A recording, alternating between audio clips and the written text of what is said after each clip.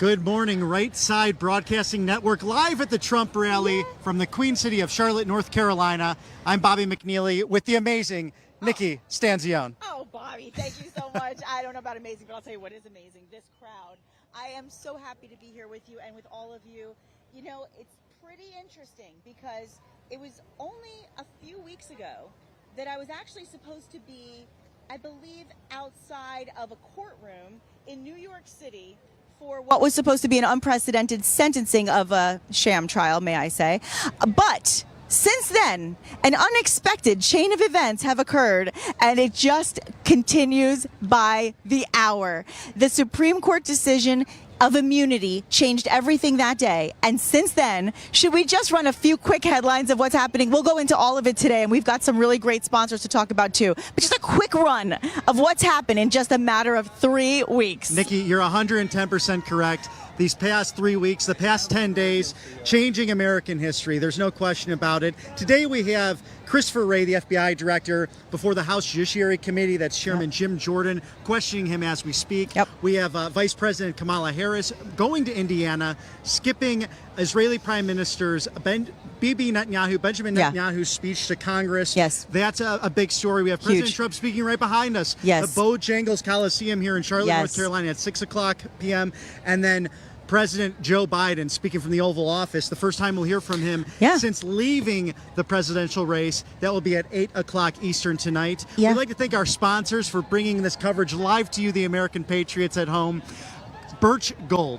50 years of United States foreign policy has completely changed. Yes. We were on the gold standard. We went to the petrodollar. We are now in danger as the Saudi Arabians are dealing in new dollars, new currencies with China, Brazil, the BRICS nations. So text Trump to 898989. Get the whole portfolio. Convert your 401k or your IRA to gold, tangible silvers, and tangible precious metals. That's Birch Gold, ladies and gentlemen. You know, so many amazing things actually going on. It's actually 989898. 989898. But we were close. It's 989. I just wanted to double check. It's 989898 and just text Trump. But also what's really exciting, this is super cool. We launched a brand new store on Sticker Mule. So it's packed with awesome RSBN merchandise. You'll be able to see all kinds of things like stickers and keychains and t-shirts. And all you have to do is go to stickermule.com/RSBN, and then you can just check it out. A big portion of the sales will go directly to RSBN, which is so nice. That'll ensure that you can continue to see all of our coverage from start to finish. You see all of us traveling the country, bringing you the Trump rallies and all of the events for the America First agenda all around the USA. And in order for us to do that, it certainly helps to have our donations from all of you, and that's how you can continue to help us. So whether you want to show your support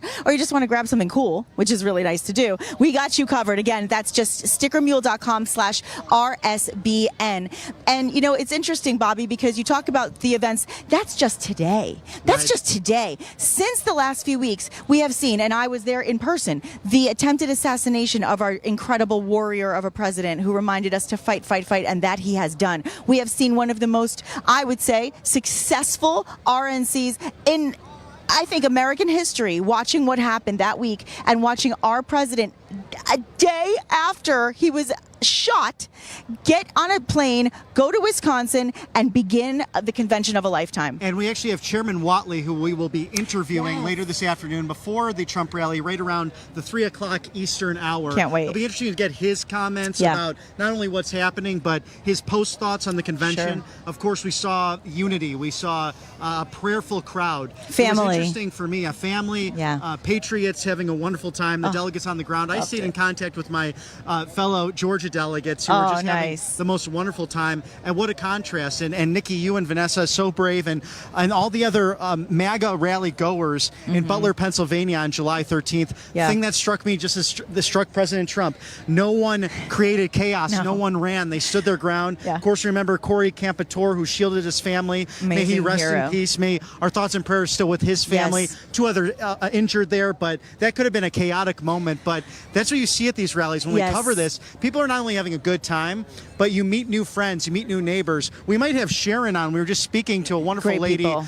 She moved to Charlotte, North Carolina in 1994 from the left coast, from Los Angeles, California, has family out there, and it's her first MAGA rally. And people I are think excited. It's really a great energy in the group already. Lots of national media out here, some local inside as well. It's amazing, and I just want to touch on what you said, because if you actually watch the broadcast with Vanessa and myself after that attempted assassination, when we were at the hospital where President Trump was, the first thing that we said was, if we could take note of anything from this day, it's the fact that there were no stampedes, there were no running. Everybody was selfless and concerned about their president. They just wanted to know, myself included, we just wanted to know if he was going to be okay. And he just wanted to know that we were okay. And that is why, like a champion, he put his hand up and reminded us to fight, fight, fight, rather than cowering down, even making sure he had his shoes. And then those who were in the hospital at Butler Memorial, patients themselves, there was some raw footage that was posted on TikTok. Yes. And they had heard the president was shot in the head. Yeah. But then they see the motorcade come out, and they said, oh my gosh, he's walking out. Thank you, God. Thank you, God. So amazing. People turning back to God, turning back to the foundations of this nation. Of course, we'd be all concerned, no matter who it is running for president. It takes a lot to run for any office, but especially president of the United States. Of course, an ongoing investigation.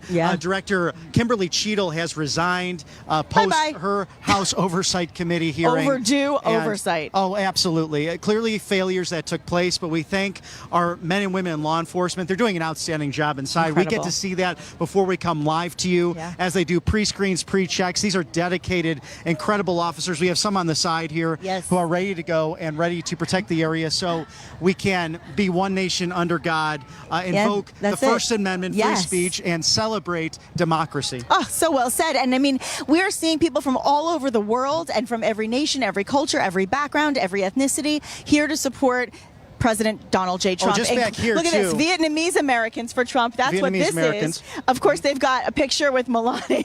I mean, this is fabulous. And it just goes to show you how many cultures are looking and seeking help for this nation that we have been lacking over the last few years. And now, this week, things have turned around dramatically. So a week ago, the news was what happened to the president. The news was the RNC. Now here we are watching the current vice president, who has been, I believe, based on everything I have witnessed, based on what everybody has said in this party particularly, has been a failure on so many issues and policies, not to mention really taking our border and just destroying all aspects of law. Well, and the borders are title. It was really interesting to watch Ann Fundner, the Everyday Americans, the mother who lost her child to fentanyl, a very sad story. And she said in her speech at the RNC, the borders are what a joke. And now Kamala Harris has a bigger problem. If she is the nominee, who does she pick as her running mate? That's right. You have Governor Josh Shapiro, who I thought actually gave great comments regarding Corey Capitor's family. He's been trying to be a mainstream, down the road, middle of the road politician, a Jewish man. They actually have problems on the Democrat side if they're to pick a Jewish believer. When you look at Dearborn, Michigan, there are many Arabs who live there, but of the Palestinian mindset. And very sad to see that they're actually considering not picking a Josh Shapiro because he's simply Jewish. Well, and to that point, look what's happening at the Capitol building today. We're seeing an insurrection. You want to call the words insurrection? Oh, no question. There is an insurrection at the Capitol building today featuring anti-Semitic Palestinians who are protesting against Netanyahu's visit to America. Now, I do want to say this as well.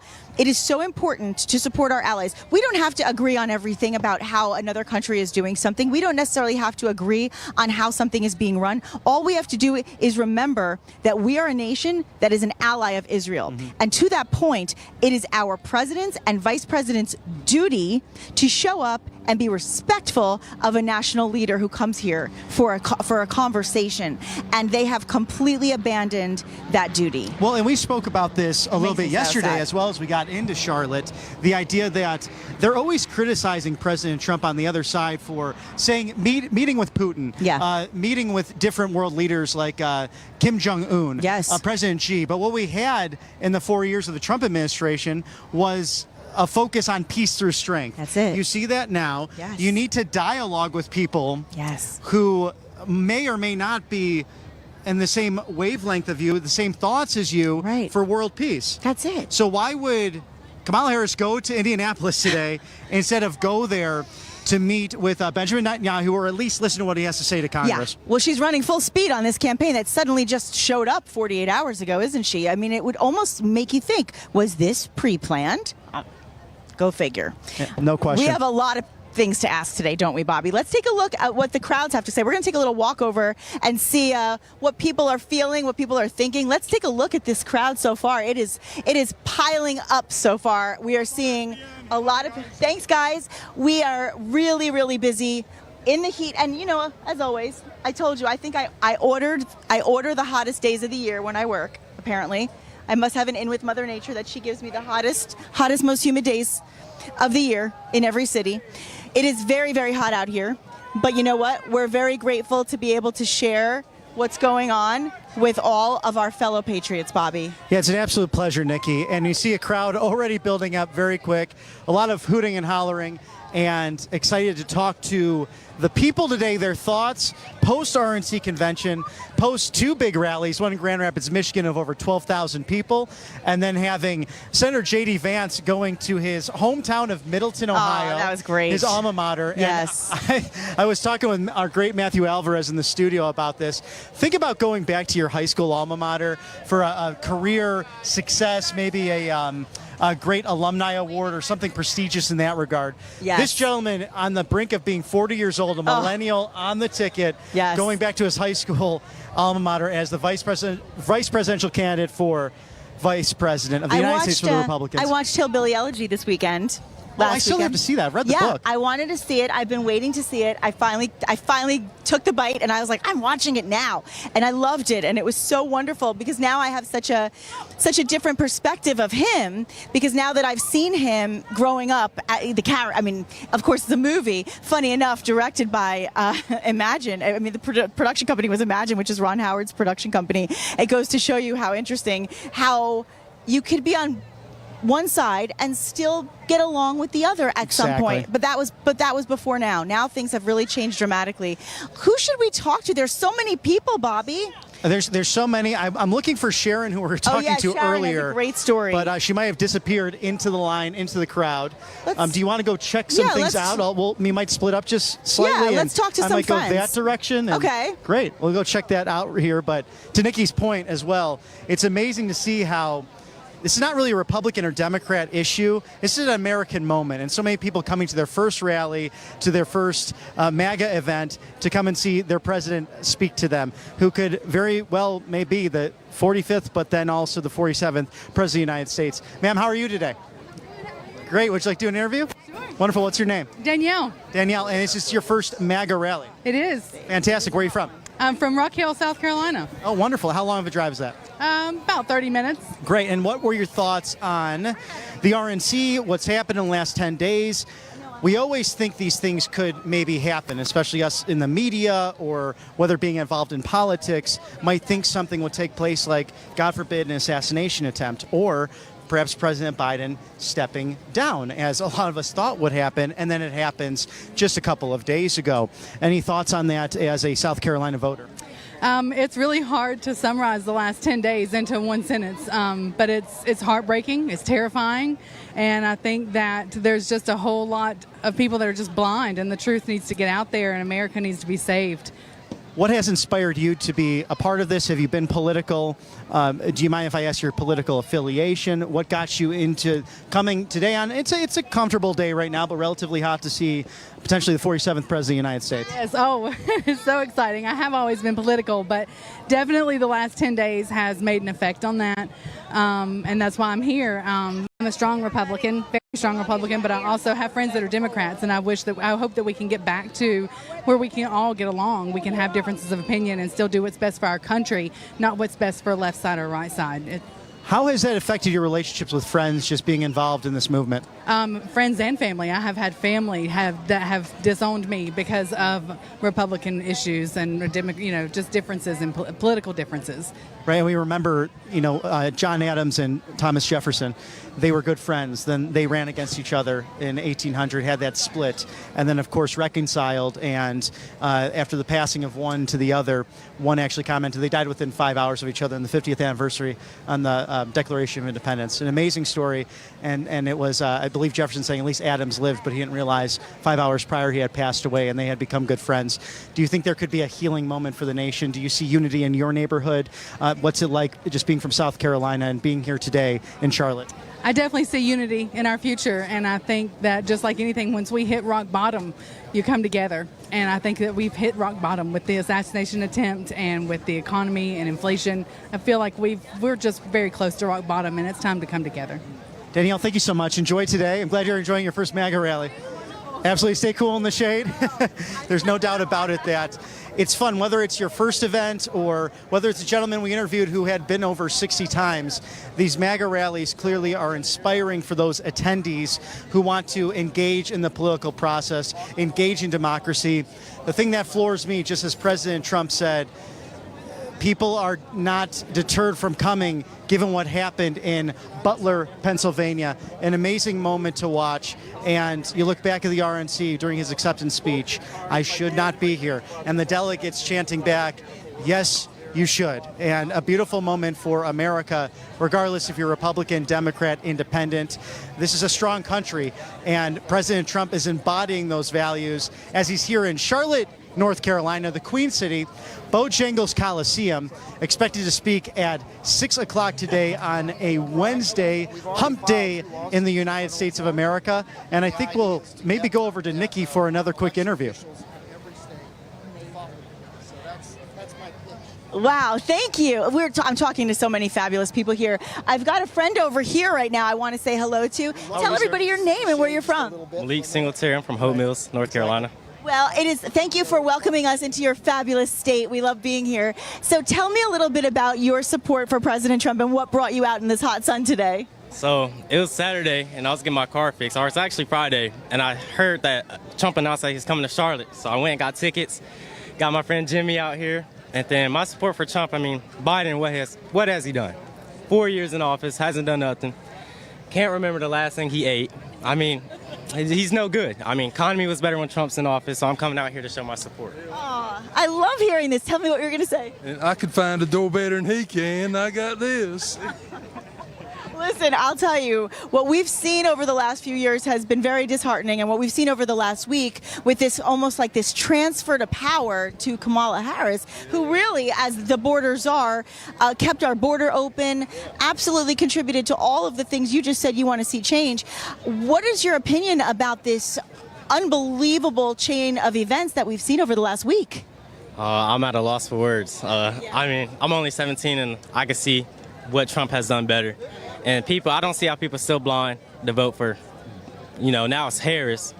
It's just no good. Borders are open, illegals coming in, they're getting money, New York, all that, and they can't even fix the problems here in America, but they want to send billions of money out to Ukraine.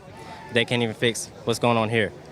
I just want to say that I've heard Kamala, who's running for president, speak, and I just heard you speak, and you actually are more articulate at 17 years old than I've ever heard her. That was so well said. And I want to also just remind everybody that it's so important for the younger generation. You're the generation that's going to be going out and running the world and buying homes.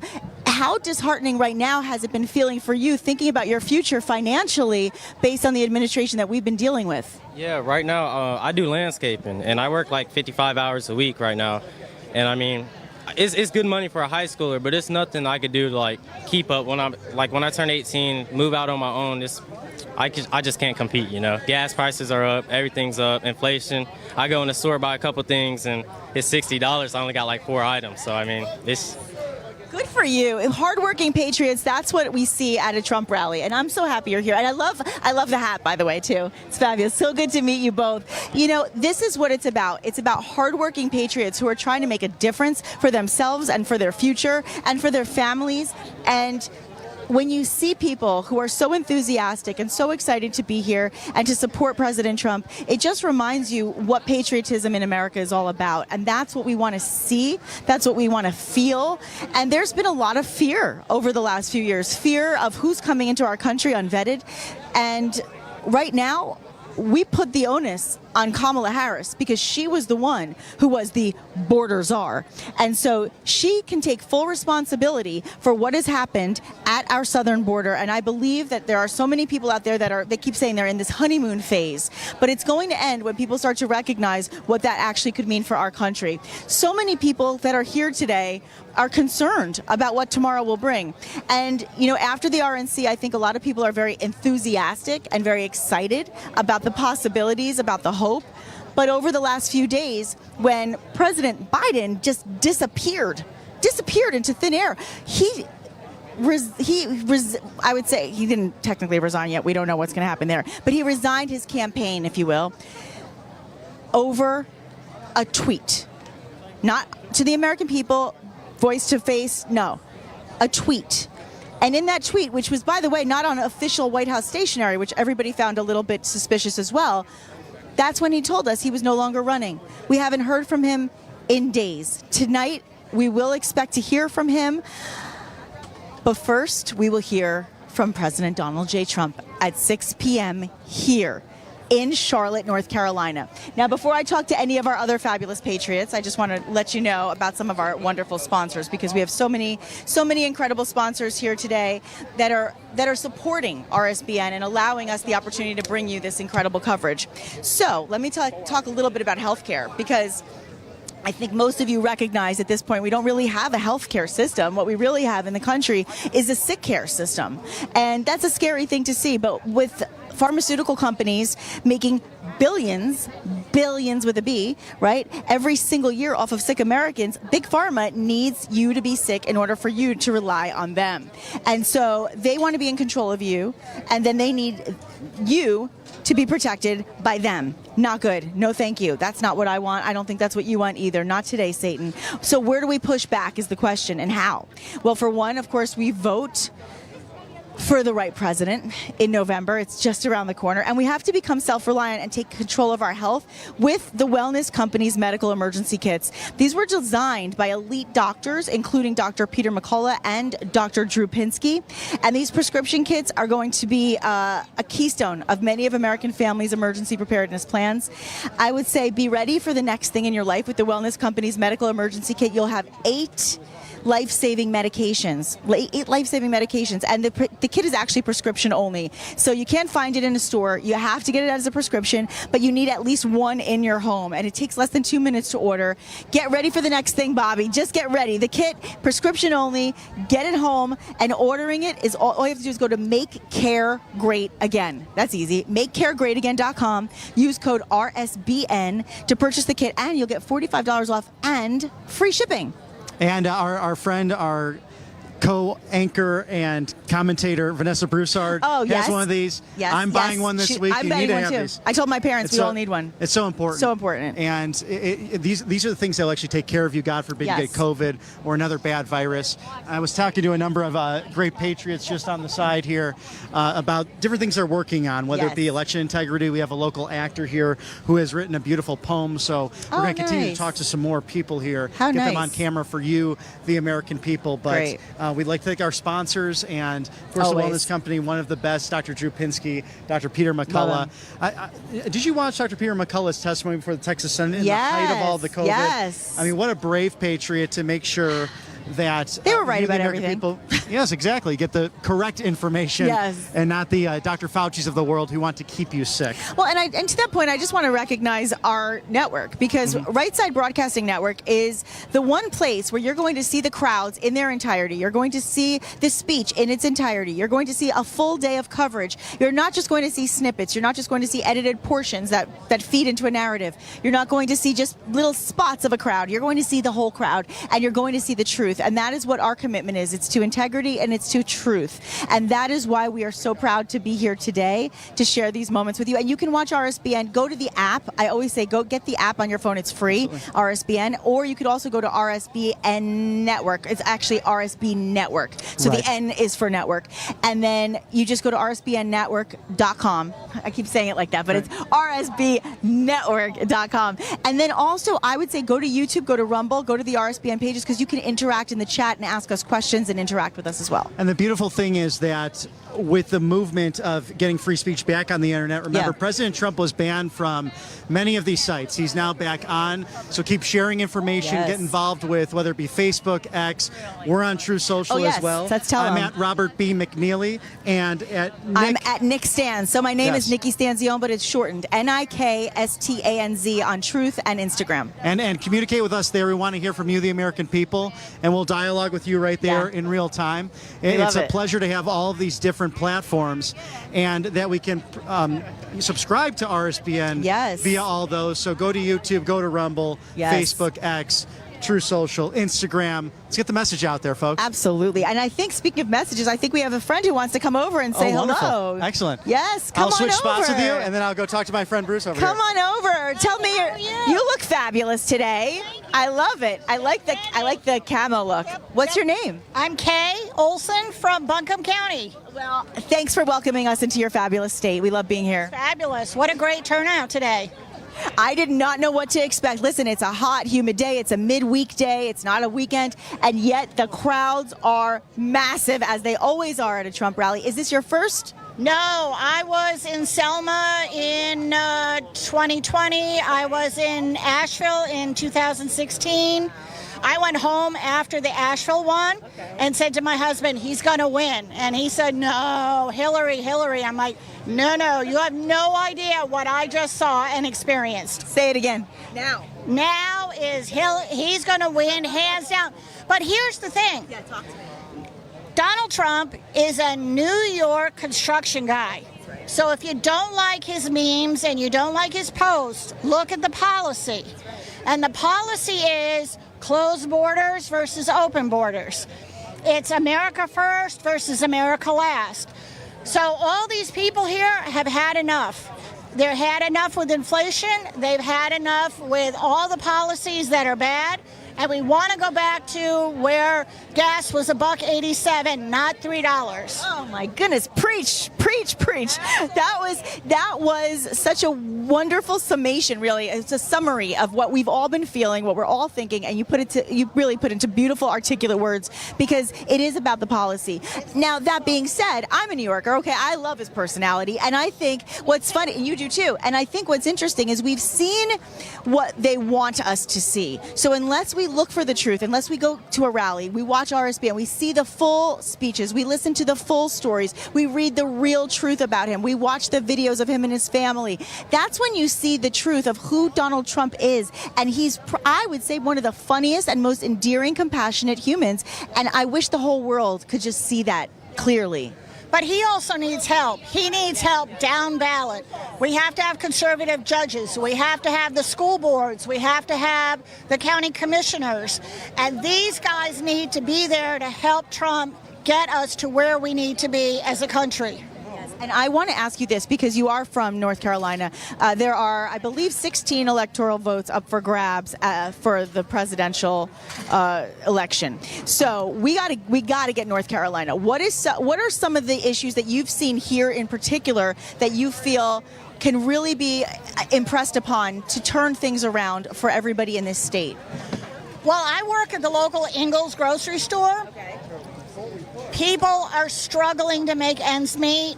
I watch them put food back because they only have X amount of money, and we need to get back to a lower inflation rate, because I've got people that are really struggling.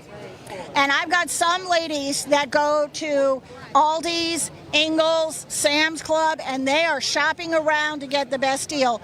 That's got to stop. We don't need people to have two jobs. Inflation is probably number one, and close the damn border. Well said. Thank you so much. That was a beautiful interview. Such great information and such truth. And that's what we need to see more of. And that's why we're all here today to hear it. 6 p.m. Eastern, we're going to be hearing directly from Donald J. Trump. Are you guys excited for President Trump today? Don't go anywhere. We'll be right back. Parents and grandparents, the 2024 Kids Guide to President Trump is here, and it's free. As a bonus, your child gets a free issue of Everbright Kids Magazine and Activity Book, and a free video lesson. Order now at freetrumpbook.com. That's freetrumpbook.com. I'm excited to announce my all-new mattress topper. In the times we're in, I wanted to bring you the best affordable mattress topper ever. So I took my two best technologies and combined them to make the ultimate mattress topper. And now you can get it for as low as $69.98. Queen size, only $99.98. It all starts with my famous MyPillow foam that provides you that overall full body support. Second is the individual comfort supports that give you an amazing custom sleep experience. It's like it's made specifically for you. The queen size alone has over 14,000 comfort supports. This is the perfect mattress topper to improve any bed. New bed, old bed, your guest beds. Get them for every bedroom in your house. Go to mypillow.com or call the number on your screen. Use your promo code to get the all-new My Mattress Topper for as low as $69.98. Queen size, only $99.98. Don't delay. Order today. What's up, guys? My name is Jaden Hurd, and I'm the host of the Let It Be Heard show here on RSBN channel. I would love for you guys to check me out. I'm on Spotify, Apple Music, Apple Podcasts, Rumble, YouTube. We release episodes every single week regarding culture, Bible, social issues, politics, current events, anything. So if you're into any of that stuff, I highly recommend you check me out. God bless you guys, and stay safe out there.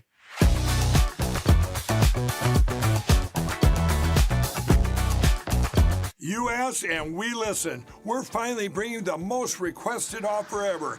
Get the queen size premium MyPillow, now only $19.98.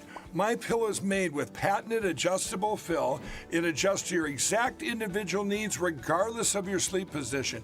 It helps keep your neck aligned and holds its shape all night long so you get the best sleep of your life. But that's not all. Get our 6-piece kitchen or bath towel sets, only $25. Our brand new mattress topper as low as $69.98.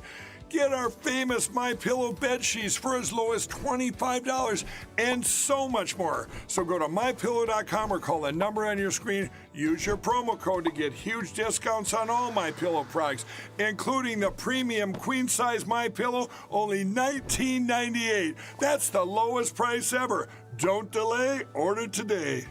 From all of us here at MyPillow, thanks America!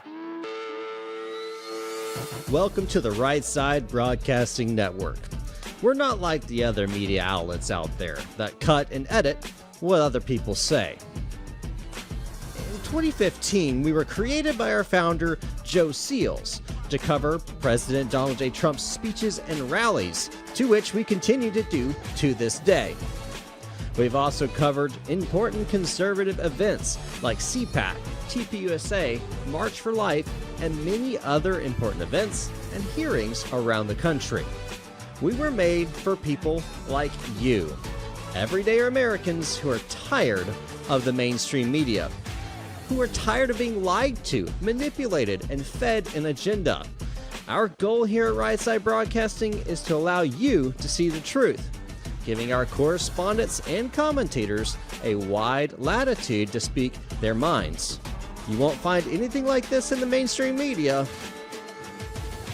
Your support through your donations, locals, and supporting our advertisers allows us to continue to cover important events around the country each and every day. So, from us here at Right Side Broadcasting, thank you for supporting us and the right side of history.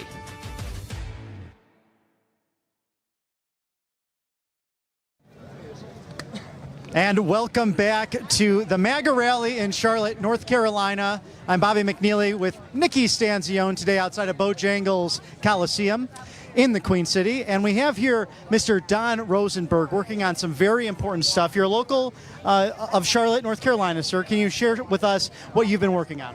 Well, I'm actually one of the few people here without a MAGA hat because I represent a nonpartisan organization, and what it's called United Sovereign Americans. And what they're doing is they're trying to clean up the voter rolls in every state. And they're actually filing in federal court. They've already filed in Maryland and Pennsylvania. Bruce Castor, who was Donald Trump's lawyer, is actually, and former Attorney General of Pennsylvania, actually is our lawyer in that action in Pennsylvania. And so the idea is to force elected officials to follow all of the rules that govern elections. Because right now, we've gotten databases, and we have the actual databases, and we have expert analysts that have analyzed these databases, and we have found not just a few little clerical errors, we've found millions of errors. There are votes counted, and there are no voters to go with them. And we're finding it all over the country. It's horrifying. And is it more in the county clerk's offices throughout the country or secretaries of state, or both? We're actually suing pretty much everybody, including the Attorney General. And we're demanding that they do their jobs. And it goes all the way from Secretary of State all the way down to local clerks. And a lot of people, they're not even aware of what's happening. And so that is why we're trying to get the word out by going to all sorts of rallies. I don't care who you vote for, but I think it's really important that you get your vote counted honestly. And that's our approach. And have you been able to break bread with some Democrat organizations as well to get this message out?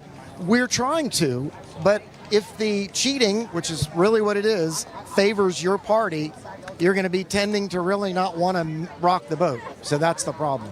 And to be clear, too, is this the Attorney General you're suing in North Carolina or the United States Attorney General? United States Attorney General, but we also are suing officials in the states where we are filing lawsuits. So we have about 10 more lawsuits to go. And we're not getting a lot of megabucks from anybody. And so if I don't, can I pitch the website? Oh, absolutely. Yeah. If somebody goes to Unite for Freedom, the number 4freedom.com, you can see videos explaining what's going on. And we need your support. Even $50 from 10,000 or 100,000 Americans would allow us to file lawsuits in 20 different states. And we really, people are saying that, oh, we only have a few days before they seal the voter rolls. Our leadership is telling us that with this kind of lawsuit, which demands proper performance by our elected officials and our election officials, there's no deadline. If they do not follow the rules, the elections cannot be certified. UniteForFreedom.com, Mr. Don Rosenberg, thank you for doing the integral work that ensures democracy is safe with every single voter, every single legal resident citizen of the United States. Thank you, sir. These people are all volunteers. Nobody's making a penny on this, and they're working hundreds of hours a week. Well, that's fantastic. Thank you for dedicating your time to it. Thank you very much. Thank you for being here today. That was a great interview, Bobby. Absolutely. I've got a friend over here. Actually, I'm going to put great. my water down for a second. Fantastic. Because I'll get I out want of your way Joshua here. over here. I'm super excited for this interview. This is a long time coming because this is a day for me talking to you. I feel like it's a historical day for you because you have waited so long to finally see Donald J. Trump in person, and today is the day. So let's first of all tell everybody a little bit about yourself and why it was so important for you to be here. Well, my name is Joshua Stevens. I am an independent actor here in Charlotte, North Carolina. Donald Trump has been the best thing for our country since I've been able to vote. And I just believe that if the American people really see what Donald Trump is about and not just, focus on what the mainstream media tells everybody, then, they would have a better understanding of what he really wants to do for our country and the American people. So. And what is it? There are so many issues. There's so many policies. There's so many things about him that we all love, obviously. But for those who are watching that maybe have been paying attention to mainstream media, what are some of the specific things that strike you that you feel you need to share with the world? Wow. Okay. Well, it really is a lot. So I think that the most important message I think that I would want to share with the world, especially about Donald Trump, is that, the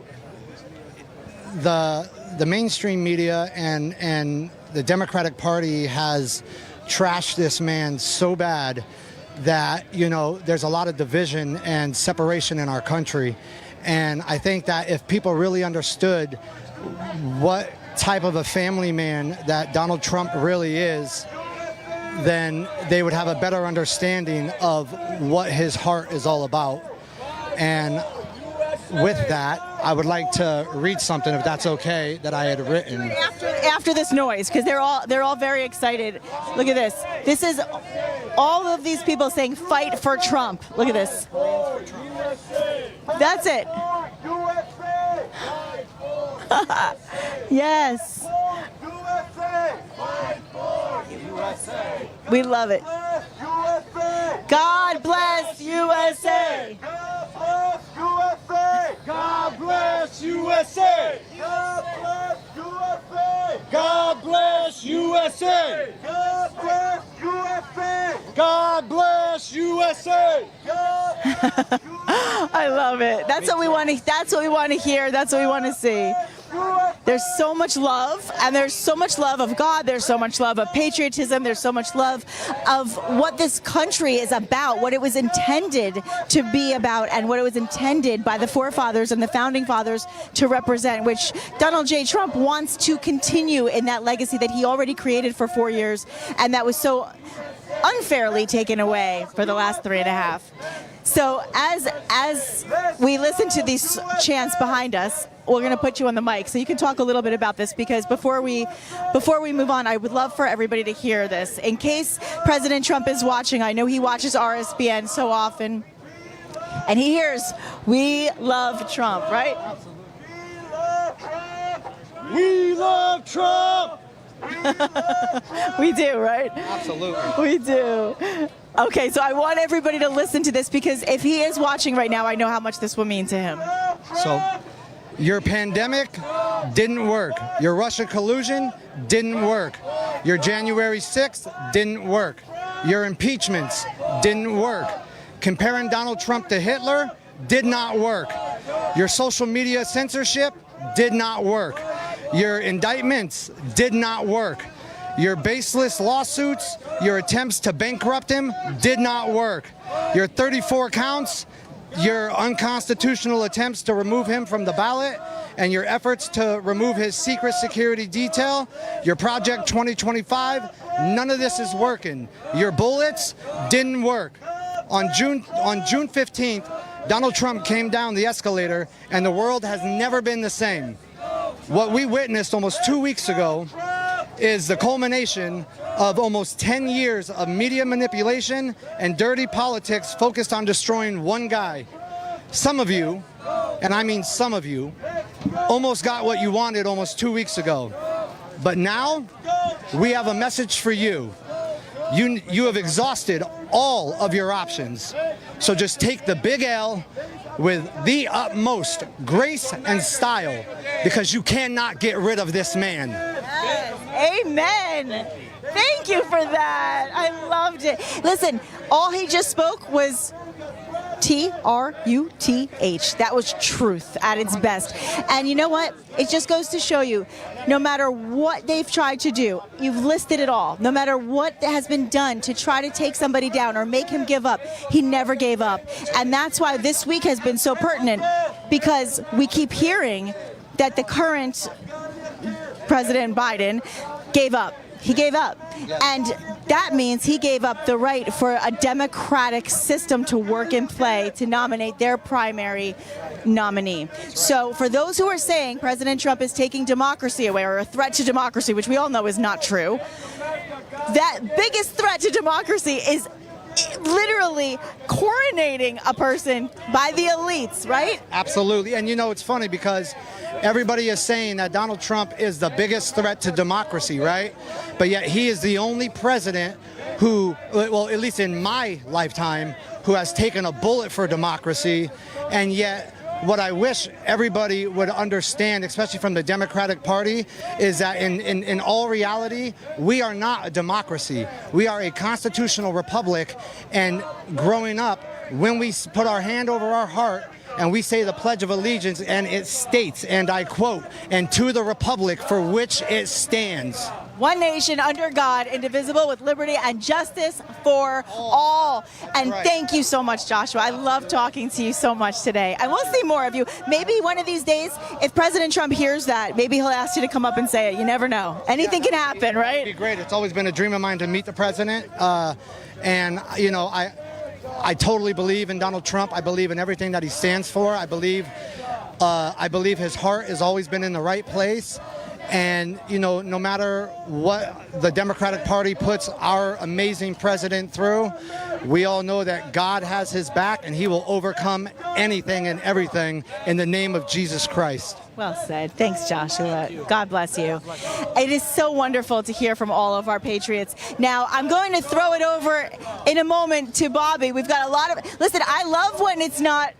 When we hear chants like that, it's not death to America, it's not death to Israel, it's not violent protest, it's cheering on our beautiful country. That's what you hear at a Trump rally.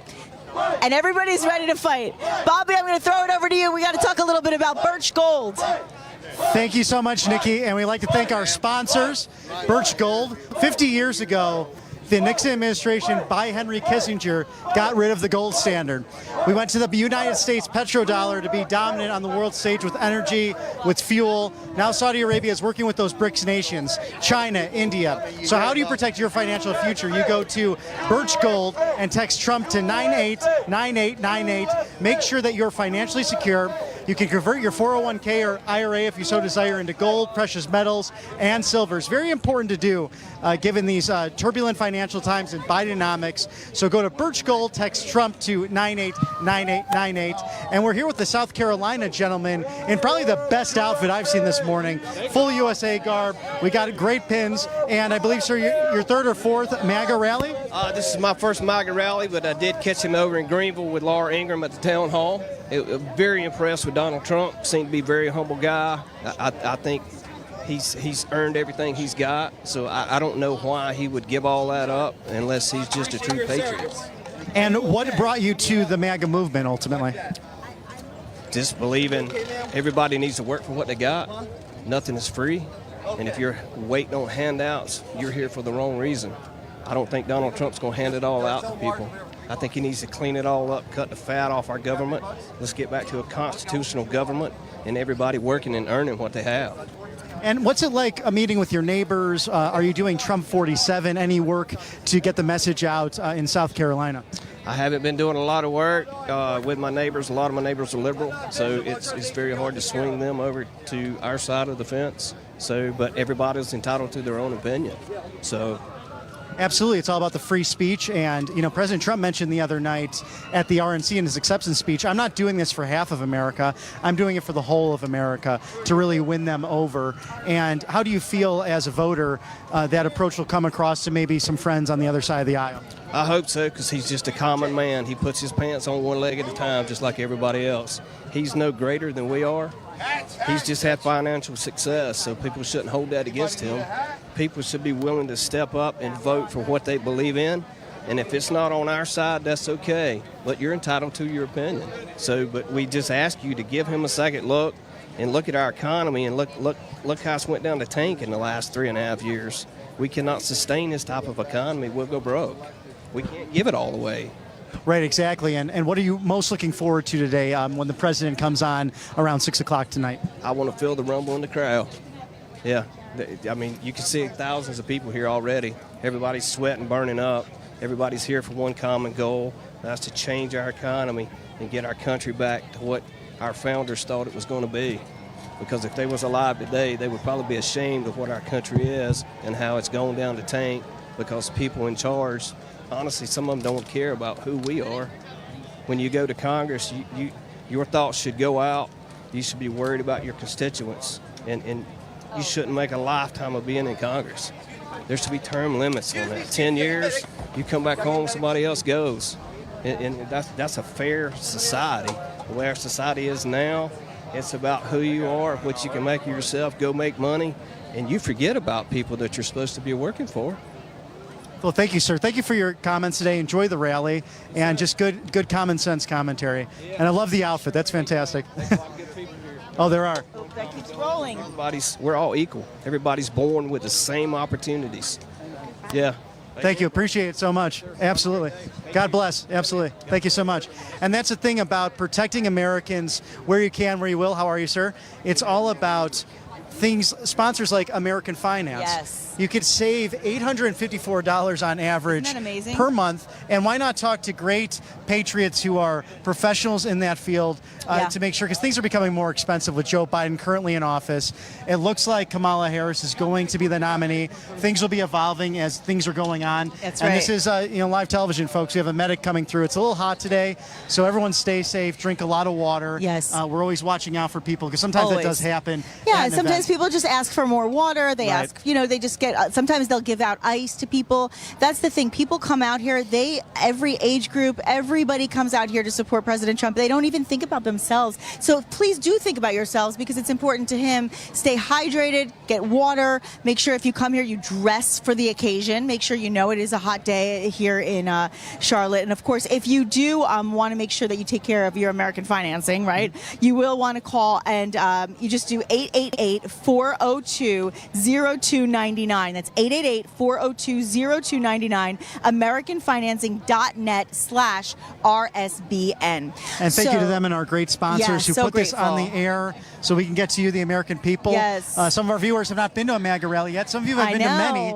but it's always cool because we get to bring it right to you in your living room, and hopefully you're in some air conditioning today. Yeah, and I'll tell you, I have a namesake here. My name is Nikki. I've got a friend named Nick over here, and Nick deserves some attention because he has a story to tell. And first of all, we appreciate you. We thank you for your service, and we're grateful that you're here today, Nick. Thank you very much. So please tell a little, you just sort of shared your story a little bit briefly with me, but I think it's so important for our viewers to know a firsthand story of something we've talked about with very generically. But this is the specific, detailed story from a human being who we know has truly fought for our country and didn't get rewarded for it based on what the policies of this last generation have been. This last administration, excuse me. Yeah, 20 years ago, I'd been married just 1 month when me and my wife were rear-ended by a drunk illegal alien. He fled the scene. They caught him. He spent 2 days in jail. They released him to come back. Never seen him again. Of course, I checked on it. I didn't realize how bad I was hurt. But 2 years later, I went to a back specialist. He said my back was so bad that surgery wouldn't do me any good. Consequently, I progressed from a walker to this chair. I've been in this chair for 12 years. A lot of the people that get hurt aren't killed, aren't raped, but there's thousands of people that have suffered due to the policies that are being in our society today. The open border is a horrible situation. That's all I have to say. Well, God bless you, first of all, and thank you for sharing that because... one other thing, I forgive the guy that did it. True American patriots understand, and those who believe in God believe in forgiveness, and it's something that is a lesson to be learned. And I think it's so important that you're here today because we hear stories. Oh, close the border. The illegals are not meant to be here. They're getting away with everything, and this is what you see them getting away with. And this is an example of someone who fought for our country and who's a true patriot, a forgiving true patriot, and yet they continue to want to see open borders. And in fact, one of the things that Kamala Harris has talked about so emphatically is keeping the border open and providing health care to illegals. And they also don't want to inflict any kind of consequence on drunk drivers, which has to bother you. Right, absolutely does. Everyone knows that the policies are unworkable policies. Our system cannot sustain all of the free things they want to give away. I like to earn things, I don't want handouts. We just want an opportunity as Americans to be able to go out, get a job, work hard, and live our lives the best we can. Well said. God bless you. American dream. That's the American dream. And you are the perfect example to share the American dream with everybody. And we thank you so much. Appreciate you, Nick. God bless you.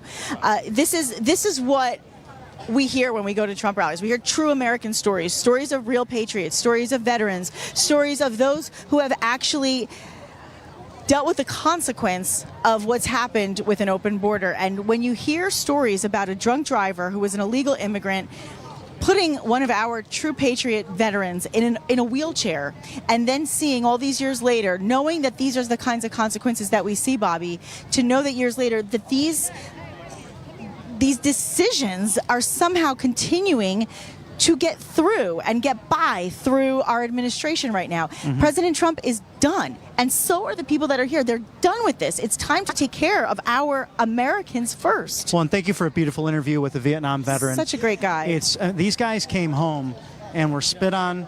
They didn't necessarily have a choice to go over there into what was a very controversial, horrible war. Yeah. And in 1968, we saw a Democrat president, Lyndon Johnson, end his career as a result of unpopular policies, right. mostly driven by the Vietnam War. Yeah. And you go back to that 68 convention, which was in Chicago, Illinois. Yeah. You had George McGovern, Eugene McCarthy. Ultimately, it was Hubert Humphrey who jumped into the race to receive that nomination. Yes. As President Johnson had quit before the Wisconsin primary in March.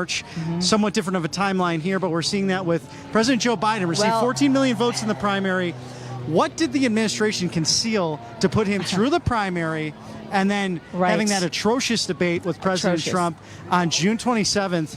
I mean, they're always talking about threats to democracy on the other side. Yes, They're not giving people a choice here, though, Nikki. They're not giving people a choice. And you know what, really quick, can I just ask you a question? Can you just come here for 1 second? Sure. This man, I just want to say this. This man has been running up and down, tirelessly providing water for everybody on this row.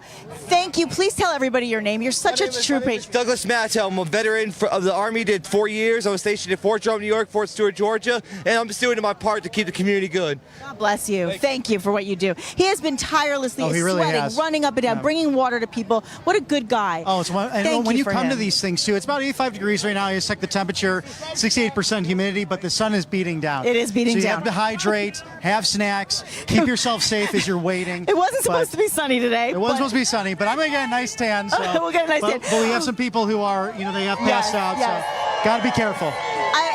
Touching on what you said about 68, we were in very tumultuous times back then, just as we are now. In fact, we did see assassinations. I believe it was 68 when Bobby Kennedy was assassinated. Correct. And Martin Luther King. Mm-hmm. So Absolutely. when you think about that, you kind of compare, you talk about the times, you compare, sorry, I have to squint, so I'm putting my glasses back on. You compare the times and you say, okay, well, back then there were assassinations of, presidential nominees. And, well, guess what? Look what happened a week and a half ago. So we're still dealing with these kind of these times that have so much unrest and so much fear, and yet this movement is about getting rid of that fear and keeping us safe and keeping us feeling like we have a country to protect that's going to take care of us too. Oh, absolutely, and that's what you see here. People dedicated to being part of the process, not living in fear, clearly want to be at a MAGA rally, and that's exciting to see that. No intimidation. We're going to try to get through some of the crowd at some point today. We're just making sure that people have a clear vantage point to get help, because we've had a medic called on a kind of a regular basis now. Well, and security's a little different, Bobby. So when we were in Butler a couple weeks ago, and when you and I were in Philly, we kind of maneuvered through the crowd. We walked through the rows. We did that in Florida as well. It is a little different now. There's a lot more security. People are a little bit more regimented in the structure of how they're organized on the lines, and that's for a reason. Obviously, we want to make sure that every person who comes out today has no concern or fear that they're not safe and protected and watched. Look at this guy. Look at this guy. Amazing. Is he amazing? But that's why. So if you're wondering, well, why aren't they in the crowds? That's the reason. We're kind of trying to stay with the organization of the protocol, if you will. Absolutely. And we want to thank our sponsors once again, Tax Network USA, tnusa.com/RSBN. You can see that on the screen. Go there, and sadly, a lot of Americans, they're great patriots, so they pay their taxes. They pay their fair share. Yes. And sometimes we're overpaying, so make sure the IRS is not backstabbing you. The Biden administration put out 87,000 new agents during their tenure, and they're coming after you, the American people. So talk to the patriots over at taxnetworkusa.com. These are professionals who will make sure that you're getting your fair share and making sure that you keep more of your hard-earned money and that the federal government isn't stealing it from you. TaxNetworkUSA.com/RSBN, TNUSA.com/RSBN. Thank you for sponsoring us. And that number, if you want to call, is 1-800-357-1415. 1-800-357-1415. I'll tell you, if you look at the bright side of being in this heat, I'll say I burn a lot of calories sweating. That must be happening, I would imagine. But, everybody's out here with their American flag fans.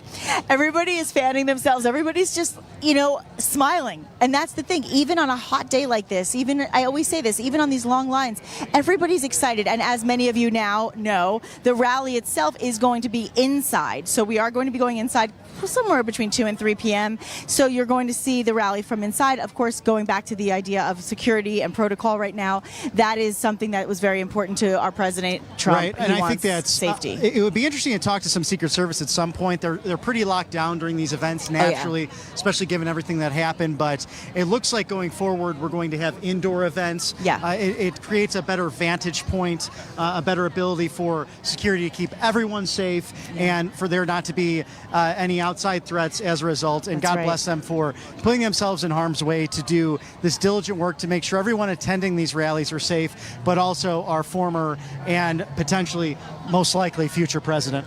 And I love seeing all of these American flags. I love seeing the patriotism at these events. You've seen over the last couple of days as the new inducted, coronated Kamala Harris campaigner, if you will, has been on the campaign trail within hours.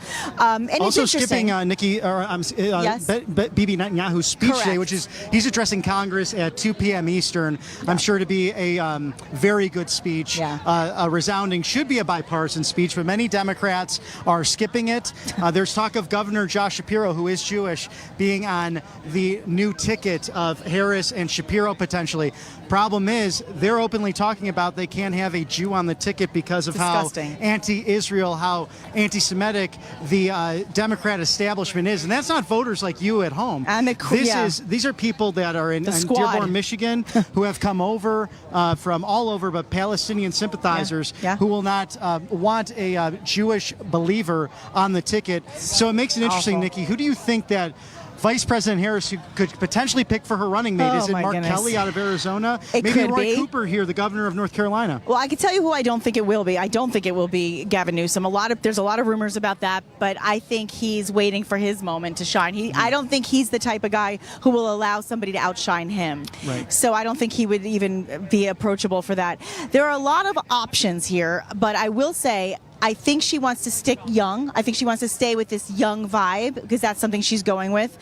I think you could be right. I mean, listen, I think it would serve her well. I don't want to give her advice, that's for sure, but I think it would serve her well to look at Josh Shapiro. I think that would be important. I think it would help for a lot of those people that are turning their backs and turning away. But I don't think it's going to happen. Well, and at RSBN, we give credit where credit's due, and Governor Shapiro also having warm words for Corey Kempetor. Our thoughts and prayers are out to his family still. Oh my gosh, yes. Shielded his family, his daughters and his wife with the horrible assassination attempt in Butler, Pennsylvania, which you and Vanessa were at, and your bravery in that. Thank you for being my colleague, because I'm proud to work with you. You texted us. Thank you for being so caring and so there for us that day. Everybody was so concerned. And, the thing is, this was one of the things I said to Vanessa at the end of the day. I said, what's going to happen next? Will there be rallies? Will people show up? Will they be afraid to come out?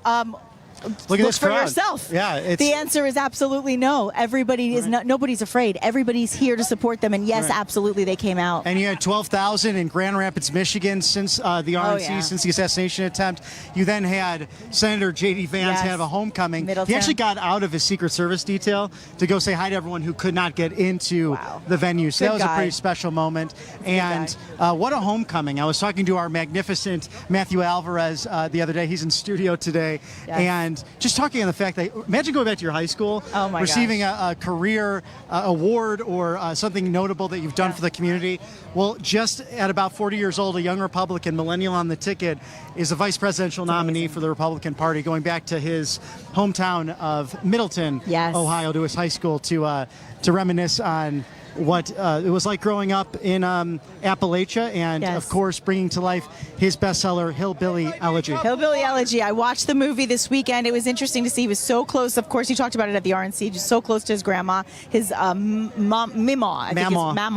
and he was so close to her. And you see, Glenn Close actually played his grandmother very well, and his mother, of course, was at the RNC. She was so grateful to get to meet President Trump. He was so loving and kind to her and compassionate. And it goes to show you that this is a compassionate administration on this side. And, you know, I think that gets lost in translation oftentimes by the mainstream media. Well, and that was kind of the theme of the George W. Bush administration a few short years ago, of compassionate conservatism is how they deemed and coined the term.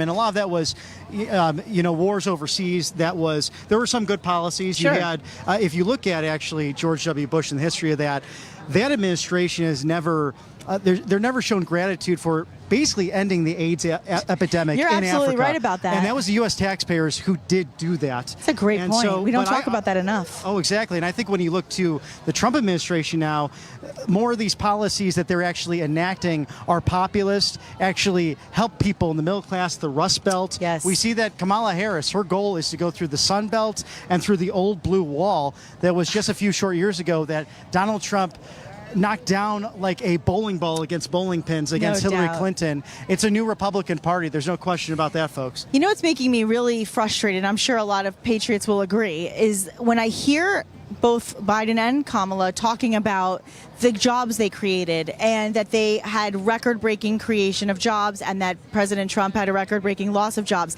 I would like everybody to just take a moment to remember.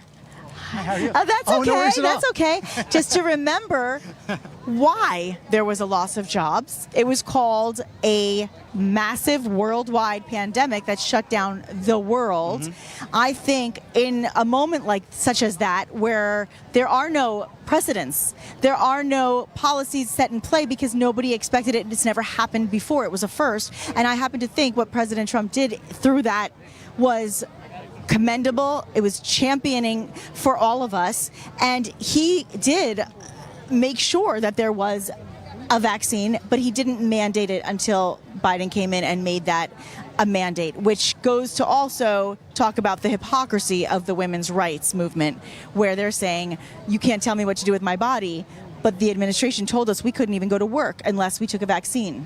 Well, and I think that's what you see with this administration. It's been hypocritical policies, one after the other. Like you're saying, their theme song is "My Body, My Choice," but when it came to a vaccine or a mask, there was no personal choice in that. People lost their jobs. Right. Families affected for the next generation. Right. Childcare. Right. We saw in the Chicago area, some big Democrat cities where schools were shut down for months and months and months. Yep. Superintendents actually telling some of their teachers, this actually happened in Chicago, in Chicago Public Schools, don't post any pictures on social media if you're going on vacation. How ridiculous is that? Unreal. You know, Unreal. And that's what I think you see We're told here, how to especially live. now. The threat to democracy. That's right. President Joe Biden saying there was a bullseye on President Donald Trump's back. Right. That wasn't bad rhetoric. Right. But now 14 million people who voted for Joe Biden in the primary are completely disenfranchised. Completely. They will not have a voice in this. It goes to now the party leaders, the big media, the oligarchs in the tech world who want to control the Democrat Party and are clearly going to have a coronation. We're here in the Queen City. There may be a coronation of Kamala Harris. It might be someone else, but we don't know yet. Right. I mean, we're seeing how really, this all comes together. Every day, the news is so riveting and so astounding and so shocking that we just don't know what the next day will bring. Can we just get a shot of that? I am looking at this precious dog and the paws. Look at the shoes on the dog. That was so smart, making sure that your sweet, precious service dog does not get hot paws today.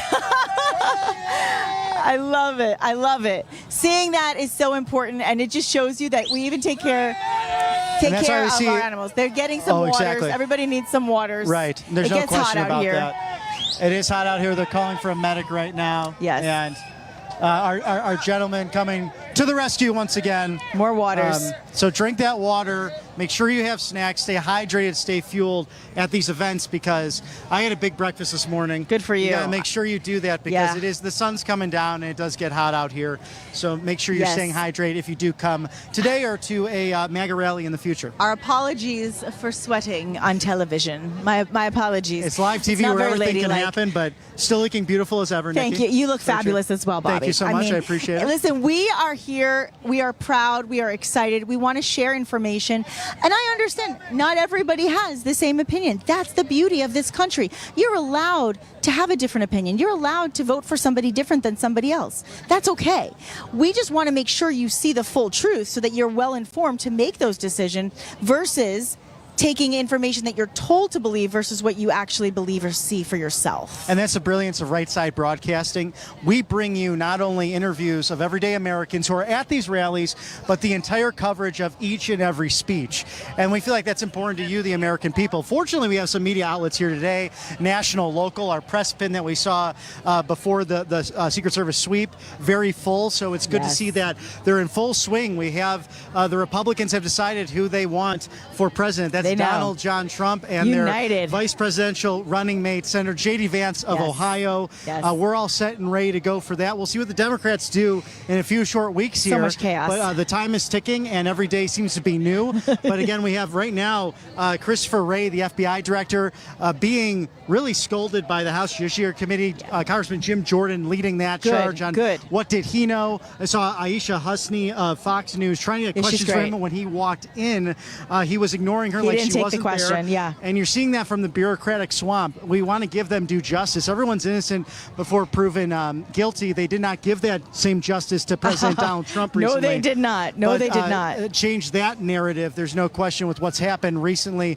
But that's why we're here at RSBN. We want to give you everything happening. We have Vice President Kamala Harris is in Indianapolis, skipping Benjamin Netanyahu's speech to Congress. A big day of news. We'll have the culmination of President Trump speaking to the great crowd here, Bojangles Coliseum in the Queen City of Charlotte, North Carolina. And then finally, fight. And you hear that there, fight.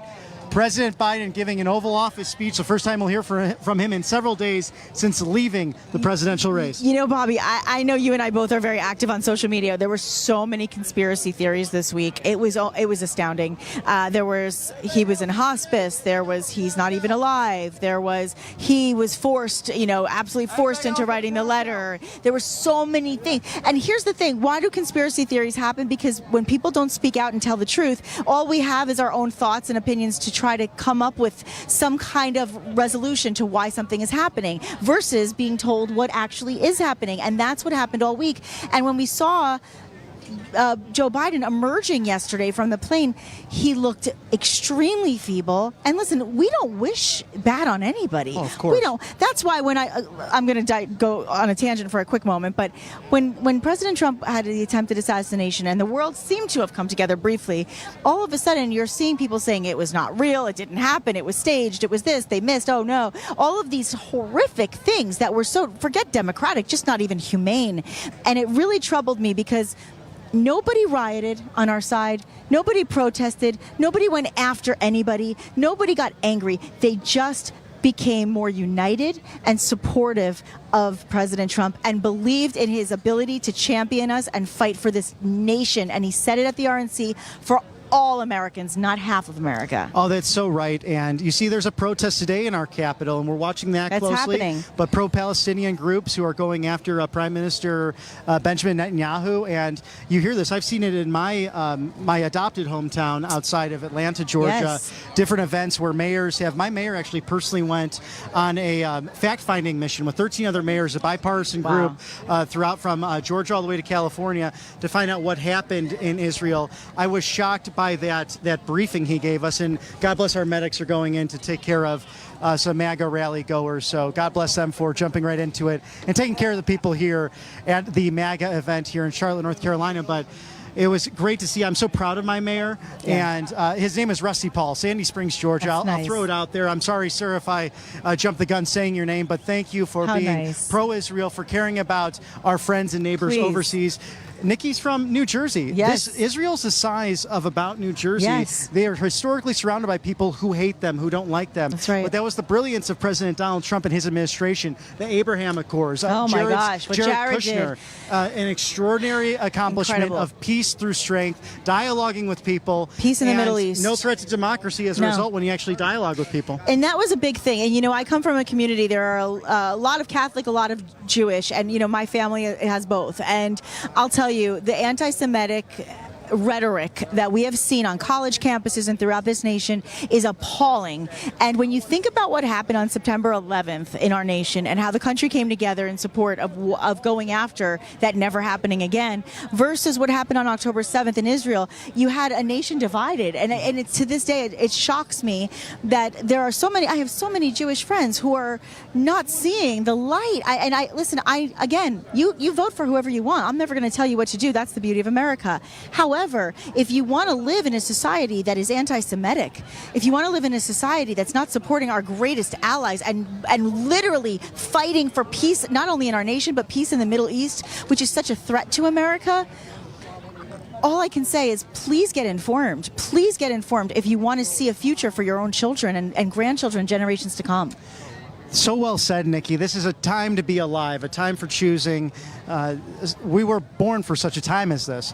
And it's important for us as Americans, this only works if we are engaged. That's it. And it reminds me of Independence Hall. We were in Philadelphia, Pennsylvania together, just down the street from the Betsy Ross House. And a gentleman asked Benjamin Franklin right after they signed the Declaration and then giving the people our Constitution, our Bill of Rights, "Sir, what kind of government did you give us?" Yeah. And Dr. Franklin said, "A republic, if you can keep it." That's it. And this is a trying time for us, 248 years later. As we look towards it, we're just going to move along to make sure water is gotten to the good people waiting here. But I want to thank our sponsors again. Yes, Birch Gold. They're so good. 50 years ago, you had the Nixon administration leave the gold standard at the behest of Henry Kissinger with his foreign policy, but it put the petrodollar as the global currency in the United States. Yes. And so important that we stay strong abroad. That has changed so much since the Biden administration came into place,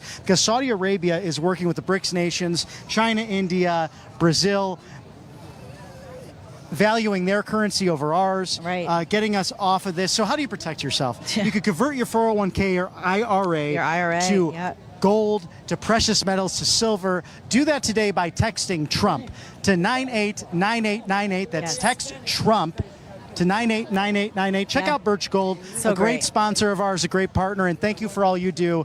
Great people like Ron Paul, Steve Bannon.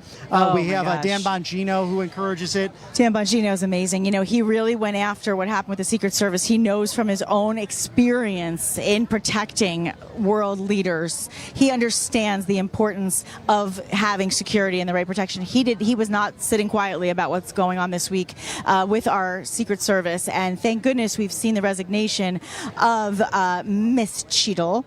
It was interesting to me that she allowed herself to be put through that interrogation with no answers, no preparedness, and yet she waited till the day after to resign. I mean, the whole thing is just mind-blowing. But you know what? She's not off the hook. She still has to account for her mistakes. And so whether she's resigned or not, we still have to get to the bottom of what happened. We really do, and that's the sad thing about this. We're big supporters of law enforcement here at RSBN. Anyone who will put themselves in the line of fire to protect Americans, they clearly care so much about their community, but we're seeing this decay at the top. Yes. And the American people are smart. They don't have to be so deeply involved in the Washington, D.C. swamp to see that something fishy is going on. That's right. The fact that the FBI director will walk into the House Judiciary Committee today and not answer questions by a reporter walking with him is really incredible, and he does this on a regular basis. This is Christopher Wray we're talking about. Why wouldn't you want to answer questions? Exactly. Why wouldn't shouldn't this be bothering them as much as it's bothering all of us? Right, and that's what I don't understand. Right, and it's something that I think Jim Jordan will get to the bottom of. He's been a strong leader for the House Judiciary Committee. Of course, someone who threw his name in to be Speaker of the House, and reluctantly. Yes. A gentleman who, like me today, threw off the sport coat, but he's always thrown off the sport coat because he was a world champion wrestler at Wisconsin. Of course, he's from Ohio.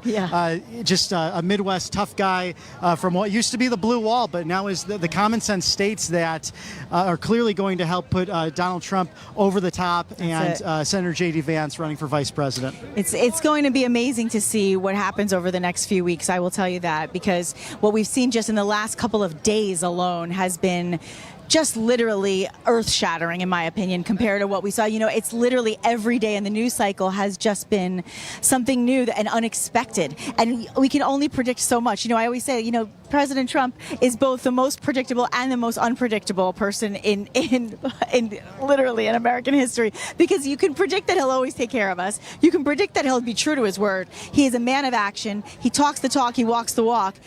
You can predict that it'll probably be funny, right? Oh, no question. But you can never really predict what he's going to do next. That's why we didn't know. A lot of us didn't know it would be J.D. Vance. We were not so sure. We were kind of thinking, oh, maybe it'll be Marco, maybe it'll be Byron, maybe it'll be, we didn't know. Maybe it'll be Doug. But it ended up being J.D., and I think we're very happy about that decision, and I always trust his judgment. If he makes that decision, we know it's the right decision for America. Well, and I think because of getting to cover this with you, Nikki, it's the geographical nature of the location, the age, and also what we have with J.D. Vance's Marine Service. But we're going to a commercial break. Yes. I'm Bobby McNeely for Nikki Stanzione. Yes. We'll get back to you. Live coverage from Charlotte, North Carolina, outside of Bojangles Coliseum. We'll be right back. We'll be right back. Parents and grandparents, the 2024 Kids Guide to President Trump is here, and it's free. As a bonus, your child gets a free issue of Everbright Kids Magazine and Activity Book, and a free video lesson. Order now at freetrumpbook.com. That's freetrumpbook.com. I'm excited to announce my all-new mattress topper. In the times we're in, I wanted to bring you the best affordable mattress topper ever. So I took my two best technologies and combined them to make the ultimate mattress topper. And now you can get it for as low as $69.98. Queen size, only $99.98. It all starts with my famous MyPillow foam that provides you that overall full body support. Second is the individual comfort supports that give you an amazing custom sleep experience. It's like it's made specifically for you. The queen size alone has over 14,000 comfort supports.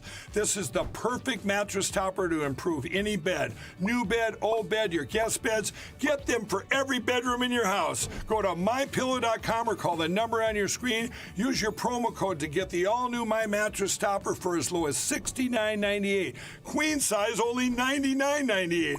Don't delay. Order today. What's up, guys? My name is Jaden Hurd, and I'm the host of the Let It Be Heard show here on RSBN channel. I would love for you guys to check me out. I'm on Spotify, Apple Music, Apple Podcasts, Rumble, YouTube. We release episodes every single week regarding culture, Bible, social issues, politics, current events, anything. So if you're into any of that stuff, I highly recommend you check me out. God bless you guys, and stay safe out there.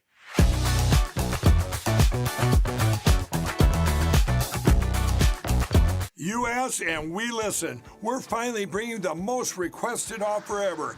Get the queen size premium MyPillow, now only $19.98. MyPillow is made with patented adjustable fill.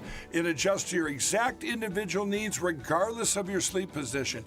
It helps keep your neck aligned and holds its shape all night long so you get the best sleep of your life. But that's not all. Get our 6-piece kitchen or bath towel sets, only $25. Our brand new mattress topper as low as $69.98. Get our famous MyPillow bed sheets for as low as $25 and so much more. So go to mypillow.com or call the number on your screen. Use your promo code to get huge discounts on all MyPillow products, including the premium queen size MyPillow, only $19.98. That's the lowest price ever. Don't delay, order today. From all of us here at MyPillow, thanks America! Welcome to the Right Side Broadcasting Network. We're not like the other media outlets out there that cut and edit what other people say. In 2015, we were created by our founder, Joe Seals, to cover President Donald J. Trump's speeches and rallies, to which we continue to do to this day. We've also covered important conservative events like CPAC, TPUSA, March for Life, and many other important events and hearings around the country. We were made for people like you, everyday Americans who are tired of the mainstream media, who are tired of being lied to, manipulated, and fed an agenda. Our goal here at Right Side Broadcasting is to allow you to see the truth, giving our correspondents and commentators a wide latitude to speak their minds. You won't find anything like this in the mainstream media. Your support through your donations, locals, and supporting our advertisers allows us to continue to cover important events around the country each and every day. So, from us here at Right Side Broadcasting, thank you for supporting us and the right side of history.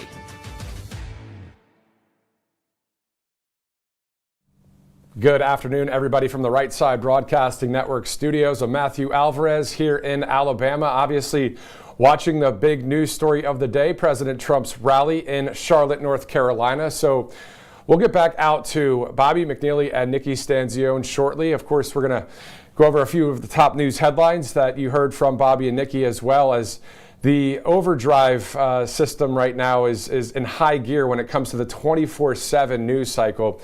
So many news stories going on today, but again, the lead story, the top story on the right wing or for our country right now is President Trump's rally at 6 o'clock. He'll take the stage there in Charlotte, and of course at 4 o'clock there will be the pre-program. Now, topping some of the other national headlines, as you might have heard today if you've been joining us since the top of the broadcast, of course, Benjamin Netanyahu, he will be addressing Congress. Then from there, he will go to Mar-a-Lago as well on Friday. I'll get to some of the Truth Social posts from President Trump in regards to that, as he was talking about wanting to achieve peace, getting a letter from Mahmoud Abbas as well. So that will be Friday morning.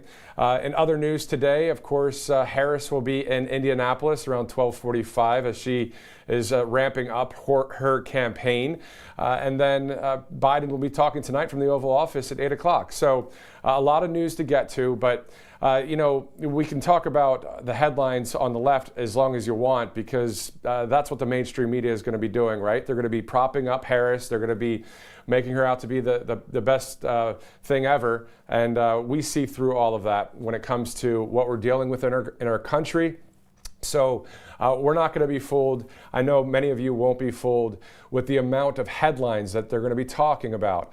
The truth of the matter, as you guys know, is the seriousness of what we're dealing with in this country right now, and the massive support for Donald Trump in the polls with the boots on the ground. As we are just 3 months from the election, about 3 months and I think it's 10 days. I know it's exactly 104 days until the election. So while we navigate the waters of the information that's just being thrown at us left and right by all sorts of news outlets, we have to remember about 98% of the media is the mainstream media, is the liberal media that's been throwing a lot of lies for decades.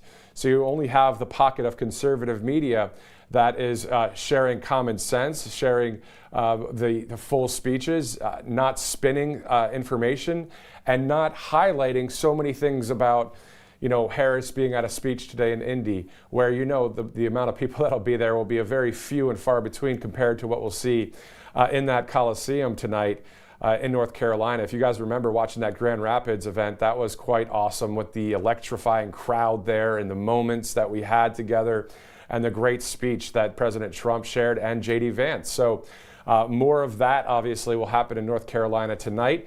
So that being the big story of the day, because it's we the people voting. It's all about the people. So we see again the polls in favor of President Trump.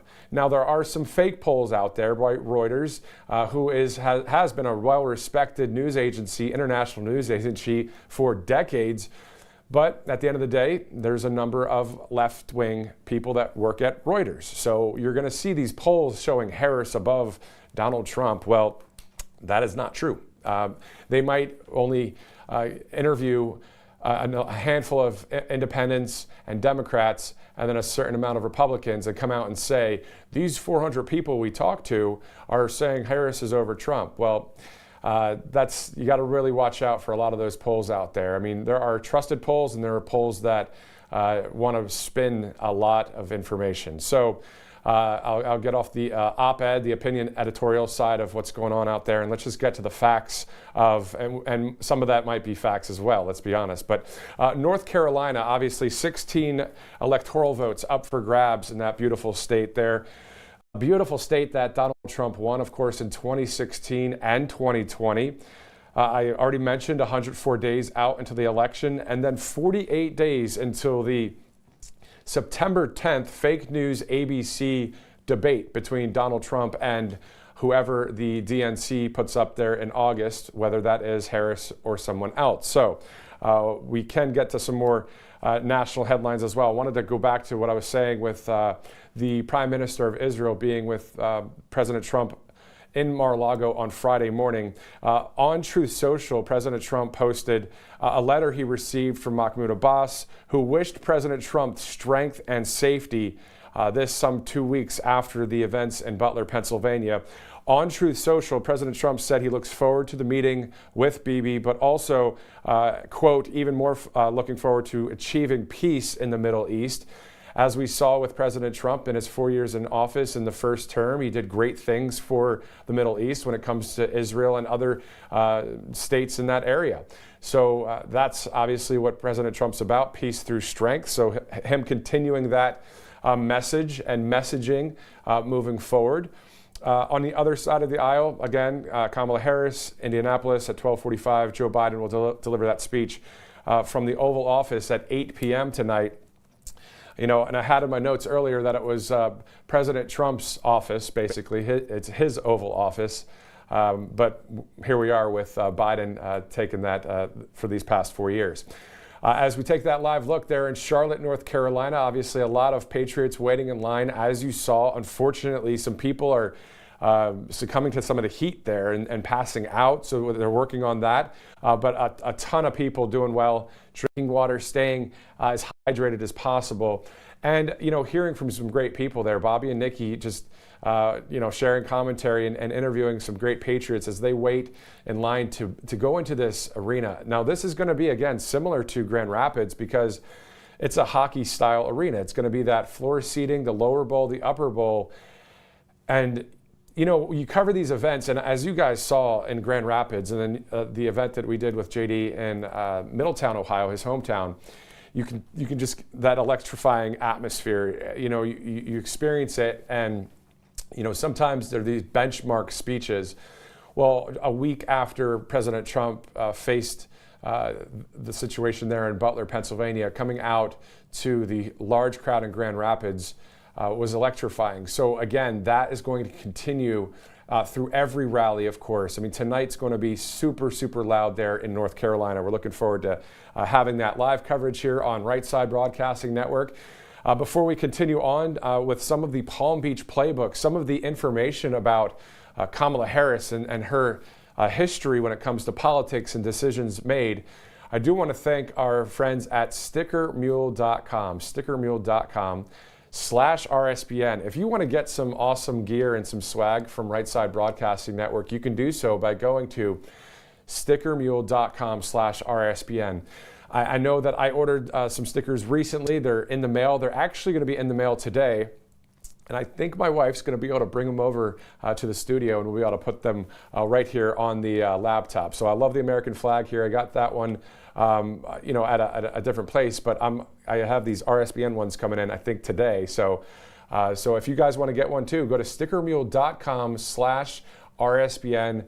About 10 to 15% of the orders do go back to the network here. So anything you do, not only to help with, you know, sporting gear out there at the rallies or wherever you are in the country, you can do that by going to stickermule.com/RSBN. So Palm Beach playbook, if we're looking at, so Breitbart News, Wendell Husebo shared 17 examples of Harris's far left record. Number one is co-sponsored legislation to protect illegal immigrants from deportation. She also backed Bernie Sanders' Medicare for All legislation, backed banning private health insurance. There are so many here that we've seen of what Kamala Harris has done as a prosecutor, but also just in politics in general. She also helped bail out, this according to MAGA Inc., Donovan Boone. Boone was charged with invading the home of his ex-girlfriend and strangling her. Christopher Boswell, a twice convicted rapist. He was charged with kidnapping, assault, and sexual assault in 2020. The list goes on with the amount of things that obviously being soft on crime. And then, you hear speeches by Kamala Harris and you just don't have any kind of take back from it. It's more about the burden of the past and what is to come, right? That whole thing that we hear all the time. That's her main talking point. So, we see that with Kamala Harris. Now, if the DNC throws somebody else in there, regardless of who the person is, it's simple. It's Donald Trump and America First and we the people versus just a few in leadership and a few people that are in support of this. Like, we know the overwhelmingly, as we said in 2016, the silent majority. Well, now it's a very loud majority. And you got to not forget that key word, majority. As we know, a majority of America simply wants the Constitution to be the law of the land, simply wants freedom, simply wants lower gas prices, right? We want peace through strength. We don't want any new wars. We don't want any of the garbage that is trying to be shared with us. And they wrap it in a real nice, just imagine wrapping garbage in something that looks beautiful. Well, that's what the left does a lot. So what we're hoping for is, just peace through strength and for our country to be restored. Obviously, just a lot of headlines out there. We'll be getting back to some more of them as well. We're going to dive into some more about North Carolina industry and also some more polls with Rasmussen, Polymarket, Interactive, and the like. So Matthew Alvarez, let's send it back out there to Bobby McNeely and Nikki Stanzione live in Charlotte, North Carolina.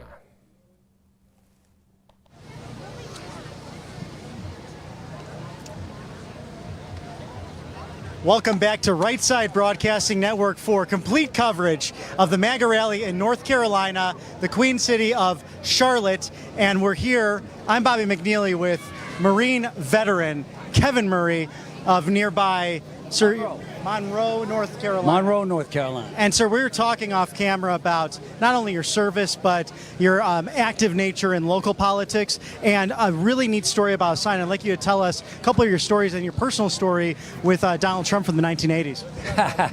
In 1981, I was in the Marine Corps stationed in Norfolk, Virginia. Mr. Trump came to town with his dad. And they were there to look over a piece of property that they were negotiating. It was Donald Trump used to buy military housing, and this is what that was. When I got a phone call from the office, I was told, hey, Murray, that Trump fella's coming down today, and none of us speak New York. You got to go. So I went to the meeting. And Donald pulls up with his dad. We introduced ourselves, and Mr. Trump walked the grounds for a half hour, 45 minutes. And Donald and I, we just hung out and we chatted about New York. I was from Brooklyn, born in Brooklyn. And Shea Stadium, the U.S. Open, all these places that Donald was a big part of is what we discussed. We didn't discuss politics and real estate. Well, things are different now. Things are different now. And so Donald and I were chatting quite a bit. And what happened was as Mr. Trump and my boss returned to the area, I looked over at Donald Trump and I said, so you guys are looking to sell, huh? He looked at me and he said, sold. He said, sold. When I seen him do that in his campaigns, I said, that's my money. That's such a neat story. Kevin Murray, the Marine from Norfolk. I still love you. I love that. What a great story, sir. And then can you tell us a little bit more about the sign, who signed this for you, and the story behind all of this? When I was born. I'm a born-again Christian. That's the way and Tim Tebow was playing here in Charlotte at the ball game. And I was in bed when I got a notion to do something, get out of bed, do something. And then something was go to Michael's Art Supply. And I bought a poster and I bought some letters and I put this together. I went to the game, Tim saw it, and he came over, we chatted, and he signed it. After that, it was in my trunk when I met Richard Petty. Mr. Petty signed it, told me the story of how he made a car for Tim Tebow. Well, I love comedy, and Mr. James Gregory came into the picture, and James and I chatted a few times, and he signed it. Last but not least, Lee Greenwood. Well, if I can get Mr. Trump to sign this with Vice President Vance, I want to call him Sergeant. I don't know this VP crap. Sergeant Vance, I want you to sign it. I love that, sir. So, Sergeant Vance, perhaps you could sign this great group of American patriots and President Trump as well. But, sir, another story you're sharing with me, you're very involved in local politics. Yes. What happened to your mayor recently? Oh, yeah, this is very, very interesting. Robert Burns was running for the mayor. Robert's a very strong Christian, very conservative. And this is Monroe, North Carolina? Monroe, North Carolina. And it came down to a coin toss. And, of course, the attacks against the mayor were extreme rhetoric right away. Well, Mr. Burns, Robert Burns, did a proclamation for the acknowledgement of the second-year overturn of the Roe v. Wade. Well, he was censored by the city council. And I'd like to have President Trump and Sergeant Vance sign this, and then have those two men, the two conservatives on the board who were censored, let them sign this too, to put them in the greatest company of the world, the American conservative. We might have to have another rally in Monroe, North Carolina coming up. But Kevin, Sergeant, thank you, sir. Semper Fi. God bless you. God bless you guys, too. Thank you so much for what you do. Absolutely. And that's what's so neat about our MAGA movement. Mr. Murray getting to talk to these very neat people on a regular basis. They're everyday Americans. There's those who have served this country, served it strongly. You get those personal testimonies from his time as being a Marine, but also meeting Donald Trump in the Ocean Apartments in the 80s. What a testament to the MAGA movement and how this has affected everyday Americans. But Lots Nikki, of people lined up back here. Absolutely. I was noticing, and I don't know if you can see down there, this is the overflow crowd that might not even be able to get into the event behind us. I know Gage is getting a look at that right now. This is behind the area where we all check in for our credentials, but I thought it was important for you to see this crowd, because beyond the crowd that we were standing with, this is a whole influx of new people that just came in, just waiting to get over here. Some people standing over by the vendor trucks, getting some food, getting some drinks, buying some fun merch.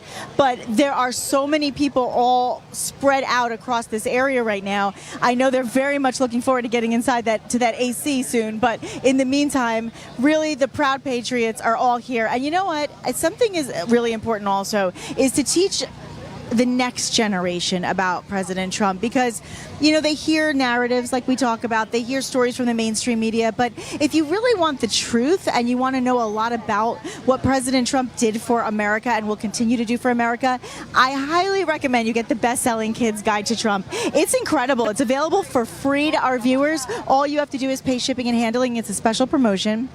And what's nice about it is that it's actually been updated for 2024, so you have all the updated information. And, you know, when you think about what's going on in our world with crime and drugs being up in the country, when you think about the southern border, Bobby, you know, I mean, we talked about it all day. It's so important to understand what President Trump's policies were and will be. As a result of all the things that we're hearing, people are really agreeing more and more with President Trump, and we need our kids to understand how they can make America great again. So go to freetrumpbook.com. It's freetrumpbook.com, and that's it. Just freetrumpbook.com today. And it's not just Donald Trump himself. It's an examination and review of our history and the greatness that has made this country. And we thank Governor Mike Huckabee, who has a great show down in Hendersonville, Tennessee. And he's been a huge fueler, sponsor of the Free Trump Book Guide. So freetrumpbook.com. Learn about President Trump that you won't get from the mainstream media, the true information, but also the history of our great country. And speaking of Mr. Huckabee, let's talk about his daughter. Oh, she was outstanding. That speech, Sarah Huckabee Sanders' speech, at the RNC. I would say I'd put it in top. I think it might be top 5. It was riveting. It was emotional. It was compassionate. It was honest. It was heartfelt. It was vulnerable. It was everything you want to see. And, you know, I think about how badly she was treated when he got into office in 2016 and the way that the media treated her. And when he pulled her aside and said to her, you're beautiful, you're strong, and all of these things to reassure her. And she went on to become a governor. Well, and she mentioned that being press secretary was her best job. That's because right. you see so many of them. That is perhaps one of the toughest jobs in the cabinet. The Yes. current one, Karine Jean-Pierre, has concealed so much information from the American people Yes. That I can't say I necessarily empathize with her, but she's had a hard position putting out the nonsense and the non-truths coming from the Biden administration. But even in the past, I've had deep respect for many press secretaries, even including the ones in the Obama administration. You have Robert Gibbs. But Governor Sarah Huckabee Sanders saying that was her favorite, best job. And wow, what a testament to President Donald Trump's leadership and the tough times you have to deal with the press. You know, you want those good relationships there with the press, with the press secretary. But sometimes it's very difficult to examine and deal with. And we give our nods and our thanks to Governor Sarah Huckabee Sanders. We love her. I see these proud patriots. Come on over. Come on Don't in, be shy. We appreciate that you're here today. Come on over and say hello to our audience. We're RSBN. That's Bobby. I'm Nikki. What are your names? My name's Chris. Tony Ann. Are you both from North Carolina? Yes, ma'am. Rockingham. Rockingham, North Carolina. Well, welcome to the rally. Is it your first? Yes. Oh, okay. So we're very excited. Yeah, let me tell you, it is a riveting experience. It is emotional. When he comes out, you're going to have those emotions, I promise. It is very special. What is it about President Trump that made you say, you know what, we're coming out to support our president on a Wednesday, a hot afternoon in North Carolina today? After all he's done for us and tried to do for us, that's the least we could do is come out and support him. And if people don't get out and vote for him, I hate to see what our country's going to be like. Exact same.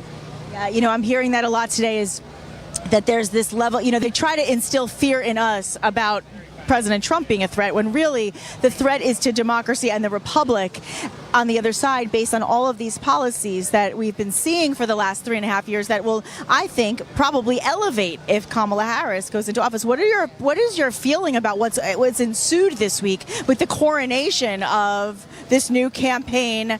I want to say nominee, but she's not because nobody nominated her. That's right. It's like they're trying to just put her in there the way they did Joe Biden. And try to carry on 4 more years of this mess.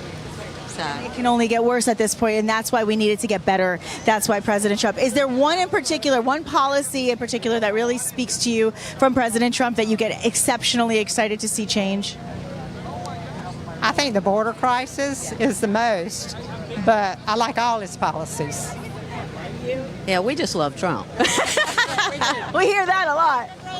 Yes, thank you, ladies, so much. Great to talk to you. That's it. We just want to make America great again. There's nothing controversial about it. It's about seeing our country at its best, and that is exactly what we are hoping to see.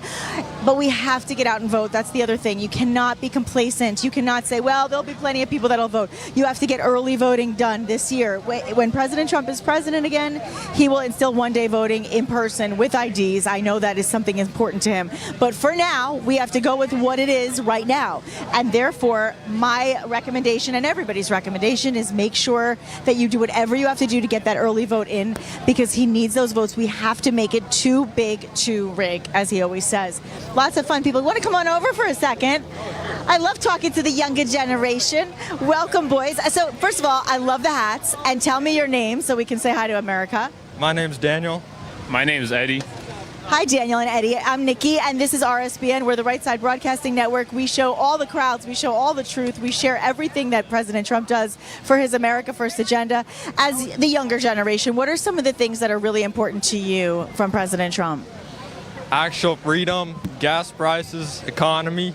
I love it cheap. And I'm young. I'm not, I need it cheap. I like it that way. Yeah. The closed borders are nice, too. More safe. Yeah. So safety and a better economy, those are two issues that are really stand out. Basic freedom. I like it. Not getting controlled on the media and all that all the time. The mainstream media has had a lot of control over what we do and do not see. So you like to see the uncensored side of life in America. That's it? Yep, just good America. That's the way I like it. Yeah, exactly. Now, how old are you guys? Are you ready to vote? I'm 17, so no. I'm 17. I'm turning 18 a week before the election, so I just won't be able to vote. I mean after the election, so I won't be able to vote. Wait, you're turning the week after? Oh my gosh. But you know what? You tell all your friends, you tell all your 18-year-old friends, make sure they get out there and vote. We want freedom, we want a better economy, and we want safety. Thank you guys so much for talking to me. Great to talk to you. And what That's can I it's say? about. Gen Z is Gen free. Good like group. that. And I like the retro, I like those that. pink MAGA hats coming back out. I need the those. throwback to the 1980s. But I was wondering if we could cut through here a Sure. little bit, Mr. Director, to see some of the Trump merch that ends up at these events. Oops, excuse us. How's everyone today? Thank you. It's good to see y'all. But what's neat about all the merch that takes place here is that President Trump is clearly creating new jobs even outside of the presidency. We got all the gear you could think of. You got some camouflage hats to go hunting with, some Trump 2024, the Revenge Tour, Make America Moral Again, lots of spin-offs on the MAGA events, and people clearly having the imagery of what took place the other day in Butler, Pennsylvania, with the fight, fight, fight moment, an immortalized moment for t-shirts, for posters, and so much merchandise you can get and buy before you go out into the stadium, into Bojangles Coliseum for the event. But how are you, gentlemen? First MAGA rally? What? This is your first MAGA rally? Yep. Fantastic. Where are you from? Oakburn, North Carolina. Wonderful. How far is that from here? About 30, 45 minutes. Okay, what makes you so excited about Donald Trump? He's a good man. And why you say he's a good man? Because he can save the country. Yeah, I love that. How'd you guys get interested in politics?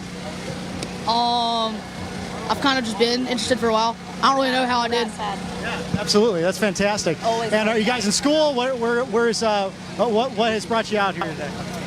I'm just on fire for Trump, ready for America. I love that. How do your friends feel about this?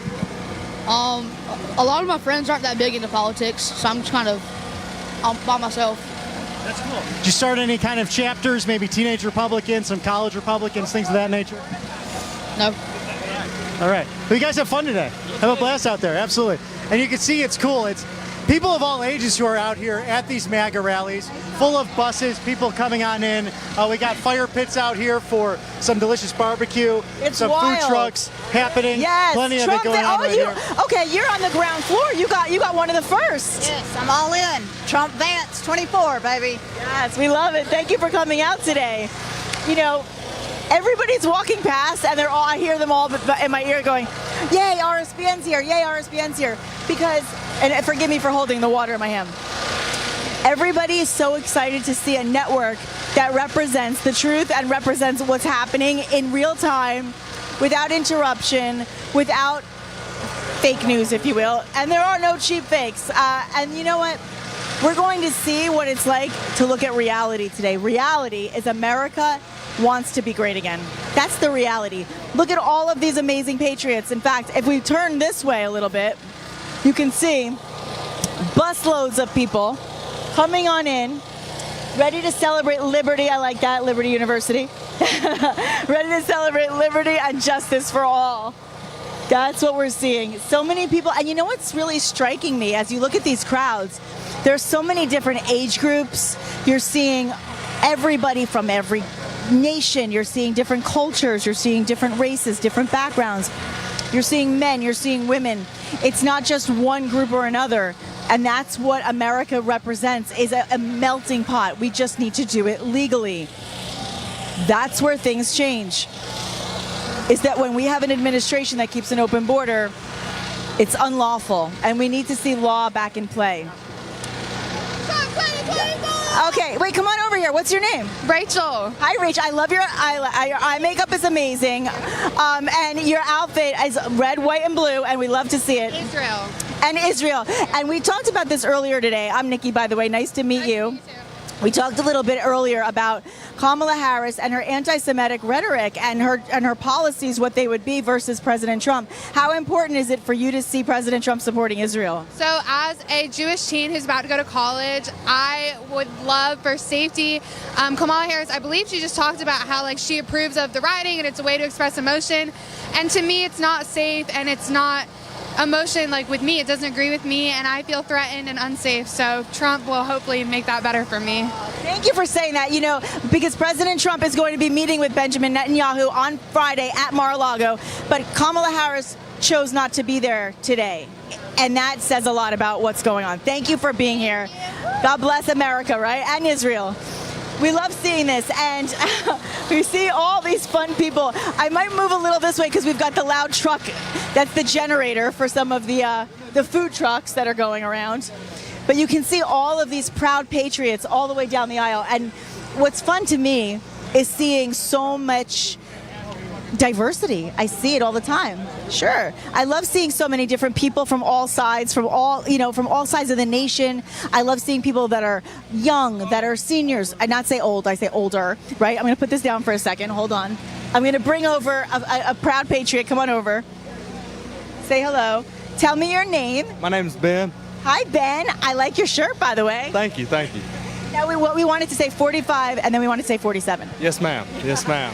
So are you here from North Carolina? Did you travel far? Yes, ma'am. I came from Lincoln. It's about 45 minutes away. Well, we're so happy to have you. Is it your first Trump rally? Yes, ma'am, it is. Yeah. Okay. What are you most excited about? Just to hear him speak, hear what he has to do and everything, what he's going to promise to do for us. I'm very excited for that. So out of all the things you've heard him talk about insofar as what he will promise for America to make us great again, what are some of the things, at your age in your life that make you feel like this is what I need to have a better future? Definitely border security, guaranteeing my rights and my job and everything, and that probably the biggest one for me. It's a big one, and it's a big one for a lot of people I talked to today. I hope that we see, I hope we get to kind of see your reaction when you see him come out, because when you hear Proud to be an American and he walks on that stage, I promise you, even as a man, you're going to get a little choked up. Yes, ma'am. Yes, ma'am. Thank you for being here today. Such a nice pleasure to meet you. Great day. Thank you. It's so wonderful meeting so many great people. And of course, if you watch RSBN and you're saying, I want to watch back, I missed this, or I missed that interview, or I missed this moment, you can go on YouTube and you can actually watch back the entire playback of the day, which I love to do. And it takes you from start to finish for our coverage, which we love to see. Absolutely. So just go to RSBN's page on both Rumble and YouTube. And of course, you can also find our app. It's free. Put it on your phone or all your mobile devices. Go to rsbnetwork.com. And of course, you can also see us, I believe, Android, Google, and Apple. Absolutely. We're all across different social media platforms, and that's how we stream and watch everything. And we like to thank our sponsors for being able to put us up to get this good information out there for you. And one of the tops is the Wellness Company. Yes. This is MakeCareGreatAgain.com. Dr. Drew Pinsky, Dr. Peter McCullough, they were canceled for sharing the truth about COVID, and they've created this beautiful pack of 8 different medications. This is prescription only, so you can't find this at your regular pharmacy like a CVS or a Walgreens. You have to order it through prescription only. You get ivermectin, you get amoxicillin, you get zinc in there that will actually take care of you in a crisis. If you are sick, and you could take it hiking, you could take it out with you on the road. Very important. Thank you there, sir. For the Wellness Company, MakeCareGreatAgain.com. Make sure you get your pack. I'm going to order mine this week. And if you use RSBN in the checkout, you will save. So definitely make sure you take advantage. Take advantage. You get $45 off and free shipping too, which is wonderful. Those shipping fees get you sometimes. Yeah. Absolutely. Now look at all of these people. I'm telling you, this is so. Why the reason we're showing this area, because we were in the main crowd area, if you will, a few moments ago, which is where we had our big crowd starting to move. We have our VIPs. We had a few other people that were lining up as we were standing there. But then I looked up and I said, oh my goodness, look at all these people that are coming in by the busloads, literally, all across the entire parking lot. Now, I don't know how it looks on television to you, but I know how it looks in person, and it is an absolute packed crowd. Oh, wait, come over here for a second. I love you girls. Oh my gosh, you girls, first of all, are gorgeous. Are you sisters? Yes. How did I guess? I don't know. Tell me your names. Olivia. Bridget. Bridget, and Olivia. Beautiful names for beautiful girls, American girls today, here to be proud, looking like a little Statue of Liberty, looking like a beautiful fashion plate. Is this the first time you've been to a President Trump rally? Yes. And are you excited? Yes. Yes. Okay, tell me, what do you like about President Trump? It's funny, right? He's just the best. Yeah. He is, right? What do you think? I don't know. He's just so awesome. Oh, he's going to make America great. Yes. Yeah. And he's going to make America great again. Yeah. You know, President Trump has grandchildren probably around your age, and he loves to play golf with them. He loves to hang out with them. He's just a really cool guy, isn't he? Yes. Now, where are you girls from? Charlotte. Oh, so you're right here. So, well, thank you for welcoming all of us into your home. It's so nice to be in Charlotte. What a beautiful city to live in. What grade are you girls going into? Fourth. Fourth grade? Fifth. And you're going to fifth grade? Yes. Those are fun years, I'll tell you what. And I hope that you'll be able to say proudly to all your friends that you got to see the President of the United States, from the 45th President and possibly the 47th President of the United States, in person. Isn't that exciting? Uh-huh. Well, thank you so much for saying hello to our audience. You're both beautiful. I hope you have a wonderful day. Thank you. Thank you so much for talking to me. So great to meet you both. Adorable. Oh boy, that's what it's all about, Nikki. Great interview with fourth grade Patriots here in Charlotte, North Carolina. Precious. The Southern Bells have arrived here at the Bojangles Coliseum for the MAGA rally here in North Carolina. Yes, it's exciting. I mean, and you're seeing a lot of wardrobe. I mean, this is the thing. When you go to a Trump rally, right, one of the things that RSBN does so well is we basically bring it to you, because there were years where I would watch RSBN when I wasn't working for RSBN, and that's how I watched and felt like I could be a part of the experience. And so we try to bring the whole experience to you, from the vendors and the merchants to everybody and their wardrobe and every single person in every walk of life, and give you a kind of perspective of why people come from everywhere to be a part of this movement to make America great again. Oh, exactly. And I was just speaking with a vendor. He says he's a little camera shy, but a former Democrat. It's right behind me. Okay. And he talked about Donald Trump just being a businessman. Yeah. And how he created a business of being a vendor right out of this and doing very well with it. But he actually had some interesting topics to pull up. I'll try to change his mind to get back on camera. But he said a lot about, look at the family values of President Trump versus that of President Biden. Yes. And I'll kind of leave it at that, because we had a nice conversation. Some people out here, you know, they're a little camera shy. They're not as brave as our young fourth ladies. graders, the young ladies who jumped on in there. But we want to bring you the coverage. These girls have the new shirts, which I want to get them over here. Can you girls come here for 1 second? I want to show. Well, if we could just show the shirts. You guys got in on the beginning of the new shirts. Oh, really? This is impressive. This was only not even 2 weeks ago. What did you get it? Did you just get these this week? I just got it walking in. Oh, well, what is your name? Midge. Midge, it is so nice to meet you, Midge. I'm Nikki. What's your name? Kelly. What is it? Kelly. Kelly? Kelly. Oh, with a K. Kelly with a K. Are you both from North Carolina? Yes. What a beautiful city, by the way. I love being here with all of you. Bobby and I are here from RSBN, Right Side Broadcasting Network. We're live right now. We are on YouTube. We are on Rumble. We are all over. And we share the whole truth, nothing but the truth. Is this your first rally? It is my first rally. Yeah. So tell me what it is that made you say, I'm coming out in the middle of the week. It is a hot day. I do not care. I want to be there to support this president. Tell me why. She invited me. We are both Trump supporters all the way. So how does it make you feel to see all the things that are going on? We all united around President Trump just a couple weeks ago, and now this week, so much chaos in the Democratic Party going on, a transfer of power, if you will, that we're seeing. How does that make you feel? Sad. Yeah, heartbroken. Yeah. What do you think? And I know none of us can predict what will happen in an hour, but what do you think will happen as we continue to see this campaign with Kamala Harris moving forward? I don't know. I just think it gives Trump more power. I really do. And that's a really interesting thing, because I haven't heard anybody say it, but I believe that too. I think seeing somebody that's weak is going to bring up why he is so strong. Yeah, right. Absolutely. That's what I think too. I hope that you have the most memorable, wonderful, happy day today. Thank you for being here and talking to me. Great to meet you both. Thank you. Have a blessed day. So and I much think we'll fun. walk kind of over this way a little bit, maybe let's get look out this of side. the traffic jam Sure. a little bit here. You can see as people are coming in, getting to the back of the line here at the MAGA rally upcoming at the Bojangles Coliseum. We're right outside of here. Some gentlemen telling me they were from New York. They actually came here to play hockey back in the day initially. So you can see the line here, and of course the vendors out here. Some beautiful mercendise. And this wonderful gentleman I was speaking to earlier. Trump Vance, Absolutely. justice is coming. I love this. This Absolutely. is the best. I love it. Yes, sir. And do you want to share real quick? I know you're saying camera shy, but how long have you been doing this? About 4 years, maybe about 4 years. Oh, that's fantastic. And what's your favorite thing about being out at the MAGA rallies? Man, just being around the people. Proving to everybody that it's not as bad as everybody think it is. That's right.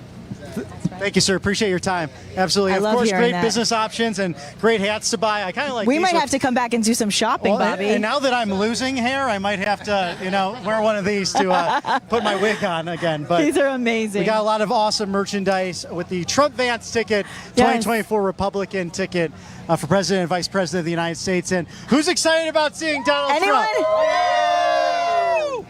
Okay, I think just once, because I know President Trump often watches from his Trump Force One. If we could all just say, make America great together, make America great again, on the count of three. Ready? So in case he's watching. 1, 2, 3. Make America great again! Yes. There you have it, my friends. Yes, thank you all Fantastic. so much. Excellent. Listen, this is what it's about. It's about coming to Charlotte, North Carolina, seeing these proud, beautiful patriots all the way up and down the line, and everybody waiting online because it's that important for them to support Donald J. Trump, right? Is that how you feel? Exactly. Yes, ma'am. Are you from this area? From Charlotte. Nice. Well, thank you for welcoming us into your beautiful city. And tell me, is this your first rally? Yes. So this is going to be exciting. Tell me, what are some of the things that you're looking forward to hearing President Trump talk about? I don't know. I just know about it as a man. He's a master negotiator, and we need that at this point in time. I cannot see Kamala Harris having the ability to sit here and negotiate with world leaders, where Donald Trump, that's right in his wheelhouse. Oh, well said. Thank you for that, sir. Thank you so much. You're absolutely right. That is exactly what so many people are saying today, is how in the world is Kamala Harris going to navigate that world of negotiation, that business world, that dealing with world leaders. Her foreign policy, we've already seen how she's handled the border. We don't know what's going to happen over the next couple of weeks. We don't even know if she is going to be the nominee at this point, for that matter. But we do know that there are a lot of people rallying around her, but there are a whole lot more people rallying around President Trump. And that's what matters today, is seeing all of these proud patriots. Are you a first-time rally goer, or is this not your first? I have a feeling it's not your first. No, we're into this. Yeah. Ain't your first rodeo, girl. Right, it isn't. But geez, you guys out here all the time doing this? Woo. Yes. Hot. Well, we're proud to do it. We're proud to share these moments with all of you. Thank you, by the way, for the fanning. It feels good. It feels good. Tell me really quickly, what is it about President Trump that has really inspired you so much to follow him and be a proud patriot and loyalty? Way back in 2015, I believe it was, he was on every Monday morning on Fox News, and he talked about China. I'd never heard anybody talk about China the way this guy did, and it was like, that really resonates with me. So love him. Love him, love him. Well, I'm sure he loves you too. If he's watching right now, I'm sure he's happy to see you. So thank you for that.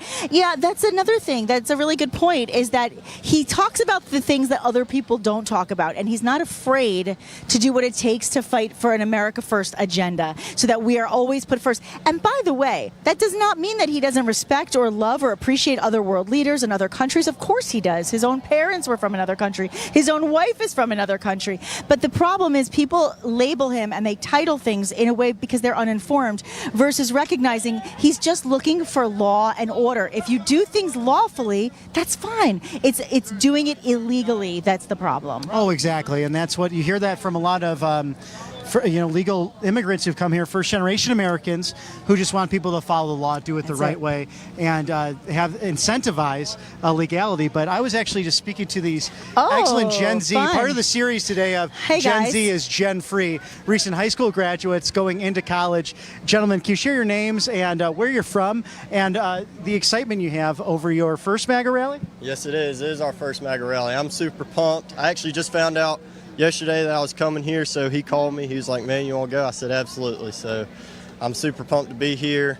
never been more excited. So. And what's it like in North Carolina amongst your friends? Are there MAGA supporters? I believe you're first-time voters. Will they be going out and supporting Donald Trump, or voting, not voting? What will they be doing this fall? They will be voting for President Trump this year. We all just recently turned 18, so it's definitely a big deal. I mean, our whole lives we've been looking up, like, man, voting, and now here we are. It's just like just came out of nowhere, so we're pumped. But pretty much all of our friends are they're MAGA voters. Oh, that's exciting. So, what inspired you most to come today to the MAGA rally? Well, when Trump actually got the shot out of me and my boss were watching it live when it happened. And so a couple days later, I seen the Trump rally here in Charlotte, and I was like, I have to go to that. Come on now, I have to go to that. So that's what inspired me to come here today. That's really neat. And Wait, what Bobby, are you can most you ask excited him about that chain? But I can't stop neat. staring. It's like a baseball card of some sort there. Yeah. This is my Donald Trump Pokemon card that I found, and I couldn't pass it up, and I went ahead and put it on a chain. That's amazing. Pretty fantastic. So where'd you find that? A little local shop we have down in Mooresville, North Carolina. It's an antique mall, but they sell a bunch of all kinds of stuff there. Wow, so you have the Donald Trump Pokemon card now. That's going to be worth a lot of money. And these Gen Z, Gen Free students. So are you taking this MAGA movement into college? Absolutely. I carried on as far as I can go with it. I love that too. So how is that going to affect your studies, do you think? Should help my studies, actually. I'm hoping to learn more about politics and get more into politics, actually. I love it. Some brave patriots today outside of the Bojangles Coliseum here in Charlotte, North Carolina. Gentlemen, thank you for your time, and have fun at your first MAGA rally. Absolutely. We'll see you. Enjoy. We'll see you at a future so one. good to meet you Absolutely. guys. Fantastic. And don't forget, you can check out your own interview. You can go back on YouTube at RSBN. Just look at the RSBN page. You can watch it back. It'll be there. So good to see you guys today. Thank you. Enjoy it. And Nikki, isn't it cool? You as well, sir. Thank you. Thank you. God bless you. Isn't it interesting just the amount of different ages that come to events I like this? Teenagers to young adults. Seniors. You have the seniors who come on out and wait, many hours to get in and see what really is like a rock concert, these MAGA rallies. And we've been to countless ones now, but every time we enjoy it, we enjoy what's President Trump going to talk about. That's it. And it is where he seems to be most energized. Oh, he's fueled. Oh, exactly. It's and like where he putting wants gasoline in a car when he's around a crowd. Oh, no question. I think it's really a beautiful moment between their president, the American people, an engaging fun day that they'll clearly take a day off of work or a day off of school on a Wednesday in the hot summertime here in Charlotte, North Carolina. Beautiful. To enjoy remarks by President Donald John Trump. You know what's interesting? You know how we were talking earlier about the attempted assassination in Butler, and I was telling you how I was so wowed by the fact that the crowd never left because they just wanted to make sure he was okay. Right. I can tell you, I said to Vanessa, I wonder if he knows like what's, he's in the middle of this. Like he's doing his, he's in his own mind right now. He needs to be okay. He wants to champion for us. He puts his hands up. He makes sure that we know he's okay. But I wonder if it really resonated with him that nobody left. And then when he talked about it at the RNC and then in a few interviews to follow, I thought, my goodness, he really did notice that nobody wanted to leave his side until they knew he was okay. And that says so much for his awareness of this group of people. Oh, absolutely. There's no question. And you can hear they're all cheering over there. We'll walk back over there in a few moments. Right. There's so much going on every side of the line. Sir, this gentleman, Nikki, was actually hoping to talk policy with us. What's your name, please sir? do. Jeremy Bottoms. Jeremy Bottoms, are you from North Carolina? I'm from Winston-Salem, North Carolina. Fantastic. Yeah. So why are you here today for the MAGA rally outside of Bojangles Coliseum? I think that after couple Saturdays ago's events, I think we could all agree that we're tired of the division. We're tired of people being at each other's throats. I think we want a message of unity. Yes. I think as a country we got to come together and start to have a heart for policy, and policy that's beneficial for not just for me but for you and your family and everybody's family in America. And what specifically is that for you that you're passionate about? As far as policy is concerned, I think one of the bigger things is we got to start to reward people based off their merits, right? You see everybody in the course of business, the more successful you are, the more merit that you provide for a company, the more that you're promoted. So we should have that same attitude towards people in government. The better that you are, the more that you should be able to provide that merit and talk about your policy, the things you've accomplished. So when it comes to Trump, obviously he had the best economy in the world. We could all talk about that. We could talk about the things that's occurred in the last 4 years. But one of the things I'm most focused on is how he's going to be able to do a job of talking about our national debt, because because that national debt's going to cause countries to dump our currency like crazy. And our country's currency is so valuable around the world because countries still buy our debt. The moment they stop buying our debt, we're screwed as a country. So as long as our national debt is taken care of and our future is secured, we have the opportunity to continue to expand our economy, grow our families, and be successful in all walks of life. Well, very well said, because we actually, one of our great sponsors, Birch Gold, we talk a lot about that change in American foreign policy from the gold standard to the petrodollar, and now that's failing with the BRIC nations, Saudi Arabia trading with the BRIC nations. It's a devaluing of our currency. So are you in the private sector or public sector? I'd say I'm in the finance sector, but I'm a small business owner as well. Wonderful. And how long have you been involved in politics? I've not been involved in politics ever, but I think 2016 was my 21st birthday. November the 8th, 2016 was my 21st birthday, so I got to see the first election of Donald Trump firsthand in Greensboro, North Carolina. But after that moment, I saw the way that the media just did not like him because he's not a part of the same system that they're from. You know, if we look at the way that our country views a lot of their politics, it comes from the scope of Washington, D.C., not from the scope of small America or outside of D.C. If you're outside of that beltway, you have no assimilation whatsoever with the people who talk on all these major networks. So the families they come from, the things they deal with, it's completely separate. So for me, my assimilation over the last several years is seeing how people like my father and my mother have struggled, and everybody across the board, family members, neighbors, business owners across the board, people have lost their jobs. You know, there's been so many terrible policies that's forced people like myself out of the public sector or private sector, unintentionally or unintentionally, for things that are just completely detrimental to the future of our society. And speaking on that topic, 14 million people voted for Joe Biden in the Democrat primary. They're now being disparaged. Do you feel that the White House concealed information that we may have known, given the horrible debate that took place between President Trump and President Biden? President Trump clearly being on fire on that debate, doing so well, and President Biden seemingly not knowing where he was. How do you feel about the DNC, as you're talking big media, big tech, the oligarchs, really choosing someone else? Do you think it'll be Kamala Harris, or do you think they'll put someone else at the top of the ticket? They've already chosen Kamala, and they're tipping their hand on what they want this election to be. They want to be hateful rhetoric. They want it to be violent. They want to be talking about abortion because she is a woman, right? So she wants to be able to pull that portion of the voting block into her spot of wealth, raise the campaign dollars so she can make this election competitive. I don't think it's going to be competitive, though, because if you look at her stances compared to Joe Biden, she's further to the left than Joe Biden ever was. Whether they're talking about abolishing ICE or defunding the police, the list goes on and on. She's not that much of a Democrat in terms of the old Democrats of old, like JFK, or even Joe Biden in the 1990s. She's far to the left, and she assimilates more with people like AOC. Well, sir, thank you for your time. Well articulated. What a fabulous policy. interview. And, of course, you can go back and watch us and get a clip of it. So thank you so much, Jeremy. God bless you. Absolutely, you as well. Fantastic. Definitely. How are you? Good to see you. That was one of my favorite interviews. I mean, what an educated and informed man he is, and such great points, great questions, Bobby. I mean, that's something that we love to see, because this is what we've been talking about all season. Is getting informed. That's an informed voter. That's what we mean. Understand the policies, understand what's happening on both sides so that you can make that informed decision and say to yourself, what will make America great again? You can say that even if you're a Democrat. You can say, we want to make America great again. That's a staple conversation. Well, and it's not selfish to care about your own future. Not at all. Just not only stay informed on politics and policy, because he wasn't in politics before. Now he's involved, but a great organization and a great sponsor of ours is Tax Network USA. Go to tnusa.com/RSBN, and that's where you can find to save some money. The IRS, I mean, the Biden administration has put out 87,000 new agents to come after you, the American people. They want to control us. Oh, there's no question. Talk to our partners over there and make sure you're not paying too much in taxes. Exactly. Make sure you're keeping more of your hard-earned money, because it's getting hard with the Bidenomics and people living paycheck to paycheck. You heard it before. We were talking to so many people from the younger generation. They all said to me, I want to be able to buy groceries. I want to be able to have a house one day. I want to be able to afford my life. I want a cheaper life. I want to be able to do that. And yet, cheaper not meaning I want to strive for the least. I want to strive for the most and be able to achieve it, but I need to be able to afford the day-to-day life right now in order for that to ever become a reality. And so if you call 1-800-357-1415, and like Bobby said, tnusa.com/RSBN, we would love to hear some of the things that you're thinking. And we're both, of course, all over social media. We love to share back and forth, interactive. We love to answer questions for you.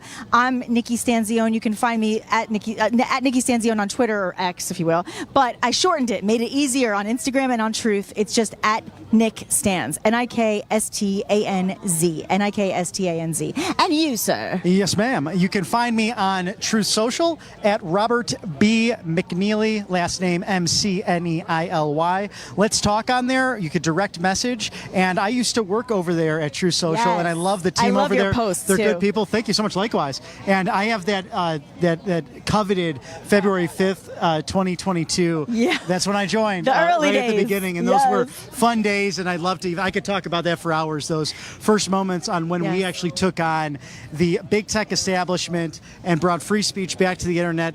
President Trump was banned from Facebook. He was banned from X. It's crazy. He's now back. He's now getting his message out. And what a time it's been for his family, from impeachments to censorship to the lawfare we saw.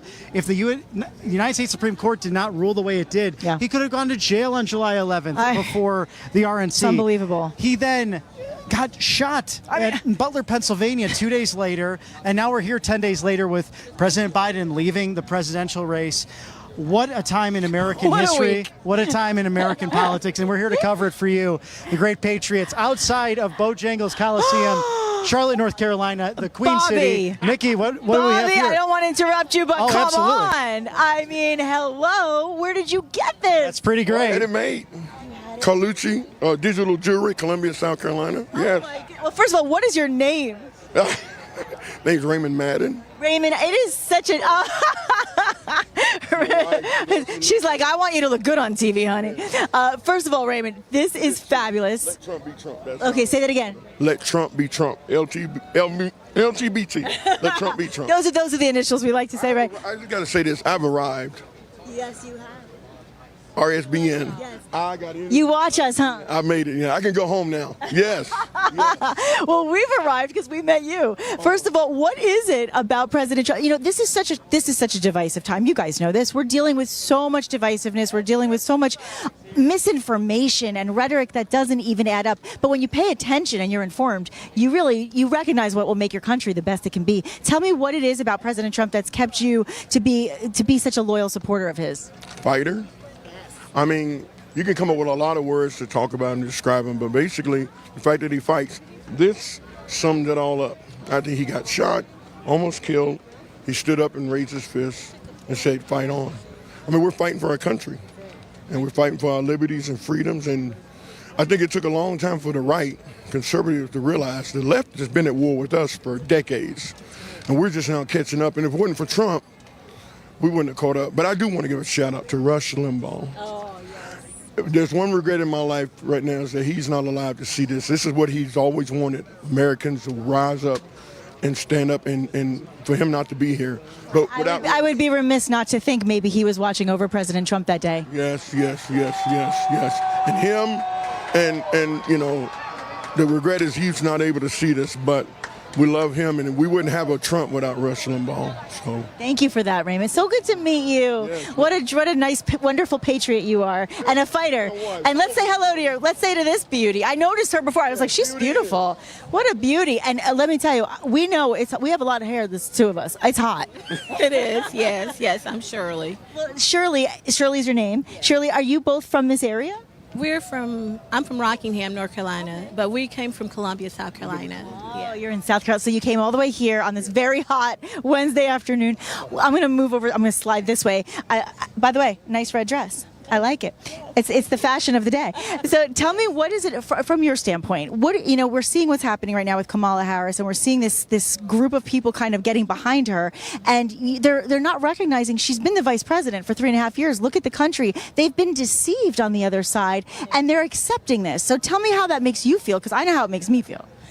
Well, unfortunately, I feel pretty sad for them. They're not informed, and she hasn't done much. She didn't even go to the border. I keep looking at that over and over. She said, I haven't been to, Europe either? Like, okay, what does that have to do with us here protecting our border and our citizens? I just feel like a lot of my friends, they voted for her and family, and they are going to vote for her for president. And I would just like to open their eyes and let them realize that they are being deceived. And what she says about President Trump, that's what she is. and that's what I see. And, Projecting, right? A lot of it is, definitely.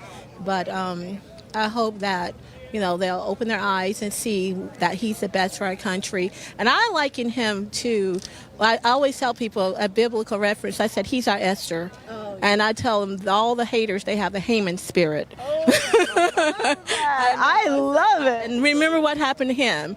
So beware, and, he's fighting for us. And I believe that, he cares.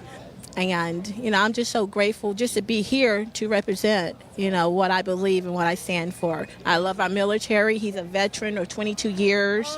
He's been to Iraq twice. Talk about a fighter, right? Yes. So we like that. We need a strong leader. And we have a vice president who would be an ex-military, which is wonderful as well, a veteran. Yes, that's awesome. I appreciate you both so much. This has been a wonderful interview. Thank you so much. You are fighters, and we appreciate you very much. Stay cool out here. Stay hydrated. It's a hot one, I know, but we appreciate you. We're going to be going to a commercial break, guys, but we're going to be back with all the action right here from Charlotte, North Carolina. Charlotte, they're starting to go in. We'll see you in a bit. Parents and grandparents, the 2024 Kids Guide to President Trump is here, and it's free. As a bonus, your child gets a free issue of Everbright Kids Magazine and Activity Book, and a free video lesson. Order now at freetrumpbook.com. That's freetrumpbook.com. I'm excited to announce my all-new mattress topper. In the times we're in, I wanted to bring you the best affordable mattress topper ever. So I took my two best technologies and combined them to make the ultimate mattress topper. And now you can get it for as low as $69.98. Queen size, only $99.98. It all starts with my famous MyPillow foam that provides you that overall full body support. Second is the individual comfort supports that give you an amazing custom sleep experience. It's like it's made specifically for you. The queen size alone has over 14,000 comfort supports. This is the perfect mattress topper to improve any bed. New bed, old bed, your guest beds. Get them for every bedroom in your house. Go to mypillow.com or call the number on your screen. Use your promo code to get the all-new My Mattress Topper for as low as $69.98. Queen size, only $99.98. Don't delay. Order today. What's up, guys? My name is Jaden Hurd, and I'm the host of the Let It Be Heard show here on RSBN channel. I would love for you guys to check me out. I'm on Spotify, Apple Music, Apple Podcasts, Rumble, YouTube. We release episodes every single week regarding culture, Bible, social issues, politics, current events, anything. So if you're into any of that stuff, I highly recommend you check me out. God bless you guys, and stay safe out there.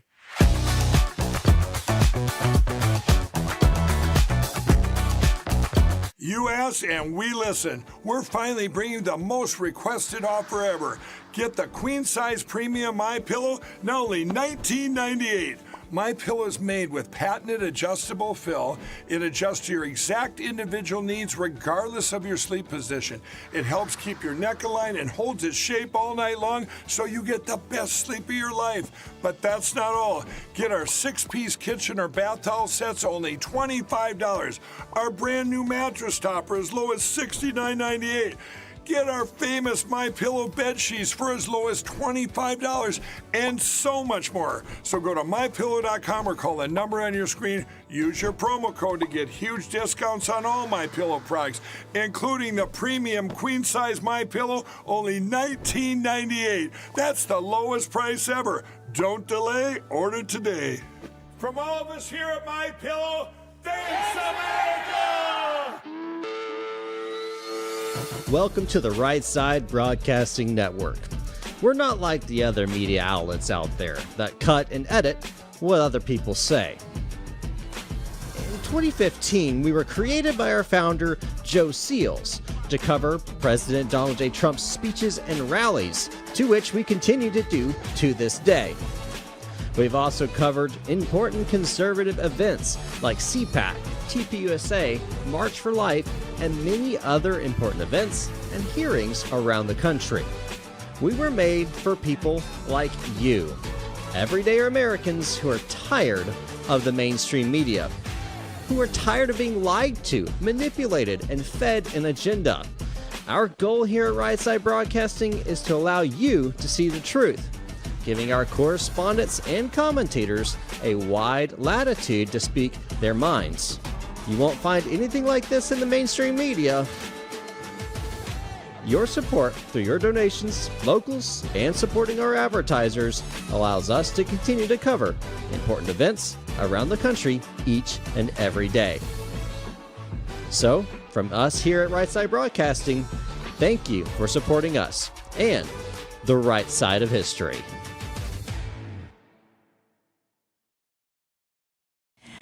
Well, we are back live from Charlotte, North Carolina on RSBN. I'm Nikki Stanzione. And I'm Bobby McNeely, the beautiful Queen City. It's a little bit overcast now. It's a hot day, but we are hanging out with MAGA Patriots. Yes. Who's ready to see Donald Trump? Oh, is that? There we go. There you go, guys cheering over there. Nice. We got the South Carolina team.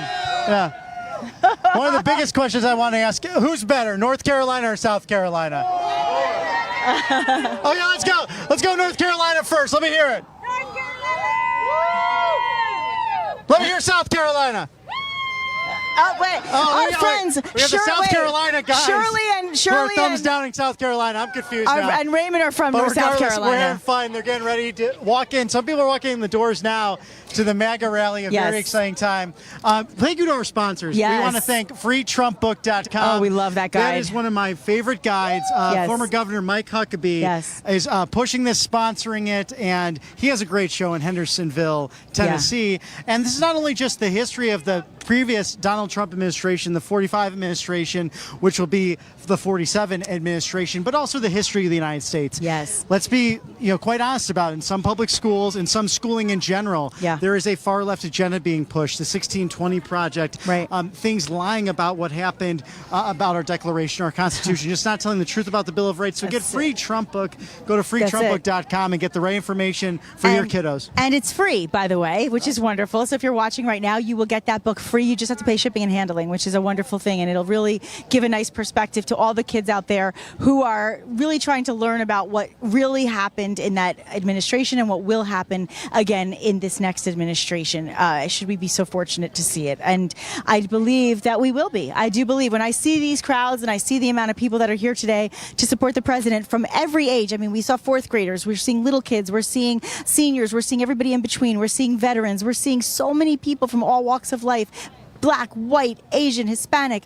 And it just shows you that the world is seeing what they want to see, but we're seeing what is. Two very different things. And so the mainstream media is promoting what they want you to believe, what they want you to think, what they want you to feel. They literally duped everybody. We'll talk more about that later, but you got duped, guys. I mean, you voted in the primary for your Democratic choice, and now they changed, in the middle of everything, they changed it with a letter on X. It's like getting broken up on Twitter. Exactly. We've been asking a lot of patriots out here today. You have 14 million voters who voted for President Biden in the primary, and now it's going to the DNC. Very reminiscent to what happened 1968 DNC in Chicago, where you had President Johnson not seeking re-election, and then same with now President Biden not seeking re-election. 2024 DNC coming up in Chicago, Illinois. We'll hear from him tonight after President Trump. President Biden will be live from the Oval Office. After President Trump, you and I are going to have to get on that phone and check out what's being said, what lies were being told next. What a day of news. And then, of course, Vice President Kamala Harris, she is in Indianapolis. She's avoiding Bibi Netanyahu's address to Congress in Washington, D.C., which will take place, actually, right now, should be taking place on Capitol Hill. What an embarrassment, Bobby, to our nation to not welcome in a leader who is our ally. Whatever may be going on in Israel right now, we can discuss policy, we can discuss choices, but that's why he's here, to do that. You don't ignore him. You don't not show up. Thankfully, our president, Donald J. Trump, has invited him to come to Mar-a-Lago Friday morning for a meeting, because that's what a leader does. So we will hope to see more leadership in November when everybody goes to the ballot box. But actually, on that note, if you can vote early, this time around, do it. Once President Trump is back in office, we'll get back to the way it's supposed to be. One day voting in person with voter ID, everything. But for now, we got to play the game as we got to play it, so we can make sure it's too big to rig. And part of the Republican platform, we still see people coming in, lining up. And maybe we can ask some voters here how they approach this process, if they're going to be voting by mail, in person, early. Let's see if anyone wants to get on there. Sir, I like your shirt, Cops for Trump. Absolutely. How long have you been a police officer? 31 years. That's fantastic. God bless you. Locally here in North Carolina? Yes. And we're talking about voting in that process. The Republican platform talking about President Trump saying, however you're going to do it, go out there and get your vote secured. How do you plan on voting, if you don't mind me asking? Early. Want to get it in the bag. Right, absolutely. And are you talking to friends about this? Have you been part of Trump Force 47, getting out the vote for the former president? Absolutely. Great. And how do you see that happening? How are discussions going with neighbors? I think everybody I know or speak to is voting for Trump. Everybody sees what's going on in the country. The border's wide open. People don't feel like they're free anymore. Is this your first MAGA rally? It is. What are you most excited about hearing from President Donald Trump today? Oh, I couldn't tell you. I mean, I love every one of his speeches. So, Right, it's an exciting time. Well, enjoy today. Thank you for your service to our great community. Cops for Trump, my friends. Absolutely. Enjoy your time. Yes, we love Cops for Trump. We love our law enforcement so much, and I know President Trump made it a mission to thank all the law enforcement and all of the people that protected him. Right. But also we're investigating what went wrong on that day as well with the attempted assassination, and there are still many questions to be answered. We have seen a resignation, thankfully. We have Director Kimberly Cheadle, who was with the House Oversight Committee the other day, and then you have Christopher Wray today, the FBI Director, going before the House Judiciary Committee, led by quite a warrior, Congressman Jim Jordan of Ohio. We love him. We'll see how that proceeds today. He was really, in my view, arrogant walking into the room today. He was dodging reporters' questions. He was very focused on clearly his potential spin of what he was going to give. But we hope that the FBI has some good answers for House Judiciary. Yeah, well said. And and just to think that there has to be a spin on something like this. I mean, we're all Americans. Don't we want answers? It doesn't matter what position of leadership or in this situation that you were a part of. You should want to share with the American public, and you should want the answers too. You should be just as frustrated as all of us are. That's how we feel about it. I know I have a patriot over here who wants to say hello. I love the Trump 24. I'll be back. It's a little Terminator thing. Come on over here. Let's talk for a moment. Tell me your name. Sam. Hi, Sam. Are you from this area? I'm not. I'm from Philadelphia originally. Okay. Yeah. So We were in Philly actually recently for his rally. Were you is this your first rally or were you in Philly? My second rally. I've been to two. One up at Wilmington. Okay. Yeah. So tell me, what is it about President Trump that has kept you so loyal and that brings you to another rally today? Well, I think that what he kind of encapsulates is he knows the American people. He knows what we want. We're simple people, right? We care about strong borders. We care about a good economy. And those are the things that we, trust in Donald Trump. I mean, look at the guy. This guy is the first guy to get elected who's never ran for office, was never a general, never in the military, never anything like that, and he won. And the reason why he won, right, that doesn't just happen, right? It's because he knows the American people, and he knows what we want. And, you see what happened in the assassination. I mean, what guy stands up after he gets shot in the ear and is like, fight, fight, fight? Like, that's what being an American is about. Being courageous, being brave. That's what founded this country. We're an immigrant nation.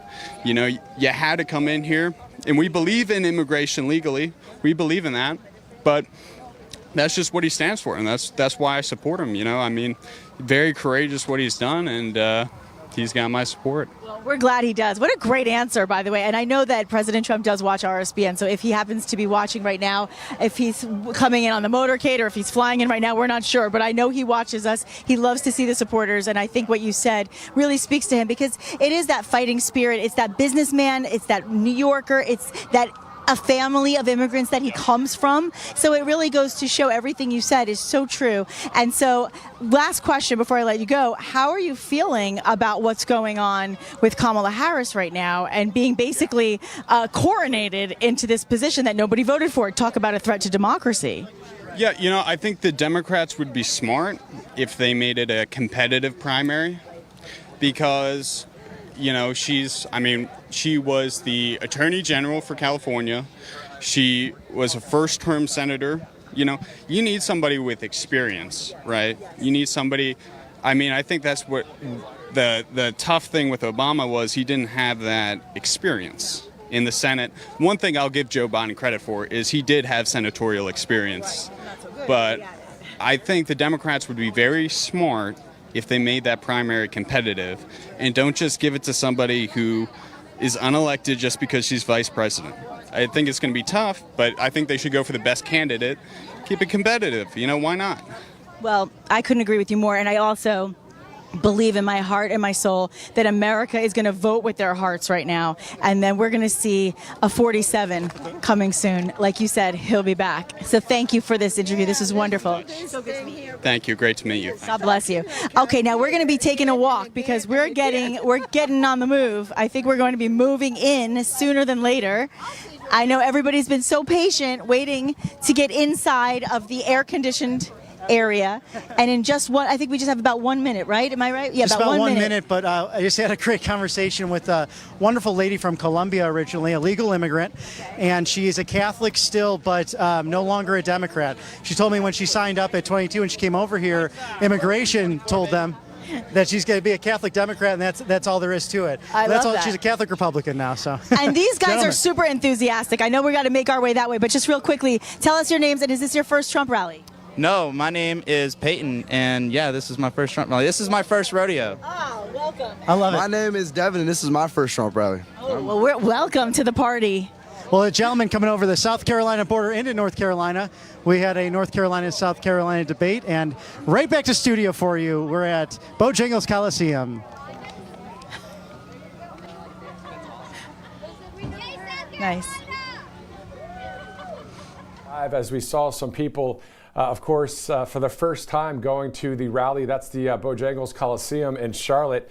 Obviously really hot outside there, but air conditioned inside the studio. But at the end of the day, obviously, if you saw our coverage from Grand Rapids, we were out there as well, live for a number of hours. But of course, people waiting to get inside the Coliseum there. It's going to be another Grand Rapids style of event in the sense of the hockey arena atmosphere. The crowd, obviously, looking forward to get inside. So. Once again, this is Matthew Alvarez here at Right Side Broadcasting Network. Obviously, Bobby McNeely and Nikki Stanzione have been out there since the top of the broadcast. There are a lot of top news headlines to get to, but the biggest story of the day is President Trump and his speech at 6 o'clock in Charlotte, North Carolina. Outside of that, the pre-program will start around 4:30. Obviously, we'll have every ounce of the coverage live for you. And then Joe Biden will be speaking tonight from the Oval Office at 8 o'clock. Who knows what Joe will say tonight, but we will watch, obviously, after President Trump's speech. So we've got the real president speaking at 6, and then we've got the other guy talking at 8 o'clock from the Oval Office. We know that Kamala Harris will be in Indianapolis today as she's trying to start up her campaign. We've got all these polls out there. A lot of them say President Trump has the lead. There's a few fake news polls that are out there saying something about Harris leading. But we see the boots on the ground. We see the polls. And we see what's been happening to our country. So we know what the real story is. We know the reality now. And isn't it awesome to be able to see through all of the BS that's reported on the left and to be able to see what is common sense and true, right? So that's what's awesome about the coverage today. I mean, you're hearing from we the people. This is not filtered. You know, a lot of times the main networks don't ever do what Right Side Broadcasting does. I mean, in conservative media as a whole, we do it. But mainstream media, I've seen them copying a little bit of conservative media, to be honest, trying to interview people on the fly out in the streets and that kind of thing. But let's be real, the OG of doing that is Right Side Broadcasting Network, 2015 till now and to the future. It's always about the people to the president. It's always about being there early before the event and interviewing a number of people from all across the country. Right Side's been to every state in the union and has covered so many hours of people's comments and their thoughts about the country. They've covered countless President Trump speeches, and it's been quite awesome to be able to cover a number of them myself, including the last one up there in Grand Rapids, Michigan. Those of you that were in that line that we connected with, a special hello to all of you. That was an unafraid moment in the sense of showing full support for our great president, Donald Trump, who did awesome things for 4 years. And we'll see if we'll have a free and fair election, and we believe we will. And hopefully we'll see him back in there in the Oval Office at 1600 Pennsylvania Avenue. All right, so let's get to some of the top headlines and also some of the stats about North Carolina. 16 electoral votes up for grabs in that state. Now, in 2016 and 2020, President Trump won the state of North Carolina. Another great conservative rock star, Lieutenant Governor Mark Robinson, I believe will be speaking in that pre-program. So it'll be great to have him on the stage as we have reached out to others, including even Bo Hines. We'll see if he'll be able to join us live for a little bit of an interview. So from there, we have 104 days until the general election. And then 48 days until September 10th, a debate between Donald Trump and who? We'll see. Whoever the DNC decides, coming up in August in Chicago. Right now, if you're reading the tea leaves, you see that it would be Kamala Harris. But hey, we've seen how the news cycle has been as we are now in the overdrive of news cycles. Things change and things happen. So we're covering every angle we can with you here. And we're really glad that you're joining us here at Right Side Broadcasting Network as this is Rally Day in North Carolina. Again, 6 p.m., President Trump will take the stage, and around 4:30, the program will start. So we're looking at a number of hours yet, but we're going to get back out to Bobby and Nikki live inside that Bojangles Coliseum in Charlotte, North Carolina. I did see some photos from inside the arena, just on some stock photos, and you can tell that this is one of those arenas, just like in Grand Rapids, where it's going to echo off the walls, the people are going to be loud and in support of President Trump. And if you remember on my Truth Social, I posted something that happened on RSBN where there was a split screen where I was off camera, we were showing the crowd, and the other screen was a political ad that the Trump campaign has put out about fake news and about sealing the border, and just an amazing moment that happened in Grand Rapids. I guarantee tonight is must-watch TV once again with Right Side Broadcasting Network in this speech that will happen today. Again, I just kind of clear the cobwebs with what's going on with this 24/7 cycle, because obviously the news and the press and the media, and whether it's online or on podcasts or on cable news or local, whatever news channel, are really going to prop up the whole Kamala Harris is now the big story, or Joe Biden's going to be speaking tonight at the White House, or the big lead up to the DNC and all that.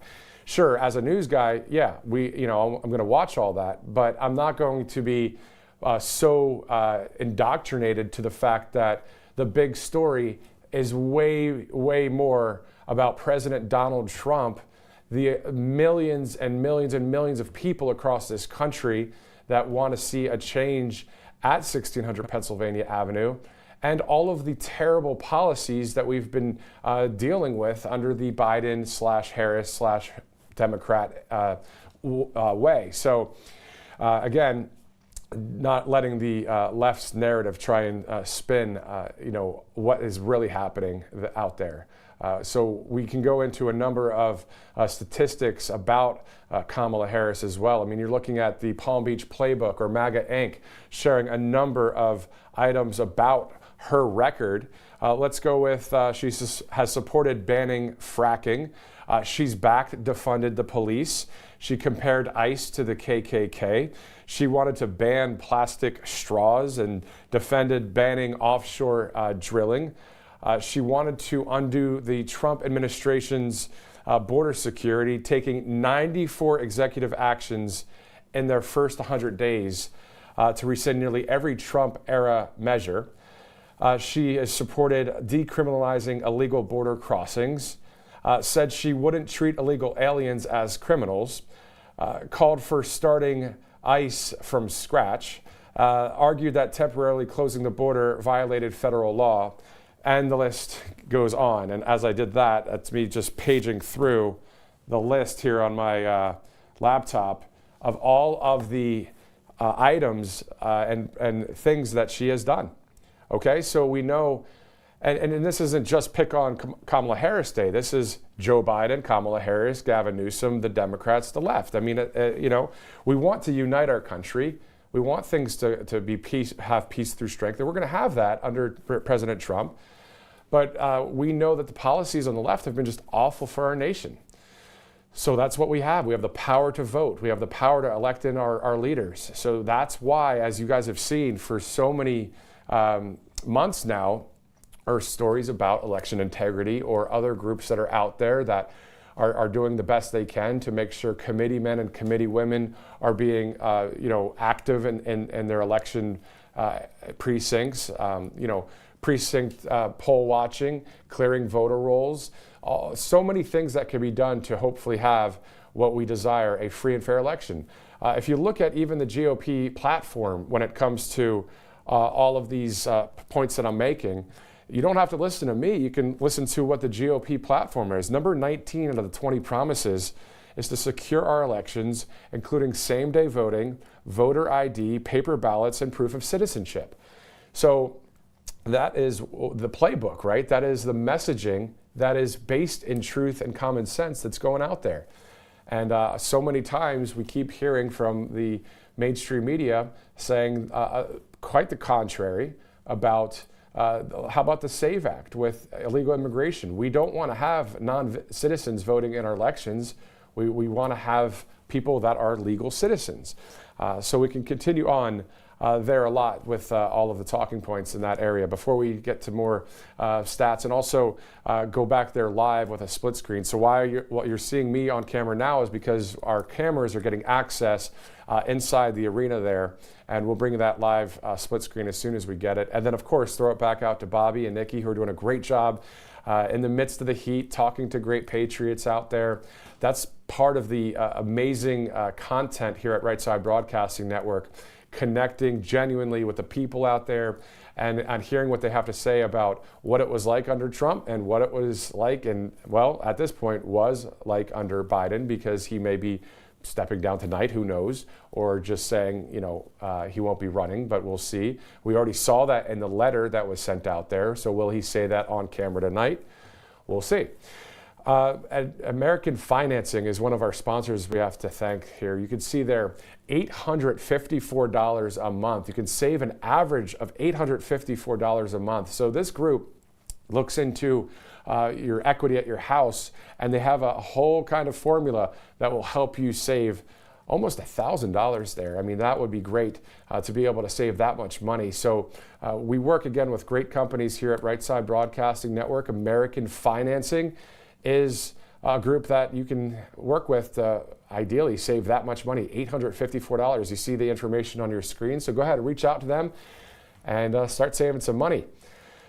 Back here in the studio, the RNC coverage that we had, it was 4 straight days of coverage, awesome speeches and great moments there. And then, of course, we went to the Grand Rapids event. And then the other day we were in Middletown, Ohio with J.D. Vance, his hometown rally there. And the thing that was quite interesting, and producers, if we can actually find some of the video that was the line, maybe just to show what it was like in Ohio, if our people that are watching now didn't see it. I know I don't want to confuse our viewers with the Ohio versus the North Carolina rally, but it's the same thing in North Carolina. If we can't get to that video, I will describe what we saw there. So it's J.D. Vance's rally, and President Trump was not attending that one. And regardless, it is a Trump-Vance ticket, and there were thousands of people that showed up. It looked like a Trump rally. People were lined up around the school, all the way up the sidewalks, along the street, and about 600, maybe 700 people were able to access the inside through security, and then the rest of the people were not able to get inside. However, J.D. Vance was outside that arena. He was able to wave to some of the crowd with Secret Service at a distance, just for a few seconds. But that's what I love about Donald Trump, J.D. Vance, and a number of MAGA candidates and MAGA politicians, is these are real people, genuine people. I was just watching what President Trump had pinned to his Truth Social page, that golf outing he had.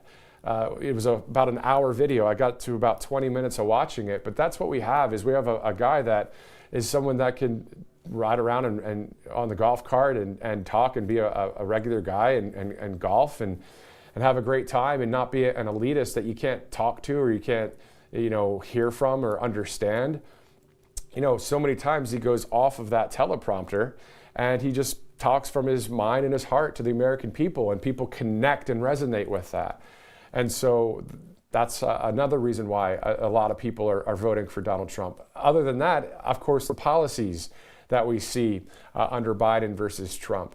So, and I could put a number of names in there when it comes to Donald Trump. I mean, we've got Carrie Lake and Eli Crane and Andy Biggs and Matt Gaetz and Byron Donalds, Wesley Hunt, Matt Rosendale, MTG. There's so many people that are mirroring President Trump's America First agenda, Agenda 47, the 20 promises for the GOP.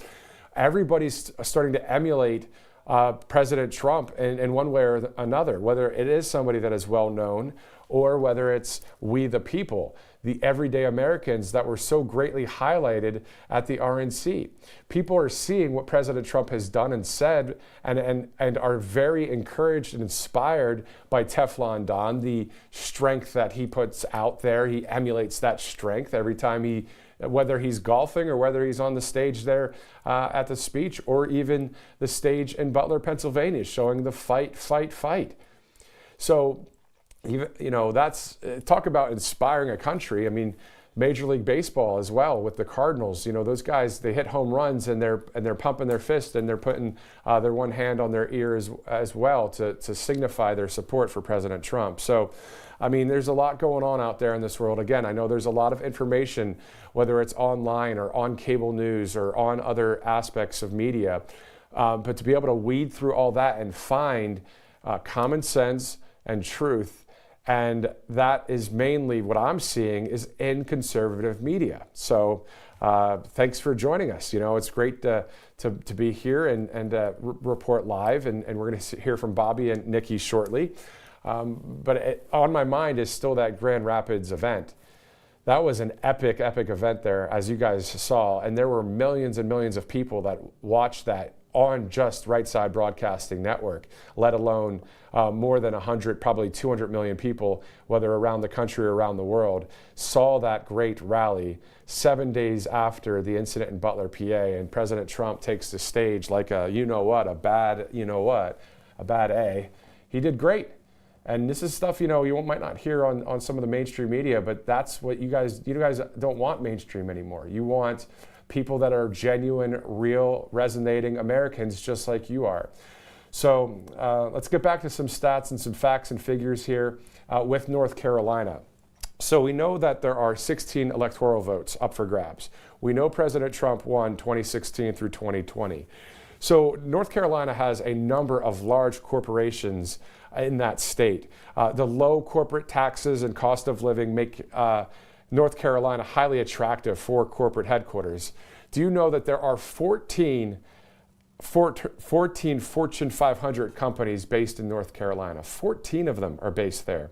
And some of the huge industry in North Carolina are everything from aerospace and defense, automotive, truck and heavy machinery, biotechnology and pharmaceuticals, also business and financial services.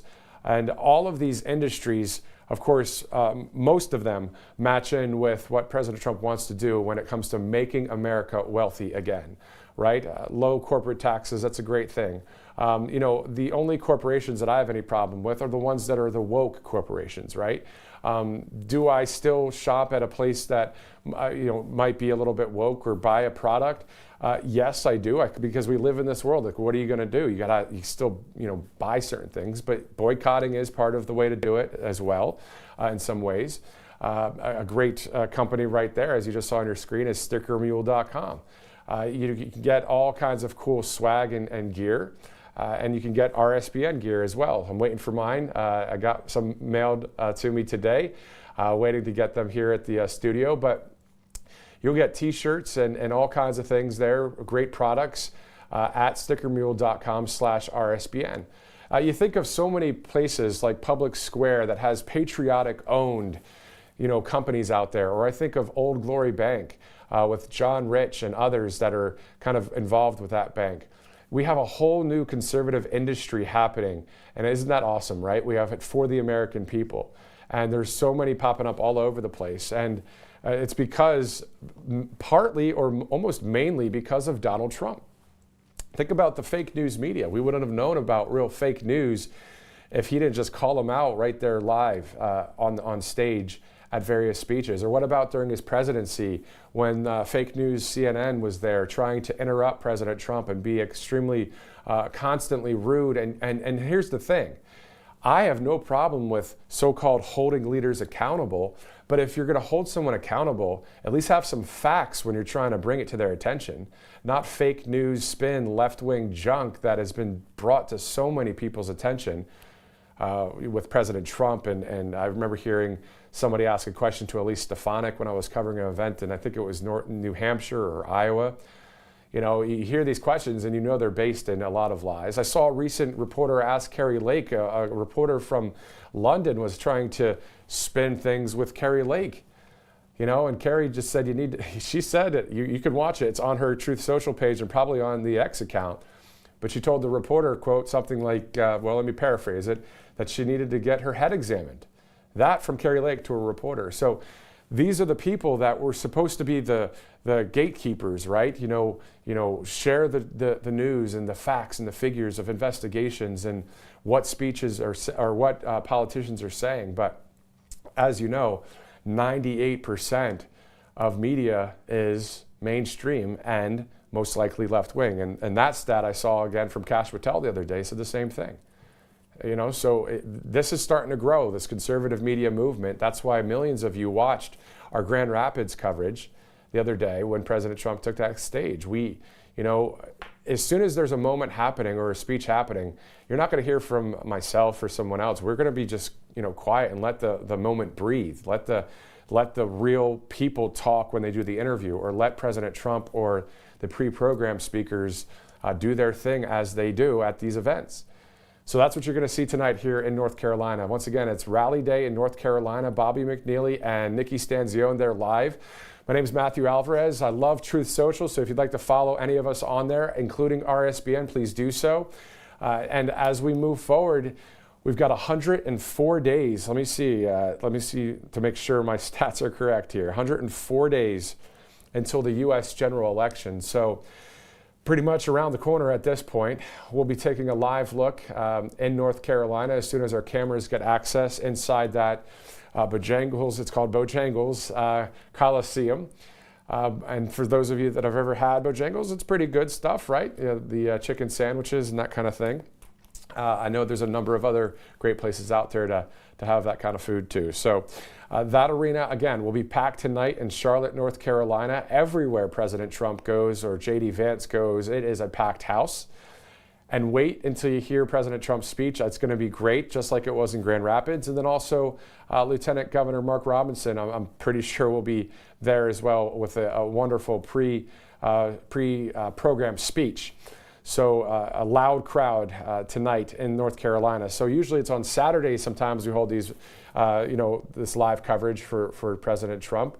But it's a Tuesday. Actually, it's a Wednesday. Getting the days a little mixed up. Did a lot of traveling over the past few days, all the way up to Michigan and then back down through Ohio for that J.D. Vance rally. But it is going to be a great day in Charlotte, North Carolina. Let's get to some more information about what's going on today for some of the other national headlines that are out there. Of course, again, the big story of the day, President Trump's speech at 6 o'clock, the program to start around 4. And then Israeli Prime Minister Benjamin Netanyahu will be addressing Congress on Capitol Hill today. Then from there, he'll make another few stops tomorrow, but then we'll go to Florida at Mar-a-Lago to meet with President Trump.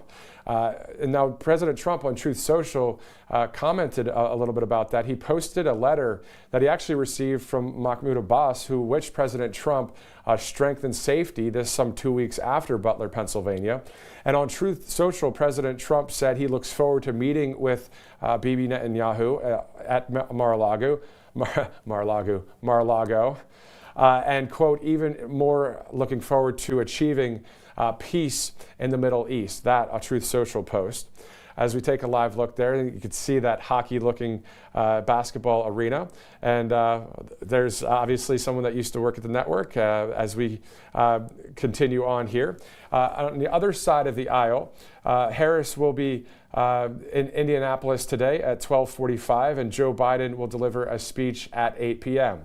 And so the person that you just saw there as well that I referred to, Brian and I, still good friends, and obviously a lot of respect in conservative media, as we all as a unit work together to move forward for America first and for freedom in our country and for the Constitution of this United States. So I was saying Harris will be in Indianapolis, then Joe Biden delivers that speech tonight around 8 o'clock at the White House, most likely right at the top of 8 o'clock. President Trump will take the stage at 6 for the 2 hours there in Charlotte. As you take a live look right now at the inside of the arena, we'll be going back out there live to Bobby McNeely and Nikki Stanzione as soon as they are ready, because they were outside for hours there in some of that heat. So they're drinking some water as our camera there, of course, it might have frozen there as we're getting our Wi-Fi signals all lined up in that arena. So let's get back to some more information about Kamala Harris, and then we'll get into some of the promises that we have seen from the GOP that were just adopted at the RNC recently. So we look at number 10 out of 17 examples of Harris's far left record. This from the Palm Beach Playbook, who highlighted Breitbart News' Wendell Husebo. Let's look at number 11. I left off at that one, but we'll start there. Supported decriminalizing illegal border crossings. She said that she wouldn't treat illegal aliens as criminals. Argued that temporarily closing the border violated federal law. Supported Los Angeles' cuts to their police department, and called efforts to add more police to the streets wrong-headed thinking. Quote, wrong-headed thinking. The border invasion is Kamala Harris's failure as well. As we know, she is the so-called border czar. Well, she's overseen more than 10 million illegal crossings since she was named the border czar. She has helped fuel the worst crisis on our border in American history. So we see all of these things happening. We see all of the fentanyl that's crossed the border, that's taken countless lives. We see the crime that has started in our country because of this as well. We see the possibility of non-citizens voting in our country, all due to the left, the Democrats' policies, and under her being the border czar for the border, southern border. So we see a colossal failure there under what she has been trying to do there with the southern border. So we're knowing that with the President Trump and the GOP platform, the number one platform out of the 20 promises is to seal the border. We can look right at that here. My mom actually texted me the other day. She says, where can I see all of these 20 promises? Well, I believe we do have that on the RSBN website. So that's rsbnetwork.com. And I also saw it on, the Trump campaign does have that. So if you want to go to that, you can see that there on Donald Trump's website as well. But the point is, seal the border and stop the migrant invasion is number one. Number two, carry out the largest deportation operation in American history. And then number three is end inflation and make America affordable again. So we know with that consumer price index that there are prices that are so skyrocketed, so high, it's ridiculous, right? The cost of food, the cost to just have materials for construction, the gas prices. Again, I bring it up and I'll bring it up again. $1.87 was the national average for a number of months under President Trump, under his administration. Still, we have anywhere from $2.50 all the way up to $5.50 still out there across the country. Pretty insane when it comes to the economy. So that's why there was that 4 days of the RNC theme days. If you remember, number one was Make America Wealthy once again. Day number two was Make America Safe once again. Number three was On Wednesday, Make America Strong once again. And then, of course, Thursday, that epic speech by President Trump was Make America Great once again. So, those 4 days with the heavy focus on those four policies as we move forward, some 104 days until the election.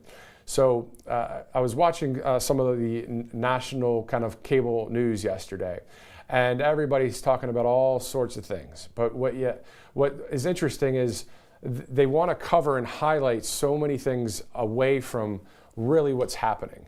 And it gets kind of annoying. So I've actually slowed down watching some of the other news networks that are out there because I want to hear the common sense truth. I want to hear President Trump's speech from start to finish. I want to hear from the American people. And I want to share some commentary of what I think about what's going on. I know that a lot of you might not know me. I mean, I've been in mainstream media for about maybe 18 years before I left that and said enough is enough, right? And there wasn't a lot of conservative media to jump to. And I remember reaching out to Right Side Broadcasting Network because I was like, this is what's going on. This is the truth right here. They covered so many rallies. I remember one of the years watching, in one day, President Trump was at like 5 or 6 rallies. And I was working in local news, and I looked there and I said, well, you know what? My time's coming. And so I'm glad that I made the move over here to Right Side Broadcasting Network. But I say all that to say, I have been around in the news business for years, covered a lot of politics, still covered a lot of major storms and that kind of stuff around the country. But, covering what's happening to our nation is to have a front row seat with you, the American people, is quite awesome. I mean, that event in Chesapeake, Virginia, the event in Doral, Florida, the one in Grand Rapids recently, and then now tonight here in Charlotte. I mean, this is epic, historic reporting, and to be able to have it where we don't have 25 producers who are saying you have to say this about Biden and this about Trump, and let's cover this story more. Instead, we have an opportunity to share with you some kind of, let's be real, some simple thoughts about the country, but also some profound thoughts. And mainly, we hear from the people. We hear from we the people. So that's what we've heard from this morning. And then, of course, the pre-programmed speakers, and then President Trump, who takes the stage tonight at 6 o'clock. So we'll be going back there live as soon as Bobby and Nikki are ready to give you more of a feel of the arena. I'm not sure if we can get some audio from what it sounds like there right now, but I can guarantee you all those seats that you see are going to be filled in, just like at the Grand Rapids Arena. It was the upper bowl, there was nobody sitting there for a number of hours, and I saw the lower bowl get filled, and then the seats on the floor were filled, and I thought, well, it's still a lot of people. But as the speech got closer, the entire upper bowl was packed. And if you'd like to see on Truth Social, obviously you see that on RSBN and others out there, just the amount of people. Of course, President Trump's Truth Social as well. You just see the crowd just to erupt and to be loud with the decibel count. I remember looking at that, 101.1 on the app on my phone when President Trump took the stage. So let's get back to some more of the North Carolina information. Just to repeat, if you're just joining us now here live, there are 16 electoral votes up for grabs. President Trump won in 2016 and in 2020 in North Carolina, and we know that he's leading in the polls in North Carolina as well. I was in Greensboro with Vanessa Broussard last year at one of the events, yet another awesome event there, as that state loves President Trump. It is Trump country. And we know that, I believe that this country, entire country, is Trump country. This whole country is Trump country. You go to all these events, you go to all the, you're just driving through, whether it's a rural area or suburbia, or even in some cities in some areas. I mean, all of our coverage that we've had in Philly, Atlanta, Detroit, New York, right, and in the Bronx, people wear the MAGA gear. You see the MAGA signs throughout the nation. This is Trump country. The whole country is. And if anybody's watching that doesn't agree with that, it's interesting because the majority of people are voting for President Trump. They did in 2016, they did in 2020, and you see it by the boot. You hear me say that phrase, boots on the ground, but you see it. There's many more people that show up to all of these events and rallies. There's many more people that put up signs for Trump and Trump now Vance, right? You see it all across the country. The polls are all in favor of President Trump unless you look at a fake news poll. So, you know, I'm preaching to the choir here. I mean, what else is there to say? I mean, we can have analysts on and experts and we can interview so many people, but at the end of the day, sometimes the simple truth is that we just want our country back and we want our freedom to continue. So we know which candidate will provide that. The same one that won in 2016 and the same one that won in 2020. So we'll see, you know, as we are 104 days away from the general election, you know, what will it be like on Inauguration Day in 2025? What will our country look like? You know, what will the DNC do in August next month? What will the debate look like on September 10th between President Trump and Harris or fill in the blank, right? So a lot coming our way, but this is what it takes, right? These great campaign stops in Charlotte, North Carolina, as we'll be there live soon with the pre-program that is set to start. Let's see, it's almost, 3 o'clock? Yeah, 3 o'clock on the East Coast. So we've got about an hour yet. We'll be going back there again as soon as Bobby and Nikki are ready for some more commentary. But we see that 6 o'clock is the start time. So back to some of the other national headlines today as well. Obviously, President Trump speaking at 6, and then Benjamin Netanyahu speaking to Congress today, and then Biden will speak from the White House tonight at 8 o'clock. Of course, we'll be watching that after President Trump's speech, after he wraps up in Charlotte. The eyes of the country will be on President Trump's speech, and then we'll see what Joe has to say after being MIA for a while. We didn't see where he was for so many days, and then he popped up yesterday, of course, walking onto Air Force One at one of the airports there. It might have been Joint Base Andrews, but we know that he'll be at 1600 Pennsylvania Avenue tonight, so we'll see what happens there. But you know, all of this, again, I do want to repeat one thing, and I know I've repeated a couple things, but without a prompter right now, and it is what it is, but I think that all of the headlines that keep being talked about are interesting because President Trump, in my personal opinion, should be wrapping up his second term this year. That he should be just wrapping up his second term. Just imagine what life would have been like if President Trump was our commander-in-chief from 2016 until 2024. Man, how things would be different. But thank God he's back. He's back, and here we go again, right? We'll see how 2024 goes when it comes to the election. So, you know, we have another 4-year opportunity under the people's president and under someone that stands up for capitalism and conservatism. The left has made these remarks on all of those things for so long, saying they're so terrible. That's a Marxist, socialist, communist way, and we don't want that here in this country. So anyway, I know I'm preaching to the choir again, but hey, what are you going to do? Birch Gold Group, speaking of other nations, the BRICS nations are trying to come against the dollar, right? They're trying to devalue the United States dollar by using local currencies. So Brazil, Russia, India, China, South Africa, and others are trying to devalue the dollar by using their own local currency. So instead, why not have a little bit of a peace of mind through gold, silver, and precious metals? So text Trump to 989898. Get some more information on gold, silver, and precious metals, tax-sheltered IRAs and 401ks as well. You can get more information at Trump to 989898. This is the info kit you'll get in the mail. That's a nice info kit right here. You also get a digital one on your phone if you text Trump to 989898. So we'll be getting out there live to Charlotte, North Carolina. As we heard from some of the people out there, it was pretty cool seeing some of the memorabilia that's out there as well. I saw the kind of like the WWF championship belt, and it had President Trump on there with his hand in the air, wrist in the air, saying fight. And others, other t-shirts, and a lot of great swag at these different events.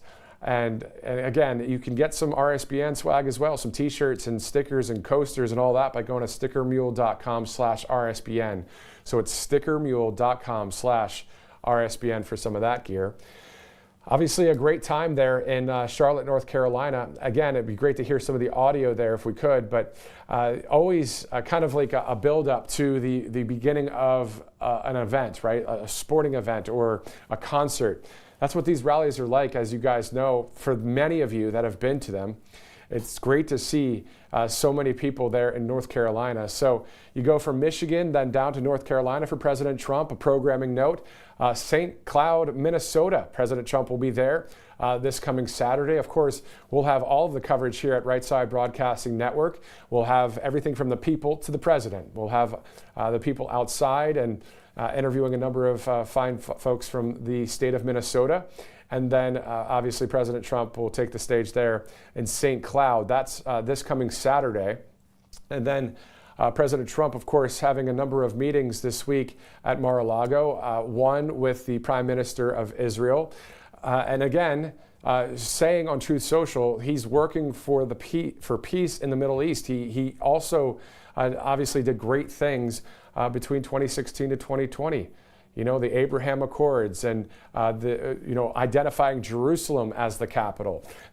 So many things. I remember running into a rabbi in one of the airports on the way back from some coverage. This was after what happened on October 7th. And he said, listen, we support President Trump. We want him back in the White House. But then also you see from Mahmoud Abbas, he sends a letter to President Trump that President Trump posted wishing President Trump strength and safety after the Butler, Pennsylvania event. So this is what we need. We need a leader that knows how to work with all sorts of other leaders to bring America back to what she once was, and also to bring peace as much as we can around the world. We know that there are a lot of things going on in the globe. We know that it's scary times right now. We know that the stability is not happening. It's a very unstable environment, preaching to the choir again. But that's why we're looking for the strength and the safety through MAGA. Make America great again. Not a terrible thing, right? It's a great thing. So, and you see the fruits of the labor of what MAGA did in 2016 through 2020. We saw the gas prices. We saw the housing prices. We saw manufacturing. We saw... Do you remember when President Trump was walking around with the CEOs or the higher-ups over at the automobile manufacturers in Michigan? I mean, he was everywhere, and he was really, what was on his mind and his heart was for the country, and that's what he's still doing to this day. So we've been seeing that, and we're wanting to see more of that coming up. All right, so we're going to go to a commercial break. This is Right Side Broadcasting Network. I'm Matthew Alvarez. Thank you so much for joining us. We're going to be going back to Charlotte as soon as we can. Let's send it to a commercial, and we'll be right back. Parents and grandparents, the 2024 Kids Guide to President Trump is here, and it's free. As a bonus, your child gets a free issue of Everbright Kids Magazine and Activity Book, and a free video lesson. Order now at freetrumpbook.com. That's freetrumpbook.com. I'm excited to announce my all-new mattress topper. In the times we're in, I wanted to bring you the best affordable mattress topper ever. So I took my two best technologies and combined them to make the ultimate mattress topper. And now you can get it for as low as $69.98. Queen size, only $99.98. It all starts with my famous MyPillow foam that provides you that overall full body support. Second is the individual comfort supports that give you an amazing custom sleep experience. It's like it's made specifically for you. The queen size alone has over 14,000 comfort supports. This is the perfect mattress topper to improve any bed. New bed, old bed, your guest beds. Get them for every bedroom in your house. Go to mypillow.com or call the number on your screen. Use your promo code to get the all-new My Mattress Topper for as low as $69.98. Queen size, only $99.98. Don't delay, order today. What's up, guys? My name is Jaden Hurd, and I'm the host of the Let It Be Heard show here on RSBN channel. I would love for you guys to check me out. I'm on Spotify, Apple Music, Apple Podcasts, Rumble, YouTube. We release episodes every single week regarding culture, Bible, social issues, politics, current events, anything. So if you're into any of that stuff, I highly recommend you check me out. God bless you guys, and stay safe out there.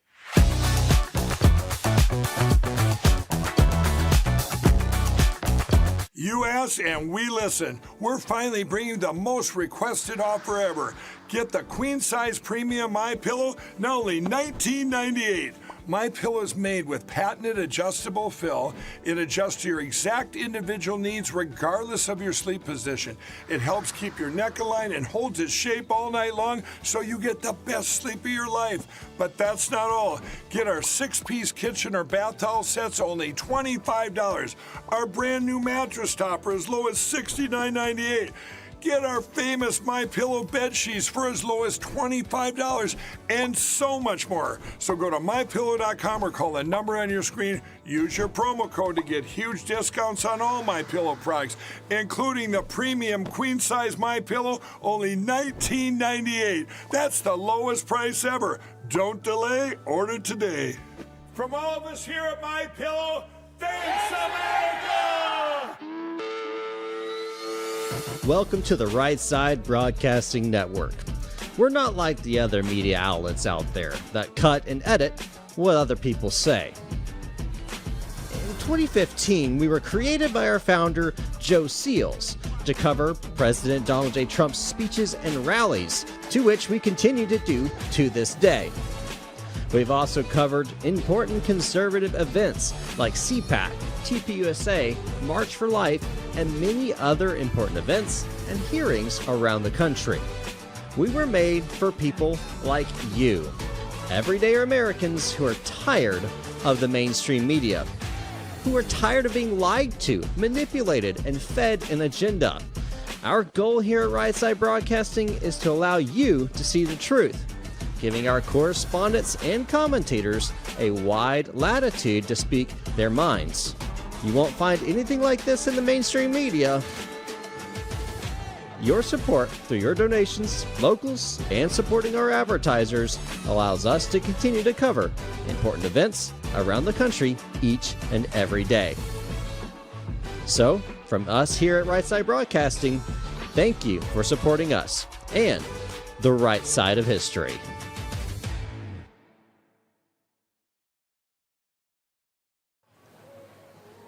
And welcome back to the Trump rally, MAGA in North Carolina. We're at Bojangles Coliseum. I am Bobby McNeely with the amazing Nikki Stanzione. I like when you introduce me better. I won't. That's really nice. Thank you for that. Oh, you're welcome. We are so happy to be here, not only because we're now in the beautiful, gorgeous Coliseum with air conditioning, but because there are so many happy, wonderful patriots here. They're already getting seated. I mean, listen, think about this. Bobby and I have been here showing the crowds all day, but remember, President Trump goes on at 6 p.m. Eastern Time. The program, therefore, starts around 4 p.m., and yet, since 10, 11 a.m., these crowds were already massive, and that just tells you how much they believe in our president and how much they want to see President Trump speak today. So you have people taking work off, Yes. some retired. We have some younger people. We saw a lot of Gen Zers out there today, Yes. 18-year-olds, 22-year-olds I love who will be that. voting for the first time. So that was interesting to hear conversations from them. I agree. Many graduating high school and taking a day out of their summer vacation before they get ready to go on to college in the next phase of their lives, coming out here for President Trump and the MAGA movement. I love seeing that. You know, we talk so much about this movement being so diverse and really so widespread in so far as its appeal. And this is a perfect example of that. And I love the fact that you see all of these young kids excited and amped up. You know, I think about when I was a kid, and I'm sure that's kind of like a collective feeling for all Americans. Being a kid, wearing your, you know, patriotic clothing, cheering for the government, the president, your patriotism showing at baseball games and Super Bowls and all of these incredible events. And when you see people come out like this, it's just a memory of what was and what will be again. You know, I can remember my 5th grade project. We were assigned every president. So this was up until 99, 2000, so up until Bill Clinton was in office. Yes. And I had LBJ, and you make light bulbs, and you design them. So my grandma was a part-time artist, and she helped me do that, and then you give a presentation in front of your class. Oh, I love that. And that was actually some of the birth of my general right of center feelings, because I had my history teacher at the time saying, well, you can't say certain things about President Johnson's administration and the Great Society. And I thought, well, I researched it myself, and I'm proud of my project. Yeah. But that's what you want to happen in our public schools. And education has been a large topic today. I'm sure President Trump might jump on that and speak on those topics as well. I love hearing that. You know, you have such a wonderful wealth of knowledge when it comes to history. I love hearing you speak about history because you're it's like an encyclopedia, Bobby. I love it. It's true. No, it's truly true. And, you know, it's really important that if you watch RSBN, you really are going to get educated as well. I always say that. You know, it's one thing to watch the rallies and get excited. Of course, we love that. That's the main event. That's why we're here. But in the meantime, we also like to inform you with educational points and history and tips and things that are going on that maybe you weren't aware of, and maybe if you watched mainstream media, maybe you weren't privy to some of the things that made up what this country became. Our founding fathers had very specific principles in which they wanted to lay the groundwork for this country, and President Trump really speaks to that so often. But we see it going kind of all over the place. And when people say, well, we don't want to go backwards, we want to go forwards, absolutely President Trump wants to go forwards, but that doesn't mean you lose sight of where you came from. This constitutional republic only moves forward by an informed electorate. And we are a 248-year experiment, having just celebrated the 4th of July a little bit late with you in Philadelphia, Pennsylvania, where it all began. Yeah, that was amazing. And a nostalgic moment before the terrible events of what happened recently in Butler, Pennsylvania. Terrible. And we're so happy that President Trump is safe and sound. Thank God. Seems like the bandages are getting smaller and smaller by the day. Yeah, he said that too. He said, it's going to grow back. It's coming back. It's coming back. But we're so fortunate that he turned his head the way he did and watched out for that would-be assassin's bullet. But, of course, Corey Capitore, we remember, the gentleman who covered his family, sacrificed his life. May he rest in peace. Thoughts and prayers are still with the family and those who were injured at the rally. But no one ran. But we do have some security changes. Security's tight here. They're efficient. Yes, thank but goodness. As you can see, we're inside, and perhaps that might be the new thing going forward now. Yes, and I believe we are going to talk to Michael Whitley in just a moment. I'm very excited about that. Oh, absolutely. Chairman of the RNC. Yes. Off of a very successful Republican National Convention all the way up in Milwaukee, Wisconsin. Actually, I know they told me to grab him when he was done talking.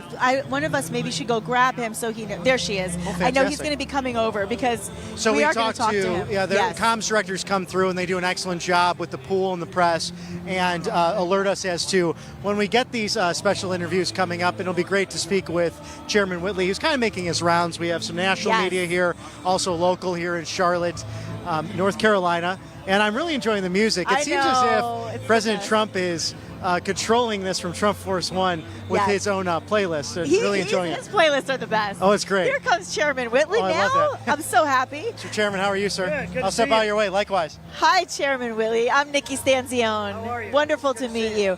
You know, it is such an honor to be with you this week more than any other week because what we just saw was historic at the RNC. It was one of the most incredible events that has been put together. I would love to hear, just in your words, how you feel about the momentum moving past that incredible 4 days. Well, I think what we wanted to do with the convention was to have a 4-night conversation directly with the American voters, to talk to them about Donald Trump's vision for America. And he hit his marks. I think every speaker hit their marks, and for him to be able to deliver that message out, he met the moment on Thursday, and I really think it set the stage for us to come out of the convention with a lot of momentum, to be able to go out and do events like this here today, where we're talking directly to the American people about what they care about. You know, we don't view America as a social experiment the way Kamala Harris does. We want this country to be a platform for every American family to do better, to be able to succeed, to be able to grow. So that's really the fundamentals of this election cycle. It's about strength versus weakness. It's about success versus failure. And when we see the Biden-Harris agenda, and now it's the Harris campaign. They're going to double down on every one of their failed policies over the course of the last 4 years. Donald Trump's going to fight every day to unite this country, to restore our southern border, restore our standing in the world, and restore our economy. Thank you for saying that, and it's so beautifully said, and it's the truth. And that's why RSBN is where so many people turn, because we want people to understand that the mainstream media is telling us what we should believe versus we telling them to believe what they live, what they see, what they feel. I felt that the RNC, that was an opportunity for everybody to see the compassionate, loving family man that President Trump is as well. Were any of these moments planned, or were they very spontaneous with the family? They were very spontaneous, and I think that he was not even supposed to be there until Thursday, and I got a call Sunday night, and they said, "Are you ready?" Because he's coming. I think that, that walkout that he had on Monday, there was not a dry eye in the place. And I think that it just sent an amazing signal to every American that Donald Trump is unbound. He is unbroken, and he's going to fight every single day for every single American family. I love to hear that, and I think that's what we all really believed. It was so honest, it was so authentic, and it was such a, to me, it was like a family. And you know how he always says it's like a love fest, and it truly was. The moment when he brought Corey's uniform on stage, that was so beautifully orchestrated. Did you all plan that throughout the week, or was that a last-minute decision? It was a last-minute decision, obviously. I mean, with the shooting on Saturday, we had to make some adjustments, right? And the overall theme of the convention was about communicating with American families. That didn't change. And it was about how we're going to make America great again. That obviously didn't change. But for him to be able to recognize Corey Comparator's death, to be able to pray for his family, for us to be able to take stock for a minute and reflect on why we're in this race. Why are we doing what we're doing? It's not about Donald Trump or Kamala Harris or anybody else. It's about every American family. And that's why Donald Trump wakes up every day and ready to fight for the American people. And real quickly, one last question. I just want to ask you this, because we're seeing these exorbitant number of dollars coming into Kamala Harris, which is just beyond me. But we're seeing a lot of chaos on the Democratic side. And so moving forward, based on the events of this week, what's the plan for the Republican Party moving forward from Donald Trump to get that momentum to continue to build? Yeah, we're going to see right now an incredible political split screen.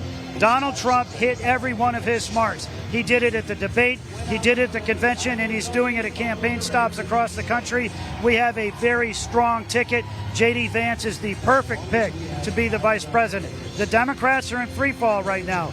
Their presidential candidate had to step out. Kamala Harris is going to be their nominee. She didn't win a single state in the 2020 primary. She hasn't won a single state in the 2024 primary, and she's going to be the nominee. We don't know who the vice presidential candidate is going to be.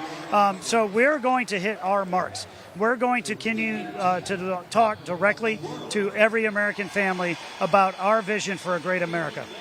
We appreciate you. We're grateful for you. Chairman Whatley, it's so good to meet you. Thank you for everything. Absolutely. We love what you're doing for America, and I hope that we have a very exciting celebration coming in just a few months. Well, that's going to happen. Thank you so much. Thank you so much. What a treat.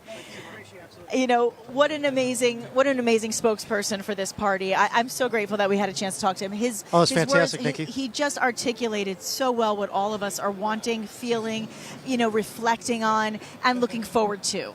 Oh, and there's no question. Chairman Michael Whatley of the Republican National Committee, coming off an exciting convention and laying out those 20 promises, very similar to Newt Gingrich's contract with America of 1994. Right. Simple, understandable, tangible, where any American could dive in and jump to that. But it's important in these trying times that you watch out for your taxes. Of course, there's 187,000 new IRS agents out there because of the Biden administration. Tax Network USA has you protected, saving billions of dollars for Americans across the country. The last 14 years being in business, an extraordinary organization. Visit tnusa.com/RSBN and see how they can save you some money. No, it's important. Actually, I'm going to grab my phone for a moment because I want to tell you all how important it is to be able to reach Tax Network, because one of the things that happens a lot is we complain. I do it myself. I'm just as guilty. We complain about the taxes, but when we have an opportunity to do something about it and have somebody negotiate on our behalf, we don't always take advantage of that. We just kind of say, oh, this stinks. The only things certain in life are taxes and death, right? But we actually have somebody out there who's willing to fight for us. So in addition to that website, if you just want to give a call, you can also call 1-800-357-1415. 1-800-357-1415. Do not let those tax issues overpower you, friends. Turn to Tax Network USA and you'll find your financial peace of mind. And the clock is ticking. That's it. Get ahead of it and fight inflation. Nothing's going to change if Kamala Harris is their nominee. And even though we're so close right now, it's so electric in this arena already. Yes. I think I heard Chairman Watley saying that it's likely to be Kamala Harris, at least in his thoughts. Yeah, he thinks it's likely. I think right now, if I'm not mistaken, I heard today she raised, if I'm not mistaken, $231 billion or $251 million. Right, and that's where you have to ask those questions too. You look at these Democrats and their net worth. When they actually talk about their taxes and they put it out publicly, how are they making millions and millions of dollars? The elite. When the salary is around 200 or so thousand for vice president, for example. Right. How are they able to make all of that money? Of course, a great question for President Joe Biden as he's about to exit public service, if you will, and I put that in quotes, over the last 54 years. Correct. He will be speaking tonight after President Trump takes the stage, live from the Oval Office at 8 Eastern. The first time he'll be speaking to everyone since dropping out of the presidential election. And I wouldn't want to follow this guy, I'll tell you that. Oh, absolutely. I mean, we saw on June 27th an electrifying debate. Oh, my gosh. Donald Trump on top of all of the issues, all of the policies, clearly articulating that to the American people, and Joe Biden seeming very confused more than ever, and that's what we have to ask this White House. How long were you concealing this from the American people? There's a lot of 14 million people were voting. They voted for Joe Biden in the primaries. Now they don't have that option. This goes to the DNC to decide. It's big media, it's big tech, the oligarchs who are choosing that nominee for president, unlike these great people who clearly are choosing President Donald Trump and Senator J.D. Vance for the Republican ticket. Because we're a nation of the people. We are a nation of the people, by the people, for the people. This is a country that is run on that principle. And so when you think about a party consistently saying the words that Donald J. Trump is a threat to democracy, a threat to... First of all, let's talk about it. We're a republic, number one. But number two, a threat to democracy is taking away your given right here in America. This is your God-given right to vote for the person you want to see leading our country. That was taken away from you. And if you don't see that, I don't know what more we can say because it's so basic. Well, it's interesting, too. Regardless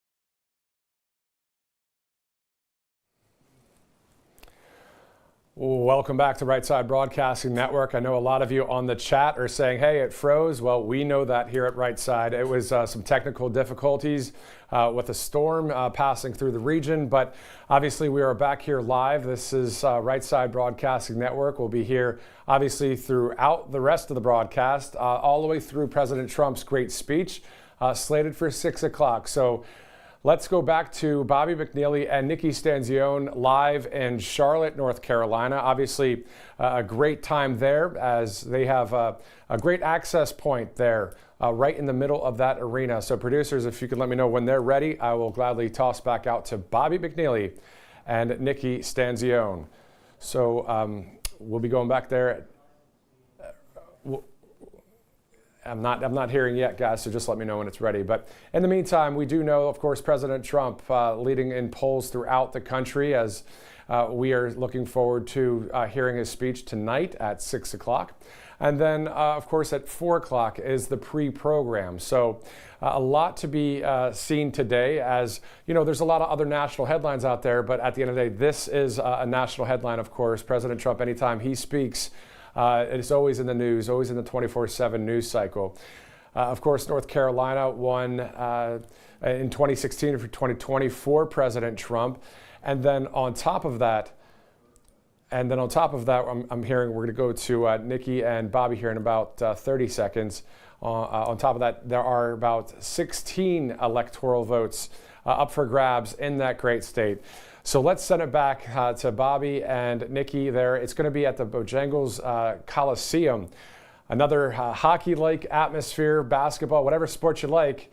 Obviously, a Trump rally is a fun time, and it will be today in North Carolina. So let's send it back to Bobby and Nikki right now. And welcome back live to Bojangles Coliseum in Charlotte, North Carolina. We have a special guest, Brandon Judd, the National Border Council. Yes. And we're going to have Nikki interview him real quick. Yes. So hello, Mr. Judd. How are you, sir? I'm doing well. Excellent. Hello, Brandon Judd, a name we hear from President Trump every day. It's so good to meet you. I'm Nikki Stanzione. Brandon Judd, I mean, I say this, I'm a little starstruck because truthfully, every time you see an interview with President Trump talking about what he wants to see in this country, the name Brandon Judd comes up because you are a pivotal point of really of change for what can be as we move into this better administration should we see 47 be President Trump once again. Tell me a little bit about your experience with the president because he does speak so highly of you, all joking aside. I'd love to know your relationship a little bit. Well, the reason why he speaks highly of me is because of the support that we've given him. Now, let me put that in context, though.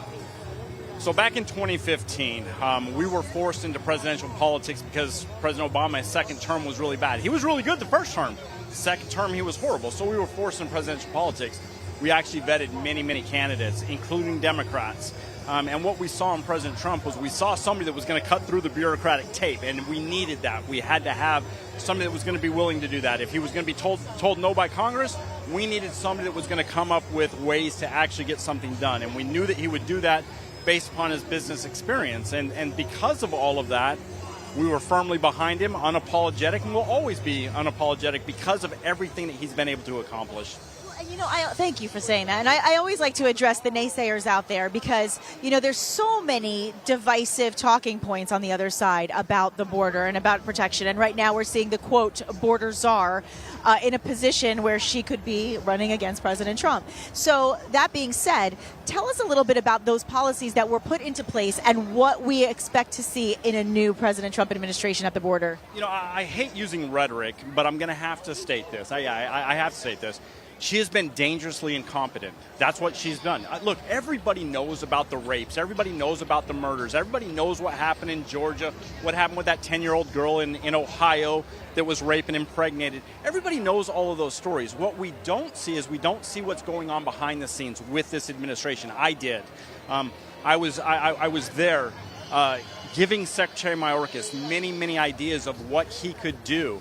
And Vice President Harris refused to implement anything. Now, and let me be clear, we were staying within their parameters. We knew what their parameters were. We stayed within their parameters, gave them many policy things that they could implement, and she refused to do it because she was with the open border base. All you have to do is look at the West Wing and look at the people that are in the West Wing.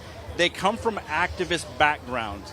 And these activists, they wanted the open border, and she went right along with that rather than protecting the American people. And that's why, when you look at all of the chaos, all of the mayhem, that's why she's dangerously incompetent. And I think dangerous is such an important word, and it's not fear-mongering, it's a fact. We see a lot of fear-mongering on the other side about threats to democracy. There's no bigger threat to democracy than taking away the right to vote for your elected officials, which we saw this week. But when you consider what's going on and what's happening with this danger and with these attacks and with the trafficking and the drugs and the rapes and the death, I mean, this is not, again, fear-mongering, it's factual.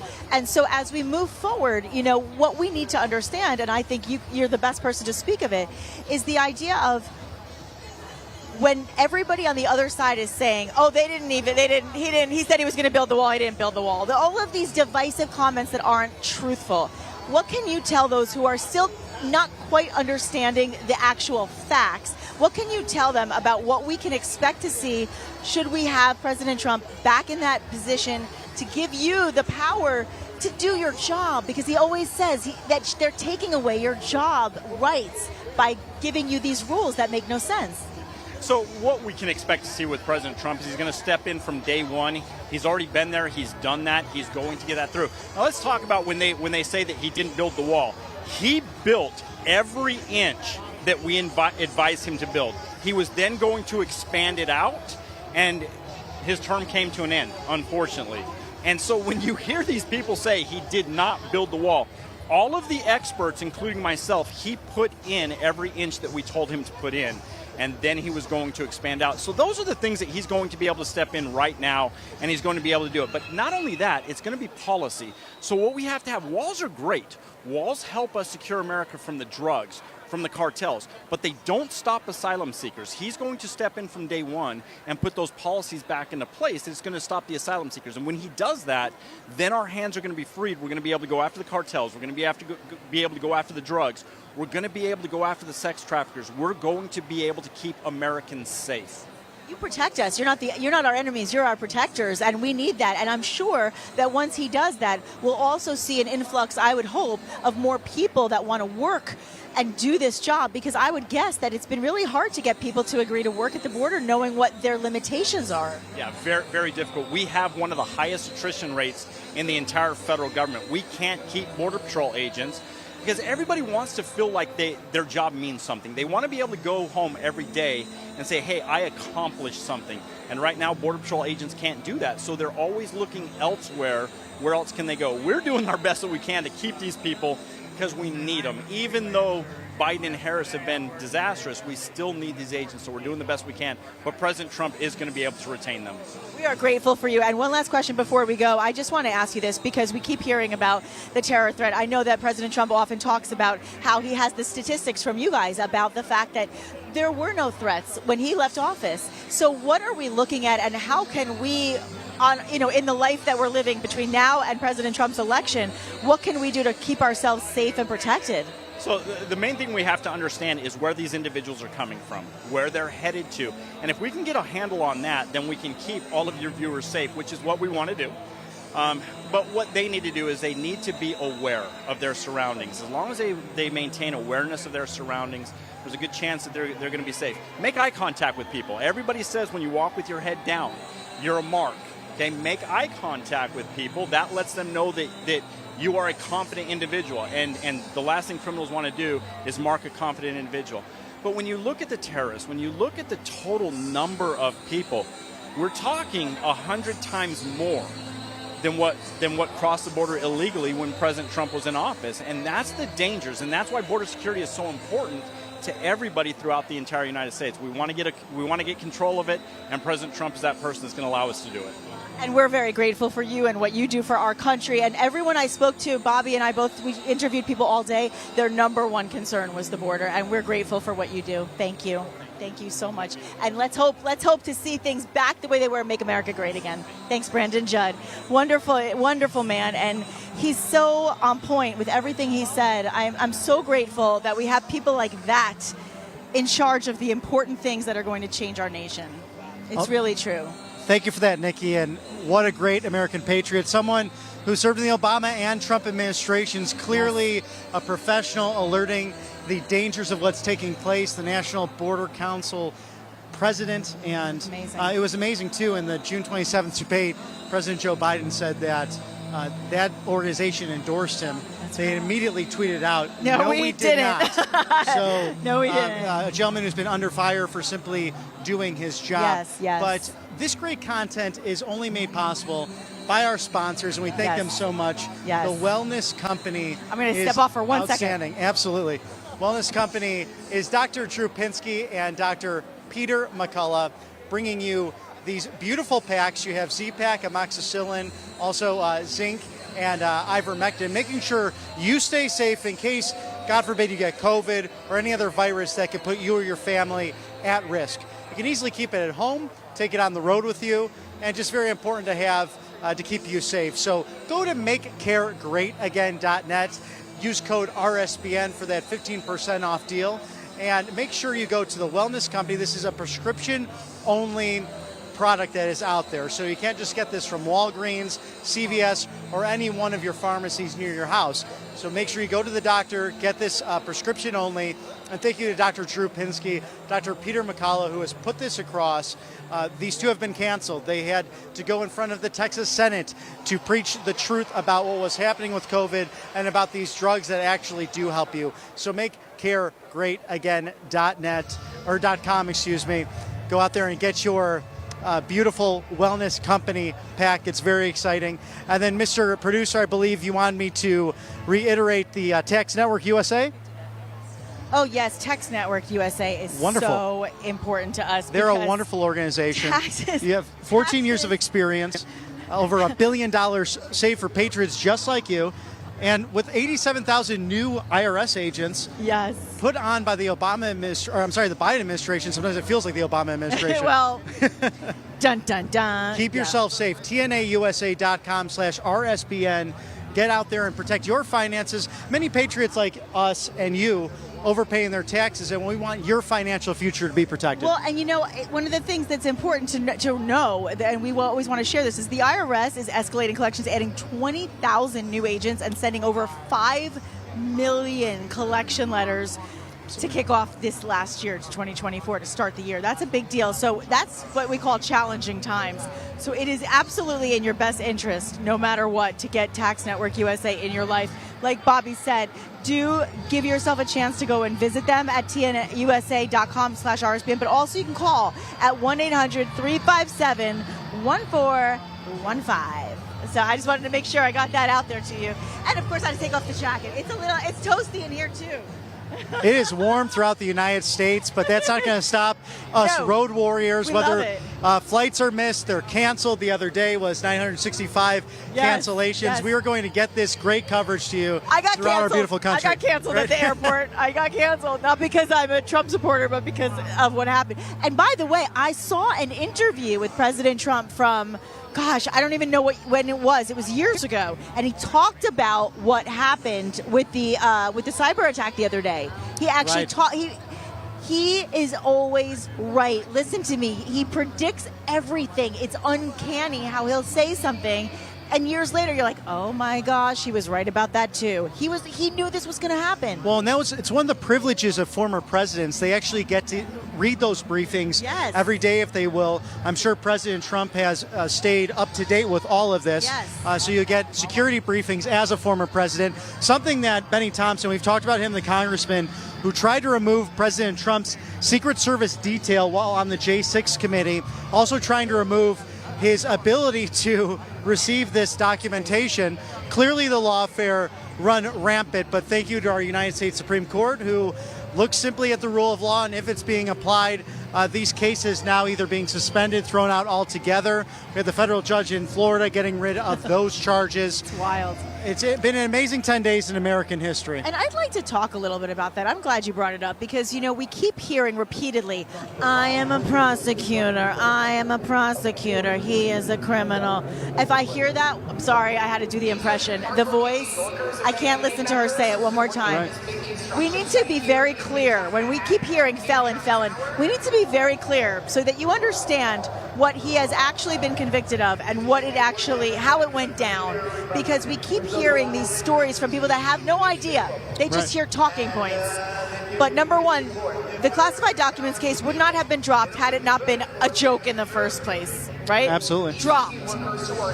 The case with Mershon, with Judge Mershon, remember something. Michael Cohen, who was the lawyer for President Trump, made a decision to mark something as a legal expense to protect President Trump from exploitation and from extortion, meaning somebody who just simply wanted to get money out of him with lies. We heard this testimony, we heard the truth before he got on the side of, I want to be in Congress, I want to sell merchandise, I want to be on TikTok. All of a sudden, all these years later, when he had the chance to protect himself from going to jail, he told his own lawyer, I got nothing on Trump. I can't even protect myself from going to jail because I got nothing to say against him. He didn't do anything wrong. But then now, all these years later, how suspicious, how suspect. Right, and thank you for setting the record straight, Nikki. Sorry, I had to do it. It makes you me have crazy. to. It's good to go into these details and into the weeds of the lawfare. And of course, these DAs and these far left folks in these blue counties, these blue cities, then going to the White House, in the White House logs under Joe Biden. Let's go back to the Russian collusion that took place. Oh my gosh. We know that Barack Obama when he was president, Joe Biden when he was vice president, and the national security apparatus met in the Oval Office regarding these things. That's right. Hillary Clinton's team spied on the Trump campaign. And that's why you need to get freetrumpbook.com. Set the record straight. Let your children know what's actually happening, not only when it comes to the history of President Donald Trump, but the history of America, the greatness of this country. We have operations like the 1619 Project, these different groups that are trying to have revisionist history about America. Not freetrumpbook.com, and we're thankful to former Governor Mike Huckabee, his show in Hendersonville, Tennessee, making the case right. To share this with your young patriots at home. That's freetrumpbook.com. Yes, it's a bestseller. It's a bestseller, and it's free. Why not get it? It's the best-selling guide to President Trump. And what I love about this is that this best-selling kids guide to President Trump, yes, it's free. Only shipping and handling is all you have to pay. But it's also been updated so that you can understand and your kids can understand in terms that make sense to them, right, about the crime and the drugs that are really getting worse and that are putting Americans under siege by illegals coming in. We just heard it from Brandon Judd. I mean, we know what's going on, and this book is going to really highlight that for them. Look at what happened this year, all of the things that we've seen, right, from Laken Riley, right, to all of these other, Rachel Marin, all of these cases are just heartbreaking. So because we have a chance to focus on President Trump's policies on immigration, this is a great chance for you to teach your children so that they understand better. And of course, all you have to do is go to freetrumpbook.com, as Bobby said. It's a wonderful way for you to really get invigorated and excited. And by the way, I love this song. This is my dad's favorite song, Don't Stop Me Now by Queen. It is on President Trump's playlist. He is a huge fan of all of these exciting songs that get the whole place pumped up. You can see, I want you to see this if you don't mind. I'm going to step away. I want you to see. Look at all the people lined up. I was there in Butler, Pennsylvania just less than 2 weeks ago, and it was a scary day. There's no doubt about it. It was terrifying. But what I also took from it was that we have fearful patriots who love and support President Trump. Despite what they saw, despite what happened, you're not seeing the fear. You're not seeing people back away or be afraid to show up. You're not seeing people say, well, I'm not going to sit over there, I'm afraid. No, you're seeing people champion for their president and champion for their country and say, you know what, I trust in President Trump, and he would not have this rally, of course, if he didn't have everybody here protected and safe. There's been a lot of different protocol today that I haven't seen in the past to make sure that we're extra safe. There are a lot of really organized security measures being taken, which I really appreciate. It makes me feel safe. It makes our fellow patriots that are here today feel safe. And it gets us really excited about what's to come. So many of the people we spoke to today are here for the very first time, their first rally. So exciting to see, and also exciting to see so many different age groups here today. We're seeing all different age groups. We're seeing people of all backgrounds. I always like to mention that because there's a lot of, I would say, misinformation about who and who is not a Trump fan. when they deem you a MAGA supporter in a negative way, it means you are somebody who wants to make your country great again. There's absolutely nothing negative about that. In fact, it's quite the contrary. So many beautiful, happy people here today, as always, and so much going on in the news. My goodness, what a week we have had. And it's just continuing and continuing on. I mean, honestly, Bobby, when you think about what's happening this week in our country, I've never seen a news cycle quite this chaotic and dramatic. No question about that. And, you know, just going back to the last several days, you have a situation where the United States Supreme Court, if they did not rule what they had ruled on, President Trump could have been in jail on July 11th. With what was happening with the lawfare situation. 2 days later, he is then shot in Butler, Pennsylvania. Our thoughts and prayers are still with Corey Campator's family. Sadly, this gentleman, a fireman in Butler, Pennsylvania, passing away, covering and sealing his family, and then 2 others injured at that rally. And then turning into this, you know, more of a security presence, still very smooth, but you have a little bit more, a little bit harder to get in, but things happening on time. Everyone excited and ready for what should be a very fun MAGA rally today. I'm curious what the president will bring up with this speech. I have a feeling we're going to hear the name Kamala in the president. You do the impression better than I do. But I have a feeling he might say her name. He avoided saying Biden's name at the convention. He only said it in one quick moment. He said, and I'm sorry, I didn't want to say his name, but I have to say it. But he said that he wanted to unite all Americans. And this is something we're not hearing as much on the other side. I'm listening to what's been said, and all it is anti-Trump rhetoric. I want to read something really quick, if you don't mind, because I saved something. This was, to me, one of the most pivotal moments from the RNC in President Trump's speech. He said, I love this quote. He said, "The discord and division in our society must be healed. As Americans, we are bound together by a single fate and a shared destiny. We rise together or we fall apart." Think of how pivotal and poignant that is. Right, absolutely. And he mentioned that in his acceptance speech. He doesn't want to be president for half of America. He wants to be president for all of America. And I think a very unifying, interesting speech. He now holds 3 records, the top 3 longest speeches at consecutive RNCs, and this topped it at just above 90 minutes. He's pretty unbelievable when it comes to making record-breaking speeches, not just the content, but the length. And we love that about him. And if anything, what he showed us was, hey, I'm strong. I'm not even letting a bullet take me down.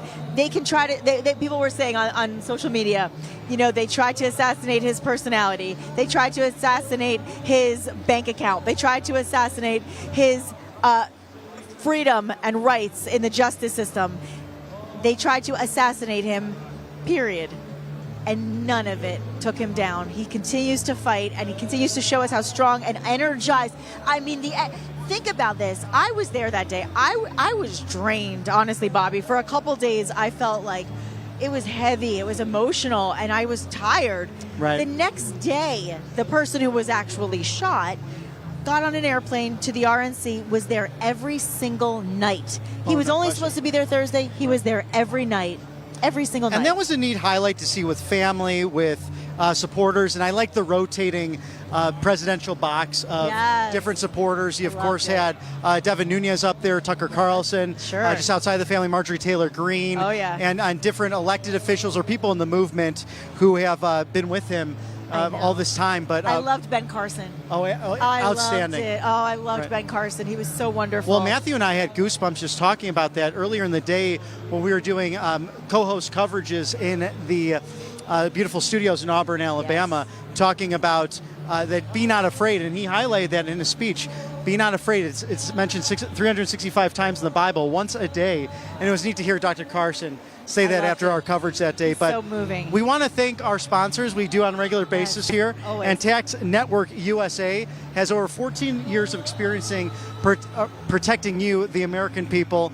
They have served their clients with over $1 billion in back taxes. So go to TNUSA.com USA.com/RSBN.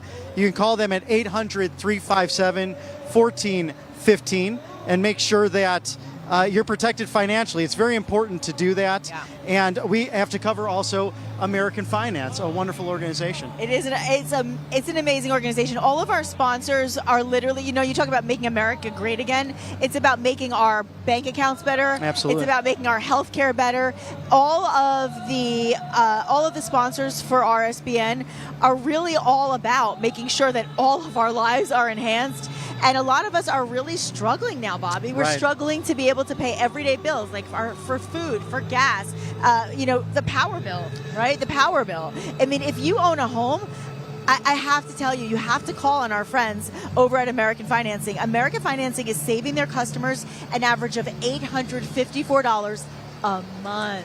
A month. That's a huge deal. By tapping into home's equity and wiping out high interest credit card debt, $854 a month is like a $10,000 raise. Think about that, right? It's so important because you have about 66% of Americans living paycheck to paycheck right now. Yeah. So an average of $854 per month is a huge savings for the American people. It sure is. And and when you think about credit card and interest rates, credit card interest rates are insane right now. I mean, I know for myself, I won't even go there. Let's just say I know what it's like. And so it really hurts when you're carrying a balance from month to month. It really does. So if you're only paying the minimum every month, think about how long it will take you to pay it off just Absolutely. because of the interest alone. There's no upfront fees for you to get started here. You can call American Financing today.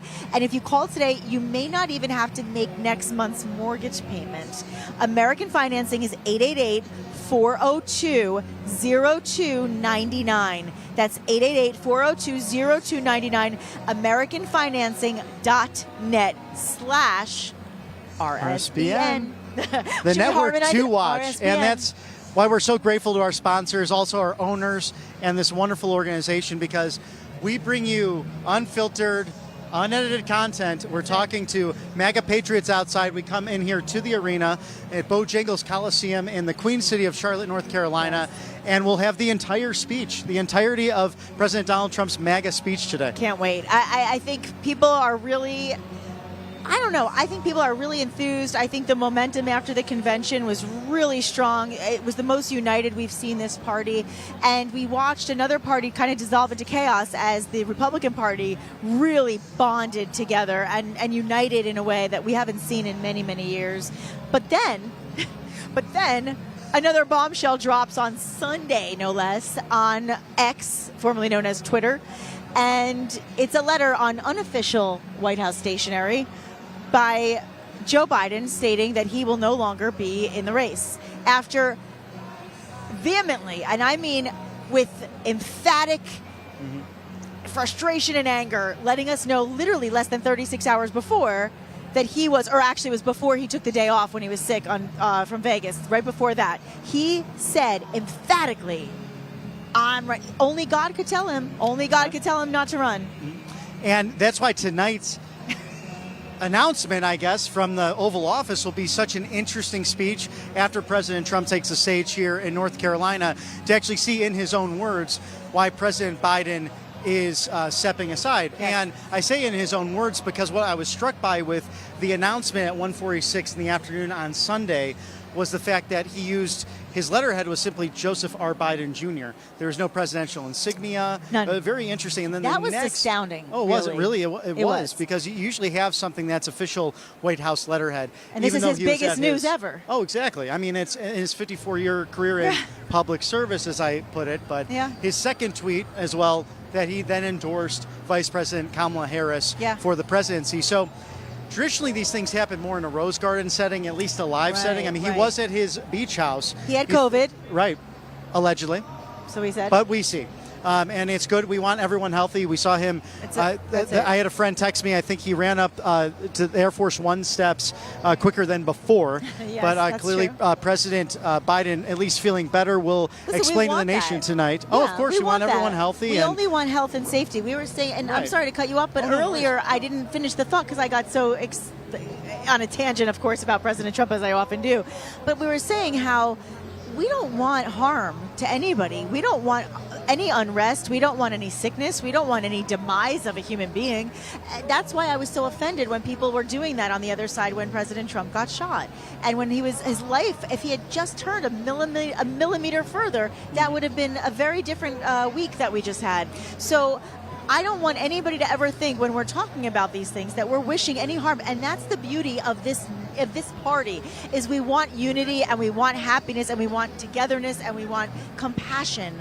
Because even the night of the debate, Bobby, I remember asking a lot of these people how they felt after seeing the debate. They felt sorry for Biden. They weren't angry at him. They felt sorry for him because there was compassion. And so I think we need to continue to be honest about what's going on with them and how angry and frustrated we are, but recognize that we're not seeking harm in anybody. And so I get very defensive and very hurt when I hear people call us negative things that reflect some kind of harmful danger, when the real danger is in what we just saw. Well, right, you had 14 million people vote for President Joe Biden in the primary. And this creates more uncertainty for the American people. You have big media, big tech, the oligarchs actually choosing the process. In a month, they'll choose their nominee, and who did not receive a single vote in the primary. Very undemocratic. Right. But that is why you need to secure your financial future. And we have great sponsors like Birch Gold. If you text Trump to 989898, you can get their free guide. This has been endorsed by people like Stephen Bannon, Ron Paul. You also have just wonderful people jumping on, wanting tangible gold in your hands. Convert your 401k or your IRA into tangible gold, silver, metals, and you could do that by going to the Birch Gold Network. 50 years ago, American foreign policy changed. We went off of the gold standard and then into the petrodollar. The Saudi Arabian government was trading petrodollars with the United States, making the dollar the reserve currency of the world. That has changed as they're now trading with the BRICS nations, Brazil, China, India, and other dangerous foreign entities, and then also devaluing the dollar in the process. So protect yourself at home, convert your 401k or your IRA to precious metals and gold and silver. Text Trump to 989898. And would you like to highlight the Sticker Mule? Which is another great let's sponsor talk of about ours. Sticker Mule. I want to give you the And you exact actually details. saw, I put some of the stickers on my laptop when I did for the coverage when I was in the studio, because I thought, you know, I'm a guy. Do I put stickers on my laptop? But I thought, you know what? I liked how it looked and representing this wonderful company, so I did that with the laptop. I love this company, you guys. I have to tell you, this is really exciting news for us because we launched this store on Sticker Mule, and it's packed with awesome RSBN merch. You'll see things like keychains, T-shirts. There's the stickers, as you talked about. All you have to do is go to stickermule.com/RSBN, stickermule.com/RSBN, and you just check it out. A big portion of those sales goes directly to RSBN, which I appreciate because it ensures that we can continue to bring you all of this incredible coverage that we start early in the day and we end at the end of the night. We make sure that you have that courage and it's courage also. Unfiltered coverage. That's the key here. Real unfiltered coverage that you won't find anywhere but RSBN. So whether you want to show your support or you just want to grab some cool stuff, it's really great. We got you covered. Go to stickermule.com/RSBN. It's very easy. And make sure you're following RSBN on socials. We're on Truth. We're on Facebook, on Instagram, on X. I mean, everywhere. And then you can also follow us. Right, and I'm at Robert B. McNeely on Truth Social. Also, Robert McNeely MC over on Instagram, and we love to share the photos. And please talk to us on these social mediums, if you will, just so we can hear from you, the American people. Yeah. Where can they find you, Nikki? He has the best posts, I have to say. I love his stories on Instagram, always, especially. You can find me on Instagram and on Truth Social at Nick Stanz, NIKSTANZ, or you can also go to X and find me at Nikki Stanzione, which is my full name. So I have to say, we hear so much from all of our fellow Americans here, and I'm watching the room filling up, and I'm looking at faces that are familiar that we talked to today, and there's this contagious excitement that builds when people get into the rally zone, if you will. And I never hear complaints like, well, we've been waiting all this time, or we've been standing around, and that. No, people ask me that all the time, so I have to say it. It's the opposite. It really is, and so much energy, and it's been a hot summer, so make sure that you have enough Gatorade, water, snacks in the line. We saw a few moments where people were getting sick and needed a medic, but of course the Patriots outside caring for one another. They had that gentleman, the Marine veteran, running up and down, making sure everyone was okay. Yep. And it's a jovial atmosphere. People take days off of work. They It's a Wednesday, for goodness sake. I know it's the middle. we're towards the work of the end of the workday here, but people have been here since before we got here. I mean, early 7, 8 in the morning, they started lining up and preparing for what's sure to be a very great speech and an exciting moment Bobby, for President Donald Trump. I'm sorry. Look at this. I'm looking above, and I'm seeing beyond the media risers, where you can barely even see the stage. They're already filling this. They're filling the stands. Right, and sometimes they close it off to make it look like it's bigger. We've seen that with a lot of Democrat politicians over the years. Yes. But this stadium is filling up relatively quickly and still should have enough seats, hopefully, for all the MAGA Patriots outside. They like to get here early to make sure they get the best seat possible. They do. You have the best seat in the house at RSBN. I promise you that much. If you're not watching us on our own app, which I hope you are, you can also watch us in various ways on YouTube, on Rumble, at our RSBN page, and of course put rsbnetwork.com into your phone and bookmark it. Right now, I hear a voice. He's up there. It's the voice of President Donald J. Trump. You always have a message from President Trump before they go into the MAGA rally, and the decibel levels are just wild. You can hear the noise and the excitement, and you can hear his voice loud and clear throughout this beautiful auditorium. I actually talked to a gentleman who was from New York today. Was actually the Marine veteran. Yes. He came down here in the 80s to play hockey after his military career. Wow, that's amazing. People love North Carolina. This is such an amazing city. And we have 16 electoral votes that we need to get in this election from North Carolina. This is an important state for President Trump. We have to secure that vote. We have to secure it. You hear him talk. That's what he's actually talking about right now. He's saying we got to swamp the vote. That's what he's saying. Well, and President Trump is encouraging as well, whether it's mail-ins, whether it's early voting, whether it's the day of. He's speaking on it right now in this video. Make a plan to vote. You never know what will happen on Election Day. Maybe the kids get sick, you get busy with something. So take advantage where you can, and one secure vote each. That's our goal, to show IDs. Part of the Republican platform, 20 promises to the American Patriots to make that happen. Absolutely, Nikki. I'll throw it on to you. I love hearing everybody. So this is one of his best ads that's playing right now. Because of the lighting, I can't show you. I wish I could go to it, but it's too hard for the actual angle for you to see it. This is a Warriors commercial. It's a Warriors commercial. We seem to have some gentlemen starting off the rally very soon here.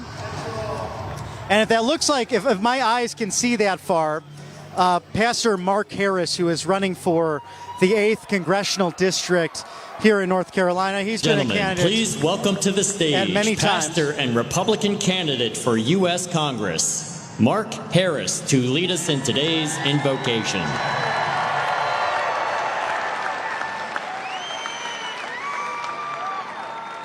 Would all of you please stand as we join in opening prayer to begin this incredible, incredible event this afternoon in Charlotte.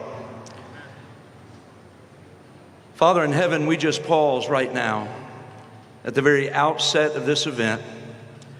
First of all, filled with incredible awe and gratitude for the God that you are, for your grace and your mercy that has shined upon this nation again and again and again. And Father, we have joined our hearts here together today for an incredible event. And Father, it is not lost on any of us in this room that really just within the last 10 days, one might not have been certain that this event would take place.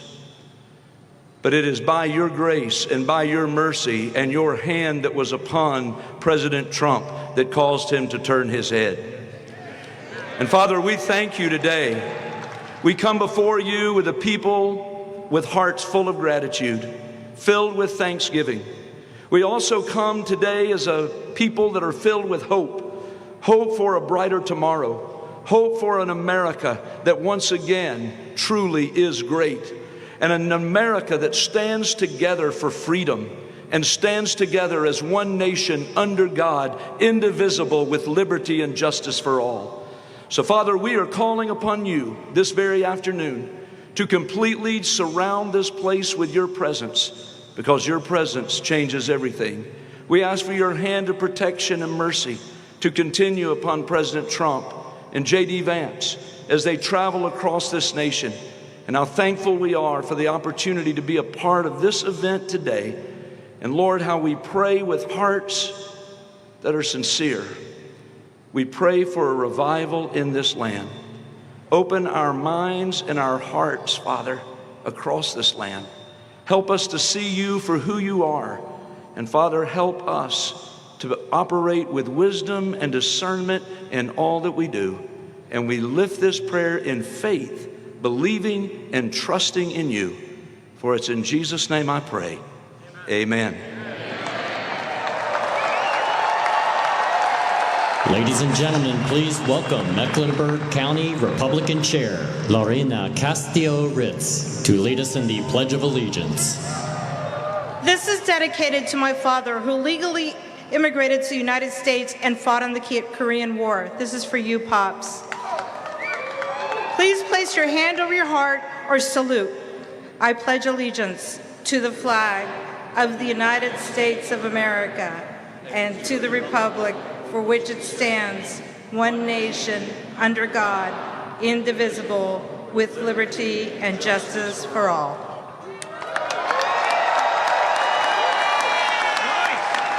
Ladies and gentlemen, please welcome local businessman Armand Decker to sing our national anthem.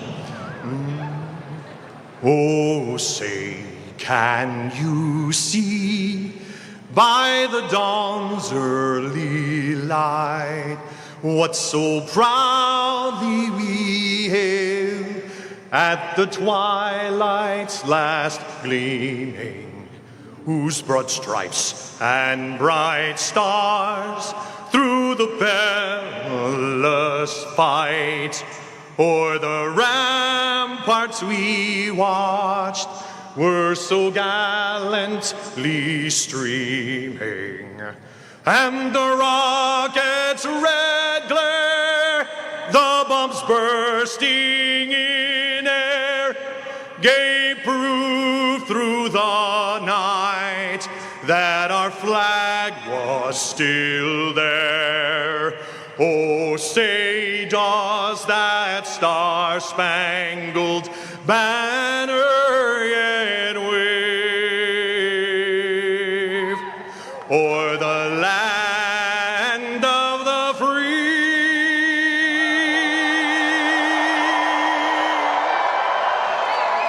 and the home of the brave?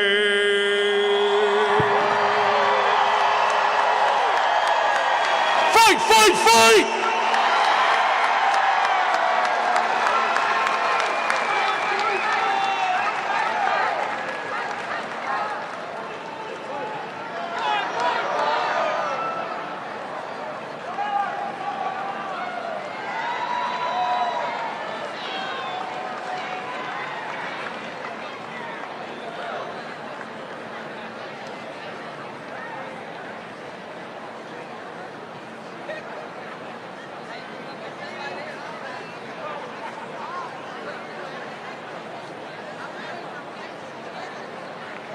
Ladies and gentlemen, please welcome to the stage Speaker of the North Carolina House and Trump-endorsed candidate for U.S. Congress, Tim Moore. Let freedom ring. Let the white dove sing. Let the whole world know that today is the day of a reckoning. Let the weak be strong. Let the right be wrong. Roll the stone away. Good afternoon. How many folks are looking forward to hearing from President Trump in just a little bit? You know, North Carolina is doing a lot of things great. And a big part of that's because we've got a Republican supermajority in the state House and the state Senate. We know how to get things done in this state. And pretty soon, with President Trump in the White House, a Republican U.S. Senate and a Republican U.S. House, we're going to bring North Carolina's progress to Washington, D.C. My friends, in North Carolina, we've been taking care of business. We've said in North Carolina, if you're a guy, you play men's sports, not women's sports. We've said no to sanctuary cities, and we've said we stand by our men and women in law enforcement. We've passed voter ID, and we've also got this year. I want you to hear this. This is very important. This year, each and every one of you are going to have the opportunity to vote on a constitutional amendment that says in North Carolina, only U.S. citizens vote.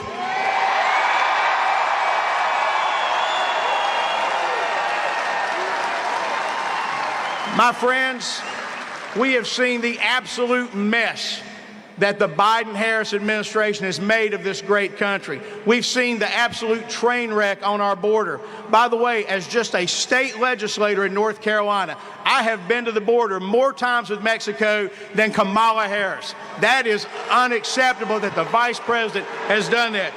And she's supposed to be the border czar. What's that all about? My friends, we don't need to talk too much detail on things because all you got to do is go to the gas pump. Is gas cheaper now than it was when President Trump was in office? No. My friends, on day one, when President Trump is in office, he's going to turn it around because we're going to start exporting energy as a great nation, not relying on countries that hate us around parts of the world for our energy. We've got to fix that.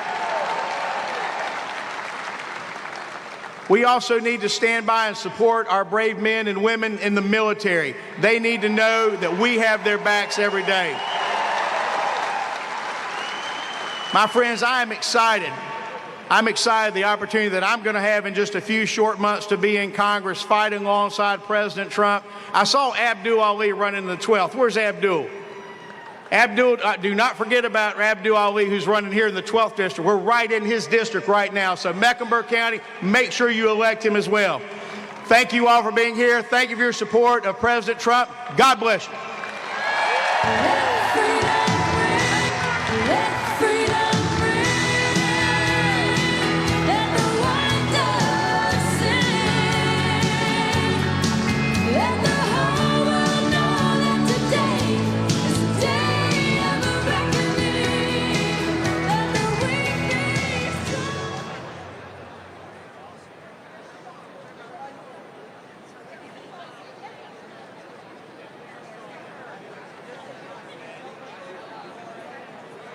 Ladies and gentlemen, please welcome to the stage past president of the National Border Patrol Council, Brandon Judd.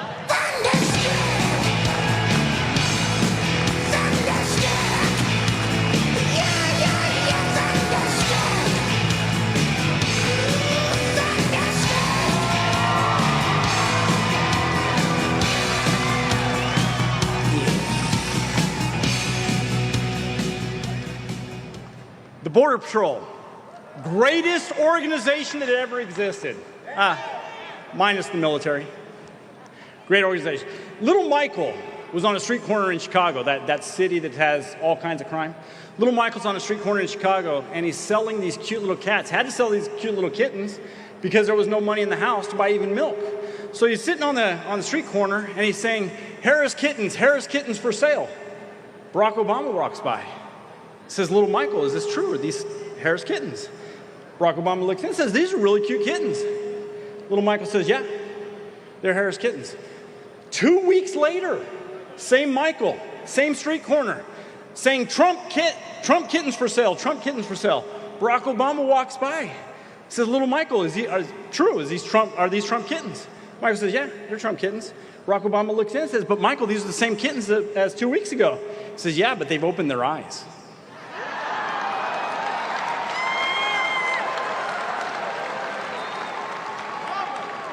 Kamala Harris Yeah. Yeah, let's hear that. Let's hear it. Dangerously incompetent. That is the only way that we can describe her. But let's use facts. Let's look at this. Right now, they're trying to walk back that press conference that happened on March 21st, when President Biden assigned her migration, the border, what is going on the border. She was assigned that, she was given that task, and she failed. Not only did she fail, but she has allowed thousands upon thousands of U.S. citizens die of fentanyl poisoning. We can't keep the fentanyl out because our hands are tied dealing with illegal immigrants that are coming here, that are claiming asylum, and then we just have to let go under their policies. That is Kamala Harris. Those are facts. What we know, and I had to work with this administration, I had to work with Secretary Mayorkas. I gave him all of the policies that were necessary under their parameters, not under Trump's parameters, under their parameters. He took that up to the highest levels. They refused, even though they were under their parameters. This is the person that wants to be the President of the United States. This is the person that we cannot allow. She needs to be fired. And that can only happen with you. You have to be the ones. Go to that ballot box. Vote for the right person. Vote for the person that is going to put you ahead of himself. Vote for the person that is going to look out for the safety and security of your children, your grandchildren, and your future great-grandchildren. That's President Donald Trump. I'm glad to be here. Thank you very much.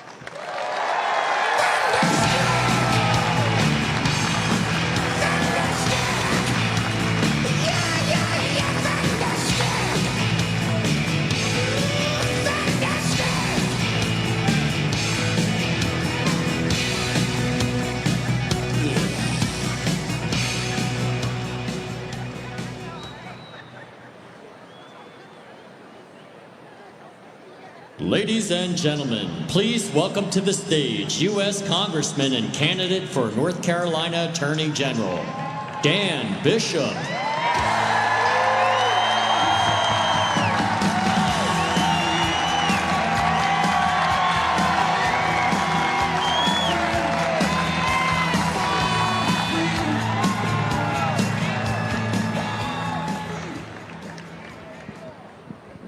Good afternoon, fellow North Carolinians. I'm Dan Bishop. I'm coming home from Congress to become the first Republican in 128 years to win the office of North Carolina Attorney General, and not a moment too soon.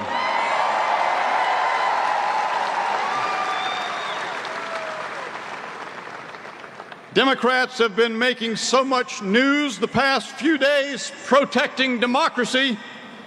You might have missed this yesterday. Charlotte police revealed that so far this year in this city, violent crime is up 8%, homicides up 36%, juvenile homicides up 300%. More than 1,000 juvenile violent perpetrators so far this year are repeat offenders. 2 weeks ago, an 18-year-old Honduran illegal immigrant and his unidentified 16-year-old accomplice went on a random shooting spree throughout this city. An MS-13 gang ritual, killing one and injuring others. Headlines like this have become constant, because for the past 4 years, Democrats have opened our border, defunded and intimidated law enforcement, turned American justice into a lawfare project to persecute their political enemies, above all, President Trump. My opponent for Attorney General is Jeff Jackson. He loves to say that he was a prosecutor for 3 whole years before he became a full-time politician and TikTok star. On Sunday, after the progressive Democrat oligarchs canceled 14 million primary votes and installed Kamala as their presumptive nominee, Jeff dutifully lined up to endorse her, tweeting that Harris is the former prosecutor we need. Now, ladies and gentlemen, that's an important clue. When Jeff says that he and Kamala are just alike, both prosecutors, it's clear what he's telling you. Believe him. They're Soros prosecutors. Posing as moderate and reasonable and mainstream, their records on crime, public safety, on policing, illegal immigration, on election integrity, and on lawfare are as consistent as they are extreme and dangerous. Let me give you some cold, hard facts. Jeff Jackson marched with defund the police protesters and voted against every pay increase proposed for law enforcement while in the legislature. When police defunders were rioting and burning our cities, Kamala Harris said, quote, "They're not going to let up, nor should they." She set up a bail fund for rioters who destroyed cities. She joined police defunders calling for the reimagination of public safety.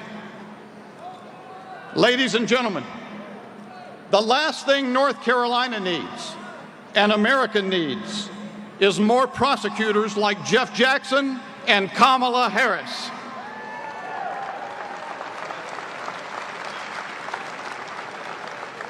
As North Carolina's Attorney General, I'll restore common sense. I'll revere and enforce the law. I'll protect our elections. And I'll support the men and women of law enforcement.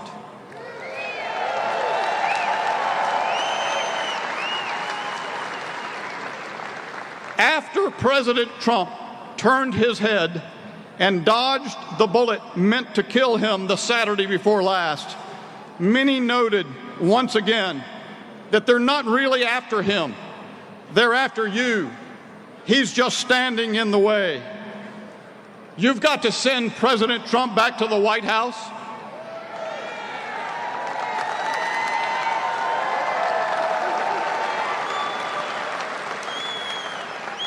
And you must elect every warrior willing and able to stand with him between you and the progressive radical Democrats out to destroy you, your families, your country, everything you've worked for and valued. God bless you, my friends. Let's get to work.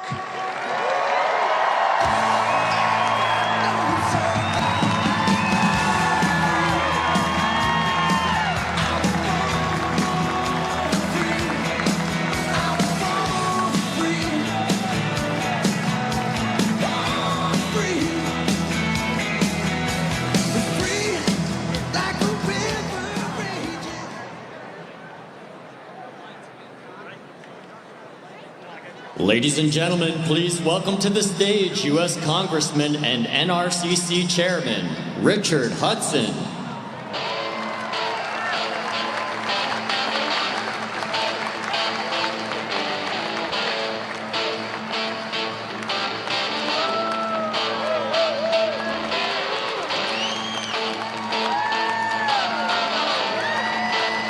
All right, look at this crowd. Wow. After being in Washington all week, it is good to be home. It is truly the honor of my life to be a congressman representing North Carolina. I also have the honor of serving as chairman of our campaign committee, so it's my job to help grow the House majority. And folks, the road to growing that House majority runs right through North Carolina. We're going to pick up 4 seats in North Carolina.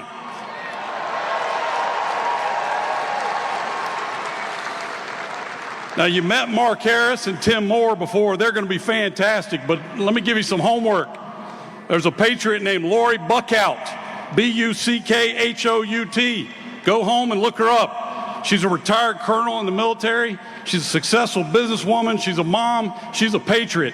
And she is running against a Democrat up in the northeast part of the state, North Carolina 1, and we all need to support her. Lori Buckout, look her up. And let me tell you, patriots like Lori understand we don't burn the American flag, we stand for the flag. And we stand for our troops. And my friends, we stand for President Donald J. Trump. That's right. And I'd like to take a moment to acknowledge God above, but I can tell you, he personally intervened 2 Saturdays ago and saved the life of President Donald Trump. And I'll tell you, President Donald Trump loves America. He loves America so much, he took a bullet for America. But what was amazing was what he did next. He got up off of that stage, blood running down his face, and he raised his fist to tell us not only is he all right, but what was his message? That's right. Bloodied but resolute, Donald Trump is ready for the fight. That's leadership. Frankly, it's the most American thing I've ever seen in my life. But President Trump is going to unite this country. But let me tell you somebody who can't unite this country. That's Kamala Harris.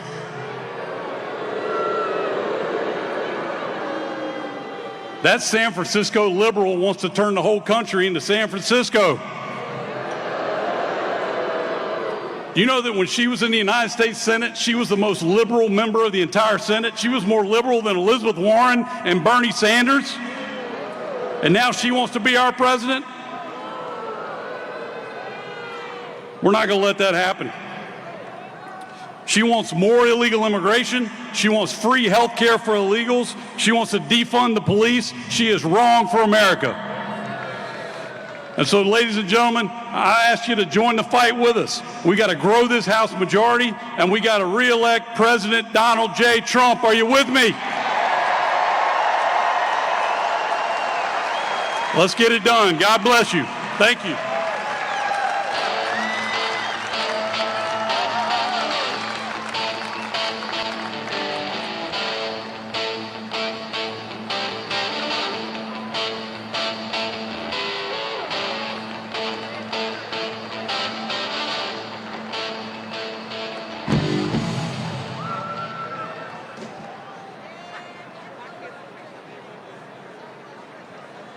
Ladies and gentlemen, please welcome to the stage Chairman of the Republican National Committee, Michael Whatley.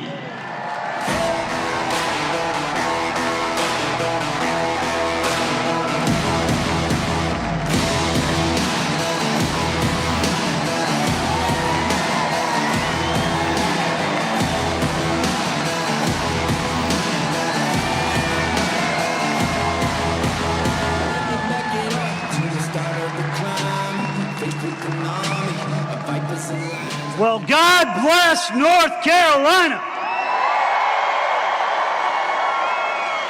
Man, is it great to be home in the greatest state out of all 50 states. You know, 4 years ago was a very different time in America, and 4 years ago was a very different time for us here in North Carolina. 4 years ago, the world was at peace. Iran was in check. Russia was in check. China was in check. 4 years ago, our southern border was secure. We had the most safe and secure southern border in the history of our country. 4 years ago, gasoline was under $2 a gallon, groceries were affordable, and housing was plentiful.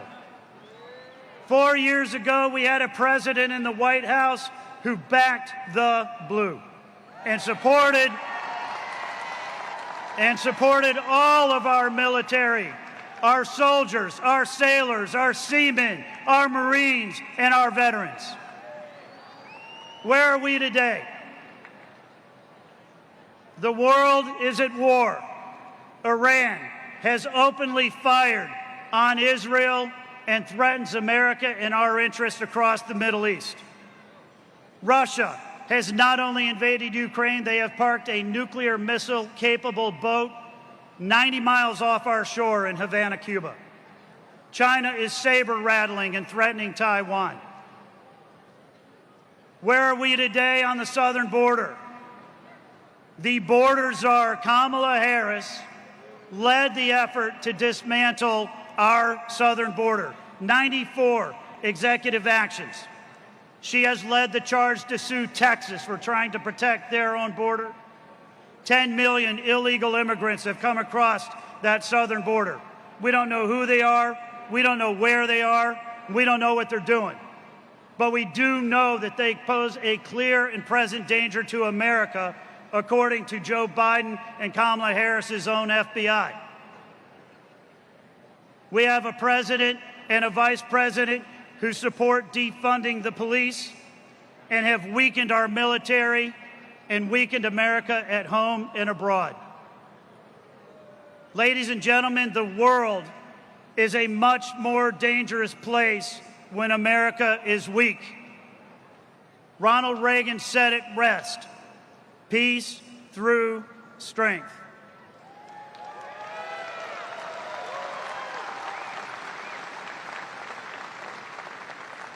This election cycle is an inflection point not just for North Carolina, not just for America, but for the entire world. We're going to set the course for this country and the entire world, not just for the next 4 years, but for generations to come. This entire election cycle is going to come down to a question of strength versus weakness. What do I mean when I talk about weakness? I mean border czar Kamala Harris doing everything she can to bring more illegal aliens across our southern border and let them vote. I mean Kamala Harris, who cast the tie-breaking vote on a $1.9 trillion spending package that has ushered in inflation and unleashed higher gas prices, grocery prices, and housing prices on all Americans. Weakness is Kamala Harris traveling around the world and showing that we do not care about our allies like Israel.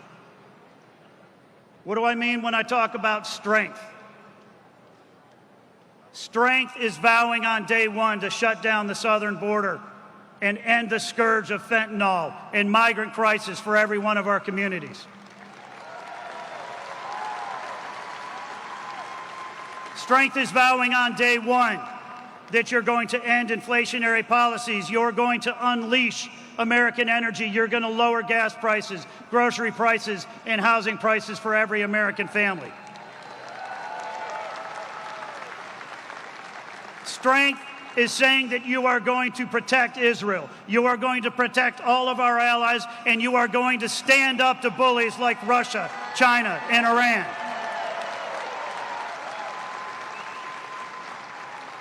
Strength is standing up on a rally stage after you've been shot and letting every American know that you are okay and telling them to fight, fight, fight.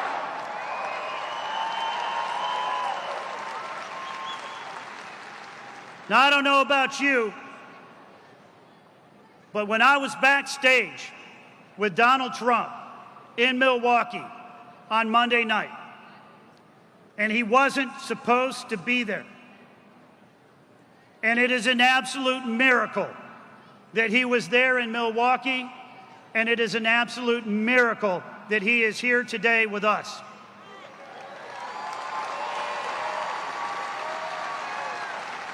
And I told him, sir, when you walk out that door, this place is going to melt.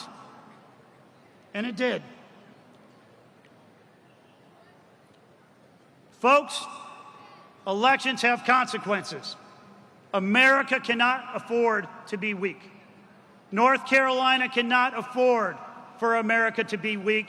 The world cannot afford for America to be weak.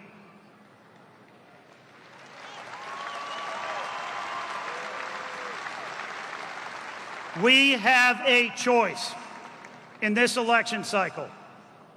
And I would argue for you and your families and everybody across this great state there is no choice. Are you ready to support Donald J. Trump?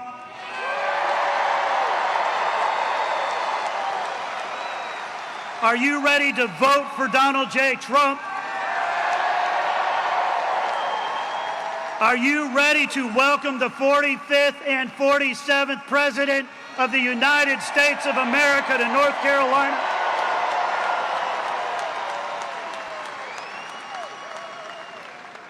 Enjoy today, and then tomorrow, roll up your sleeves and go to work. We are going to win this state, we are going to win this election, and we are going to change the world. Thank you.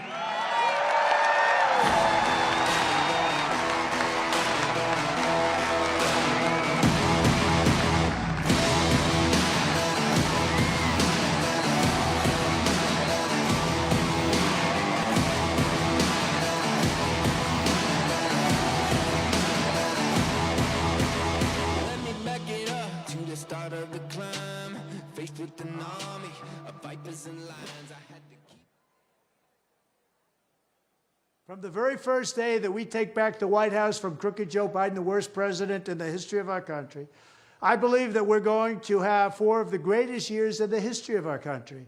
I will once and for all secure our elections. We're going to go to paper ballots.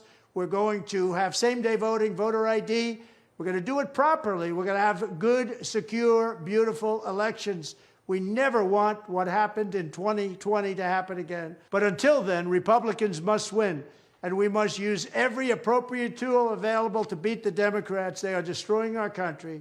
Whether you vote early, absentee, by mail, or in person, we are going to protect the vote. That's the most important thing we have to do, is protect the vote. Keep your eyes open, because these people want to cheat, and they do cheat. And frankly, it's the only thing they do well. We will make sure your ballot is secure and your voice is heard. Many Republicans like to vote on Election Day, and we must swamp the radical Democrats with massive turnout on Tuesday, November 5th. The way you win is to swamp them. If we swamp them, they can't cheat. It just doesn't work out. But if you can't make it, you need to make a plan, register, and vote any way possible. We got to get your vote. So with your vote, we will win a victory the likes of which no one has ever seen before. We will evict crooked Joe Biden from the White House, and we will take back our country on November 5th, 2024, the most important day in the history of our country. That's what it's going to go down as. Thank you.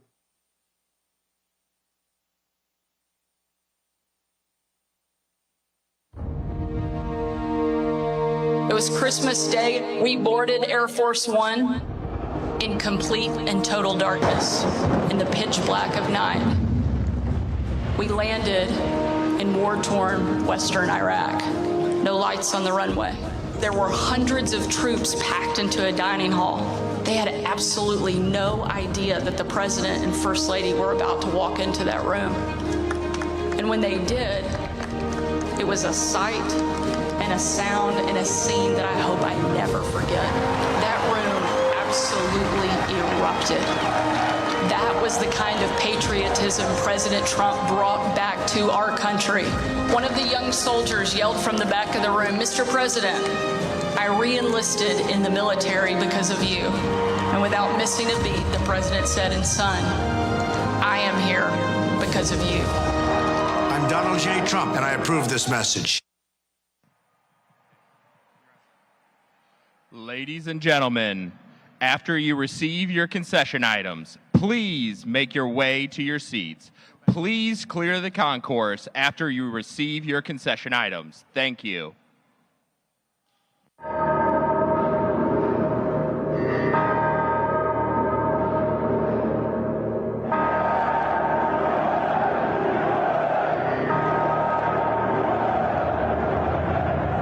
Few speeches from the chairman, Michael Whatley. We had Mr. Bishop, Dan Bishop, running for North Carolina Attorney General, and definitely some North Carolina politicians to ramp up the crowd. A homecoming for RNC Chairman. Oh my Whatley. goodness, that was amazing. My favorite ad is playing right now. I got to tell you, it's the one where Donald Trump is saluting all of the amazing veterans, where he's looking up at the sky, where he's walking into rooms looking tough. and strong and giving us that peace through strength that we all miss so much and that we are literally clamoring for in our nation right now. I love these ads, and I love the reaction. One nation. Wait, here he is. He's saying, and a powerful moment from the ad that I've really seen all over national airwaves with Governor Sarah Huckabee Sanders talking about when she was press secretary, President Trump going and visiting the troops overseas, and a sound that she said, "I hope I never, ever forget." Similar to this stadium, it is jam-packed, even behind the press pool. The seats are filled, and really not a bad seat in the house, per se, in this beautiful Bojangles Coliseum in the Queen City of Charlotte, North Carolina. MAGA rally. Yes. Here we go, amazing. Wednesday evening in America. It's not it's not typical that a crowd comes in on a Wednesday afternoon like they have today for anybody. I always say he's the draw. He's the one. He's the headliner. He doesn't need other people. He doesn't need an opening act. He doesn't need an ex-president. He is the president. He's the one that he brings the crowd for himself. And when you think about that, here comes my favorite song, and you know that every time you've seen the other side, they're always bringing in other people to speak on their behalf or to endorse them. President Trump has thousands of endorsements, but he's the draw. And that's what we want in our leader. We want that person to be the one that we look up to and we listen to and we respect. We don't want to have to only give our respect to somebody because of who else likes them. It's about that person, what they bring to the nation. And this is a president who brought us peace through strength. And his entire platform right now is based on unity and unifying all Americans. We may never see anyone quite like President Trump, just given the energy, the rock star-esque environment. It's almost like going to a concert. As we can hear now, blasting the classic Elvis Presley song when Elvis was working for civil rights. That's right. And you know, it's funny, I was watching his, I don't know if you guys had a chance to see the Break 50. Break 50 was amazing, you know, with one of the greatest golfers ever. And he was in his golf cart, President Trump, and he was talking about how he has the best playlist ever. And he was asking about what celebrities he's met and worked with and talked to. And he said the one person that he never got a chance to see or meet in person was Elvis Presley. But he wished that he had because he thinks he was one of the greatest. And he was. So I thought that was I enjoyed that moment with Bryson DeChambeau and President Trump. Bryson is just, oh my gosh. They were raising money for the Wounded Warriors Project, and they seem to have a lot of fun together playing some golf. Yeah. But you see more of a reflective side of President Trump, clearly enjoying the music that plays here seems to be the music on his playlist. It is. His playlist is the best. I say it every time. Even if you are not part of the MAGA movement, quote unquote, if you want your country to be great again, then actually you are. Because Make America Great Again is what MAGA stands for. And Bobby invites all of us here, we invite you to come to one of these free rallies because he does not charge anybody for any entrance. There's no fee. The only thing you pay for are the things you choose to buy. But if you want to come and see President Trump in person, I implore you to do so before the election. It's an electrifying moment, and I've heard from so many people, Bobby, when they've said to me, I wasn't sure what to expect, but after I went to a rally, I realized not only are the supporters just kind, welcoming people, but that President Trump has a message that's not being shared in its entirety on mainstream media. Right, and that's why it's so important to tune into RSBN, because we'll give you full, unedited footage of every MAGA event, every MAGA rally, different conferences where the president will be speaking. And now we're in full swing with the MAGA ticket, the Republican ticket. So a very exciting time for President Donald Trump, Senator J.D. Vance. The Republican ticket, we have yet to see what the Democrat ticket will be in less than a month here. Can I just say, to be in the end of July and have that comment made is unprecedented. To not know who's on the ticket officially against President Trump. He doesn't even know who his opponent is. He knows who presumptually will be his opponent as the president, but we do not know who J.D. Vance is even going to be debating. I mean, when you think about all of these things that are in the unknown land right now, and for all we know, we might not even see Kamala in that position. We haven't heard any endorsement from Barack Obama, or I believe, who's the other person that hasn't endorsed her yet? There's some leadership, like Hakeem Jeffries, I believe, has no, not. I think Hakeem Jeffries just did. Okay. It'll come to me. I'll think about it. It's been developing day by day, hour by hour, and a very exciting time to see who will be in that slot. Kamala Harris is wrapping up a lot of support, but we'll see what takes place there. We see Chairman Whatley telling you that he thinks she's the presumptive nominee. Yes, yes. He was talking about her lack of credentials and her background in government, having been a massive failure over these years. Going all the way back to San Francisco as a prosecutor, then the California Attorney General, someone who has put people in jail for minor drug offenses. That's something President Trump has worked on fervishly ever since he got into office, criminal justice reform. So we are now about to go over to the studio for an exciting interview that the magnificent Matthew Alvarez has. Wonderful. So we'll send it back to you, Matthew. Right now. Thanks so much, Bobby and Nikki. It looks like an awesome event there in Charlotte, North Carolina. And joining me right now of North Carolina is Bo Hines. Obviously, Bo ran for Congress, doing some great things in that state. So, Bo, thanks for joining us. And also, could you share with us your thoughts about the current situation in our country just overall right now? Yeah, I mean, I have to tell you, it's really quite unprecedented. I mean, to see the president of the United States disappear for days on end, leaving the American public guessing where he was or what his health was. I mean, it leaves real concerns. But, thankfully, we have President Trump here in North Carolina tonight, who we believe is going to lead a massive red wave in November. He's actually talking about the things that matter to the American people. He's talking about bringing down inflation, making sure that people can afford their everyday needs. He's talking about getting us out of foreign conflicts that do nothing to benefit the American people. It's absolutely imperative that we secure our border. And now we're looking at a possibly future President Kamala Harris, which no one wants. The former border czar, who's been an absolute disaster in this area. So I think that especially North Carolinians and the rest of America, we're just excited to see President Trump back in the fold, leading the charge into November, and hopefully going to secure this election victory for us Republicans in November. And tonight, of course, President Trump about to take the stage there in Charlotte. What's it like for you when you have met the president? I believe you've spoken on stage too before. What's the overall kind of feeling at an event like this?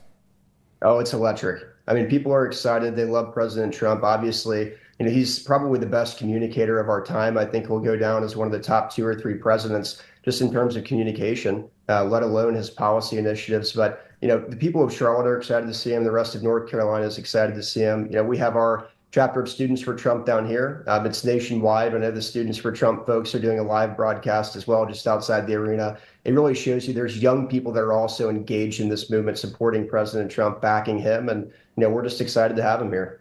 And so, Bo, you're 28 years of age, doing great things for the country. Do you see a lot of people, though, throughout the country, other than North Carolina, that are saying, you know what, I'm a young person and I'm supporting Trump, or I never was involved in politics, but now I am? Oh, absolutely. I think that, just with social media and all the new medium platforms, we see young people engaging now with political content like they never have before. They have opinions. They're willing to voice those, good or bad. But for us, I think it really creates an opportunity to capture young folks like we've never been able to do in the Republican Party. I think it's extremely important that we keep messaging to them. I think that President Trump's initiatives speak volumes to them. They just have to be articulated properly. And, we hope with Students for Trump, we can help do that. What were your thoughts about the University of North Carolina students that got highlighted at the RNC, along with everyday Americans there for those 4 days? What was that like when you saw what they did? They held up Old Glory. Oh, I think it was awesome. I mean, it just goes to show you, that is viral content that we need, especially for young people to see what it means to stand up for our country, stand up for our values, stand up for what it means to be an American. It doesn't matter what you look like or where you come from, but it does matter that you believe in our values and our system and really truly what it means to be a resident of this country. And I think that those young students at UNC standing up for the flag, showing people that, they're proud to be Americans, that's stuff that we like to see coming out of the next generation, and we hope to inspire more of that. And today in North Carolina and the other day in Michigan, Right Side Broadcasting Network, we were out there interviewing a lot of people, and we heard chants of fight, fight, fight, and USA and all those kind of chants, right? So what were your thoughts when President Trump stood up there, said fight, fight, fight, and he continues to move on and continues with the country to do so? I mean, it was truly one of the most incredible moments in American history. For him to capture that moment, it really just amplifies what he means to this next generation, what this new Republican Party means, this populist right party that's evolving, becoming more of the working class party for people that are struggling here in the United States. And for him to stand up and say, fight, fight, fight after nearly losing his life. I mean, I just think that was probably one of the most touching moments that I've ever seen in my lifetime. And even though I'm a young adult, speaking to my elders, I mean, they've said the same thing. I mean, it brought tears to many people's eyes. It was incredible. Definitely was incredible. And before I let you go, Bo, we're looking at a live perspective of Charlotte, North Carolina. Our camera is just panning the crowd. It just seems like everywhere we go, we see the same thing. It's almost like a sporting event, but it's for our country. No, it's great. I mean, I think you're going to continue to see these rallies grow really throughout the next few months. President Trump, as an open movement, he's welcoming new people every day, as we saw at the RNC convention. It's great to see people from all aspects of life showing up, supporting the president. We'll be there at most of these rallies doing our events with Students for Trump. We hope that everyone across the nation joins us because they're welcome. Bo Hines of North Carolina, sir, thank you so much. We hope to see you again soon. Absolutely. Thank you so much for having me. Of course. So there, Bo Hines, 28 years old, obviously ran for Congress, bright political future there, well-spoken, but somebody that's on point when it comes to the common sense that we're looking for our nation, right? So the younger generation, when it is time for that to happen, we've got a lot of great patriots out there. Of course, leading the way, the legend himself, Donald J. Trump, to speak tonight again at 6 o'clock. You'll see there awaiting President Trump. Of course, that arena packed just like it was in Grand Rapids just the other day in Michigan. For those of you that were out there, wasn't that an awesome time? Well, we're going to see more of that here in Charlotte, North Carolina. I'm excited to get it back out there to Bobby McNeely and Nikki Stanzione, who are live there on the Media Riser. You get the sounds and the feels of what it's like to be there. That's what we love here at Right Side Broadcasting Network, to bring you exactly what we see and hear out at those rallies. So we'll go back out there in just a moment. 16 electoral votes up for grabs in North Carolina. Of course, President Trump won that state in 2016 and in 2020. And then moving forward to 2024, the polls, he's got a lead in North Carolina there. And that is one of those 7 big swing states, right? I mean, out of that, Pennsylvania, Georgia, Nevada, Michigan, Wisconsin, and others. You know, the Trump administration, in the sense of the campaign, doing great out there with a lot of political ads. And we're seeing the boots on the ground. We're seeing all the people. Look at that. It looks like a packed arena for a concert or some sort of sporting event, but instead it's something for our country. So coming together today in Charlotte, North Carolina. A quick couple program notes before we throw it back there live. We've got an event on Friday night. President Trump will be in West Palm Beach. We'll have some live coverage there Friday night. And then just the next day, St. Cloud, Minnesota. Get ready, St. Cloud, Minnesota. It will be rally day in that great state, so we'll have coverage as well. So a lot of upcoming events happening. Obviously, we know there's a lot of other news going on, but this other news, in my opinion, pales in comparison to our country winning, moving forward as a unit in freedom, based in truth and the Constitution. So obviously, looking forward to hearing from President Trump here within the hour, it looks like. We'll hear from him. So producers, when we're ready to go back, just let me know. But in the meantime, I just want to share with you a couple of the RSBN countdown kind of numbers we're looking at. So we know that there are 104 days until the U.S. general election. From there, 48 days until the debate between Donald Trump and will it be Kamala Harris or whoever the DNC puts in there? That'll be on Fake News ABC on September 10th. So that's 48 days away. Another thing I wanted to share with you is, you know, one of the themes for the RNC was Make America Wealthy Again. So there are 14 Fortune 500 companies based in North Carolina. So 14 huge corporations based there in North Carolina. They're also known for a number of other industries, aerospace and defense, the automotive, truck and heavy machinery, biotechnology, and a number of other items like financial services. So Obviously, a very important state in the Union, 16 electoral votes, one of the swing states. But as we saw in 16 and 20, President Trump won those two election cycles. Now, again, the third time being a presidential nominee for the Republican Party, Donald J. Trump, as we saw at the RNC in Milwaukee. And then, again, on the heels of that RNC, what an awesome event. Then, of course, later when we had the event in Grand Rapids, Michigan. You'll see there tonight the electric crowd. You'll feel what it's like to be there as we bring you the entire speech and the moments that are live. Obviously, historic times for our country as we are 104 days away from that election, and for our country going in one of two ways. One that is towards the truth, one is towards common sense, one towards the 20 GOP platforms that have been adopted by the RNC under a new Trump administration, one of the Constitution remaining the law of the land, and that list can continue, but all of those things on that list are obviously very positive. I won't even talk about what would be the opposite of all of that because we're already living some of it right now.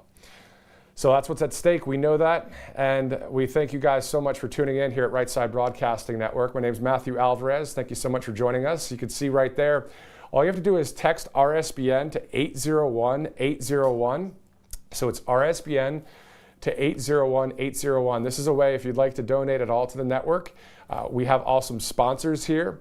Obviously, this great network is not bought and paid for by any woke corporations at all.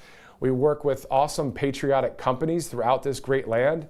And then you, the people, right? We're all in this together. We love to talk with you out there at the events. We love when we walk by and we hear, we love Right Side or we love RSBN and all that. That's great, right? So let's do this together. Let's, if we can raise a few bucks, great. If you don't have $1 or $2 to do that right now, I get it. It's called Bidenomics, and we're hoping, obviously, for Maganomics to be installed instead of what we're dealing with right now. So RSBN to 801-801 as we take another live look there in Charlotte, North Carolina. It's rally day once again here on a Wednesday in the summer, but you know what? Every time there's a rally, every time there's an event, what an inspiring, great moment in time when we have everyone come together to make America great again as a unit.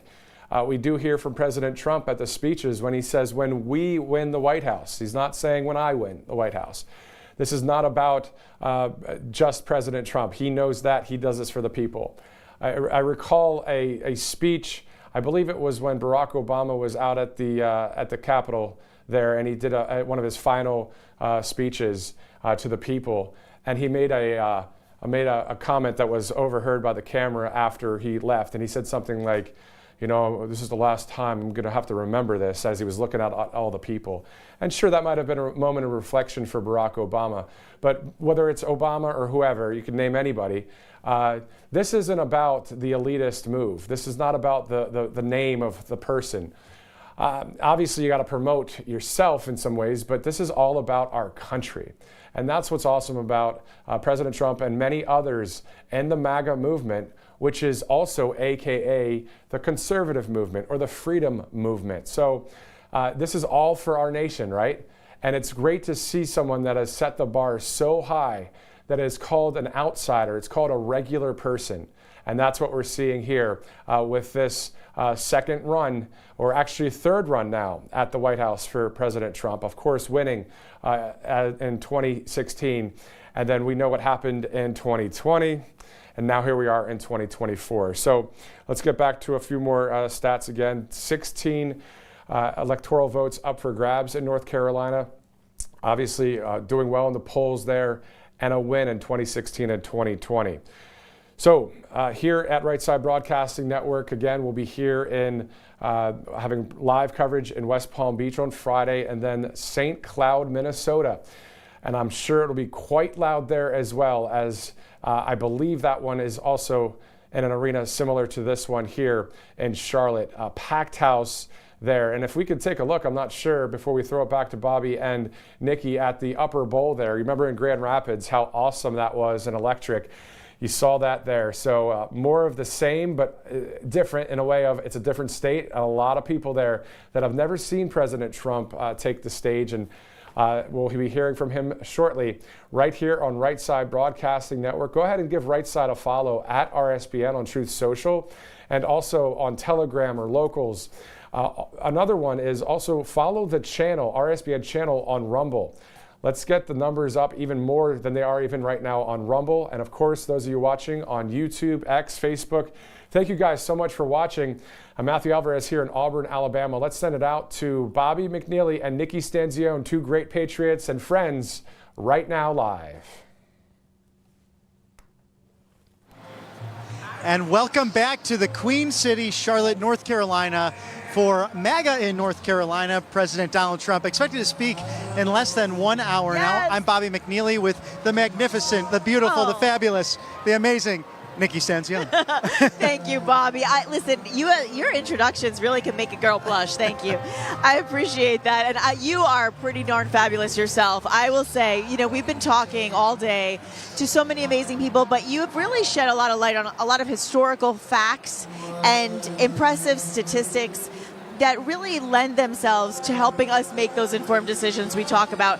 The room has filled up and people are excited. There's an electric energy going on.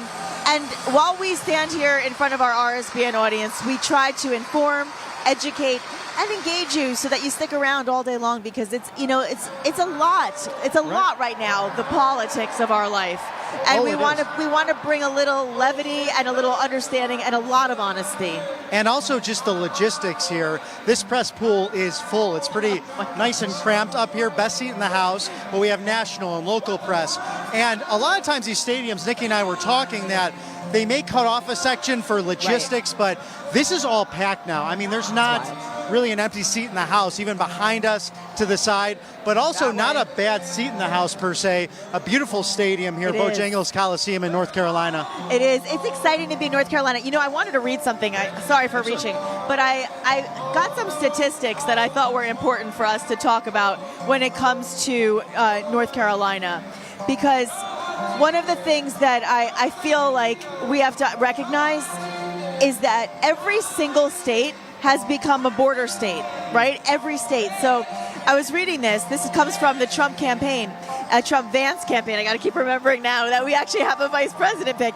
But they said the average Tar Heel family here in North Carolina has already lost nearly $25,000 just paying for the increased cost of living that we've seen under the Joe Biden and Kamala Harris administration. She takes full responsibility for this administration as well, or she should. In fact, they say prices have jumped 21.4% since this administration took office. And so over half of North Carolina hardworking Americans are suffering. And another thing that they talked about was that the pro-criminal open border politics of Kamala Harris have cost the people of North Carolina really dearly, with nearly 500,000 illegal immigrants residing now in North Carolina. Wow, and just to build on that, I had a friend actually text me some numbers. Under Trump, the inflation rate, 1.9% nationally. Under Biden, 17%. We're seeing close to Jimmy Carter numbers back in the late 70s, early 80s. Gas prices, an average of $2.17 per gallon, now $3.96 on a national average. The average rent, Trump $10.96, Joe Biden $23.95. So just these essential prices really hurting the American family, American individuals.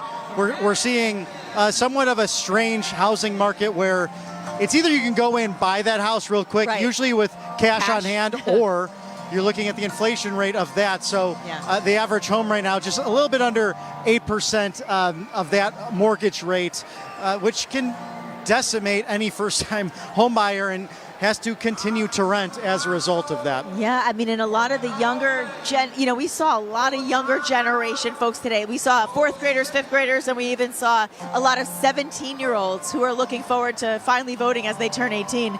And they all said they're fearful about the prices in America right now, and of course of their own safety. So between inflation and crime, this is a universal issue. This is not a Democrat or Republican thing. This is a human being thing. We want Americans to stay safe, and we want to afford our lives. And those are the things that are on the ballot this year. Reminds me of the 1992 election. Even Bill Clinton would say, yes. It's the economy, stupid. Yes. And you see that somewhat reminiscent now in 2024.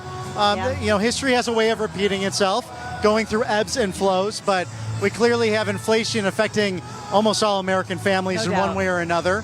And I think that might drive people out to the polls as a result of you need safety and you need good economic times. And look, Chairman Whatley set it up on stage that elections have consequences, folks. So we have to look at this deeply and remain involved. Right. And, when you get excited about something new or something different, which is what I think is happening right now on the other side, there's a lot of people, they see, ooh, Joe Biden's out, Kamala Harris, and a female, right? A minority, all of these things. I do want to also remember something, though, because as she continues to run as a woman she's been very against the greatest threat to democracy being a white male, right? She's talked about that over the years. I don't have the exact quotes, but I'm sure if you've watched the news over the years, you've heard them say white supremacy is one of the greatest threats to our democracy, which, of course, we know that is not the truth. And her husband is a white man. Her mother is, I believe, Indian, and her father is Jamaican.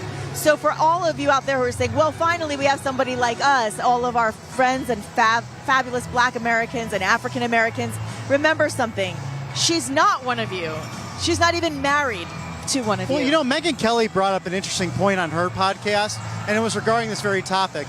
She said, I'm a mother to a daughter. I'd love to see a first woman president. I'm a woman. I'd love it. Why the racial divisions? Why dividing people on social economic bounds? This woman, there have been debates in the past where people have run for president together, then they come together on a ticket, like Reagan and Bush back in that's a big 1980, and they had a heroic combination together. But Kamala Harris called Joe Biden a racist. She sure did. During the 2020 presidential debates. She was the little girl on the bus. Right. Yeah. His legacy is great. I mean, this is someone who's been very hypocritical on major policies. According to Chairman Whatley and others, it looks like she will be the Democrat nominee. We have yet to see if that will take place, but President Biden, 14 million votes in the Democrat primary, now stepping aside, endorsing his vice president, Kamala Harris. He'll finally address the nation tonight since leaving the race on Sunday afternoon. There'll be a primetime Oval Office address at 8 o'clock Eastern, just after President Trump gives his 6 o'clock address. Exciting. What a day of news and what a day of events for the country. And we do have a wonderful seat. And all of you watching RSBN, you have the best seat. Okay, so right now we're getting announcements about people making their way to their seats. So this is another, I would say, Bobby, this is probably another example of a new security measure. Usually they don't make those announcements, but this is a new thing now we're hearing. Make sure that you get seated, make sure that you get in your seats and leave the concession stands. They want to leave open space. So I'm guessing that they want to make sure there's a lot of clearance before they bring President Trump out to ensure not only the safety of all of us, but of course to ensure his safety as well. And even the waters that we grabbed, they make you take the caps off. Yes. So a few changes. Yes. You can see that Secret Service always does an extraordinary job, very professional, but very, very tight with security. Also efficient, coming in rather quickly. So it's good to see that after a large scare, many questions. Secret Service Director Kimberly Cheadle has resigned after that House Oversight Committee, which was very bipartisan. A lot of those committees are not. That's right. The Democrats went more of a direction of gun control. Correct. But both were echoing that you failed at your job and you really cannot answer. She did not answer many crucial questions. One of the interesting things was I didn't know about this classification of different threat levels of suspicious versus threatening. And apparently they had the scope on this man for a long period of time. But he was considered as suspicious, but not threatening. Yeah. Even though they saw him on the roof with the gun. But thank God President Trump is okay. Sadly, our thoughts and prayers continue to be with the Capitor family, Corey Capitor, guarding his wife and daughters in a very sad moment. 2 others injured. And the biggest highlight, I think, from that moment, that scary moment in Butler, Pennsylvania, that you were there at with Vanessa Broussard, was the fact that no one ran. No one trampled one another. No. The MAGA Patriots viewing the rally were calm. It was really something to see. If you're just tuning in, I talked about it a little bit earlier, but Bobby and Matthew and everybody on the team, everybody was so kind to reach out to all of us, check on all of us, the whole crew. Thank God we were all fine. But I'll tell you, it was a terrifying moment. There, of course, you hear gunshots. You see your president get shot. We don't know. We just see him touch his ear and go to the ground. God only knows what that meant, right? And we hear, we don't know. Is it going to spray through the crowd? Does this man have explosives, which we found out in the end that he did in his car? We see a bomb squad with a bomb threat. I mean, we have no idea what our lives will be like in a matter of seconds. And all we can do is take cover and pray.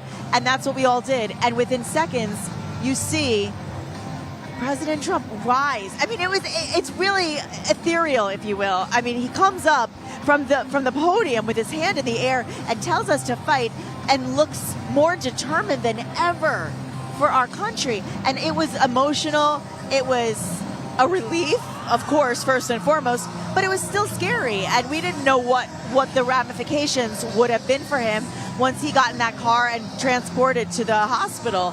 Thank God we all know now that he's on his way to a full recovery, and so are the other two victims of being shot, thank God. And President Trump has spoken to all the families. Just to clear it up, he has spoken to all the families. He was very, very pivotal in raising, I believe at this point, about, if I'm not mistaken, we're at least $6.5 million for the victims' families. That's just fantastic, and it shows the resolve, the determination of this man, his family. Watching the RNC, probably the most united RNC. It was interesting politically, just 8 years ago, that was arguably a divided Republican National Convention. You had it in Ohio. The Ohio delegation very upset that Governor John Kasich did not win the nomination. He ran, quite frankly, a pretty poor campaign, I think, by anyone's standards, regardless of ideology.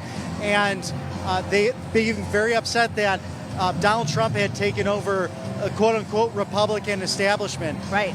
Short 8 years later, MAGA policies being put into 20 promises, a very straightforward populist message on the behalf of the Republican Party to make it tangible, readable, just 16 pages or so versus the hundreds of pages you see out of Congress sometimes, or even these lobbyists that get involved telling candidates, well, you're going to run on this. Yes. Donald Trump saying, no, I'm going to run on these principles, and especially picking his running mate, Senator J.D. Vance, who has championed these issues. And to that point, when we talk about the agenda of 47, it's the 47th agenda. Let's not confuse those numbers. That is so important right now, because we have a lot of really interesting sorry, I got excited about the music. We have a lot of really interesting information from the entire campaign that really, I would say, outlines and focuses on what the agenda is for President Trump. And, you're hearing about another project that is not something that President Trump is involved in. I don't know how many times he has to go out and say, this has nothing to do with me. This is not my agenda. This is not mine. And everybody wants to deny it.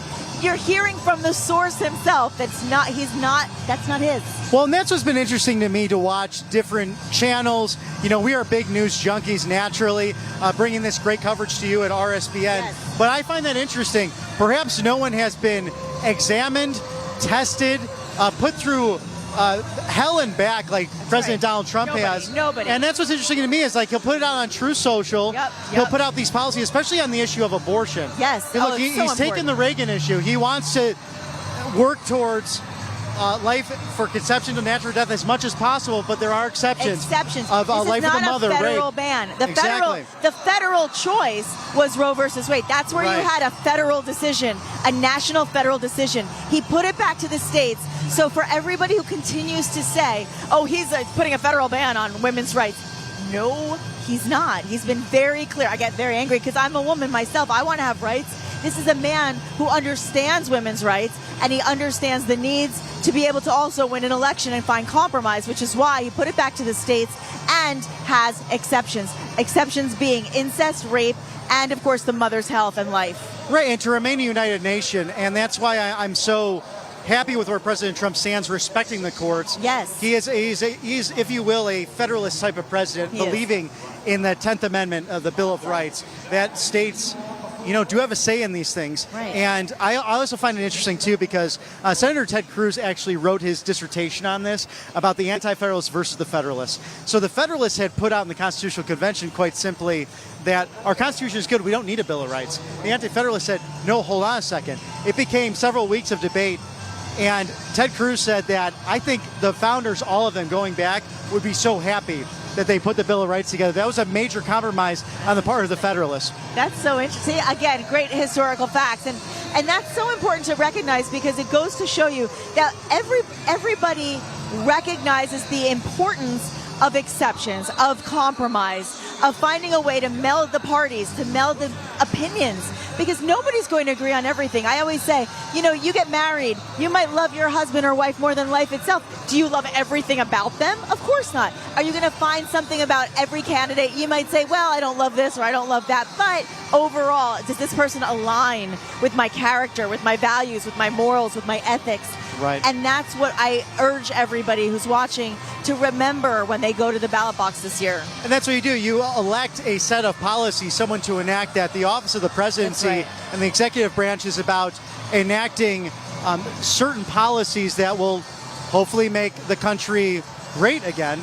And we saw that in the first term of Donald Trump. And that's what's so interesting compared to the MAGA policies of the Republican Party versus the Democrat policies. This is a big tent populist movement. We have Vice President Kamala Harris is going to the Sun Belt. She's going to the blue state wall that is the Rust Belt, trying to make her case, but you just have policies that are completely against the American worker. Well, in fact, I was reading something that somebody had written. It said, my decision to not even consider Kamala Harris, and this is a person who's a Democrat, and he said, she created a bail fund for rioters in 2020 who destroyed cities to put a political agenda. That's terrorism. She let them skate. She supported 2 propositions in California that exacerbated crime, making it incredibly difficult for law enforcement to stop crime, and a no-cash bail, even against the will of the California voters. She was tasked with solving the border crisis. She only went to the border because she was pressured to do so, and she never actually went to the official southern border. She has never been there. She also hasn't been to Europe, in case you haven't heard, which is interesting. You heard that interview. Well, and Miss Fundner talking about that in her speech at the RNC convention, that borders are, what a joke. Her son dying from fentanyl. And think about those real Americans who talked at the convention. Also, she engages in race baiting and fear-mongering, which lets us know she has zero solutions to the issues that Americans are facing now. This is why so many are questioning how in the world is she ready and able to lead Americans. It's an excellent question, Nikki, and this is someone, as Senator J.D. Vance said at his homecoming rally in Middletown, Ohio on Monday, that she's always had a government paycheck. She's always been someone that, quite frankly, didn't go out into the working world and make something of herself. And you can have experience from government. There's no disparaging of that. But you clearly had a ticket of Biden and Harris who lived off of the taxpayer, who blamed others, who race baited. Go back to Joe Biden being, the chair of a judiciary in the Senate. The hard time he gave to Clarence Thomas. It was eerily reminiscent to what Senator Kamala Harris did to Brett Kavanaugh in 2018. A horrendous moment where actually I've had family members who were Democrats who left the Democrat Party as a result of that hearing. Really? And either became independent or Republican because of the way he was treated. Interesting. Yeah, you were talking about that with me, and I thought, what an interesting comparison to make, because it didn't even occur to me, but you're right. So reminiscent of what we saw there. And Joe Biden, yes, he has given service to the nation in the Senate for many years, then as vice president, now as president. But what has he done to make our country better is the question I ask you, and ask you to ask yourself. And when you do ask that question, really think about how your life, not what you hear, not what you're told to believe, but how has your and your family's life been better? Have you felt safer? Have you felt like you're able to save money? Have you felt like you're able to afford more? Have you felt healthier? Think about all of those things. I'm not telling you what to believe or what to say. That's your choice. But I can personally say the answer to all those questions is no. Well, and look, like Ronald Reagan did with President Carter at the time. He said, well, there you go again, and simply looked at the camera and said, are you better off now than you were 4 years ago? President Trump has this moment of an attempt to return to the presidency, but with a record now in place. He made promises, kept promises, was highly successful on many fronts, and very interesting to see the correlations between Reagan and Trump. Very true. Both private businessmen, an actor who had become governor of California, then president of the United States, who led a revolution, the Reagan Revolution of large coalitions. Very similar to what President Donald Trump has been able to accomplish. And able to, I mean, with Reagan, of course, we saw, the please tear down this wall moment. And when you think about that, it reminds me a lot of the peace that we saw in the Middle East thanks to the Abraham Accords and what President Trump was able to do, even when he crossed the line. When I talk about him crossing the line, you know what I mean. Taking that leap of faith and that step to talk to Kim Jong-un. And that moment was unprecedented, never been seen before. And everyone was so afraid, oh, how could he do this? How could he? He had no fear because he was representing us. He was representing America. And he always says, people give him a hard time about making alliances with enemies, making alliances with people that are not good people. He knows that. He knows what a good person is. He understands when people are out for the best for their country and when they're not. But in his eyes, and I think it should be in all of our eyes, isn't it better to befriend these people and be on their and be in a good relationship with them so they don't hurt us? Of course that's a better move. And he was never afraid, and he took those steps, literally, figuratively and literally, took those steps to keep us safe. That to me is what I want in a leader.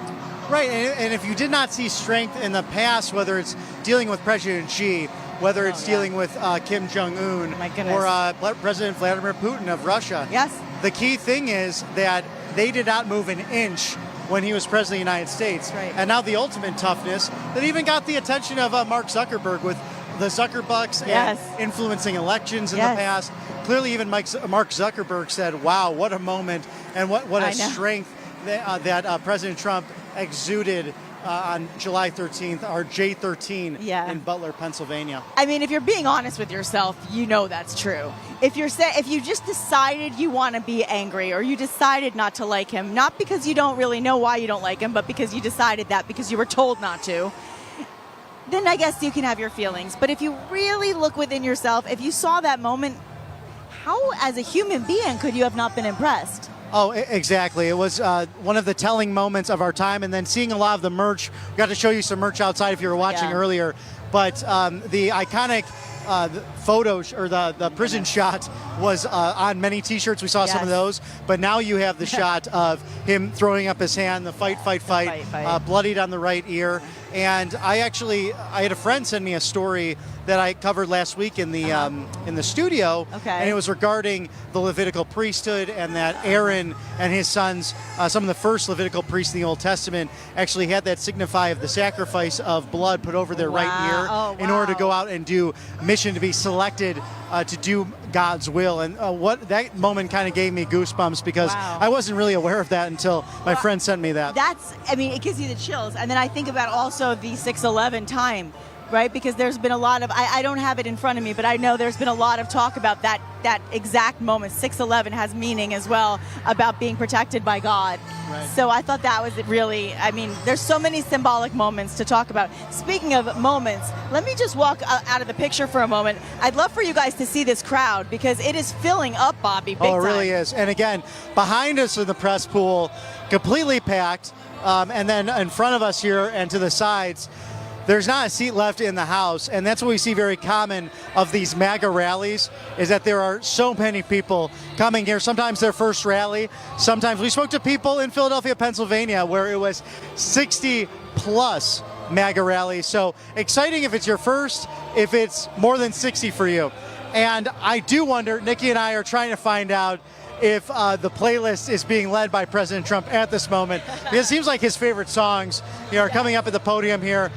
Heck of a lot of energy, everyone getting their shots there. And it's great to be with friends and press folks from a number of different networks here. It is a packed press pool. We are very excited to be here with you at RSBN, giving you live coverage of President Trump about to speak in roughly, give or take, 35 minutes here. Amazing. And if you look at what's happening right now, you're seeing a calm, patriotic, positive crowd that gets along with each other. And I heard from a lot of people, which I thought was interesting, and I think it's important for our audience to know, that people that came over from the other side, if you will, they've been welcomed with open arms. There's never any anger. There's never any resentment. It's not, oh, how could you have done this? Or how did you think that? It's welcome. Welcome to the party of the people.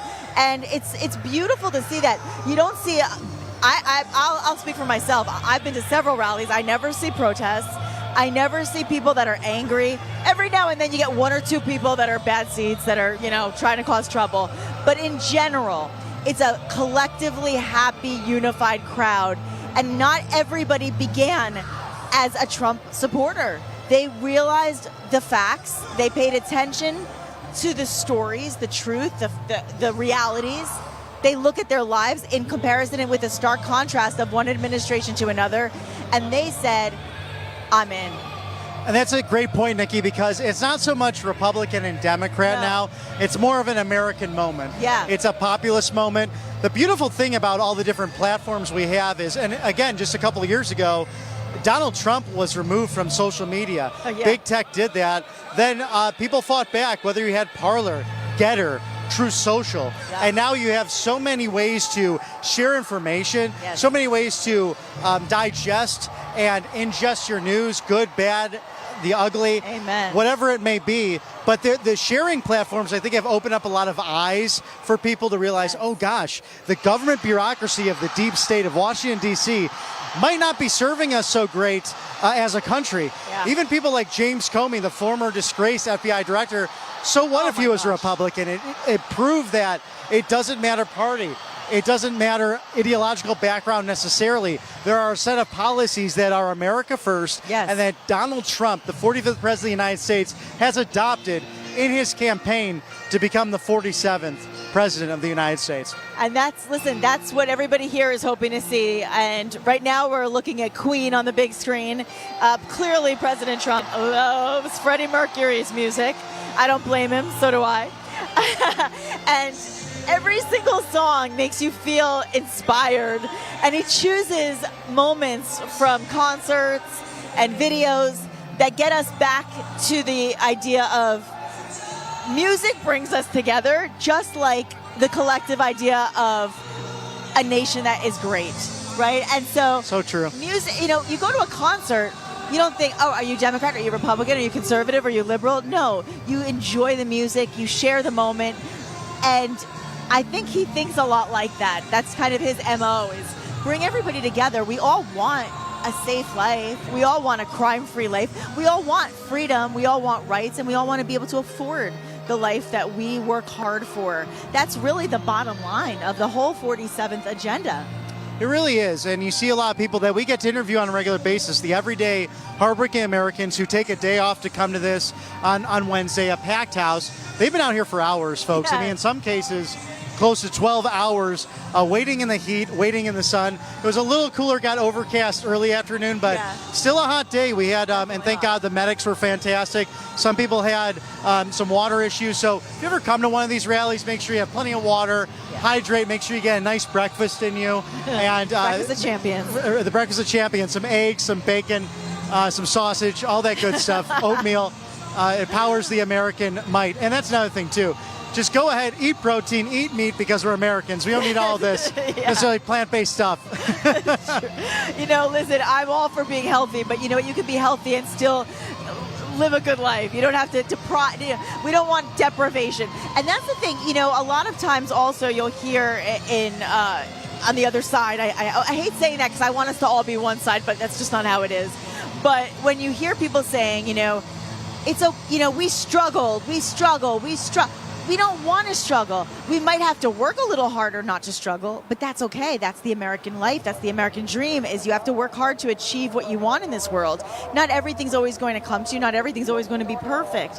But if you fight for what you believe in, you work hard for what you want to earn, you take care of the people you love, you live a life under faith, that's the American dream. I think we should step aside slightly just for them to hear this message. Yes.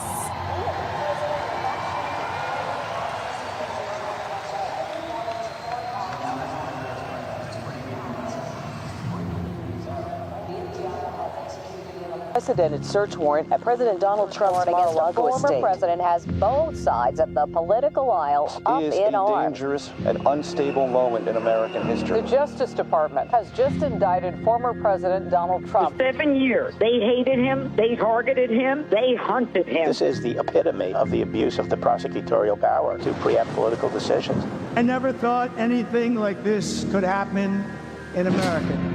The only crime that I have committed is to fearlessly defend our nation from those who seek to destroy it. The more that a broken system tells you that you're wrong, the more certain you should be that you must keep pushing ahead.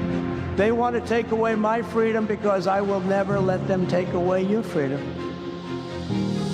They want to silence me because I will never let them silence you. They're not coming after me, they're coming after you, and I just happen to be standing in their way, and I will never be moving. On November 5th, 2024, justice will be done. We will take back our country, and we will make America great again. America will always rise to every challenge and overcome every danger. Donald Trump seems to always get stronger when challenged. These types of things, I think, give him strength. When I'm reelected, I will totally obliterate the deep state. As long as we have pride in our beliefs, courage in our convictions, and faith in our God, then we will not fail.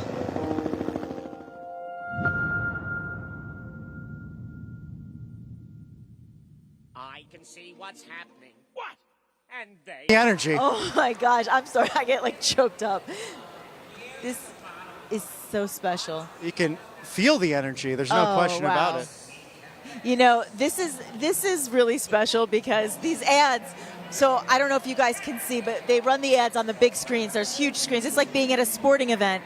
And on the big screens, you see these moments, and they're just beautiful reminders of the presidency of Donald J. Trump. And the moments that, you know, even through all of the, I would say, criminalization, all of the demonizing of him and his presidency, when you actually look at it, there's nothing but love, but hope, and actual truth. Not to mention a man of action. Oh, no question. And in these trying times, we have to take care of our finances. We sure and do. that's why American Financing is right there for you. If you're a homeowner, you can save $854 per month on average. Yes. Well, a lot of us are struggling to pay the bills. I mean, everything from food to gas and even our energy bills, like you said. I mean, it's a tough time for us. But here's the thing. What happens is if you own a home, you really will want to call on your friends at American Financing because, like you said, saving $854 a month. But think about that. If you are tapping into home equity, right, and you wipe out high interest credit card debt, you're looking at $854 a month being literally like a $10,000 raise. So scary. And over 66% of Americans have credit card debt. Most are living from paycheck to paycheck. So $854 a month is huge, and that's why you should talk to our friends over at American Financing if you own a home. No upfront fees to get started, which is fabulous. And of course, all you have to do is call today. Maybe you don't even have to make next month's mortgage payment. How nice would that be? American Financing is 888-402-0299. That's 888-402-0299. AmericanFinancing.net and then /RSBN. That's us. We're RSBN. That's us. You got to protect your family, your home, and your assets. Yes. I want to share, Nikki. We just got a gift from a patriot in the audience who wanted to give this to us. It's Patriot Jerky, Never Surrender. So we get that on camera right there. Did he hear you Looks talking delicious. about meat? Mark Minton. He might have, I wonder. But it looks delicious. Let's see here. I want some of that. Oh, wow. 2 servings per container, only 80 calories. I'm looking at that 15 grams of protein. This might be a snack. Thank you, Mark Minton. Patriot Jerky. And he has Psalm 31:24 over there. Be strong and take heart, all you hope in the Lord. So I think Nikki and I will be enjoying this later. Thank you, sir. I just love that. Look at Isn't that great? I love that he has. Great. I'm having some. What a moment. I think so. I think we might have to have some. Maybe great. during the speech. what a nice thing. I mean, this is what it's about. You know, people were passing out cupcakes on the lines. They were passing out water. People were passing out snacks. The ladies, the kindest, most wonderful ladies, they were the ones that give us our credentials when we come in. They gave me peanut butter crackers because they knew I was hungry. I mean, they're just the nicest people here. I cannot say enough about it. The MAGA Patriots come prepared with Gatorade, with water, and are very generous. It's almost like you're out knocking door to door. I've done that with political campaigns, and everyone's like, do you want to come in, especially down south? Want to come in for a moment? I'm like, I'd love to, but I got to keep going. So it's just wonderful to have that out. Just good friends here at the MAGA rallies. It's funny, we travel all over, and you wonder what are you going to see in every city? What's the reception going to be? And I think, well, when we're in the South, maybe it'll be like this. When we're in the North, but it's pretty uniform. I mean, I would say everywhere we go, it's the same collective kindness that we notice and the desire for unity. I think our country is just craving a way to not be so divided. I think we crave that. And so it does surprise me to see that even after what we heard from Joe Biden after the attempted assassination, that the rhetoric continues, calling Donald Trump a threat to democracy. Before the shooting, you said it earlier, putting Donald Trump in a bullseye is about as negative and dangerous as anything I've ever heard. Right, and you don't see Republicans reciprocating in that regard. No. We had, Steve Scalise was highly emotional during the RNC. He was shot at a congressional baseball practice, and if it wasn't for Senators Paul and Flake at the time, Jeff Flake, the then senator, now an ambassador under the Biden administration, they saved Steve Scalise's life. Thank God. So he was highly emotional in that moment as well. Yeah. And that was someone who was clearly inspired by the far left. We learned that. But Republicans did not rescind. They called for a lower temperature. That's right. And you still have President Biden saying things like, you said, Nikki, that President Trump's a threat to democracy or has a bullseye on him. And it's just unneeded rhetoric. And fortunate to see other channels somewhat going there. Lester Holt asking the president about that, and President Biden trying to change his words in that moment. When push comes to shove, you end up exiting a presidential race, clearly. And the whole thing is the threat to democracy. 14 million people voted for Joe Biden. That's right. That's right. right. And no votes will be going to the nominee at this Democrat convention. I don't think that's fair to the American people. Absolutely not fair. And something that I thought was very interesting was President Trump put on his Truth Social the other day that he's hearing all of these people praising Joe Biden for being so unselfish. Oh my gosh, he's so unselfish. Look what he did for America. He's so patriotic. 2 days before that, they told you he's absolutely the most energetic guy you've ever met. They can't even keep up with him. They're lying. And that's the thing that bothers me, is that if it was fair, if they were telling the truth, and that was your choice, then fine, all the power to you. But they lied to us. They told us he was fine. They told us the border was safe. They told us the border had no issues. They told us that the Bidenomics was making the country great again. They told us they created, 15 million jobs after they did not create it, but jobs were taken away because of a worldwide pandemic. So pay attention to the lies that you're told. And on that note, the sad thing is, when somebody's getting praised for backing out, remember this, he was not backing out unselfishly. One day before he was home with COVID, he told the nation he wasn't going anywhere. They pushed him out. They stabbed him in the back. The secret behind the scenes, you're hearing it, right? People saying, he was very unhappy. Well, and you had Politico actually reporting that Nancy Pelosi the last few weeks was feverishly calling different big Democrat donors, different super delegates. You see, their process is different than the RNC, Shady. where elected officials actually have a higher weighted vote at their convention. And so she's making the phone calls and apparently told the Biden campaign, we are not going to go easy in this last week leading up to, at 1:46 on Sunday, President of the United States, Joe Biden, dropping out of the presidential race.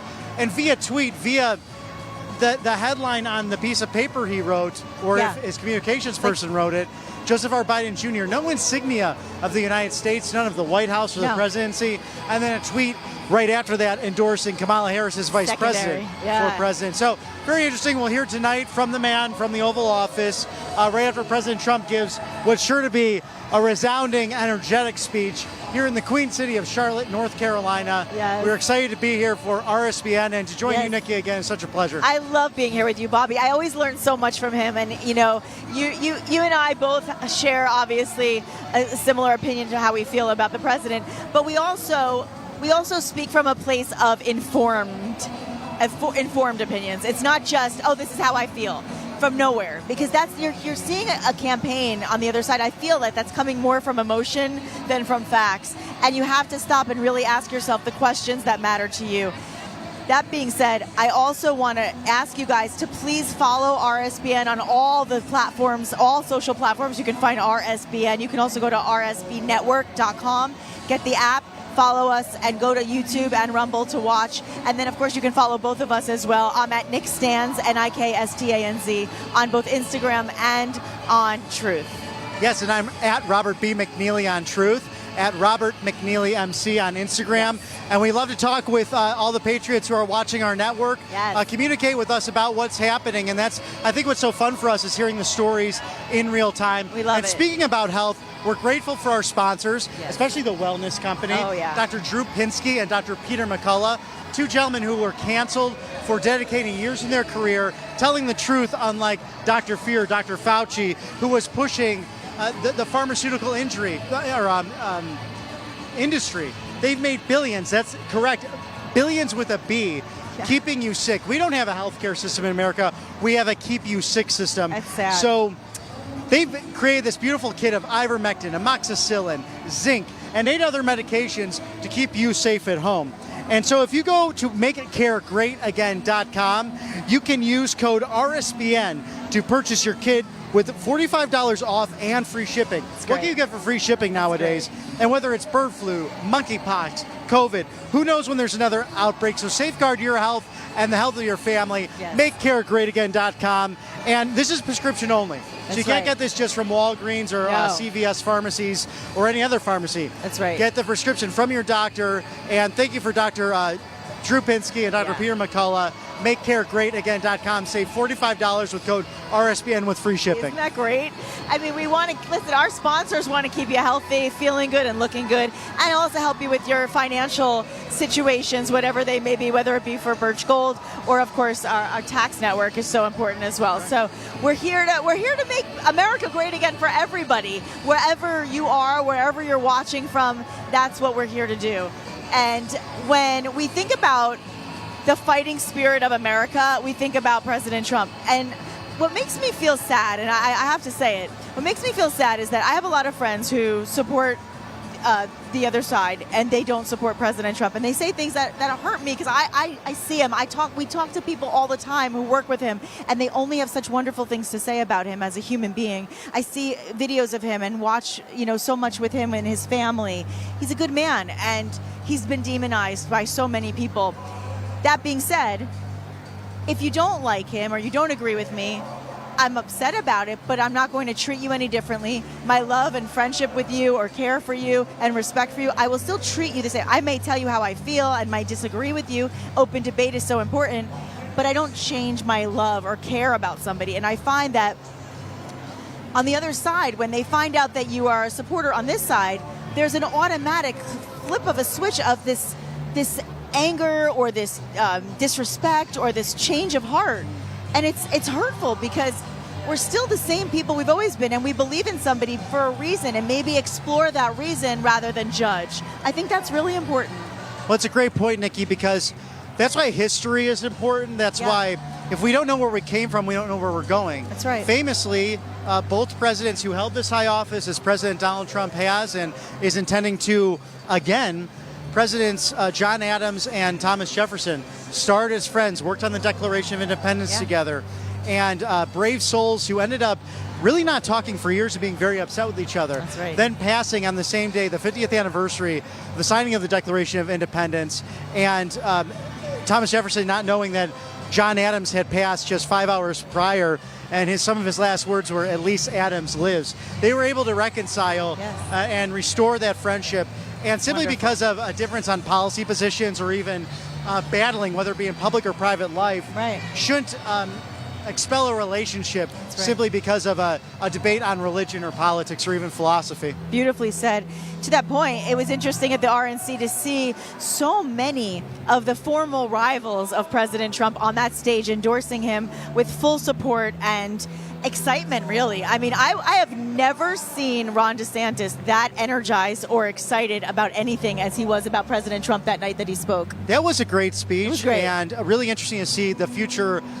You don't like to speculate necessarily of Governor DeSantis, even Ambassador Haley. I think they both had resounding unity speeches that were really interesting. And look at Senator J.D. Vance. He was an opponent of President Trump a few short years ago and has come full circle. Great Maybe example. one of the reasons why President Trump selected him was that not only their rapport together, not only fighting for the same issues and the difference in age, passing it on to the millennial generation, but the fact that if this guy could go from I don't like you to let's work together, just about anyone else can. And that really speaks to exactly what we were just talking about, which goes to show you once he became informed, once he really listened to the president, once he actually paid attention, not to what he was told to believe, but what he actually saw, he said, wait a second, this guy he's a great person. I want to be a part of this movement. So that's why we always encourage, and that's why we always encourage you to watch RSBN, because you'll see it all. And whether you agree with us or disagree with us, give yourself a chance to be informed, understand, educate, and learn. We share this agenda so often, and when President Trump's campaign team put out the agenda for this entire election season, it was all about, of course, making America great again. But what does that entail? It entails securing our borders, deporting illegal aliens. And remember, this is a country of a melting pot of immigrants. We love people coming here from all over the world. That's what we're all about. But you got to do it legally. Well, and we saw Korean Americans out today, Vietnamese Americans who are flying both flags of their native countries, saying, God bless the USA and fight, fight, fight. We saw some bullhorns out there early in the morning and just the excitement behind it. And I found that with a lot of getting to interview first-generation Americans or those who are immigrants who did it legally, the passion they have for this country. I have a good friend back in Georgia who's actually running for the state Senate, Amelia Semamoa. She's a wonderful person, and a shout-out there, Amelia. I don't mean to embarrass you, but you are running for the state Senate, Peachtree Corners area of Georgia, just northeast of Atlanta. That's lovely. And she talks about this a lot. She's from Tonga, and her whole family here now in the United States, and she says, I'm a proud legal immigrant. An inspiring story there. And you see that on a regular basis these MAGA events. And so that's why we encourage you, if you haven't been out to one of them, please find the one closest to you and come on out and experience it for yourself. I believe this Saturday, I think it's both of them, if I'm not mistaken, both President Trump and J.D. Vance will be in Minnesota, if I'm not mistaken. They should be on Saturday in St. Paul, Minnesota, and a state that President Trump is really gearing for. Oh, yeah. He had that passion in his voice last two times, and I want Minnesota. He wants Minnesota, so and close. we do too. I lived there, and I'll tell you, my friends are fired up. I have a lot of very, very Trump-loving friends who just want to see a change in Minnesota with a lot of the issues that they're facing there, and I get so frustrated when I talk about it, but it's really something to see all of these very important battleground states turning the corner. In New Jersey, I will tell you, I live in New Jersey, we are seeing a lot of changes. It's looking like President Trump could very well get the lead in New Jersey. Polls are showing him. Yesterday, I saw so many different polls. I mean, we saw him leading Kamala by 10 in some polls, by 11 in other polls. You know, I don't know how much faith I put in a poll just yet because things change so much on their side. But I do put faith in the people who are behind President Trump that they will get out there because the support is so palpable. And what you have here is a Rust Belt, Sun Belt, Mid-Atlantic states battle that's taking place here. And I think that was also the approach of selecting someone like Senator J.D. Vance, who actually went to East Palestine, Ohio, when the spillage happened. When just like President Trump. Huge failure of Secretary Buttigieg, someone who's been spoken of being a running mate of Kamala Harris potentially. Well, he did do a photo op. Right. You remember, he put the hat on. He did the photo op. But then, if you can remember, Senator J.D. Vance taking the stick and scraping it across the water, and all those colors and those chemicals coming out, and the mayor of East Palestine, Ohio, speaking at the RNC. Clearly, President Trump has not forgotten about Middle America, and they have this opportunity to once again select and choose the next president of the United States. And you have that opportunity. It's just, I don't know the exact countdown, but I know we are just, let's see, August is next week. August, September, October, and then we've got 5 days in November, and that is it. And that's the deadline. And that's why we're telling you get out and vote now. Do it early if you can. If you have an opportunity, the sooner the better. We cannot let this listen, we just have to make it too big to rig, as he always says. That's the thing. And it was such an important policy plank and platform for the president that's included in those 20 promises. Right. He came across saying, whatever you need to do, because some people, your kids might get sick on election day. You might get sick on election day, held up at work. I've seen it time and again, people rushing right at the end of before the polls close. So make that plan, vote early, mail in your ballot if you need to, whatever it is, get out there and do that. He also wants voter ID across the country. And that's why not? You know, we see it, it's been installed in many states, many secretaries of state.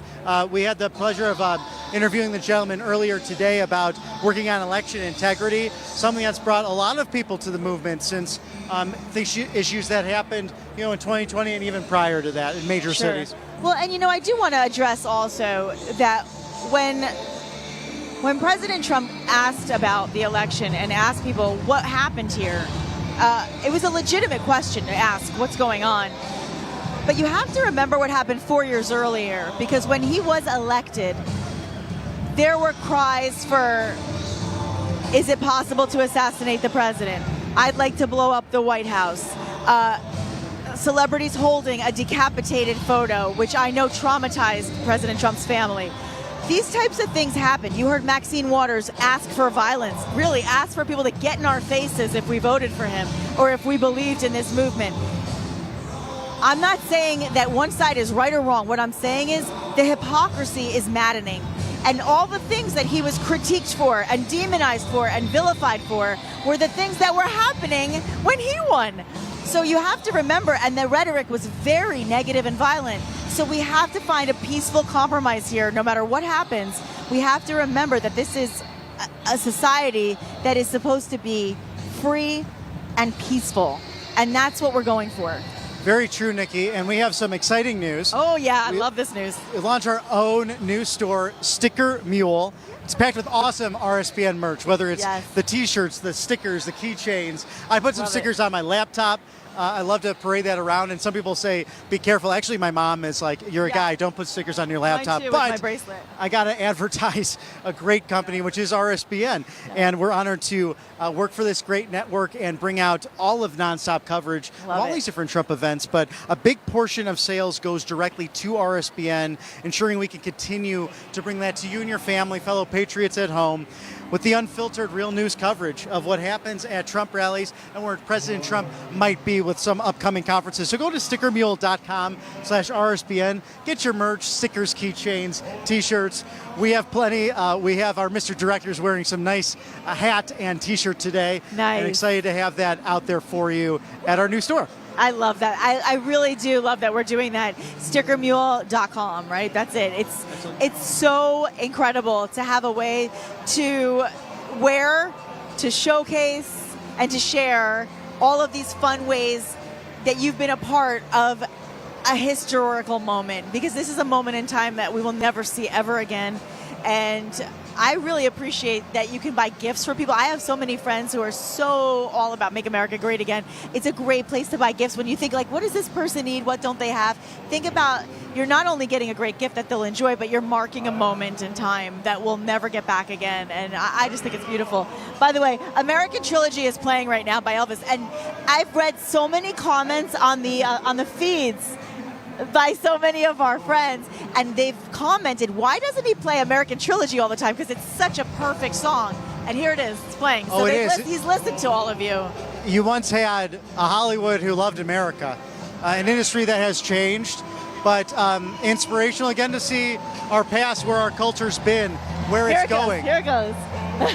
And you have everything to celebrate and enjoy here at a Trump rally, and that's amazing for us. I mean, we have to keep the energy up just being on air, but it's these folks standing out here for hours in the heat, sweating. Yes. We'll do whatever it takes. We will skip work to come on a Wednesday and wait 12 plus hours sometimes to see the next president of the United States. They're standing right now for this song because they're saying glory, glory, hallelujah, right? You know, if this is American nationalism, I'm proud of it, quite frankly, because you'll hear that on the left, too, that, oh, this nationalism, this, that, and the other. It's people caring about each other. It's neighbors watching out for one another. and we see it on display on a regular basis in all the different great cities we get to go to. Beautiful. We have a beautiful country, don't we, Nikki? We really do. And it's moments like this that we realize it so much. I mean, we know it, but sometimes it just takes a moment like this, a song like this. You see all these fellow patriots, you see flags flying, and you just take a deep breath and go, my goodness, how blessed am I to live in this country? Let's honor our country. Let's respect our country. Let's close our borders and honor those who really do the work to come here and have the honor of being called an American citizen.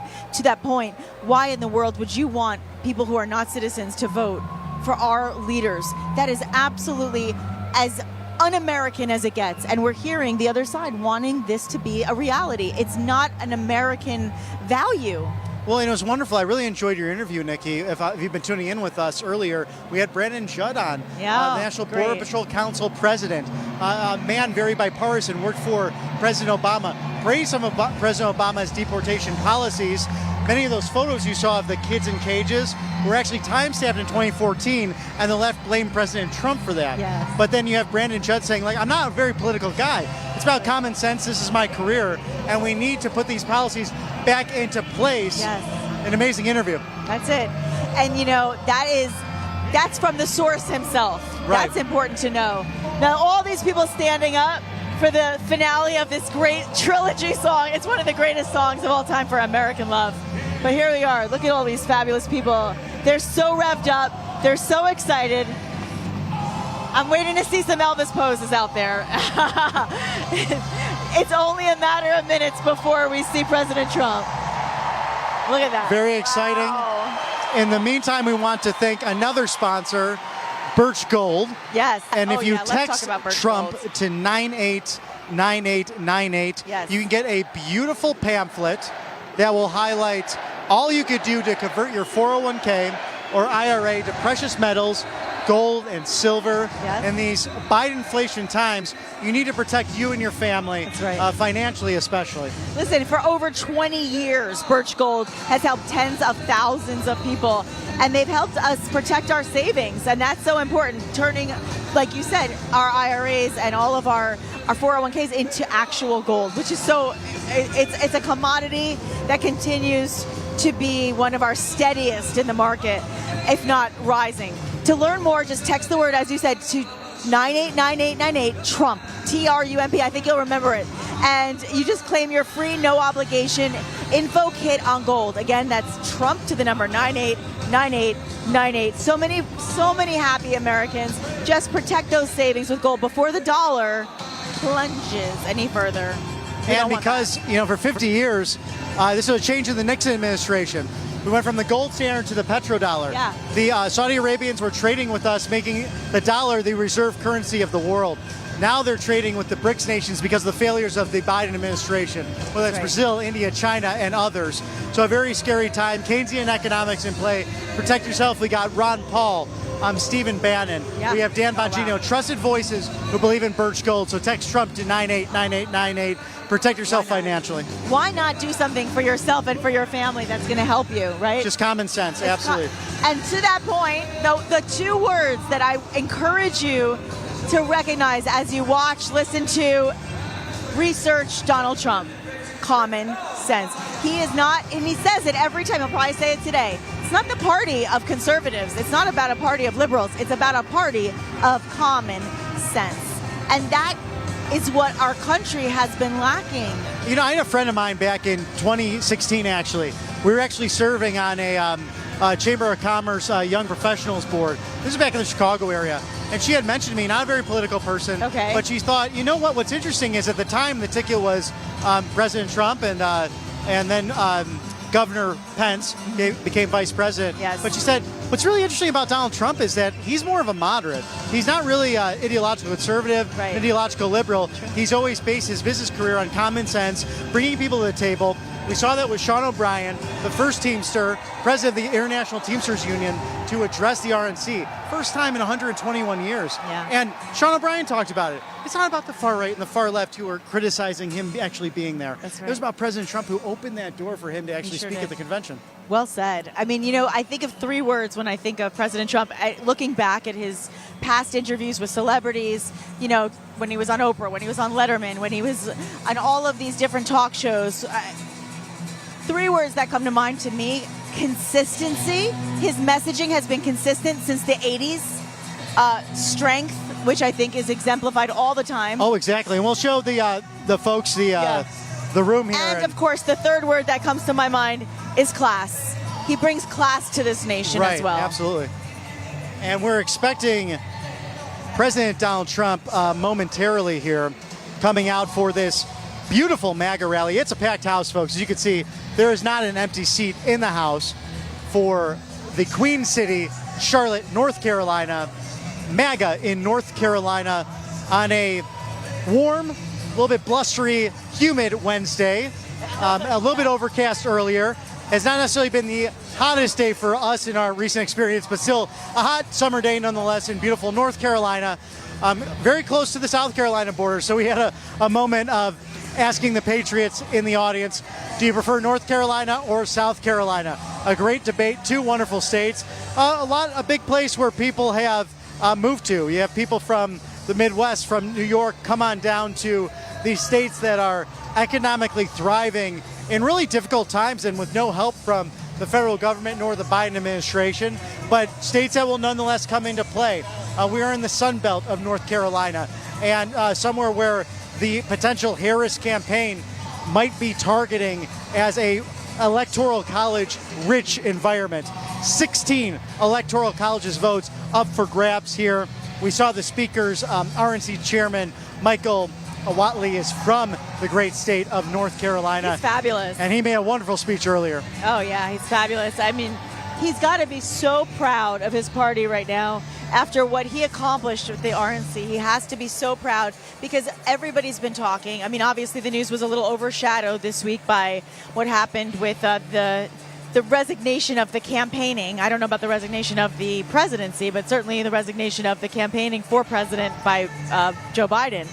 But what's interesting is that up until that point, really, the whole world was just going on and on about how incredible this convention was and how much unity there was and how much electrifying excitement there was as well. No question about that, Nikki. And a somber, a different RNC.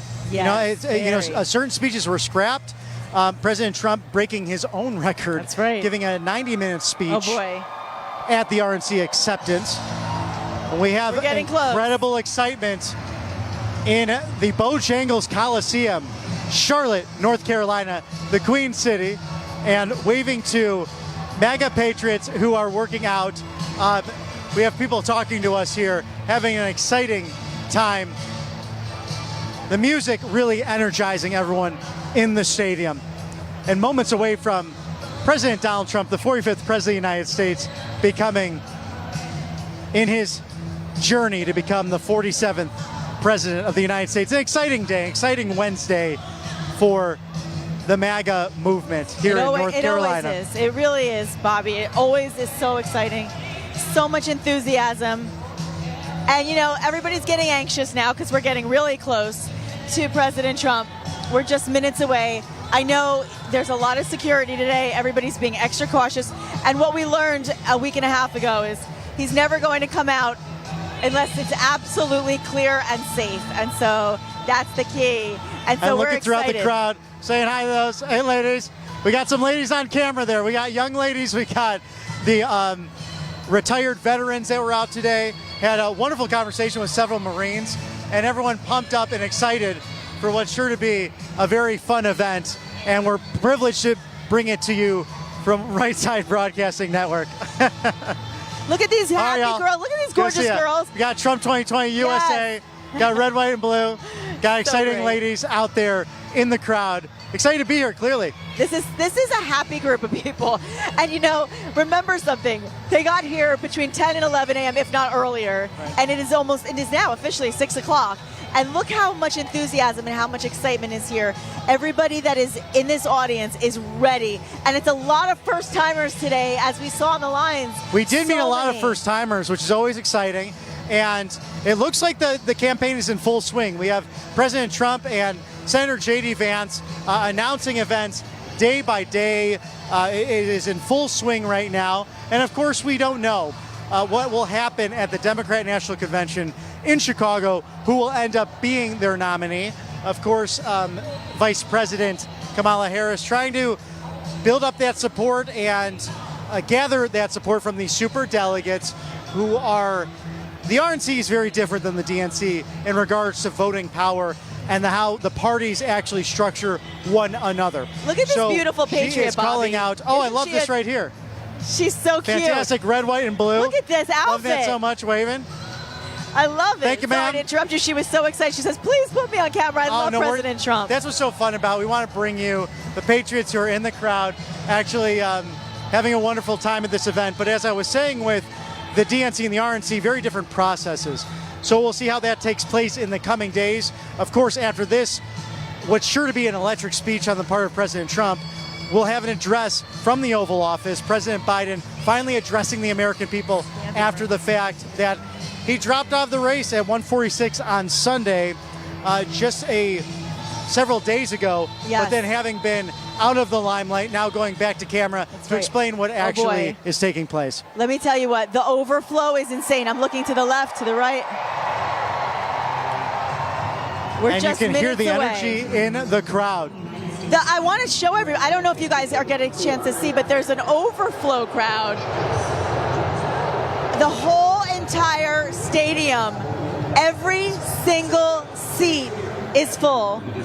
I don't see one empty seat in the entire place. And now we're seeing standing room only as well, with all of the overflow in the sides. You support giving universal health care, Medicare for all, to people who are in this country illegally? I am opposed to any policy that would deny in our country any human being from access to public health, period. You support the Medicare for all bill. I believe it will totally eliminate private insurance. For people out there who like their insurance, well, they don't get to keep it.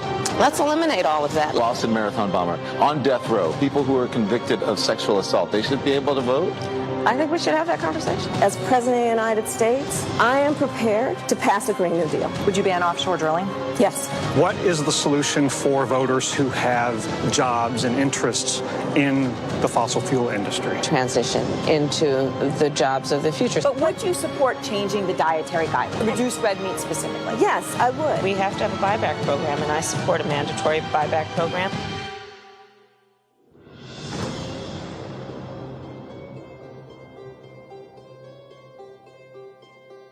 Ladies and gentlemen, please welcome to the stage owner of Richard Childress Racing and former NASCAR driver, Richard Childress.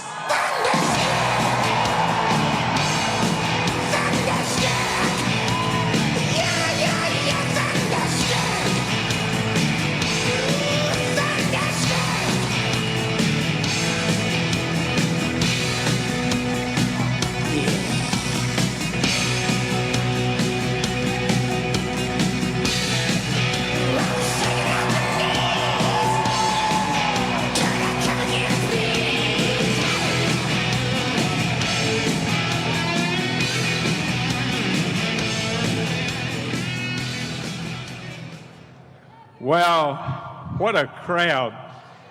Not an empty seat in the house. You know, I just spoke with the president back there.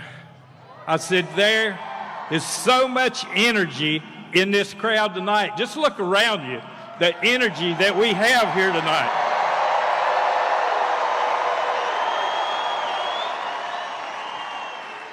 You know, North Carolina, we are a state, and we're going to show President Donald Trump tonight what we think of him. Bring me out strong, baby.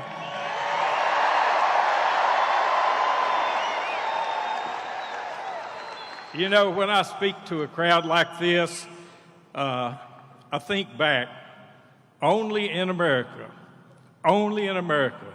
could a kid with a $20 race car and a dream be standing up here tonight. Only in America could that ever happen.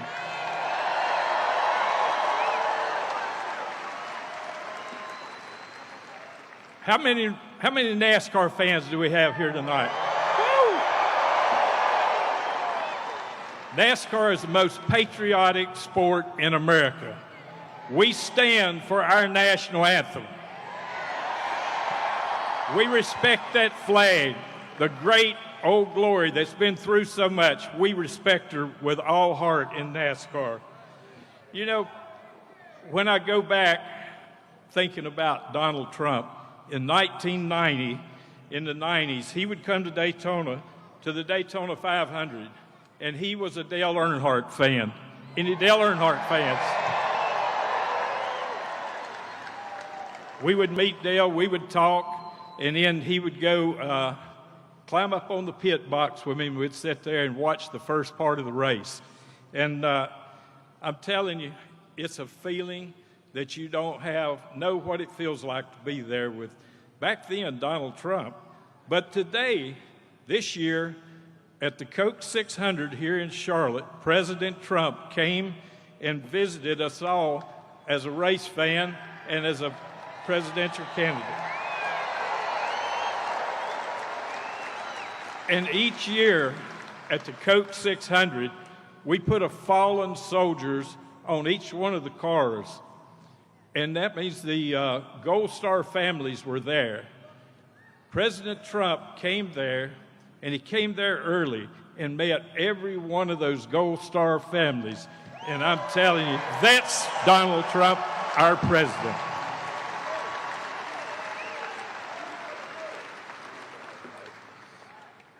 Donald Trump loves our military. You look and see him with our military, you see it in his eyes. Our military is beat down under this administration. He will bring our military back to where it needs to be, and that's what we got to have.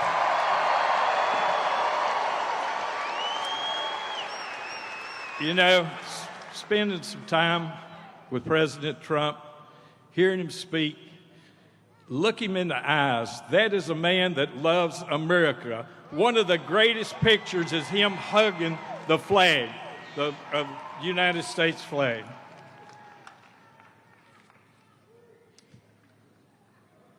And again, you've heard him say it, and many people say it, he will make America great again, I promise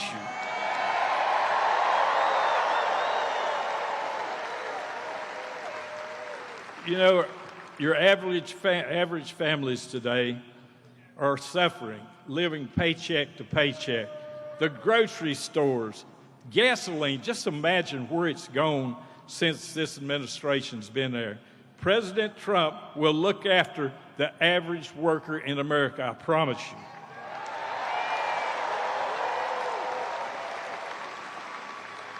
One other thing, y'all didn't come to hear me speak, but I got to tell you these 2 or 3 things. One thing that we all cherish so much is our Second Amendment.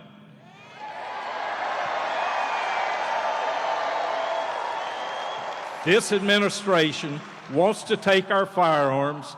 They want to abolish the Second Amendment and leave us without any protection for our families.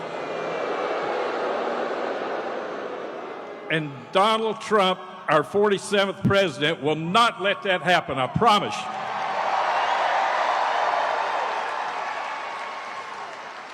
you. You know, remember, only in America is our freedom. Freedom doesn't come free, that word in front of it. Someone's paid the price. And also, President Trump will protect our freedom, I promise you.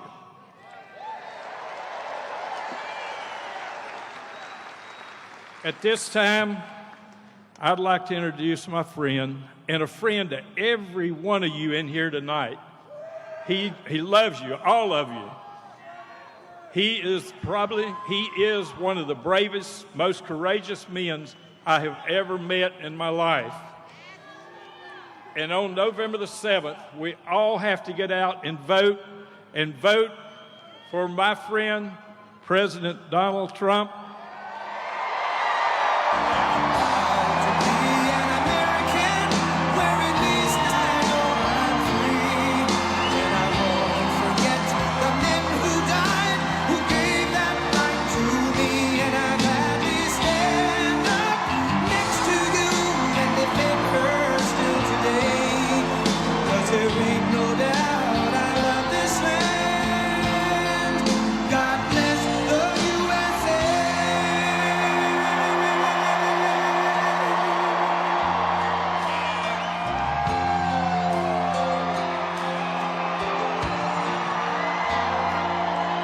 From the lakes of Minnesota to the hills of Tennessee, across the plains of Texas, from sea to shining sea, Detroit down to Houston, and New York to LA, where there's pride in every American heart, and it's time we stand and say,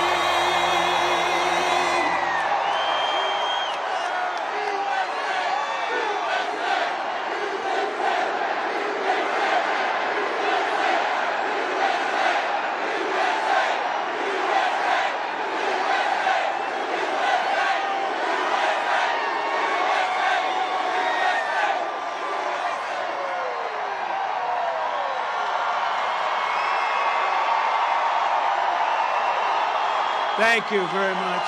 Thank you, Richard. Thank you, Richard's. He's one hell of a man. Thank you, Richard. Great honor to be introduced by you. And thank you to a place called North Carolina.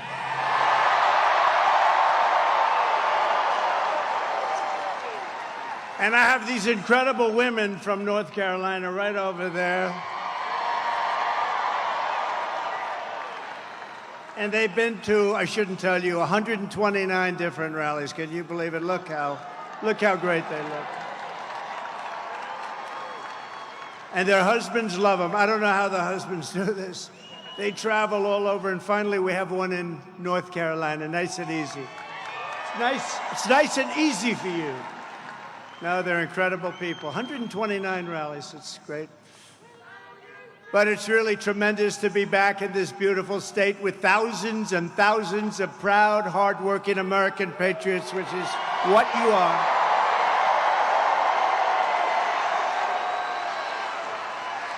This is a nice arena. How about the people outside that can't get in? That's a lot of people, too. Would anybody like to give up your seat? Would anybody?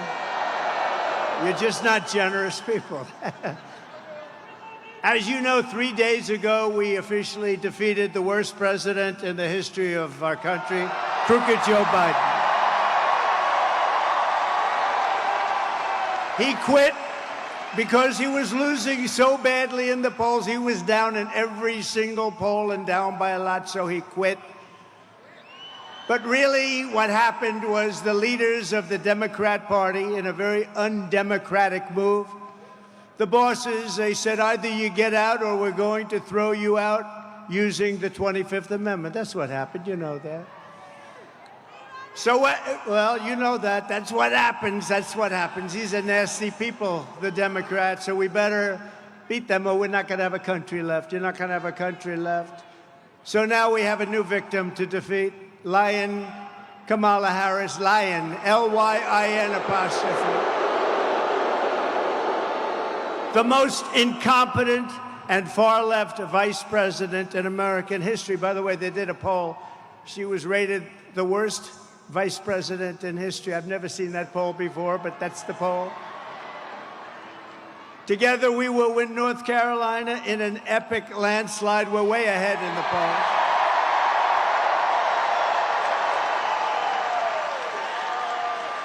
And we will take back that beautiful White House, and we will very simply make America great again.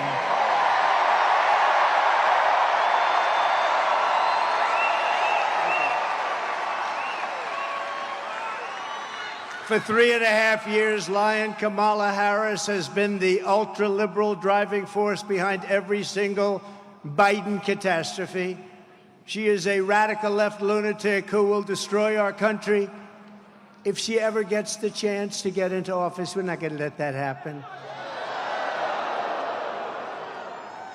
You know, I was supposed to be nice. They say something happened to me when I got shot. I became nice. And when you're dealing with these people, they're very dangerous people. When you're dealing with them, you can't be too nice. You really can't be. So if you don't mind, I'm not going to be nice. Is that okay? I'm not gonna. They want me to be nice.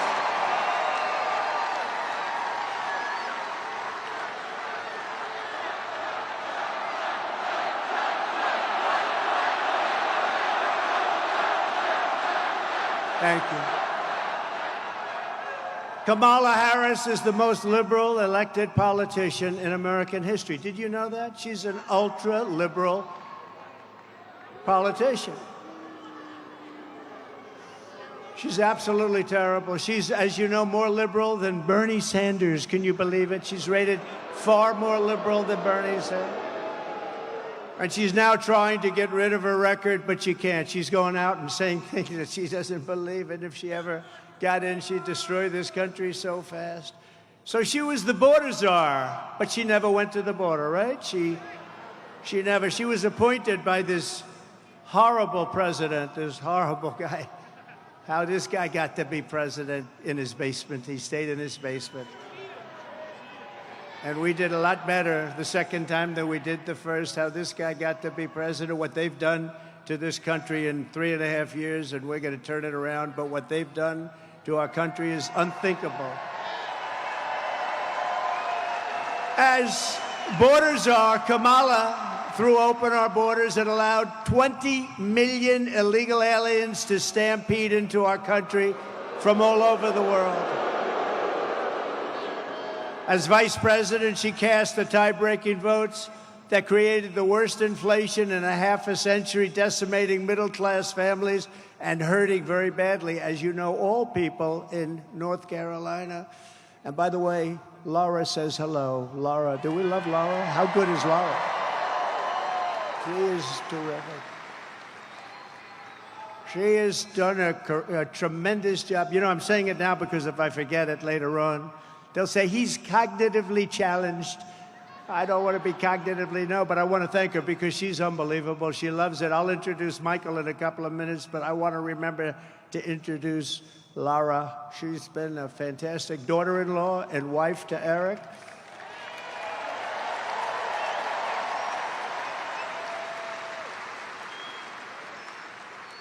And she happened to name her one beautiful daughter, you know what? Carolina. Carolina.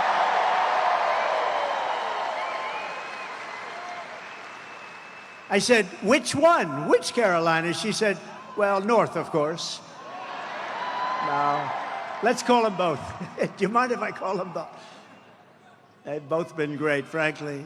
And when Kamala Harris was sent to Europe to deter Russia, what a joke that was, from attacking Ukraine, how did that work out? Russia answered by launching the invasion just 5 days after she left. Putin laughed at her like she was nothing. She is nothing. She's so bad for us.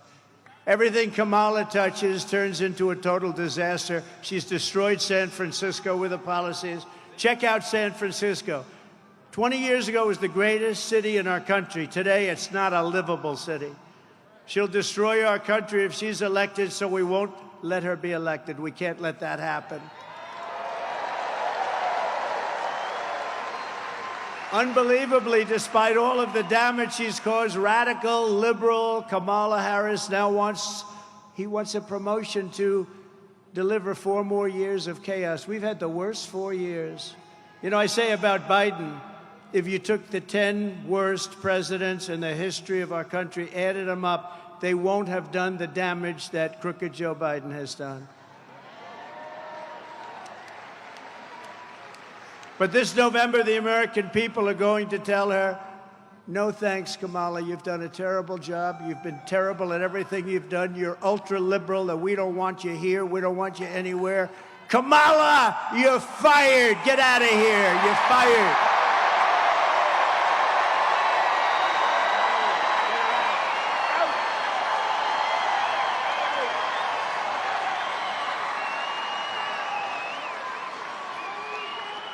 And yet the fake news, which a month ago said she was incompetent, said she was a stiff, just a dopey stiff, the worst. Nobody talked to her. She was firing her staff left and right. The staff hates her. Oh, wait till you see the stories that are going to come out about her staff. Oh. If that were me, they'd be all over the place. But the fake news tries to cover her up. But wait till you see, she was the worst with the staff of anybody. But the fake news is talking about lying Kamala as if she's the savior of our country. That she's so brave. I've never seen a turnaround like this. 3 weeks ago, 4 weeks ago, she was the worst politician in America. Now they say, isn't it amazing? Look at her. She's so beautiful. She's so magnificent. She has a crowd of 1,000 people the other day.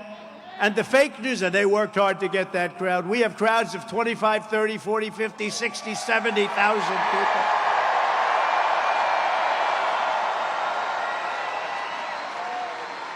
And the fake news said, oh, her crowd was amazing. It was amazing. You see it?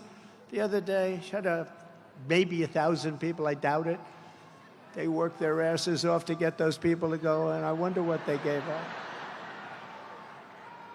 They said, oh, this is such a big crowd. She's got such momentum. I don't think she's going to have a lot of momentum after this speech, because I'm telling you about her, right? We're telling you the facts. I'm just giving you the facts. But they said it was such a big crowd, such a beautiful crowd. They never mention our crowds. Like this crowd. Look at this crowd.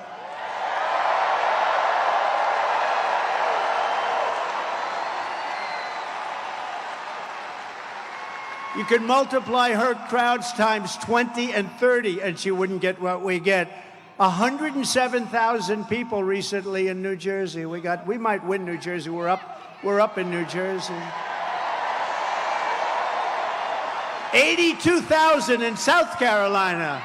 82,000. And by the way, we would have had a number here that would have been through the roof. But, you know, we are confined. As beautiful as this arena is, I just met the owner. He said it's an all-time record. Because, you know, they have basketball, hockey, but with basketball, hockey, you can't fill up the floors, right? So we set the all-time record, and he's a very nice gentleman, great family.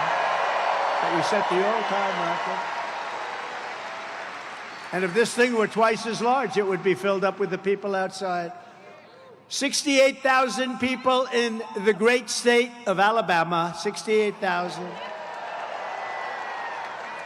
And then we did one in the South Bronx, and that can be a rough place. But we did one, and it was like a love fest. This was an amazing thing. We had 25,000 people in the South Bronx. Amazing. And if I ever had a crowd like Kamala, assuming she had 2,000 people, which I don't think she did. But if I ever had a crowd, they'd do headline stories. Trump is over. It's all over. It's not working for him anymore. They never mention the crowd. I tell those, look at all those cameras back there. Look. And I always say, but they never do it, turn the cameras around to show them the crowd, but they never do it. They never do it. They never want to do it.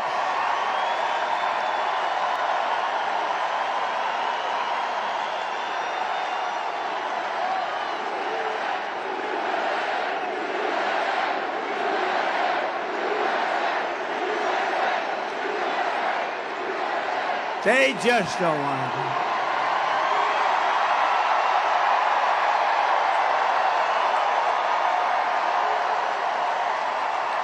They don't want to do it. I don't know why. Even the semi-friendly camera, they don't turn. You know, I used to think it was a physical thing with the camera. You know, the steel, you can't turn, you can't turn. And in 2015, it started right from the beginning, these big crowds. But now I have to tell you, there's more spirit now. We won in 2016. We did much better in 2020, but it was rigged. It was rigged. But this is bigger than 2020. This is bigger than 2016. And I think the reason is you like me a lot, but you know what you really like? When you look at the incompetent administration that we have with the inflation, with the Afghanistan, with all of the things they've done wrong, everything, the borders are, the borders are. When you look at how bad they are, you say, you know, I like Trump, but now I really like Trump because we don't want to go back. Front row Joes. Front row Joes.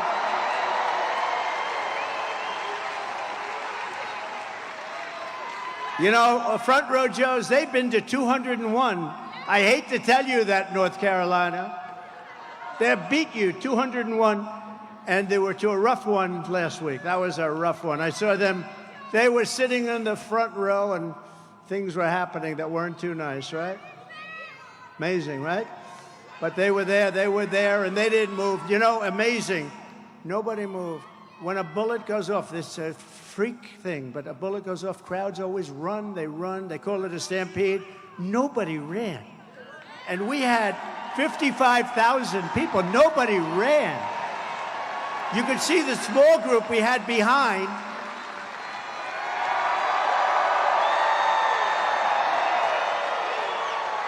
And no, you could see the group behind because the camera was on. We had a tremendous, you know, like hundreds of people from the press. We had cameras going on. And you could see behind me, they were like this. How about the guy right behind me in the black with the green hat? And he's looking like this. That guy was, I want to meet him. But they had a lot of guys like that back there. But did you see him? They've only played that clip about 5,000 times. They see it every day. It's over and over. But you see how brave. Normally when something like that happens, everybody but Richard will leave. Richard will stay. He's a tough cookie. But no, everybody scrambles. They run. Nobody ran. Same thing with the group out front. The group out front was the big group. Thousands and thousands of people. Nobody left. They just stood there watching because they saw that I was in trouble. Either I was in trouble or something was happening because I had a lot of blood on my hand. I checked out. I said, oh, gee, what's this? But no, they saw that. And when I went down, they saw that, and nobody left. It was like, the whole thing is like a big love fest, let's face it. It's a whole big love fest. It's amazing. We love you, man. We love you. We love you. We love you. That was a horrible thing. That was a rough thing. And say what you want, the Secret Service, the ones on this day, on the dais, these guys right here, the tough cookies, they ran. Bullets were flying. Bullets were flying, and they were running right at me. And it was a rough, horrible, horrible time. And they said, sir, we have a stretcher for you. I said, you're not putting me, I'm not getting on a stretcher. They had a stretcher. I said, that's not going to look very good if I get carried out on a stretcher. Hello, everybody. Thank you, everybody. They said, I'm not getting, where are my shoes? My shoes got knocked off. They tackled me so damn hard. But it was a terrible thing in so many ways. And as you know, we lost somebody who was fantastic, Corey, fantastic. His family is fantastic.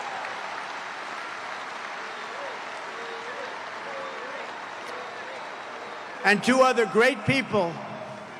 These are great people. I got to know their families a little bit. And, you know, the public has really been generous to them, too. They opened up their hearts to, I won't even tell you, the numbers are so incredible. But they opened up their hearts to the three of them. And these two were hurt very badly, but they're both now in pretty good shape. They'll soon be in very good shape. So, But I just looked down here at Front Row Joe's, and it just reminded me of that incident a week and a half ago, right? You were right there watching it. You saw it. And you guys, by the way, weren't moving either. I saw you. You didn't move. You were just, they were standing just like they're standing right now. They were standing. They were, they're great. They're great. And sad, such a distressed, sick world. But, you know, it could be caused when they call you a threat to democracy. You never know what causes it. I'm a threat to, they're a threat to democracy. They're a threat to our country, period.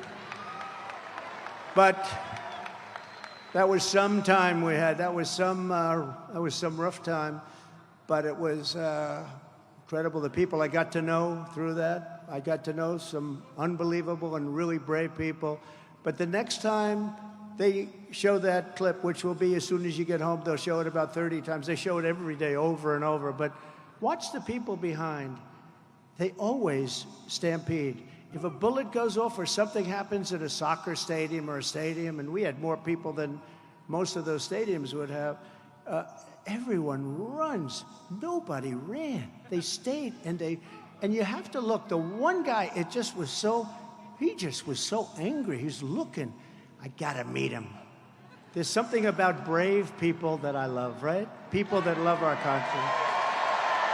He's out there. He's like up there. No, they're great. They're great people. And we had a great convention. We had a convention that broke all television ratings. How good was the Hulkster, right? Oh. And Kid Rock called. He wanted to be a part. He was fantastic.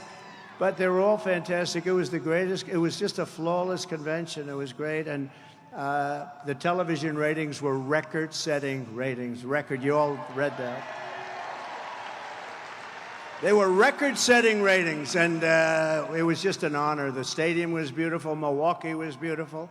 Wisconsin's promised me they're all going to vote for me now because we put $250 million into their economy. So we're going to win the great state of Wisconsin. But Milwaukee was great. They did a great job. The stadium is new. They built it for the basketball team, which is excellent. You know the Greek, right? The Greek. He's a good player. But they built it for the team, and it was like new. And it was one of the most, I think it was the greatest. I really believe it. It couldn't have been better. It was the greatest convention that anyone's seen thus far, Republican or Democrat.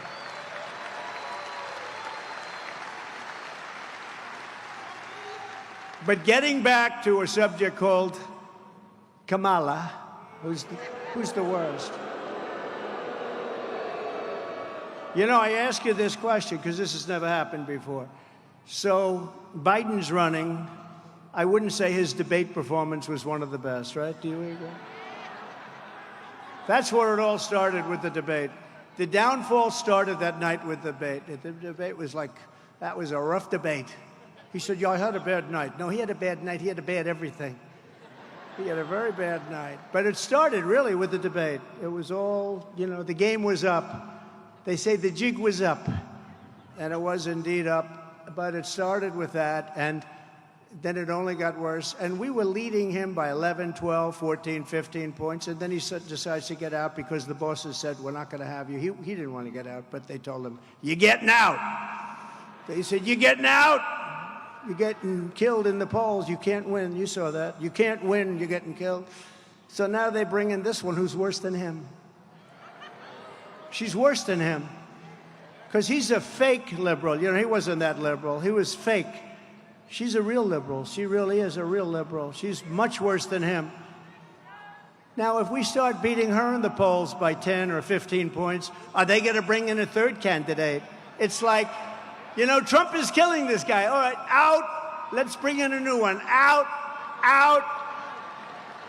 And then maybe at some point they get one right, but when will that stop?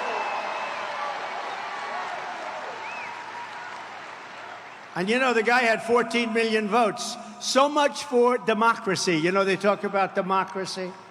He had 14 million votes, and they said, we're going to give it to somebody with no votes. She had no votes. In addition to her horrendous record as vice president, Kamala Harris has also been caught red-handed perpetrating the biggest scandal in American political history. For 3.5 years, Harris shamelessly lied to the public to cover up Joe Biden's mental unfitness, claiming that Crooked Joe was at the absolute top of his game. I don't think so. I don't think so. I wish him well, but I don't like him. He's not a nice person. I mean, he's not a nice person. He's trying to put me in jail. Why would I like him, right? That's the first time. Oh, first time. And she's the one behind it. And she's got a new line, you know. She's going, I'm the prosecutor. She's one of the worst prosecutors in history. She destroyed San Francisco. I'm the prosecutor, and he's the convicted felon or something. A radical left judge in an area where every one of these cases, every one of them is brought by them. So think of it. They get me to that position, and then their campaign says, I'm the prosecutor, and he is the convicted felon. That's their campaign. I don't think people are going to buy it. And we won our big case. You know, we won the case in Florida. That was that big one. We won that one. And I got out by beating their Justice Department. And he got out of the same case, except his was far different because he had 50 years of documents, right? He got out by being incompetent. The prosecutor said he had no memory. He basically said he's incompetent, so he shouldn't stand trial. Can you imagine? He can be president, but he can't stand trial. What's that about? But it was all headed up by her because she's a prosecutor, a really bad one. If Kamala will lie to you so brazenly about Joe Biden's mental incapacity, then she will lie to you about anything. She can never, ever be trusted. She can't be trusted. And just like crooked Joe Biden, Kamala Harris is unfit to lead. She's unfit to lead. She'll destroy our country. In a year, this country will be destroyed. A vote for Kamala is a vote for 4 more years of dishonesty, incompetence, weakness, and failure. Other than that, she's doing an excellent job.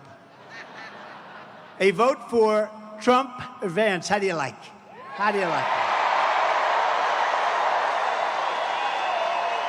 J.D. Vance. How do you like him? A vote for Trump Vance administration is a vote to restore leadership, competence, common sense, and strength back to the Oval Office like we had it just 3.5 years ago. If Kamala Harris gets in, she would be the most radical far-left extremist ever to occupy the White House times 10. There's never been a lunatic like this in the White House, and we've had some bad ones. But the worst one is Joe, actually. As a senator, Harris was ranked the #1 most left-wing Democrat in the Senate. Think of that. She's ranked the #1. That's not what this country wants. She makes Bernie look like a moderate. You know, he looks like Bernie Sanders. He's actually quite moderate by comparison. Here's just some of her crazy liberal record. Kamala Harris co-sponsored Bernie Sanders' $32 trillion plan for a socialist takeover of the entire U.S. health system, which will be a disaster and will bankrupt Medicare and Social Security. They're gone. And remember, Social Security is going to be gone anywhere if we're not elected, because they're putting all of these millions of people that are pouring into our country, they're putting them into Social Security, Medicare, schools, hospitals.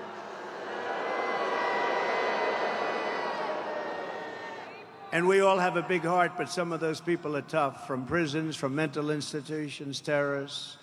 When asked if her plan would outlaw private health insurance for 180 million Americans. Kamala replied, let's just eliminate all of it. That's all she said. We'll eliminate all. That's nice. Thank you very much, Kamala. She endorsed free taxpayer-funded government health care for all illegal aliens, everybody that walks into our country that's illegal. This is why they come. When these stupid people, they're stupid, low IQ people, when they say, we're going to give you health care, we're going to give you everything, they come. You're not going to say, we're going to give you all of these things. They're going to come, even if they're fine in their country. And people are being killed in the caravans, especially women. They're dying on the way up. It's horrible. It's horrible. You have to see the real numbers. She co-sponsored the $100 trillion Green New scam with the goal of completely abolishing the oil, coal, and natural gas industries, which would reduce the United States to a third world country. No more oil, no more gasoline. Good luck with your electric car that goes for about 45 minutes before you have to get it. Do you know someplace like in the Midwest, did you see? They built 8 chargers. You know, a charge, that's sort of like the equivalent of a gas pump. They built 8 chargers for $9 billion, and 2 of them don't work. That's a big problem. And if we were going to charge up the entire country for the electric car, if we were going to charge up, it would cost $5 trillion. That's more money than we would have. We would have to file for bankruptcy. And they don't care. They say, let's do it anyway. She said that a 70 to 80% tax hike is, quote, a bold idea that should be discussed. She wants an 80%. You know, I gave you the largest tax cuts in history. She wants to take them away and increase your taxes. I don't think you're going to be too happy. Kamala publicly boasted, quote, there's no question I'm in favor of banning fracking. She wants no fracking. Now, that pertains to Pennsylvania, Texas, it pertains to Oklahoma. It pertains to a lot of other places, more so than you, but it pertains to you where your wallet, because you're going to be paying a lot of money. You're going to be paying so much. You're going to say, bring back Trump, please, please, please bring back Trump. We want Trump. We want some common sense, please. She supports mandatory gun confiscation to rip firearms out of the hands of millions of law-abiding gun owners. She wants to take away your Second Amendment, which we need. Lion Kamala is also a total radical on a word called, do you know this, right? A word called what? Abortion. She's a radical, crazy person. When you compare my position on abortion to that of Kamala Harris, my position is 8 points higher in the polls, and that's because she is so radical. She wants abortions in the 8th and 9th month of pregnancy. That's fine with her, right up until birth, and even after birth, the execution of a baby, because that's not abortion, that's the execution of a baby. You remember the governor, you remember the former governor, the current governor is excellent. The former governor of Virginia, he said, yes, we may have the baby, and then we decide with the mother what to do with the baby. This is after the baby is born now. She supports that. She supports taxpayer funds to pay for abortion for any reason whatsoever. She even voted against legislation that would require medical providers to give care to babies born alive after an attempted abortion. Think of that one. Whereas our position is that abortion is now back to the states. You know, for 52 years, they've wanted to bring, it's Roe v. Wade. They wanted to bring it back to the states. It wasn't about how many weeks and how many, everybody wanted it. Every legal scholar, every Democrat, every Republican, liberals, conservatives, they wanted it brought back to the states. And because we had a very brave 6 people on the Supreme Court of the United States, so they were very brave. After 52 years, they allowed it, but everybody wanted it. And they were brave to do it, and now it's up to the will of the people in each state, and it's happening in Ohio. They voted, and frankly, it came out to be more of a liberal policy, but they voted, and it's getting back. In Kansas, you saw what happened there. Somewhat of a liberal policy. Texas goes, and Alabama goes, and other states, but it's all being voted on by the states. It's back in the hands of the people, and the state returns the age-old question to where it belongs, and it belongs with the people, and it belongs over time, and you see what's happening, and you see how it's working out. Like Ronald Reagan, very importantly, I happen to support. You have to go with your heart, but I happen to support the 3 exceptions: rape, incest, and the life of the mother. I think that's the way. But follow your heart. But you also have to remember, you have to get elected. You have to remember, because we have elections, and elections are about a lot of other things, too, that are very important. But you have to get elected. But Ronald Reagan was for that. I was for that, the 3 exceptions. And as Vice President, Kamala Harris cast the tie-breaking vote to cut, as you know, Medicare by $273 billion. She cast a vote to cut Medicare. Nobody knows that. She doesn't want people to know that. Now what she's doing is she's running away from Israel. She refuses to go to Bibi Netanyahu is in Washington. She refuses to be there. Even if you're against Israel or you're against the Jewish people, show up and listen to the concept. But she's totally against the Jewish people. And it amazes me how Jewish people will vote for the Democrats when they're being treated so disrespectfully and badly. It amazes me. It's shocking. I don't get it. I don't get it. Kamala even wants to pass laws to outlaw red meat to stop climate change, and she is... You know what that means? That means no more cows. You know, this is serious. No, this means no more cows. I guess eventually she's going to mean no more people, right? No more people.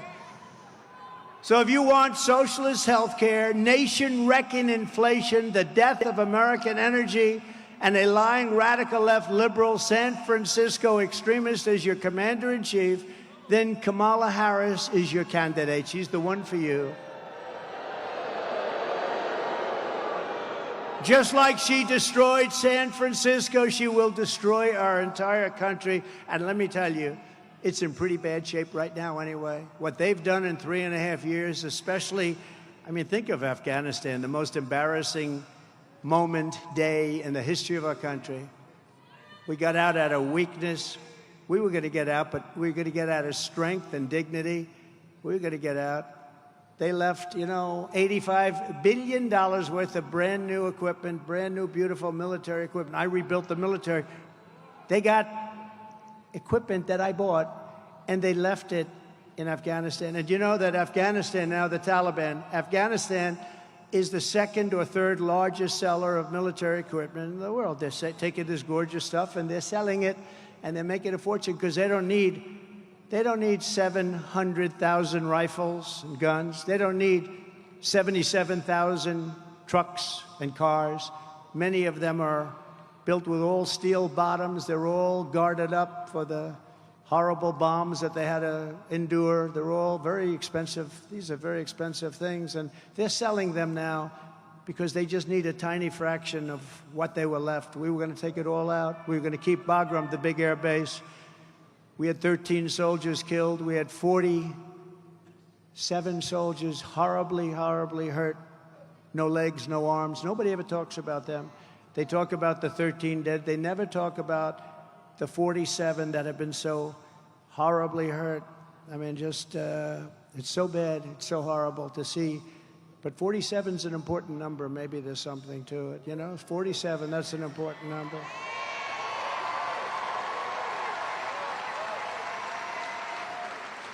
And basically, she's a very bad person, and she shouldn't be running for president. She is a threat to democracy, a true threat to democracy. She'll destroy our nation. But if you want no inflation, low gas prices, how about $1.87? And we had it actually lower than that. If you want energy independence, and even now energy dominance, we're going to be dominant. You know, you have to see the chart. And my favorite chart of all, of course, some of you would understand what I mean, was the immigration chart. Because I looked over and I said, look at that chart. Does anybody know what I'm talking about? It's my all-time favorite chart. Man, am I lucky to show that chart? I said, let me see that chart. Let me see that chart. Pull it down.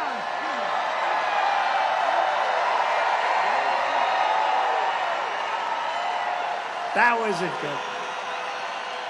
That's my all-time favorite chart.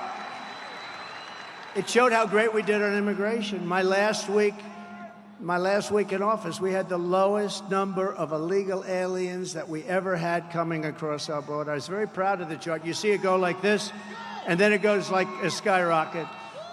But forget that. I like it for other reasons, too. I will sleep with that chart for the rest of my life. But if you want the greatest economy in history again, and freedom, if you want freedom, real freedom, because we're going in a very bad direction, then you must vote for a gentleman named, perhaps you've heard of him, Donald J. Trump. Perhaps you've heard of him.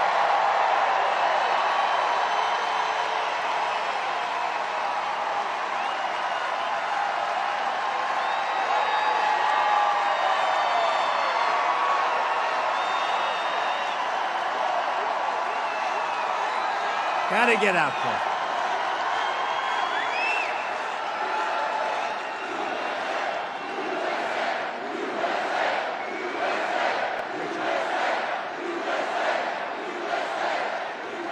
Kamala Harris's California socialism would kill the American dream forever. You know, you don't hear about the American dream anymore. We're going to bring back the American dream for our children. Under Trump-Vance administration, and he's terrific. By the way, he's been incredible. You know, he wrote the great book on workers, about how workers were being horribly taken advantage of. Became a movie, big best-selling book, became a great movie, actually. And he's a great guy. Went to Yale Law School without any connections because his father passed away and his mother had some difficulty. And you get into Yale without any connections, that's pretty good. And he was a great student. Then he met his beautiful wife at Yale, two smart people. It's really an amazing story. Amazing. Became a senator from the great state of Ohio. Ohio loves him. So he's exactly what we want. And he's a very common sense guy. But we'll bring back that American dream bigger, better, and stronger than ever before. Bigger, better, and stronger. And remember, there's no issue on which Kamala has been more unhinged than her wild pursuit of open borders. She's crazy. She's crazy. Who could want open borders? Who could want that? It's like, who could ever want men playing in women's sports in a much smaller way? Did you see a beautiful woman volleyball player 2 weeks ago got badly hurt? I didn't know you could get hurt in volleyball, but when the ball comes back at you at 140 miles an hour, I guess that can hurt. Got knocked out. But playing with a man who transitioned. And she was a top player. She said, I've never seen a ball come at me like that.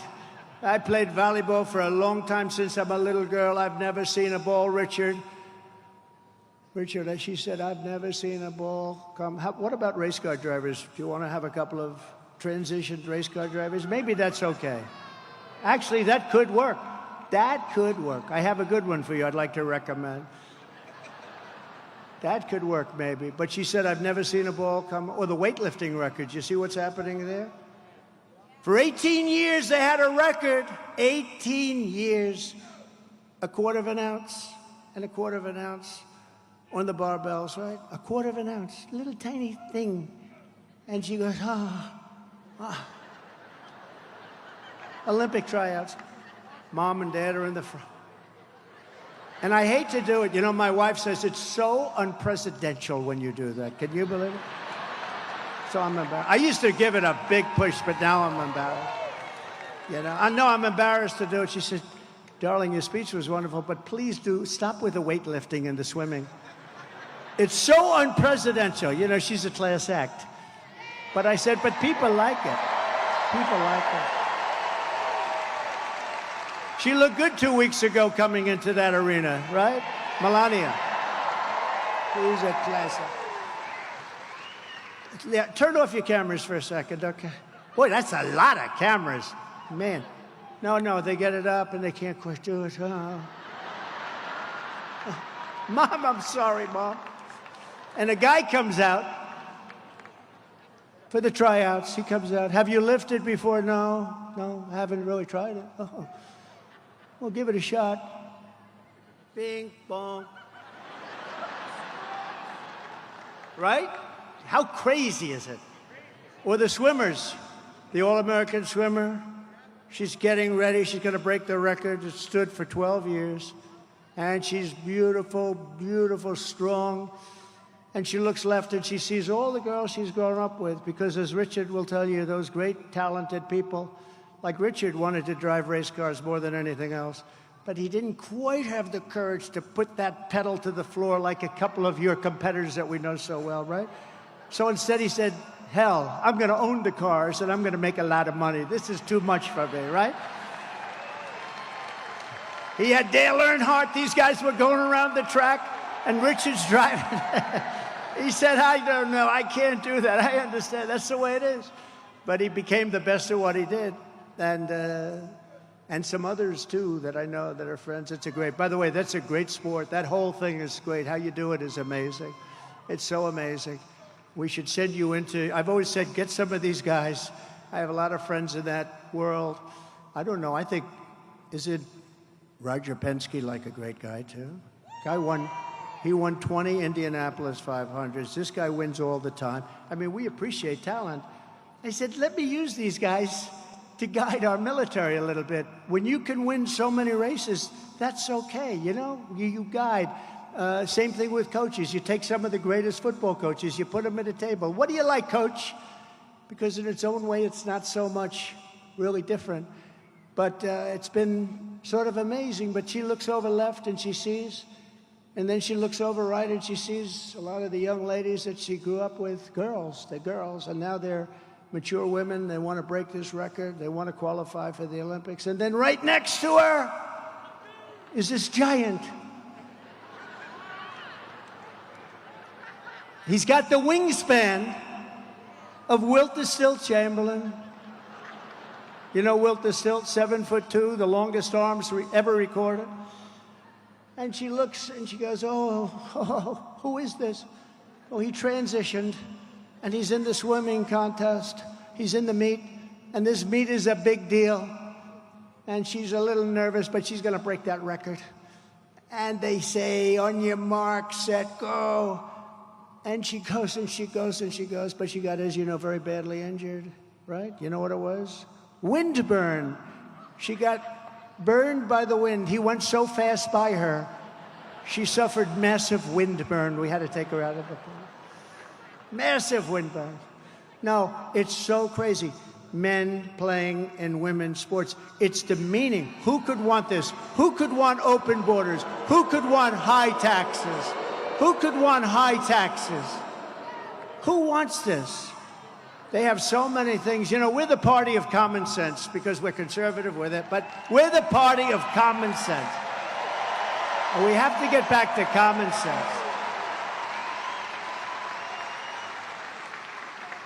Lion Kamala supported abolishing ICE. She compared ICE agents to members of the KKK. Can you believe it? It's so disrespectful. And these guys, these people are great. I've seen them, and I've seen tapes of them, and they go into a pack of MS-13 killers out on Long Island, and they walk into that pack, and all you see is fists are flying left and right. 2 minutes later, they walk out, and they've got them by the legs, and they throw them into a paddy wagon, and we take them the hell out of our country. And she wants to get rid of them. Kamala voted in favor of deadly sanctuary cities. She supports decriminalizing illegal border crossings, and she supports mass amnesty for all illegals. Think of that. Everybody coming in right now.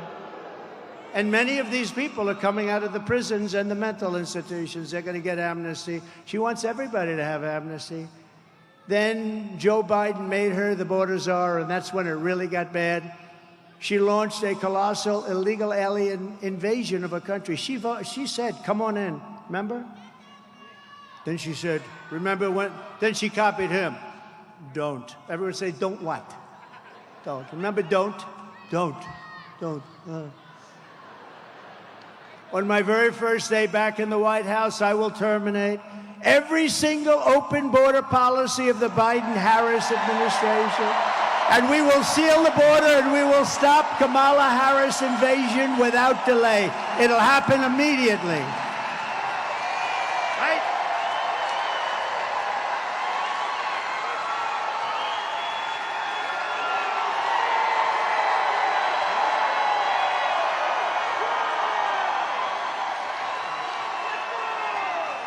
We will do it immediately. Under borders of Harris, illegal aliens are pouring in by the millions and millions and millions. There's going to be 20 million, maybe more than that by the end.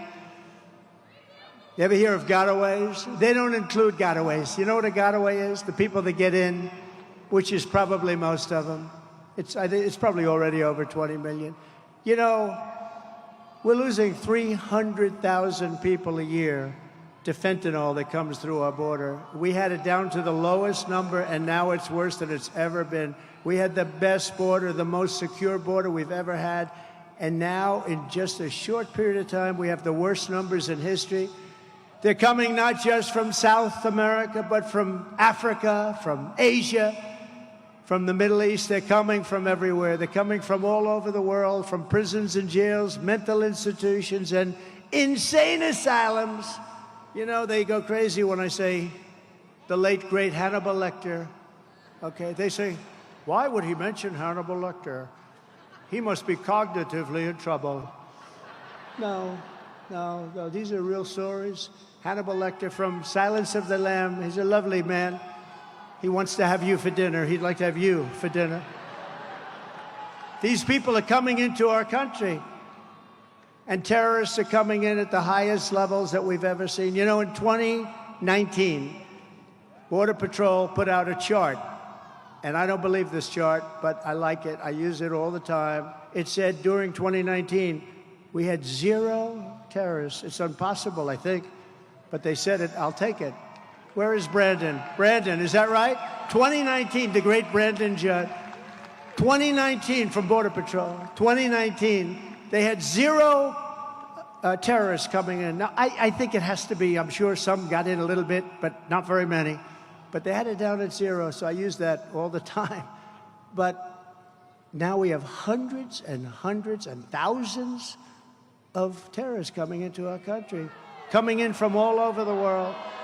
Meanwhile, our crime rate is going up, despite the fact that they like to say it's not. Come on. Well, crime statistics all over the world are plunging. And you know why they're plunging? Because other countries are taking their criminal elements and they're bringing them into the United States of America, and they're dumping them in we're a dumping ground. We're a stupid country that's run by stupid people, and we're going to make this country so great again, but we have to fix it.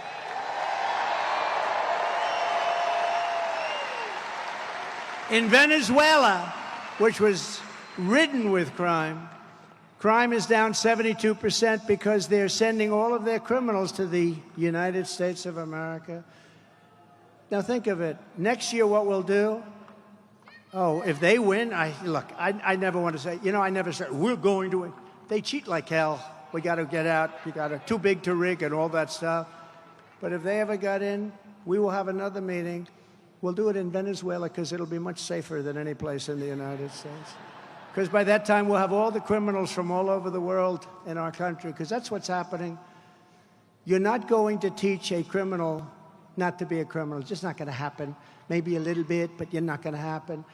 One of the countries, the president of the country, I don't want to really mention the name, but he's a nice guy. I know every one of them. They're very smart people. They're very sharp. They're at the top of their game. Our guy was not at the top, and this one is just, she never could be. By the way, lousy student, failed her law exam. Said, you know that she couldn't pass her bar. She couldn't pass her bar exams. Okay, does anyone know that? They're not going to do. They say that on NBC News. Ladies and gentlemen, we have breaking news. Kamala Harris could not pass her bar exams. But she's going to be a great president, right? No, she couldn't pass a bar exam. She couldn't pass anything. She couldn't pass everything. She couldn't pass anything. But just think of this. These countries, and if I were the head of one of the countries, I would be worse than any of them.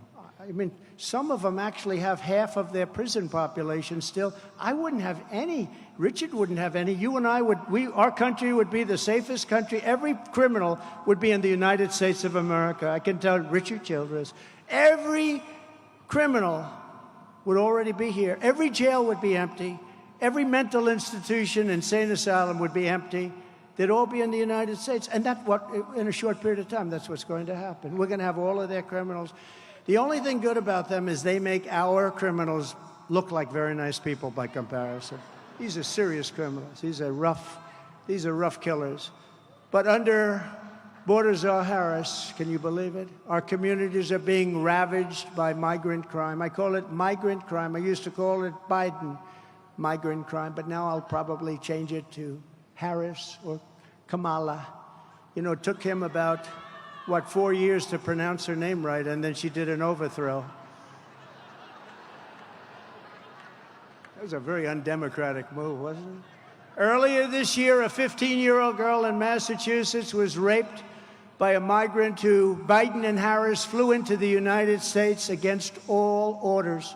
In upstate New York 2 months ago, another 15-year-old girl was attacked by an illegal alien that just walked into our country, assaulted with a metal pipe, abducted, driven to an isolated area, raped and killed. And in Texas last month, 12-year-old Jocelyn Nungari was tied up, sexually assaulted, and strangled to death by 2 illegal aliens who Biden and Harris released into the United States and refused to get them out. What kind of a vice president or what kind of a border czar allows these monsters to come into our country? And this is just a small portion. These people are here now by the hundreds of thousands. And remember this, it's like anything else. They're just getting comfortable. They've just gotten here a little while ago. So you haven't seen the kind of crime that's going to be inflicted on our country. They're just getting comfortable. They're getting used to being here. They don't know about the words politically correct yet when you catch them and you do nothing, and then you catch them again and do nothing. They don't know. The only time they do something, if it happens to be Trump, because he talks about how the rigged election was a disgrace. Oh, he should get the electric chair because he said the election was rigged. But if you rape and kill somebody and strangle them and dump them in a creek, that's okay with these people because they're crazy. And we don't want these people running our country anymore.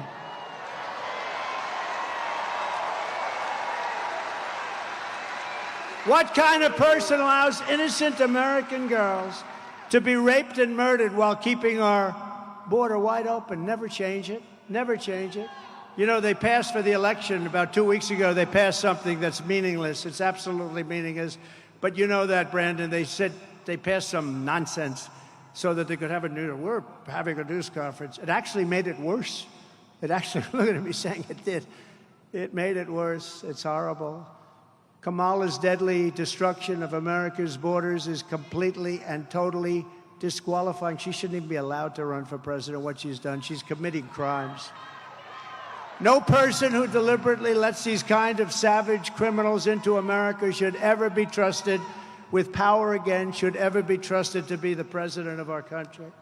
If Border Czar Harris stays in charge, every week will bring a never-ending stream of illegal alien rapists, bloodthirsty killers, and child predators to go after our sons and our daughters. That's what's going to happen. Everybody knows that. You're not going to talk these people into being wonderful citizens. If I'm elected, we will immediately deputize local police who are dying to do the job, by the way, but their power has been taken away. And we'll form a massive dragnet to scour the nation for the monsters who are murdering and raping children all over the world. Many of them have come here because they're looking for them in their own countries for rape, for murder, for all sorts of things. And we will ship them back to the country from which they came. We're going to get them out of here. You know, when I first came here, I don't tell this much, but you couldn't get them back. I said, well, we're going to get them out. MS-13 in particular, the most savage, vicious gang. They killed two 16-year-old girls walking to school. They killed them with a knife. They sliced up their body. They didn't want to use a gun because that's too quick. They didn't want to use a gun. They sliced them up. They sliced them up into pieces. They killed them. And Nancy Pelosi said they should stand trial, you know, nice fair trial. No, these are monsters. But when I first came here, I said, we're going to get these people out, MS-13, and the general came up to, sir, President Obama at the time. President Obama has been trying for 4 years. President Bush has been trying. They've all been trying. The countries won't accept them. They don't want their MS-13 back. I said, really, you can't get it back? No, sir. What they do is they put major big aircraft, commercial aircraft on their runways so that when we're getting nearby, we can't land, sir. And then they clog up the roads, right, Brandon? They clog up. He knows because he was trying to send them back. They couldn't send them back. Then they clog up the roads so the buses and cars, every way, you can't get back into their countries. And they tell the people, we'll give you the death penalty if you come back in. Other than that, they're quite friendly, actually. So I said, really, they won't accept them? Yes, sir, we have to live with them. I said, we're not going to live with them. I asked, how much money do like Honduras and Guatemala, El Salvador, Mexico, how much money do they get from us for economic development and aid? Sir, we pay them $750 million a year. Now, that's peanuts compared to all of it, but still a lot of money. We pay them $750 million a year, sir. I said, tell them that we're not paying any more. They're in default. We're not giving them the money. We're not giving them any more money, Brandon. We're not giving. You were there, right? You were there. So we notified them, you're not getting any more money. The three countries in particular, El Salvador, Guatemala, Honduras, rough countries. And they were sending all of their criminals into our country. They said, we're sending them back, and you're not going to put any airplanes on the runway, and you're not going to clog up the roads. We're sending them back. But I said, how much money? $750. Inform them that they're not getting any more money. There's no more aid. We call it aid because we're stupid. We call it aid. You're not getting any more aid. There will be no more aid to your country. And the next morning, I got a call separately from all three presidents of these countries. They're very streetwise guy. They're very streetwise people. And they called me. And they said, sir, there must be a misunderstanding. I said, what's up? He goes, sir, you have stopped sending our aid to us. I said, that's right, because you're not letting the criminals that you sent in caravans and otherwise you sent into our country, you're not letting them go back to your country because we're sending. Well, sir, I'd like to talk about that. We would be delighted to take MS-13 back into our country. And all three countries the same exact. And we sent them back, Tom Homan and all our guys, right? And that guy right there. We sent them back at record levels like nobody's ever seen. Stand up, Brandon. Brandon Judd.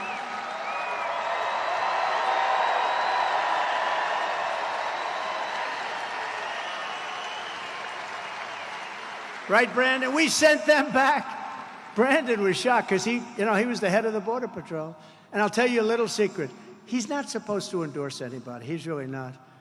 But he got so fed up with the incompetent people that when I ran, he said, I don't care. I'm endorsing Trump. I said, you're not supposed to do it. I said, I don't. And he never wavered, did he? He never wavered. Him and his whole group of people, they're incredible. These are incredible people. You know, it's much easier for him not to do the job. But they don't want that. They want to straighten out our country. They love the country as much as anybody in this room. They want to work. It's risky. It's dangerous. They don't want to not do their job. They want to make our borders strong and our country safe. And we're going to be doing that in 6 months. We're going to be doing that. You know, unfortunately, we have to wait till January 20th. But I can tell you that November 5th will be the most important day in the history of our country. We're going to take our country back from these lunatics.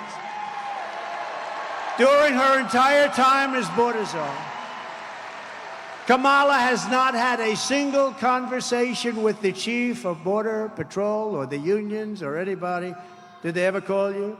Did they ever call Brandon Judd, please? Get him on the phone. Brandon, how are we doing on the border? I used to call. He goes, horrible.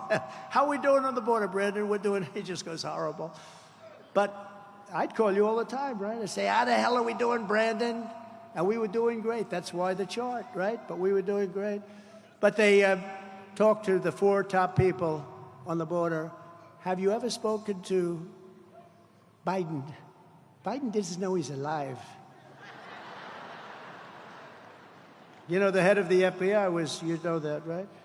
He was in front of Congress today, and one of the great congressmen asked him a question.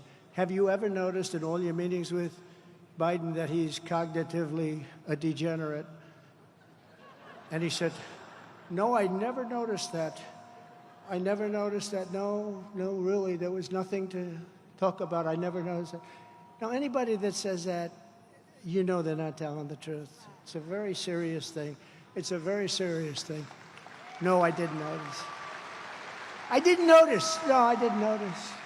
I didn't notice he couldn't stand up. I didn't notice he can't walk. And I didn't notice he can't think and he couldn't talk. Other than that, he's doing quite well, however. Thank you. No, he didn't notice. That's a very bad thing. A very bad thing. A very sick thing. We're pleased to be joined today by former president of the National Border Patrol, and that's the man I've just been talking about. He's been so incredible. The Patrol Council, the head guy and the boss, Brandon Judd. Thank you, Brandon. Thank you.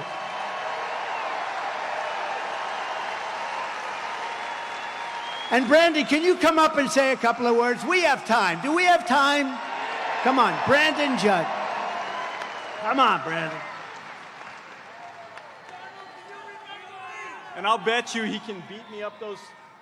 I'll bet you he can beat me up those stairs. Remember when Biden challenged him to a golf match, and yet Trump was just playing with Bryson DeChambeau? You beat him, didn't you? Look, I lived this. Under 5 presidents, I worked under 5 presidents. Never have we seen a more secure border. You know this. This isn't a secret. The most secure border we've ever had was under Donald Trump.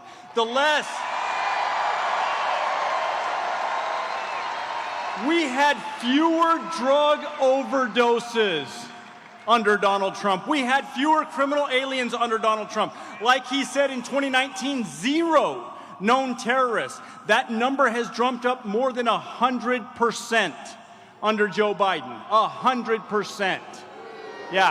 Yeah, that's what we're seeing right now. This was amazing. It was all about policy. October 7th, 2016, the day of Access Hollywood. Come on, locker talk, seriously? And they thought that was going to bring him down. We did a press conference with Donald Trump, October 7th, 2016, because it was about policy. That's what it's about. If we have proper policy, we can secure the border and we can keep your children, your grandchildren, your great-grandchildren safe. He can do that. He can do it. They refuse. Kamala Harris knows what she needs to do. I was there. I gave her all of the policies that she needed, all of them, and she refused to implement them. She does not care about you. She does not care about the safety of this country. He does. This is the man for the presidency.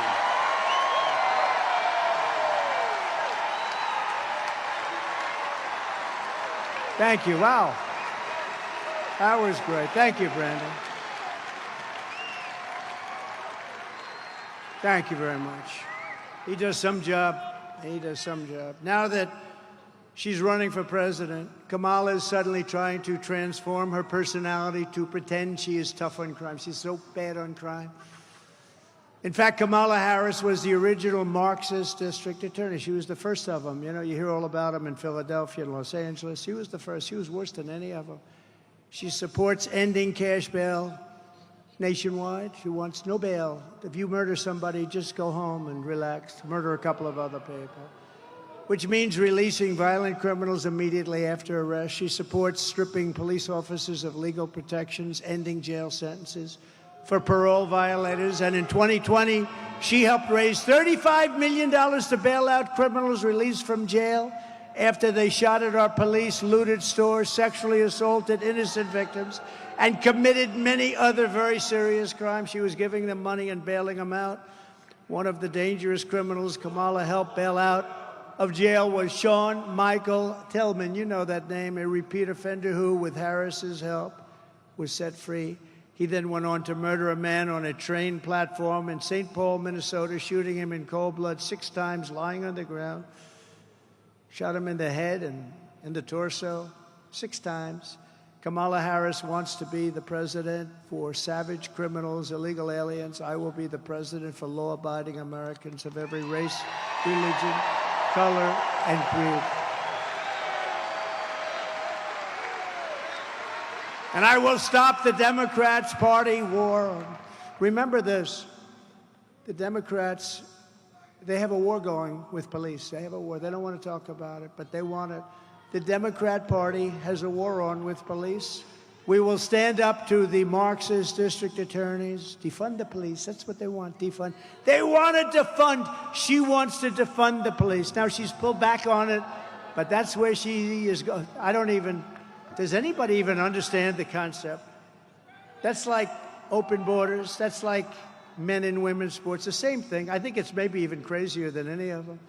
We will give our police back their power, protection, respect that they deserve.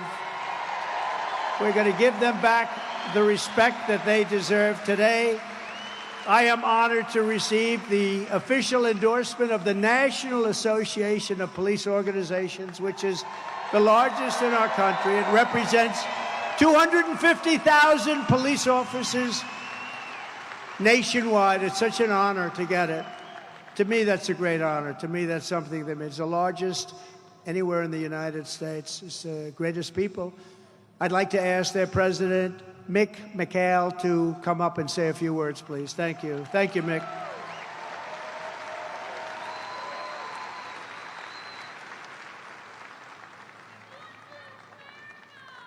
Thank you.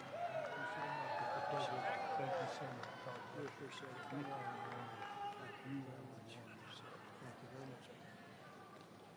Ladies and gentlemen, I am truly honored to stand before you today.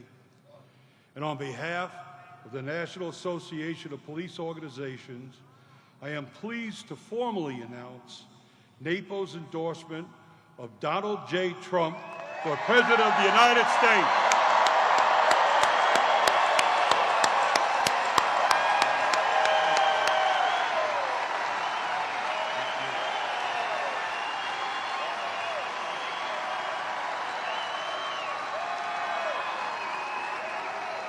If I may, as President, President Trump directed the Attorney General to aggressively prosecute those who attack officers for simply being in a uniform.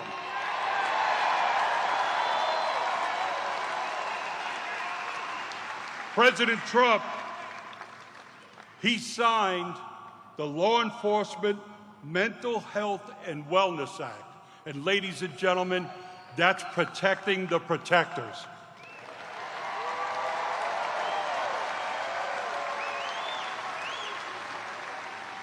President Trump also signed the ability for surplus military equipment to once again be used to protect you, the citizens, not to take your rights.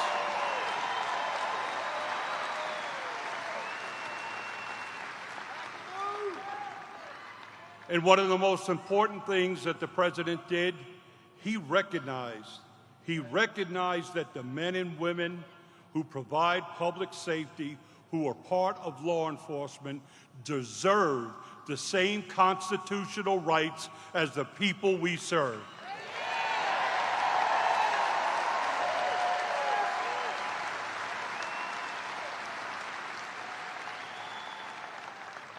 Mr. President, once again, we are proud and pleased to support your campaign, and we are here for anything that you ever may need.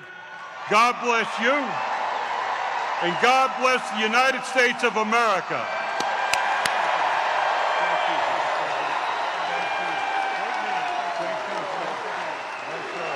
Thank you.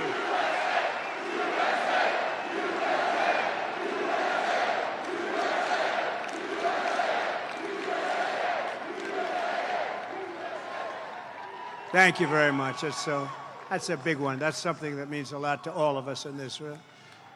It's no wonder the Democrat Party and their thugs are so desperate to stop us. They know that we are the only ones who can stop them. We're the only ones. This is it. This is the big election coming up. This is it. This is going to be the biggest of them all. All of their persecution is only happening because I'm running for president and leading big in the polls, every one of them. And we're not just leading against Kamala, we're also leading against everyone, including big leads right here in the great state of North Carolina. We have a big lead. We have a big, beautiful lead. The radical left Democrats rigged the presidential election in 2020, and we're not going to allow them to rig the presidential election in 2024. You. Right, Michael?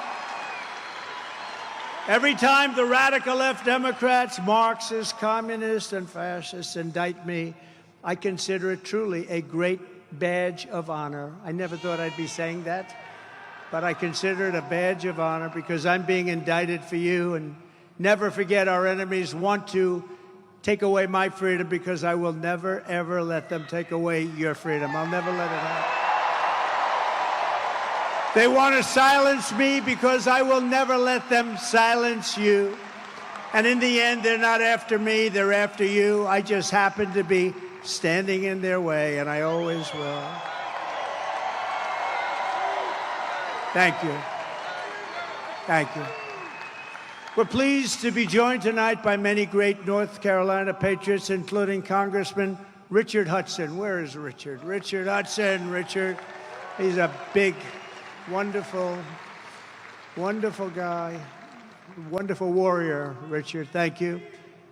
A man who I've just been involved in from the day he first went in. I endorsed him. Everyone said, who is he? Turned out to be an incredible congressman, but now he's running for Attorney General, and he's going to be your next Attorney General, Dan Bishop. Where's Dan? Dan. Thank you, Dan. Thank you, Dan. Get out and vote for him. He's incredible. Great job. And you were a great guy. Richard, we're going to miss him in Congress, but that's okay. Great luck, Dan. Congressional candidates, Addison McDowell. Big victory, Addison. They're way ahead in the polls. Brad Knott. Thank you, Brad. Pat Harrigan. Thank you. Thank you, Pat. Good. Mark Harris. They like you. And the Speaker of the North Carolina House, a man who's done an incredible job. He gets it. He gets it. He really gets it. Tim Moore. Thank you, Tim. And when it came time to pick a chairman of the Republican National Committee and Convention and everything else having to do with national politics, I came to a man named Michael Whatley of North Carolina.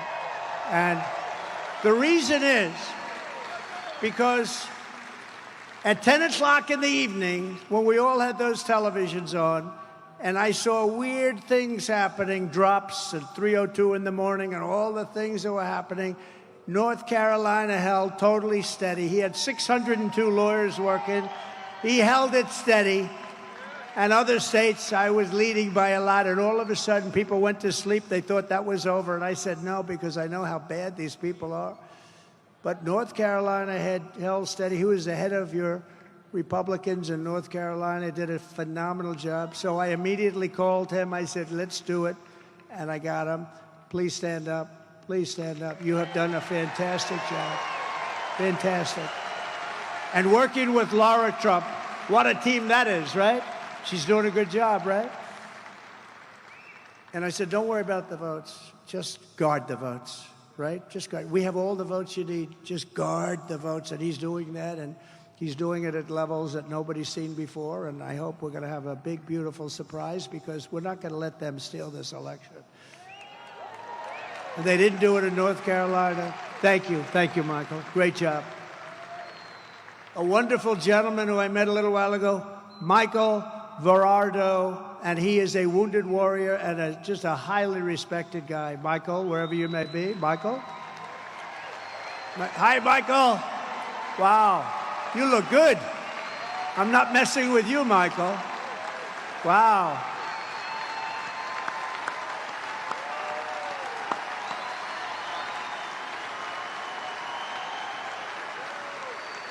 Good-looking guy. Thanks, Michael. Great, great patriot, great person. Members of the Charlotte Police Department are here. Please stand up. You are phenomenal. What a job. What a job they do. Thank you. What a job they do. Thank you very much. And Chief of the Catawba Nation, Brian Harris. Brian, where are you, Brian? They've been so supportive. They've been so supportive. Thank you very much.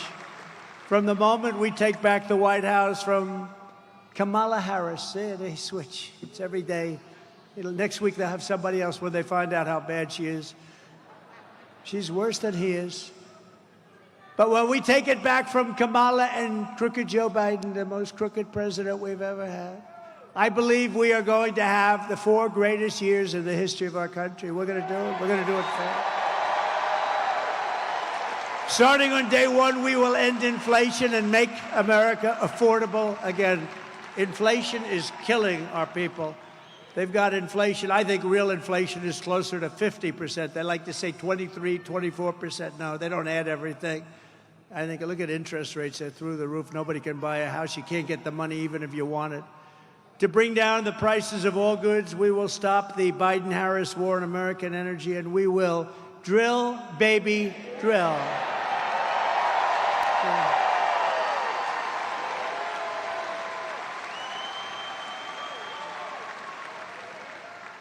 That includes racing car. You know, that's good. You're going to spend a lot less money for your gasoline. You have that special stuff.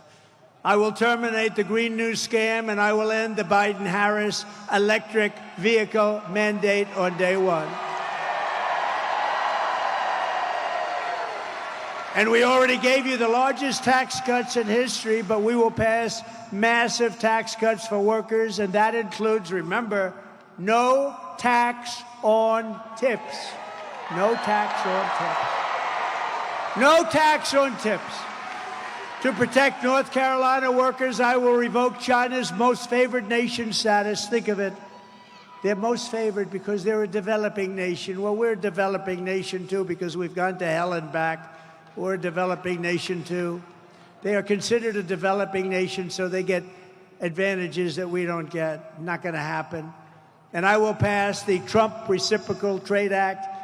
That means that if China or any other country makes us pay a 100 or 200% tariff or tax, we will make them pay a reciprocal tariff or tax of 100 or 200% immediately, right back. It's basically you hurt us and we hurt you, an eye for an eye. Look at it any way you want.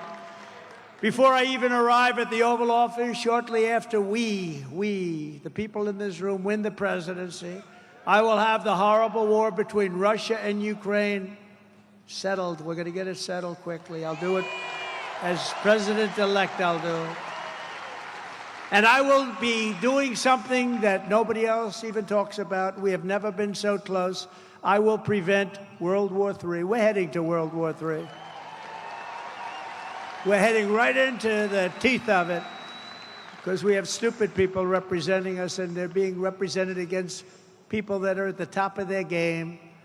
I will restore peace through strength, which is what we have. And in my next term, we will build a great Iron Dome missile defense shield over our country, a dome the likes of which nobody has ever seen before, and it will be entirely made in the USA.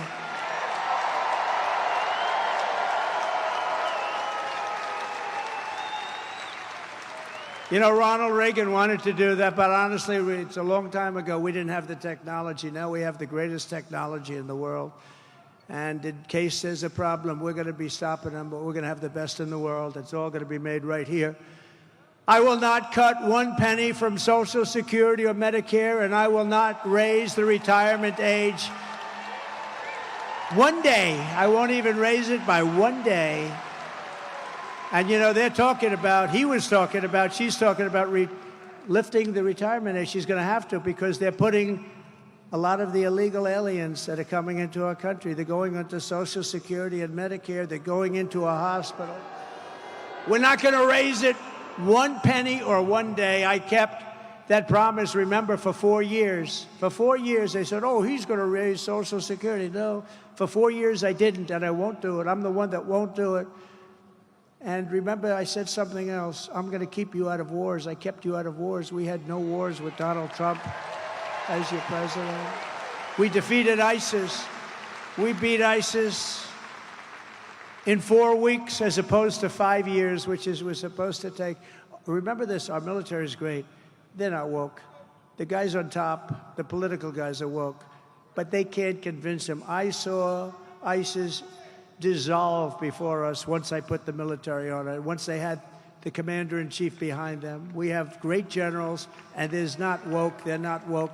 They won't be woke. They can't be talked into being woke. They'd leave before that happens. But we have people on the top that are woke, and they're all gone. We're going to get rid of them so fast. We're going to rebuild our cities into beacons of hope, safety, and beauty better than they've ever been before. We'll have to work with Democrat governors and mayors in many cases, but we're going to rebuild our cities.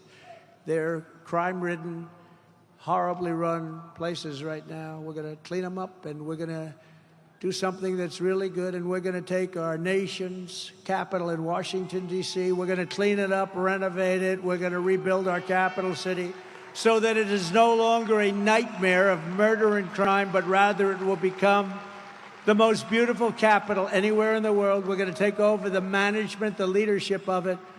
Right now, you go from North Carolina, let's go and see the Washington Monument on the assumption that they don't change the name, which they want to. They want to change the Jefferson Memorial. Not going to happen. Remember when we were having a problem in Washington where they were trying to knock down some of our monuments, and I passed a bill. And the bill said, if you touch a monument, if we catch you even in the act, you go to jail for 10 years. And there's no 10 years equal 1 year. It's 10 years. You serve 10 years. And it was amazing. I looked outside the beautiful White House windows. I looked outside, and people were just leaving town. It was an incredible thing. I took old legislation that, frankly, you could never pass, very old, 1926. And I restored it, and I said, 10 years, if you take down that, and they were all getting ready. They had ropes around the necks of these gorgeous pieces of art. I said, you do that, you go into jail for 10 years, and they left those ropes hanging. They couldn't get out of town fast enough. On day one, I will sign a new executive order to cut federal funding for any school pushing critical race theory, transgender insanity, and other inappropriate racial, sexual, or political content onto the shoulders of our children. And I will not give 1 penny to any school that has a vaccine mandate or a mask mandate. And I will keep men out of women's sports, and I will fully uphold our great Second Amendment. We will protect innocent life, and we will restore very quickly free speech. And I will secure our elections. Finally, we're going to get them secured. Our goal will be 1 day voting with paper ballots, proof of citizenship, and voter ID. But until then, Republicans must win. We want a landslide that's just, and it is really an expression that's used. It's very tough for them. Too big to rig. We're way ahead. We're way ahead by more than even the polls say. We have to make it so big, Richard, that they can't do it. There's not a thing they're going to be able to do about it. So too big to win. You have to get out there and vote. Get everybody. Get everybody. Get them all. Remember this. It's a strange thing. Evangelicals, Christians, they don't vote very much. We got to vote. They got to vote. They're great. They're such great people. Gun owners, the NRA, you know, gave us their total endorsement, but gun owners don't vote. They tend not to vote. We have to get them to vote. If we could get the evangelicals, Christians, if we can get gun owners to vote, it's not even an election, but they got to get out. So get your people at church to vote, okay? If you want to save America, get your friends, get your family, get everyone you know and vote. Vote early, vote absentee, vote election day. I don't care how you vote. You got to get out. You got to vote. And make sure your vote counts. Follow your vote. Check your vote. Check it. You can do it. Check your vote, that they don't rob you of your vote.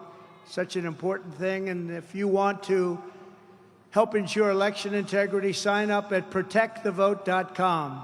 Protectthevote.com, and watch those people. Make sure they don't cheat. And Michael's doing a great job, and you just watch him, Michael.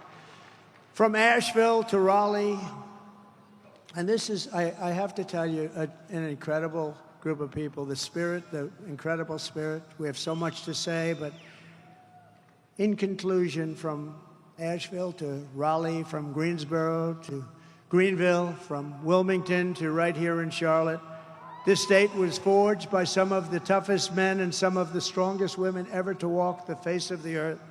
Our American ancestors were backcountry farmers and frontier settlers, woodsmen, craftsmen, workers and warriors who poured their love into this land, and they loved their families and they wanted to take care of their families at all costs. They climbed the mountains, fought the battles, conquered the dangers, tamed the unknown wilderness, built the factories, and gave everything they had to make America into the greatest nation in the history of the world. But now we are a nation in decline. We are a nation in decline. Can you believe it? We are a failing nation. We are a nation that has lost its confidence, lost its willpower, and lost its strength. We are a nation that has quite simply lost its way. But we are not going to allow this horror to continue. Less than 4 years ago, we were a great nation, and we will soon be a great nation again. We'll be a great nation again.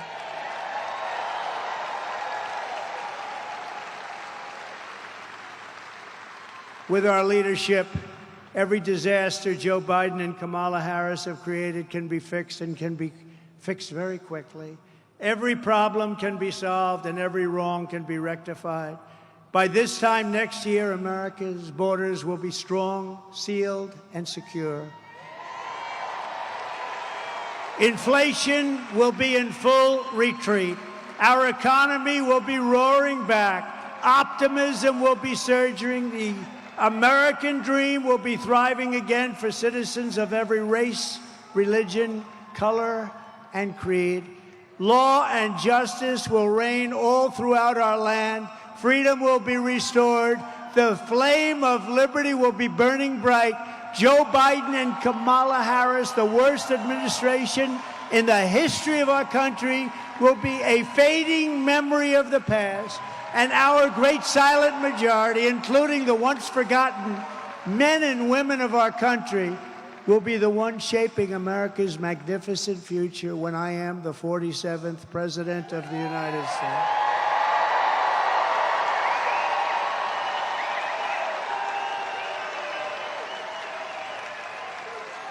Because we are all Americans, and together we will show November 5th to be the most important day in the history of our country. There will never have been a more important day, because if we don't do the right thing, and if it doesn't work out, it's got to work out. If it doesn't work out, we won't have a country. We're going to have a great country again.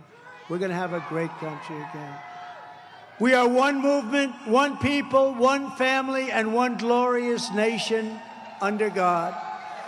And together we will make America powerful again.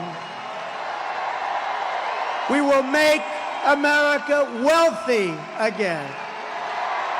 We will make America strong again. We will make America proud again. We will make America safe again. We will make America free again. And we will make America great again. Thank you very much. Thank you. God bless you all. Thank you, North Carolina. Thank you very much.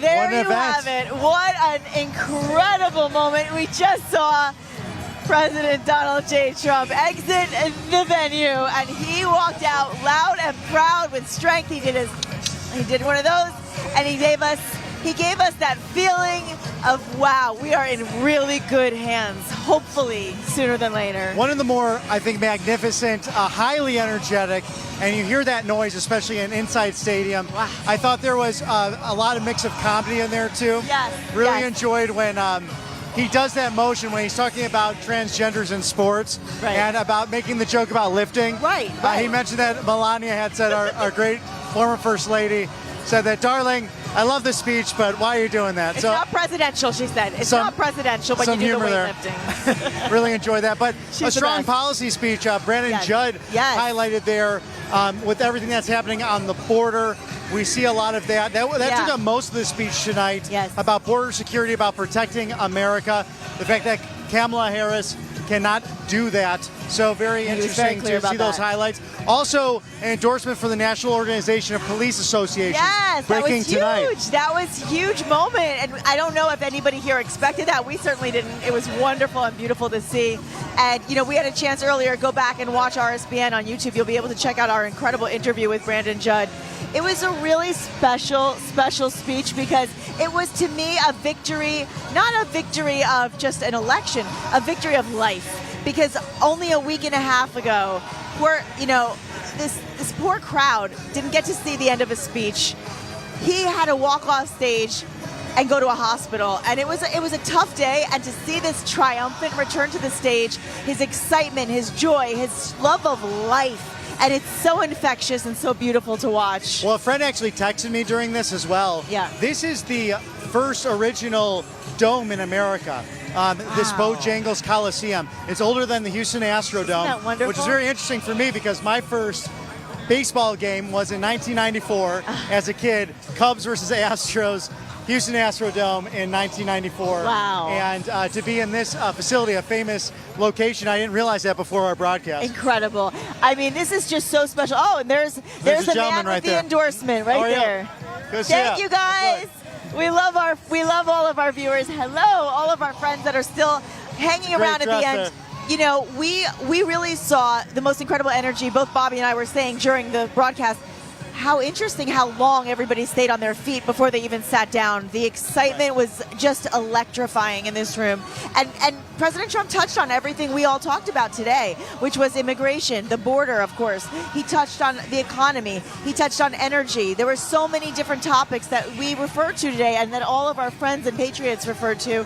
And of course, we heard a whole lot of the K word today, Kamala.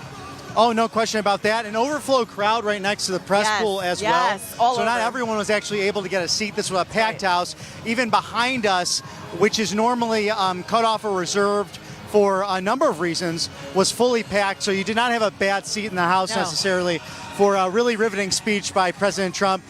Really highlighting the security aspects, closing the border, highlighting the failures of Vice President Harris and the Biden administration. Yes. We now have in a short few minutes, President Biden will be giving his first remarks since leaving the race. They'll be coming to you from the Oval Office. It'll be interesting to hear him what he has to say in his own words. And I will tell you, security has gotten a lot tighter. We have to get out of here earlier than we normally do. Right. So I know we don't have a lot of time, but I want to very quickly thank all of our sponsors today, as well as all of you. First of all, thank you so much for watching both of us today. Absolutely. We loved giving you this incredible coverage with all these incredible Americans. You can certainly find RSBN on all social media platforms. Watch it back on YouTube, on Rumble. You can also go to rsbnetwork.com to check out all of the incredible content that we bring you. You can follow us as well, Nick Stanz, Nikstanz, on both Instagram and on Truth, and Bobby. And at Robert B. McNeely, and that's on Truth, and at Robert McNeely MC on Instagram. Yes. We'd love to talk to you. So great. And of course, our sponsors. We couldn't do it without them. Absolutely. We thank them so much.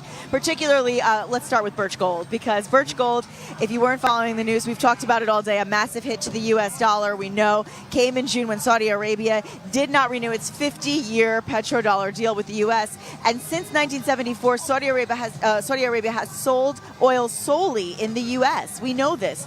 And so that was a huge thing to our global economic dominance. But now they want options other than the U.S. dollar, and we can't afford to live this way, right? So I ask you, if there's less demand for the dollar, what happens to the dollar? Well, it's reasons like this that Americans turn to Birch Gold. And all you have to do, listen, for over 20 years, Birch Gold has been doing this. All you have to do is think about protecting your savings by turning your IRA or 401k into a physical gold. That's it. If you want to learn more, it's so simple. It's a very easy word you have to text. You might remember it. It's Trump.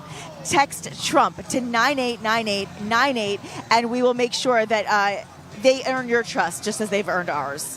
And thank you to stickermule.com. Yes. Go to stickermule.com/RSBN for all our new merch. If you want a t-shirt, our Mr. Director over here is wearing a great hat, a great t-shirt. Also stickers. I put some on my laptop. I'm very excited to share that when I go out and about. But we have keychains and much more. So a big portion of those sales go to supporting RSBN so we can bring this content to you, the viewers. So whether you want to grab some support or just gear when you're out on a jog or out on a run, go to stickermule.com/RSBN. It's so easy and it's so worth it. And also the Wellness Company, a big deal for us. We don't have a healthcare system. You guys know this. We have a sick care system, and we don't want to have to let the government be in complete control. We don't want them to be in control to let them protect you. We want to make sure we can protect ourselves with big pharma, we have to rely on them when we're sick, and that's just not the way we want to live. So where do we push back? How do we do it? It's not so hard. We just have to vote for the right president in November, first of all, and then become self-reliant and take control of our health system by getting the wellness company's medical emergency kits. Oh, absolutely. A great organization.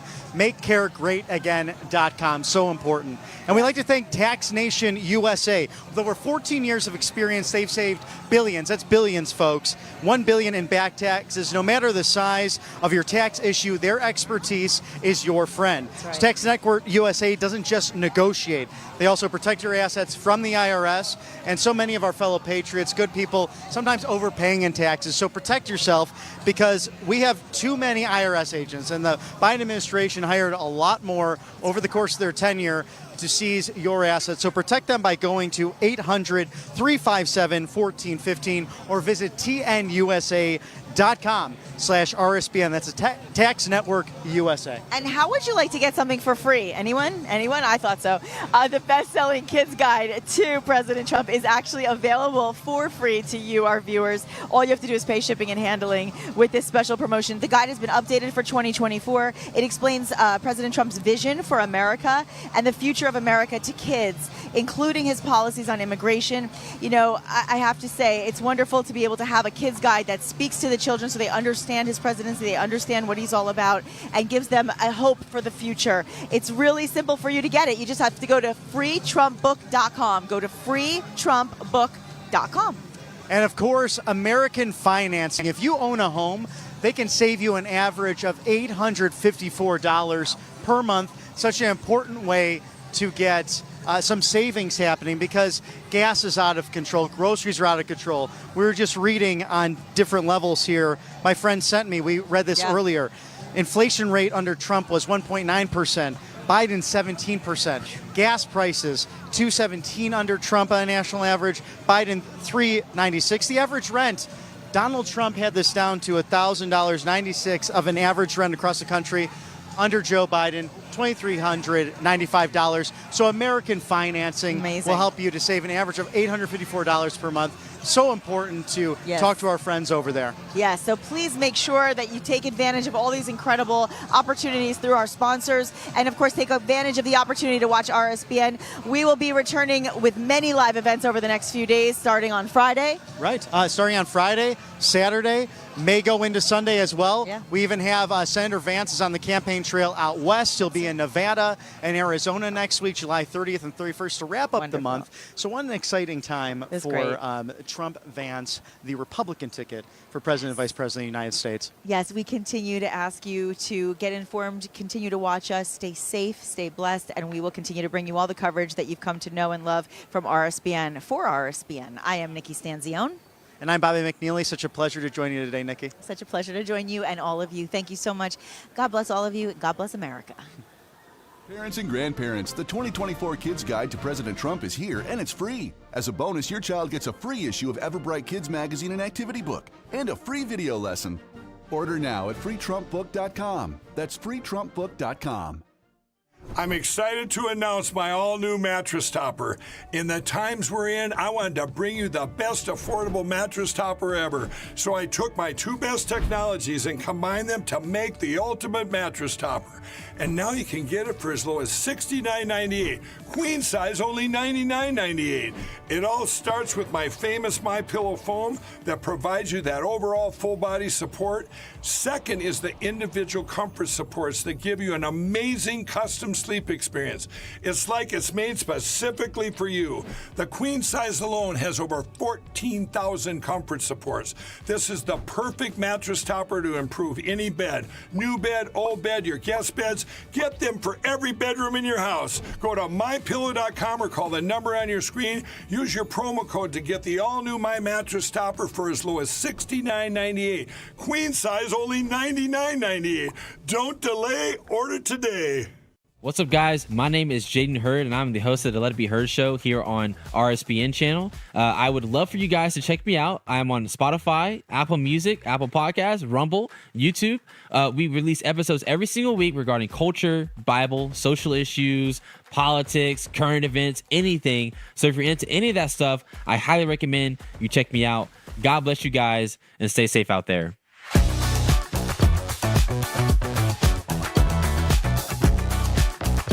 You ask and we listen. We're finally bringing the most requested offer ever. Get the queen size premium MyPillow, now only $19.98. MyPillow is made with patented adjustable fill. It adjusts to your exact individual needs regardless of your sleep position. It helps keep your neck aligned and holds its shape all night long so you get the best sleep of your life. But that's not all. Get our 6-piece kitchen or bath towel sets only $25.